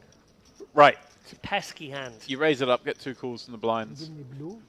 Have Queen Jack on this Queen 10 flop, and now hating it, going to river. But he will make the call, and if he can see his opponent's hand, would sure be very happy to do so. Finds the offsuit ace on the end. Dichev just ripping in the last 30k.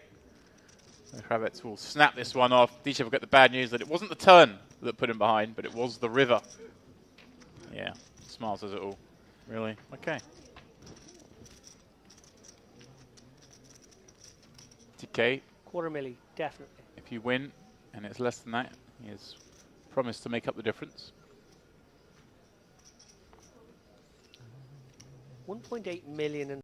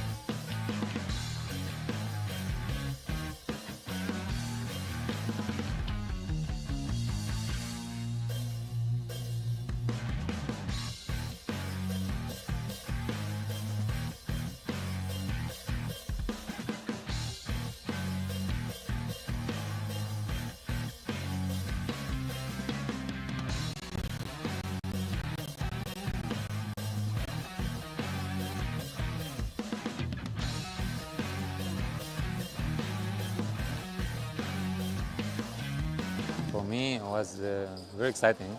Yeah, I was very interesting about the player, a mix of players, a lot of good players. So I was very excited to play, and I mean, the whole experience here it's amazing. It's a great experience.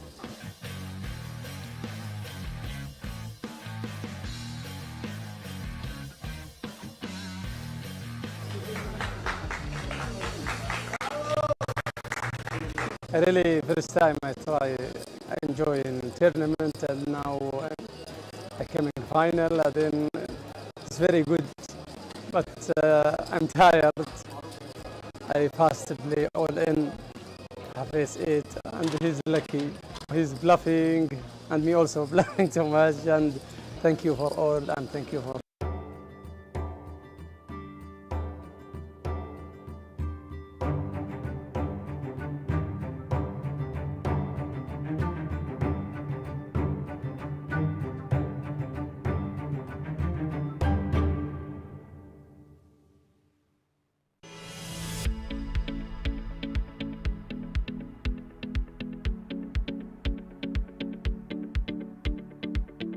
And welcome back, one and all, for the final time this evening to the Merit Crystal Cove Hotel, Casino and Spa.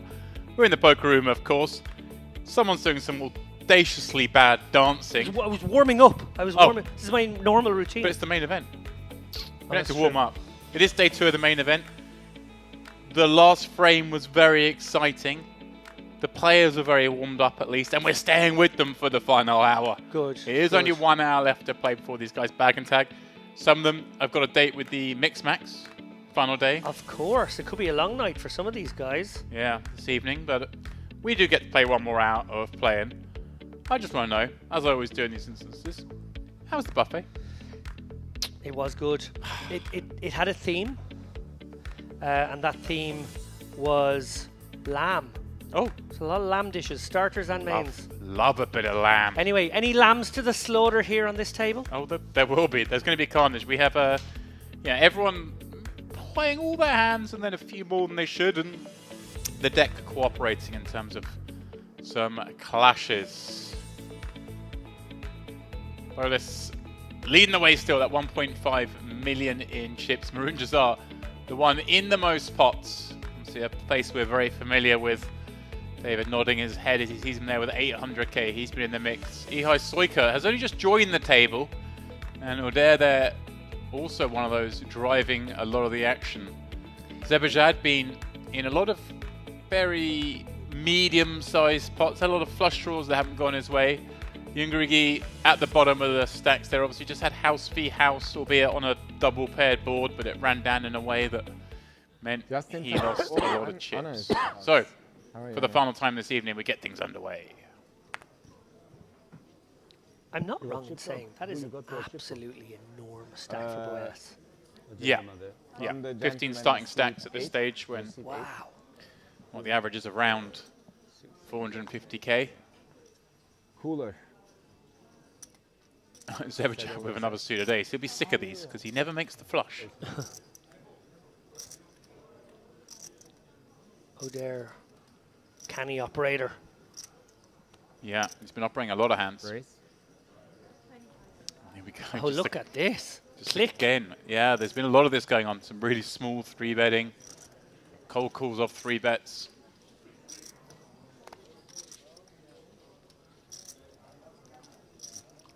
When that monkey's like slightly suspicious for ace-9. He's not going to play that one.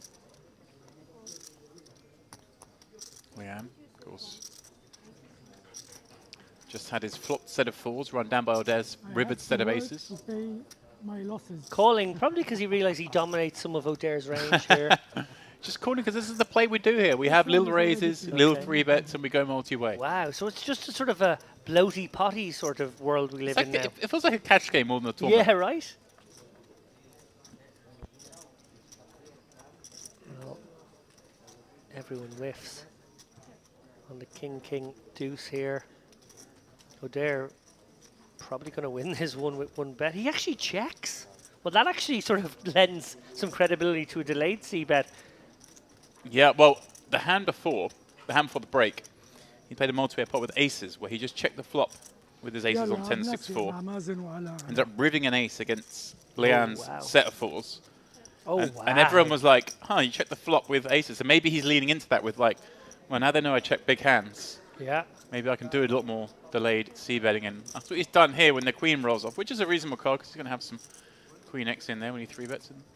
This should result in the end of the hand, but I can't rule anything out at this table.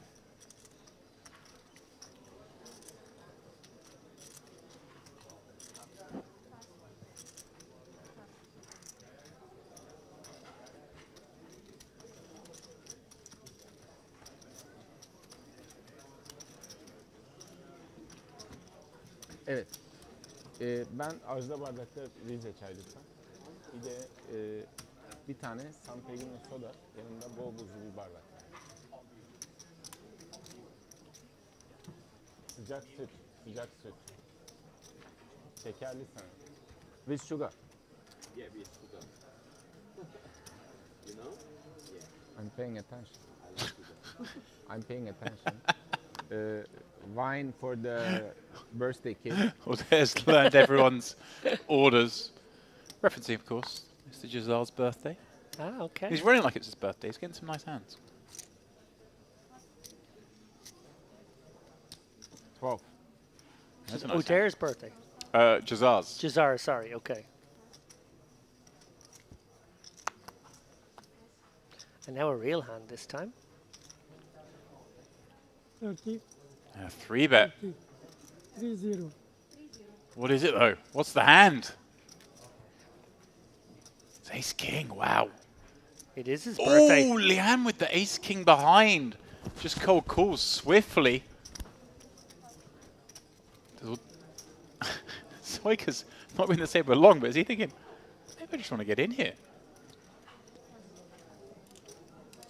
So when it gets back to O'Dare, give me a profile on Gisard. Is he likely to be light? He's played a lot of hands. I haven't seen him 3-bet too many. I think O'Dare will give him some level of respect, but with the cold call between, he's carried down the stack. So Leanne, the previous hand cold calls the 9-7 suited. This time cold calling very strong indeed. If O'Dare was to find the 4-bet here, would Leanne find the jam? Yeah, I'm sure he will. And that's what's happening. There is. What happens now if Gisard just rips it? Does Leanne just fold ace-king now? Huge 4-bet as well, up to 110k. Wow. So this is a big one. Yeah, I feel like one of them will rip it. Right. And one of them will fold. And O'Dare will probably have to fold to the jam. There's a call there and now. Now Leanne has the dreamy spot. Oh, does he though? Is he worried that Gisard might be trapping here with aces to this action? Oh, there it is. He does. And look at Gisard's head pop up. Like, wasn't expecting that from that seat. Now, O'Dare surely has to fold this to this action. Being 3-bet cold call, he 4-bet. Gisard flat the 4-bet, and now Leanne wants to rifle it in. What a hand, James Dempsey, to come back to after the break. This is absolutely brilliant. And is Leanne going to get 2 folds perhaps here? So much for Gisard to call off. I think he should. Like, that is such a strong line to call and then back raise in this fashion. I suppose O'Dare is just mostly worried about the image he set up, which is that, like, I'm full of nonsense here a lot. Right. And now has a real, like, top 5 hand. So he's thinking, oh Yeah, no. Again, this does feel a little out of character for the way the table's played. There's been a lot of single raised and clicky 3-bets, but this is Okay. the first of these sort of raising walls, multi-way pre-flop we've seen. And Yeah, it feels like Leanne either has ace-king suited or queens a lot when he takes this line. It is possible that he could have a very trappily played aces and kings. Well, Dare just says, I want to run it, not interested in folding this. And he's in amazing shape now that there's so many aces and kings folded. Right, and Gisard surely now has to fold this. Remember, it's gone open, 3-bet, cold call, 4-bet, call, 5-bet jam, call the 5-bet jam. Understandably, Gisard asking the dealer for advice. What would you do here? Good fold. Yeah, has to. No. No. No, don't actually have jacks. Oh, no. I think he's saying no because he just knew getting call would be in trouble. He's probably kind of relieved to see jacks in the sense that So many chips in he the probably middle. thought he's up against like much bigger than jacks here. The big 4-bet and calling the 5-bet jam. Looks like aces or kings. I think Leanne's just trying to make the point, hey guys, I was bluffing here with ace king. I don't want you to think I thought this was the best of it. Ace in the window. An unlikely one, as you mentioned, of course, with Gisard folding the same hand, or Dare reduced to just the 2 outs. Million chip pot with 146 players left. This pot is like 2.5 times average. Yeah, Leanne looking to go join the chip leaders at 1.4 million here. That is exactly what he will do, or dare, to the rail. That is just, yeah, a huge, huge pot. I think that's a good call. Yeah, Very good call. Suited. So much action there when we go back and reflect. An open, a 3-bet, a cold call of 3-bet, a 4-bet, and then a back raised 5-bet. Not sure. Yeah, Jack should have been in there. I can't be playing the jacks myself. I think I might have even just flatted the jacks. Right. I know it's 3 ways and you're out of position, but I like no options are very nice there with the jacks. But yeah, I think if we do elect a 4-bet to fold is probably better than. But yeah, especially when you're on the size of 110k, kind of made the pot so big. An exciting one nonetheless for the viewers. I did bill you that we've got some action players and some action hands getting dealt, as it were, card distribution-wise, and that one certainly didn't disappoint. You told no lies, James Dempsey. 3 premiums.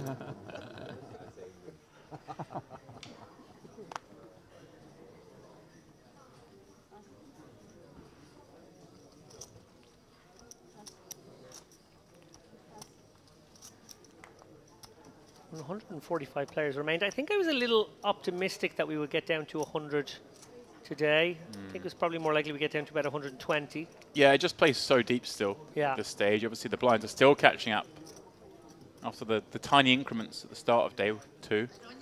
The shorter day 1 and day 2 as well. Yeah. Only 8 levels each, so everyone can play that mixed max. Interestingly, I've just noticed, I hadn't checked until now, the payouts are now, of course, published. Excellent. There'll be 80 paid, min cash of 4.6k. I predicted 250k. 250k for second. Wow. First prize is 342k, so your guarantee was safe, should we say. Well, seeing as you made me put up the difference, that's good news. So yeah, big money. 342,500 for first. Everyone on the final table will be guaranteed 34k. And there are 4 6-figure payouts.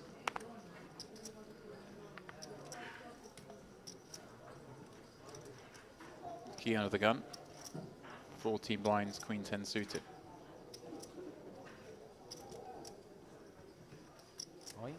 Says I just want to run it.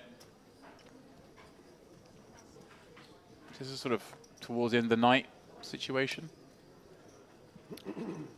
Yeah, don't love this shove. I think you can actually open this hand. I like open. Yeah, I think open is nice. I think maybe if you had the king queen of diamonds or even the queen jack of diamonds would be cuspier. Queen 10 of diamonds just doesn't feel like enough hand. But it may get through. Oh, it's a favourite to get through for sure. And that's what it'll do.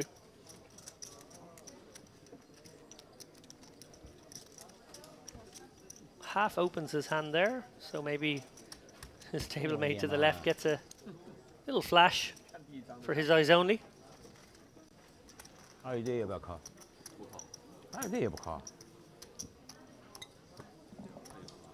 Wow, 340,000 up top. What a beautiful payday. 1/7 of the prize pool. All for yourself. That's a lot. All for Andrew Headley, perhaps. Do we have Headley cam? Is Headley watch still a thing?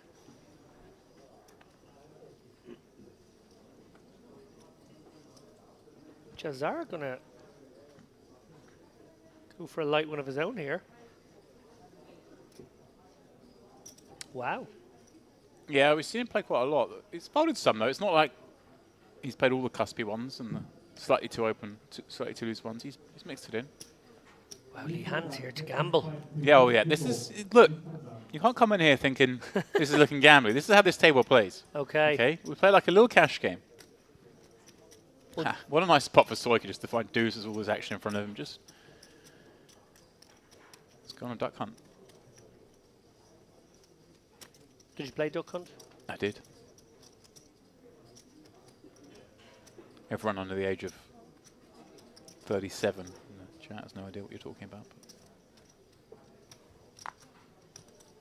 Yeah, that wasn't a reference for them. Okay. They are our viewing base, though. Family, family. Everybody King love you. 4 in there from Ziberjad. Wow, that's very optimistic.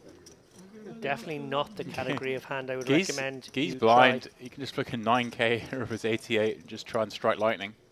I don't hate that. Yeah, getting 10 to 1. 7-8 off, okay. Yeah, I don't hate it. If you can just find some equity here, you actually just have a pop bet behind. Right. Getting 10 to 1 direct odds. I mean, 6 ways. 2 a flop. he's got the gut shot, has our boy Guy. And sort of incredibly, nobody has caught. Yeah. Soika's Toos is still best. Yeah. Should surely check around. And Repeat 6 just- hearts. Yeah. Akbabor, the most interest in the hand now, you'd imagine. He's just hoping, please everyone check again. Let me hit my 9.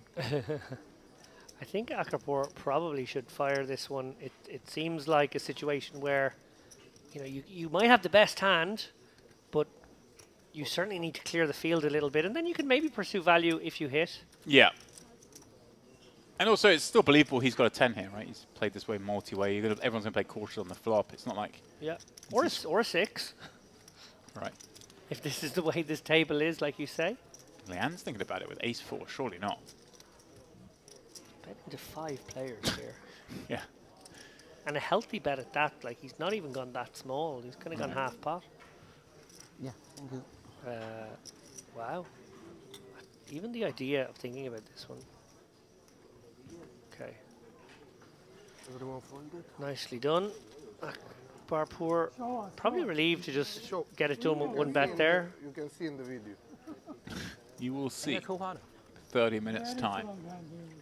我是没码，我还有概念。7, 9 of hearts, 8, 9 of It's like the go-to thing to say at the stream table, isn't it? You'll see in 30 minutes. Just not, I'm not showing. Just reminding everyone that they're on a stream table, as if they didn't already know.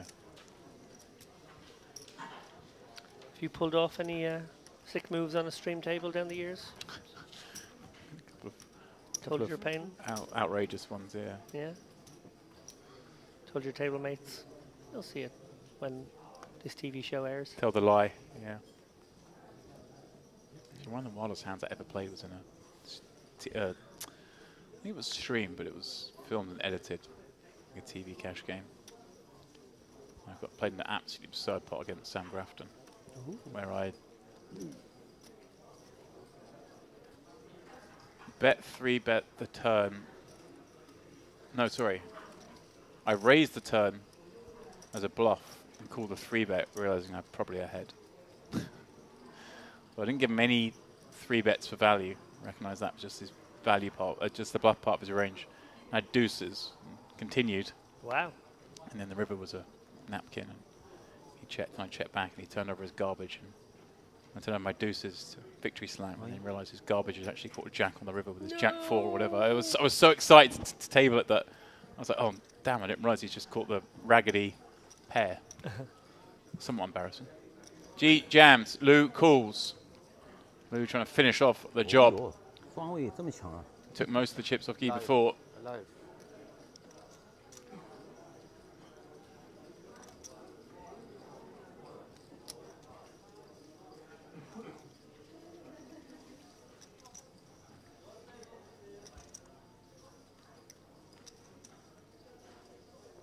All spades. Both players with one, so geez. Situation getting worse. Very dead. No. Very 3 extra outs. Slightly better equity than he had on the turn. And even better equity now as he finds the unlikely double up on the last card. Tap the table from 你的段位大的吓人，我以为你只是个抢盲的呢，所以想反抢一下。 That's almost been said, but Lou didn't reply. It's just like, whatever, mate. Just take the money. Leave me alone. That's that transcends language. Just absolutely no reply. Don't engage. Don't even look at them.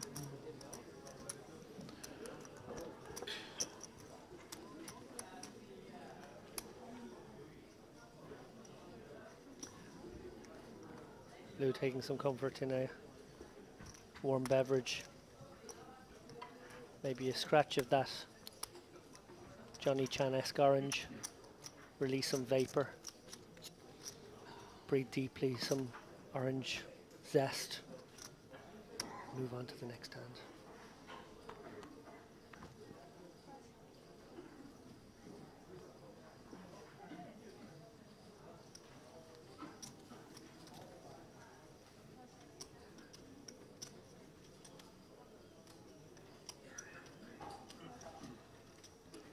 Lots of sunglasses at this table, just noticed. I hadn't. I guess I'm just so used to seeing sunglasses in a poker room. Not a thing I'm a fan of, to be honest, but... Have you ever?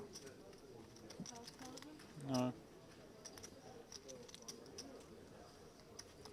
I will admit, I do wear them occasionally on feature tables only, purely because of the The lights. lights. Yeah, I get that. I tend to wear a cap when I play poker all the time, and that's mainly for lights. Not just feature tables, but a lot of poker rooms you get with different areas, different lights and stuff, so can get a bit draining at times. So I do understand on a feature table for that reason. Yeah, I do suffer from the odd migraine, I will admit, and I think it is to do with screen time and lights and those kind of things do trigger it. And I do realise to the audience listening at home that this stream does have a tendency to be me talking about how my body is letting me down. He going after low now. He's just doubled up through him. 3-betting him light. The next opportunity, and surely will work. Yeah, I don't think 10-Jack is a hand you want to continue here out of position. Certainly not the offsuit variety. Good fold. A nice pickup there from Guy, and a nice hand choice. We saw an identical play in identical seats, I believe, in the first frame today with Monica Zukovic, using that sort of just below the calling range suited hand to 3-bet, take the initiative. It's a nice hand selection.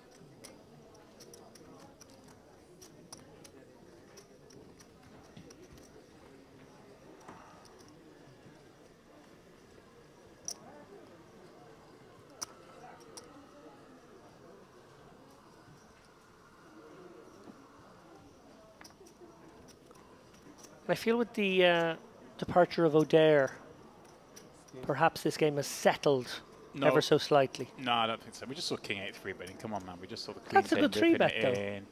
We still got Zebajad, who's going to play lots of hands. We still got Jazor. Don't worry. We've got action for the rest of the night.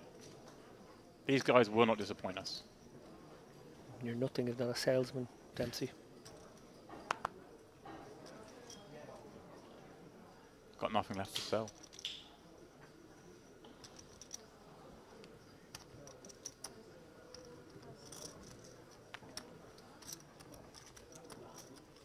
Police. King Jack in the big. Will defend. He's been pretty quiet since the restart. Although restart wasn't that long ago.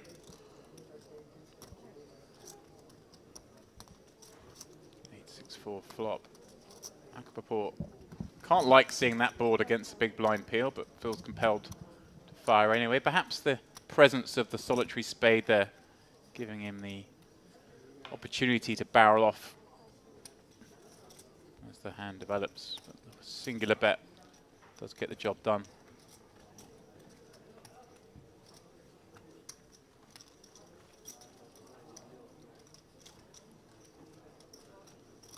There is a camera in here. If you guys could see right now, Lappin is just staring me in the face and playing with his hair as if to imply, hey, do you want some of this? Well, I was just adjusting my headset because I think maybe Ali has a smaller head than me. It's hard to... I've never heard anyone describe Ali as having a small head before. Had to just do a little... It was just a bit tight. Did you turn the sound down before you sat down? I know he has the volume pump rather high. No, I also have my volume high. But I had that moment with Andrew Headley as well where he felt it was a bit much when we swapped mics.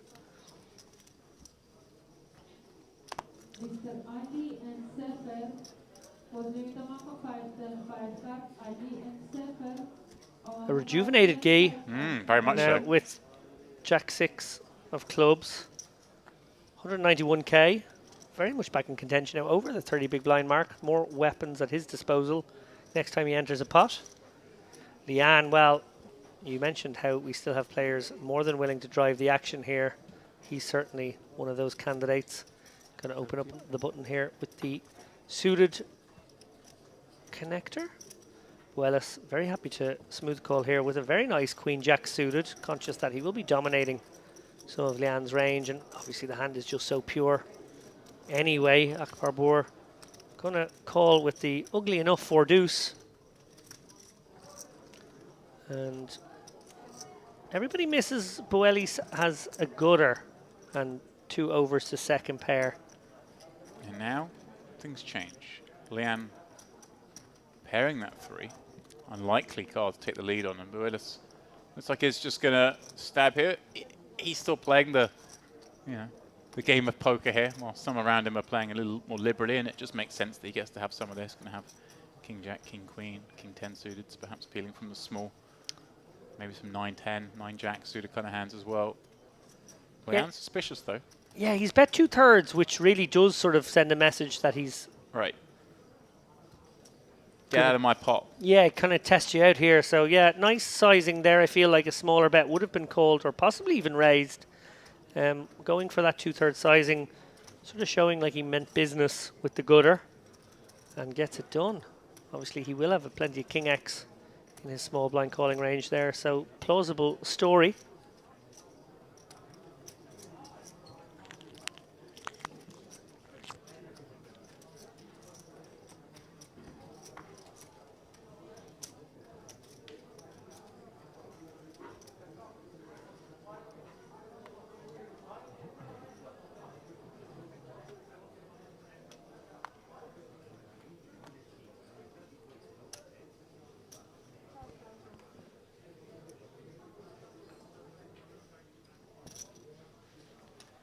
Hands coming thick and fast at us here. Zabarjad already dealt his ace-10 off and already in the pot. Yeah, I wonder if Low takes this. Zabarjad's been pretty active. Obviously a bit scary whenever you're 3-betting +1 versus under the gun, but this feels like a spot against this player, but Low elects not to do so. Players are allowed to have hands. That's the theory there. Even these players.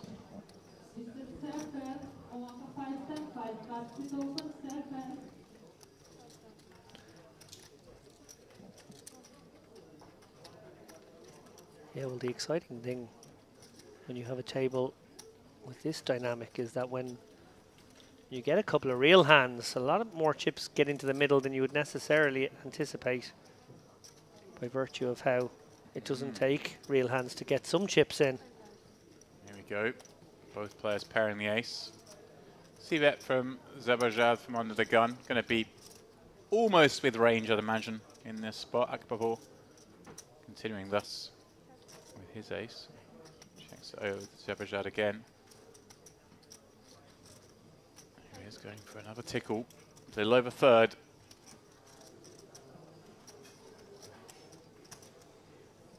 Akbabur calling once again, as you would expect, and finding the 5 on the river, but on a heart completing board. Nice check back from... Yeah, it's very hard to ever bet that again, isn't it? Yeah. But I wonder if there was a spot, perhaps Akbabur would potentially lead, knowing that kind of the ace-kings, ace-queens of the world are probably going to check back now. Yeah. Into third heart. Yeah, I like that. I do prefer that line. And it would have been an interesting one for the ace-10. Not a particularly easy spot. Certainly a block would have been called, but maybe a 35-40%er would have been a test. As we hear in the background here, some celebratory music. Yeah, they go hard on celebrating birthdays in this poker room. It's that community feel, and obviously we're coming on a delay. The day has just finished for the players involved in real time, and it's a big birthday celebration. And I wonder if it is for Jazar. Is his birthday? He's a regular here. Or they're treating him to a big celebration. I don't want to predict the future here or jinx anything that has already happened but we don't know has. But how amazing would it be if they had the cake ready and they're going to come out with the candles and the singing, and he bust like the last hand or the second last hand. They brought it out to him. What is wrong with you? You're a devilishly negative man, aren't you? You're just in for the sort of tragedy. Always.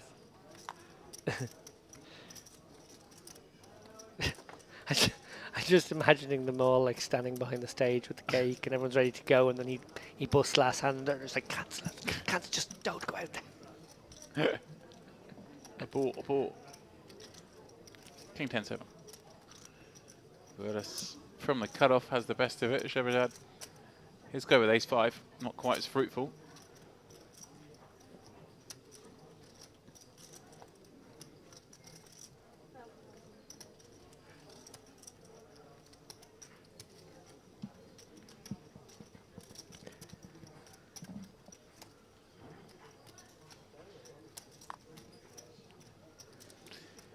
Yeah, in the C-bet for 2 blinds. Should really result in this hand ending, but Zivashad, you know, with ace-high and a heart, perhaps thinking of getting way out of line.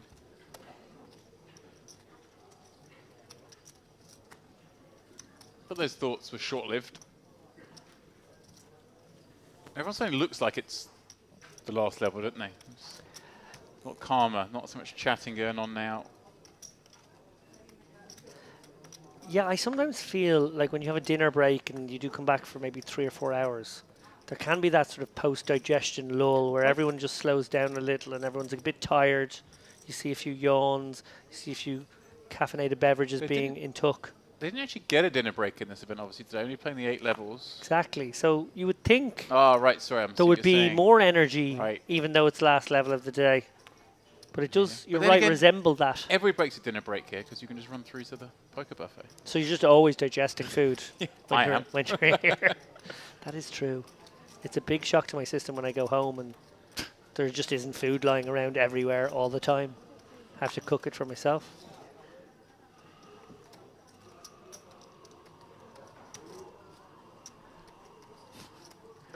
Imagine if they just had a constant buffet at home. You wouldn't better leave home. Not had a choice. Out of logistics. Okay, Soika popping up King 7 off on the button low, defending with the ever so slightly dominated King 6. That's what you'd imagine kickers are unlikely to play if the pot developed. Potential David here to bet this king high. Not a lot of good stuff happens by checking, does it? No, I like a little, maybe 15-20%er here. It was a little bigger.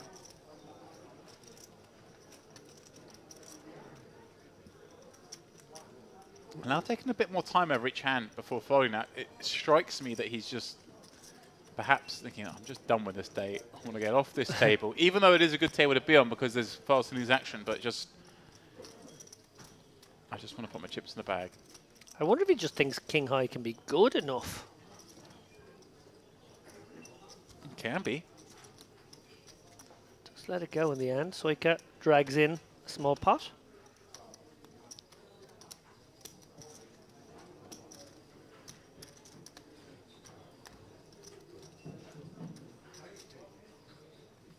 Andrew Headley has crossed the threshold of the chip stack he brought to the day.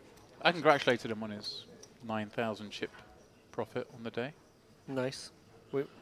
Obviously, again, we are on a half-hour delay. And we can spoiler stuff that nobody would know about. Yeah, our boy has made it through to day 3, but started the day with 402 and bags 411. I'm glad I told our production team, don't put him on the stream today. It'd be a waste. We'll definitely have him the next day when he'll definitely make it. How about on the bubble and see if he gets any sweaty scenarios? That'd be nice, wouldn't it? That would be amazing. Watch him cry when he busts out stream. Wow, your sort of dastiness is catching on now.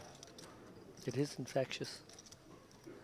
I think it's sort of that thing where, as a poker player, you sort of are a sadist and you are a masochist. You sort of have to enjoy pain inflicted upon yourself and others. I much prefer the pain on others, I won't lie.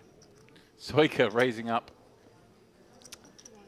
ace 6 of clubs. And this time low, fighting back with ace 5 of spades in the form of a 3-bet, and a chunky one at that, 4x. But David, that a facet of the depth these two have, obviously. Very, very deep. 4xing seems kind of like the minimum.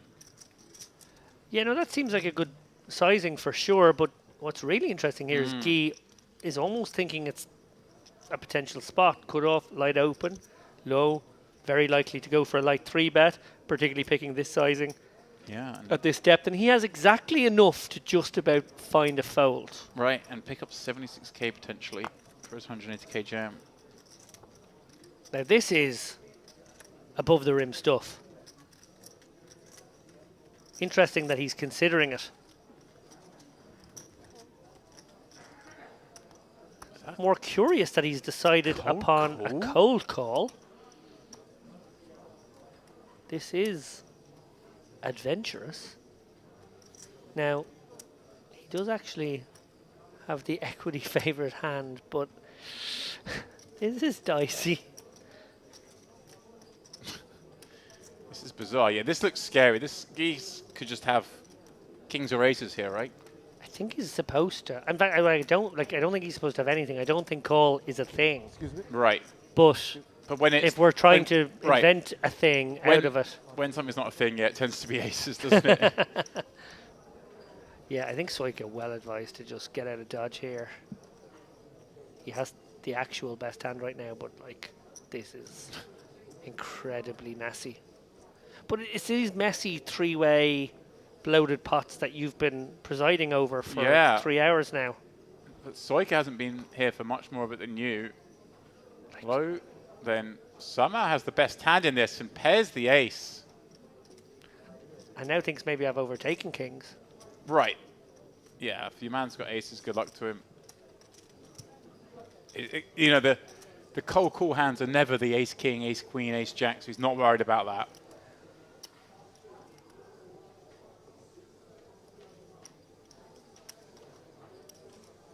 Just the rip. Curious how he might not have just knuckled that one over. Or bet tiny. Bet tiny pretty makes more sense. Yeah, I like a small bet for sure. Not sure what shoving achieves. Unusually played hand overall there. So we zoom out to look at that beautiful sunset now in the desert.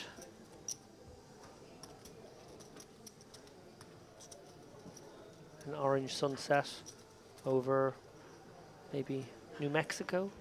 Yeah, you haven't been too concerned about the crows in recent days. I don't see any crows anymore.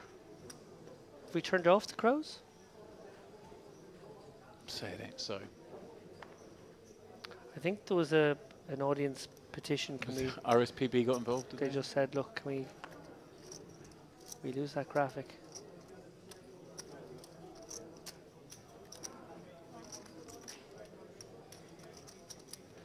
Back parbour. Going to set mine here, hoping that the under the gun open offers a little bit of protection. No one will attempt to squeeze. Of course they won't. Who dare squeeze at this table? Soika with another flattable one, but he might choose to go the aggressive route. Yeah, certainly a contender. You want to knock out some of those dominating hands, perhaps. King Jack, Queen 10 type things that don't fare well against 3 bets, as it is. Just keeping things deeper. Well, Loo can maybe come in here with a suited king. Decides better of it. Well, we saw Guy gamble a little in the last hand. Doesn't like this one quite so much, and Chazar definitely a flat. Getting almost 9 to 1. So no premiums in this one, but lots of hands that could interact with one another. Oh yeah. Deuce on the flop. Unfortunately for Aquaport, that is where the interest in the pot ends. Yeah, I wonder if he'll risk checking it over. Obviously, the ace-x hands would probably call a lot because they've got the gutter and the overs. So yeah, that's I think the target. Anytime you flop these baby sets on the wheel boards, I think it's nice to just always bet them, isn't it? Because so many ace-x do want to continue, and let's see who'll understand from that reaction that there probably weren't many. Yeah. Yeah, a little unlucky not to find at least one customer. You go 4 ways and make your set.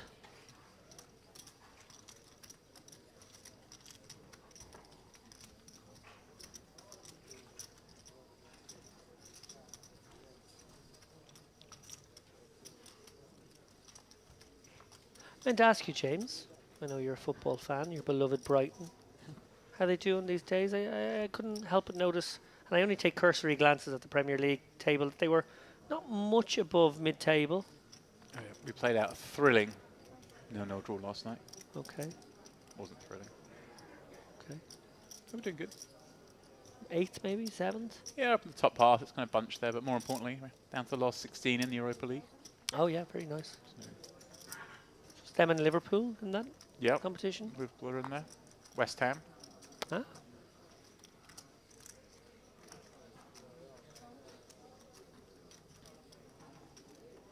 More playable ones. Soika, ace-jack suited. Sabajad, jack 9 of hearts. Key thing is we're going to finish above teams like Manchester United and Chelsea again, which is nice.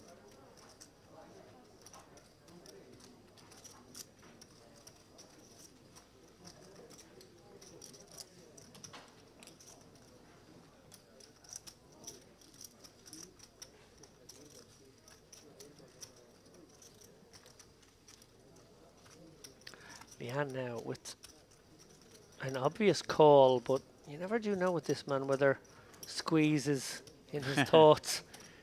It's funny, there's been so much loose action, there's so much peeling of 3-bets and stuff. I think players are like, well, 3-bets just aren't going to work. I'm better off just playing fit or fold. Like I say, kind of beating, like, again, that cash game vibe where everyone's just, there's no point trying to make people fold pre-flop. It's not going to happen. Let's just take everything to the streets. Well, Soika has a stranglehold on this one. Probably going to fire out a bet here. I would guess a reasonably small one, but he doesn't want to, you know, give too good a price to the 2 hands in the blinds that could be in there with all manner of low cards. I think something around 30% is kind of nice.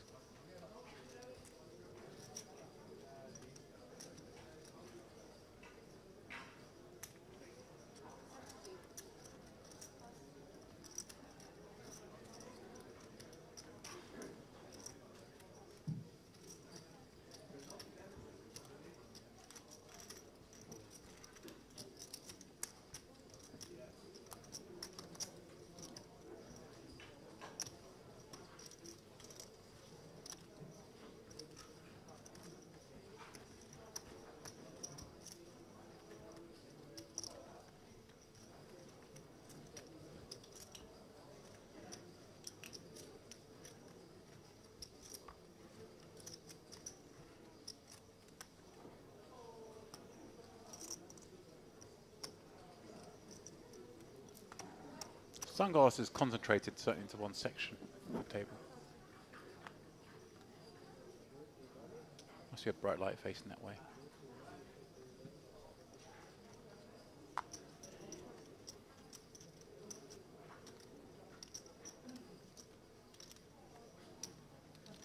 It's so amazing how deep this is. 3K, 6K low, just casually sitting here with 100 plus blinds towards the end of the second day of the tournament.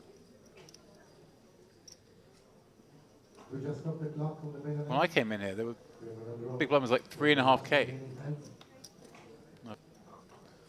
my 5th level. We're only at 6k big blind. Last 3 hands. Complete the hand you're on. Well, you hear there in the background, they've drawn for last 3 hands. Will bring us up to hand 166 for the day. So roughly 20 hands an hour. Yeah. At this feature table, not particularly fast pace of play. No, but then we've seen lots of multi-way action. Multi-way, exactly. So it's not that players are playing slow, it's just the fact they're having a lot of decisions, or a lot of actions, I should say. You have to put all your chips in the bag, writing down name, surname, and check out, and also your ticket goes inside the bag.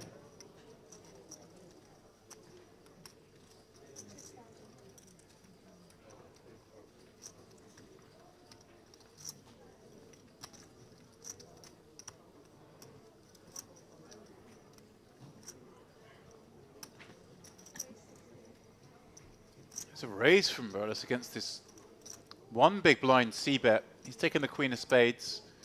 They're starting to maximize pressure on low. It's low with ace-9, no spade. Very hard to see how he ever wants to fight back with this particular holding. There are plenty he can, of course, those with singular spade. On top of course, all the made hands. I just see a crow in the background. So they are still there. That's the good news. They haven't all flown into that windmill by now. We have some survivors.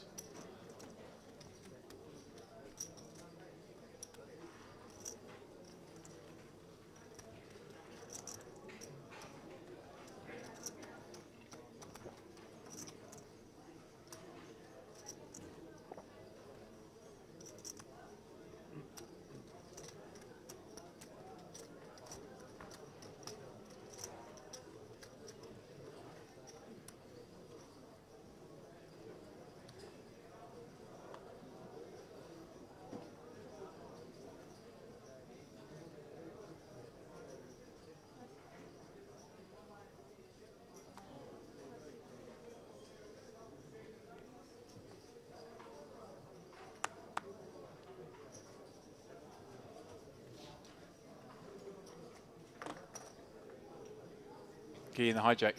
He's 322 blinds. He's desperate to perhaps win one of these last 3. Try and bag slightly more before coming back tomorrow.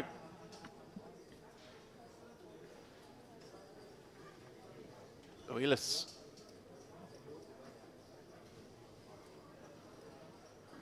The same hand, the suited variety, decides just to call from the small. It's a little difficult to play this against 20 big blind stacks, but he's seen enough action here. So good things can happen. And that's a pretty good thing. King deuce deuce, couple of hearts. He flops the flush draw. I wonder, does Guy just even just shut this down? Or will he try once? Wow! Akbarpour just coming out from the big blind. Wow. Is he just doing the I can have a deuce, you guys can't maneuver? Ironically, they can have a deuce because they've both got ace-3. But is that the, in some way, the thought here? And freeze them? Not going to work, of course, David. No, not at all. Well, does he have an option here other than just a flat to this kind of lead out? Well, he found another option. He's come out with a check raise and Akbarpour just somehow created this bed. Why did I do this to myself? That he must now have a kip in.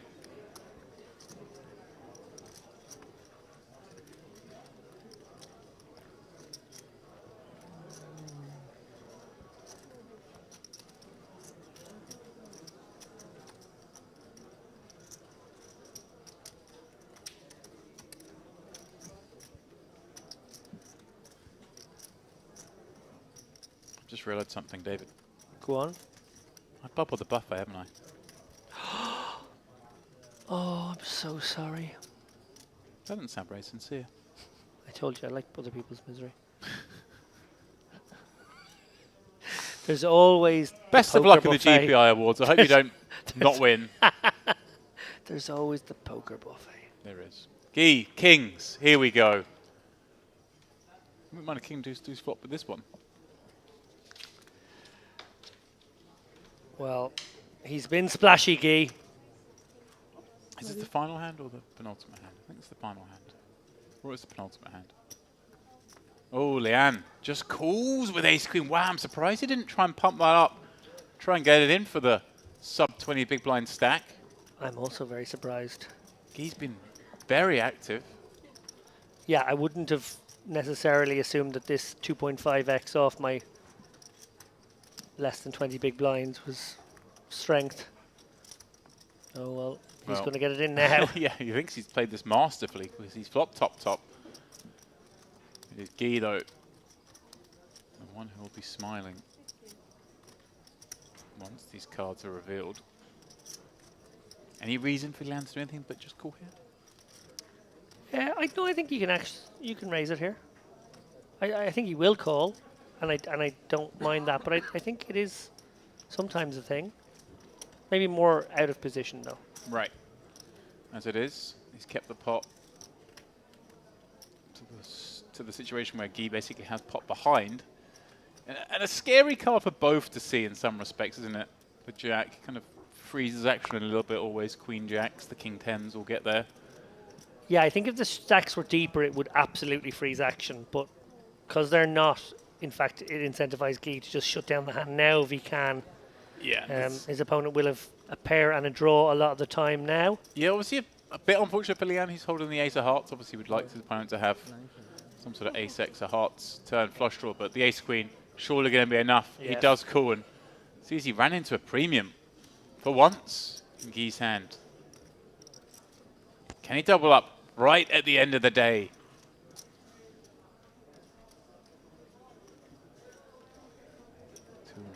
$245K in the pot. He will do just that. Full double received. Just kind of went a little bit later than I expected. Last hand? Yeah, that's the last hand. Oh, that was the last hand. Is this the last one? Yeah, the last hand.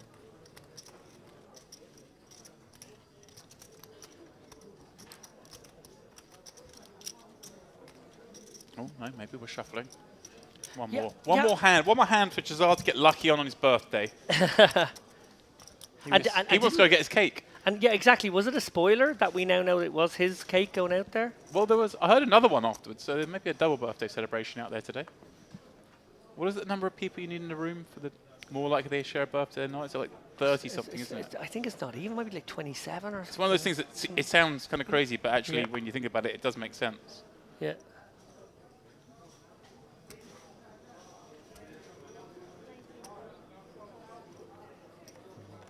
Well, Chazar going to open this Queen 10 suited for the last one. Try and get one through.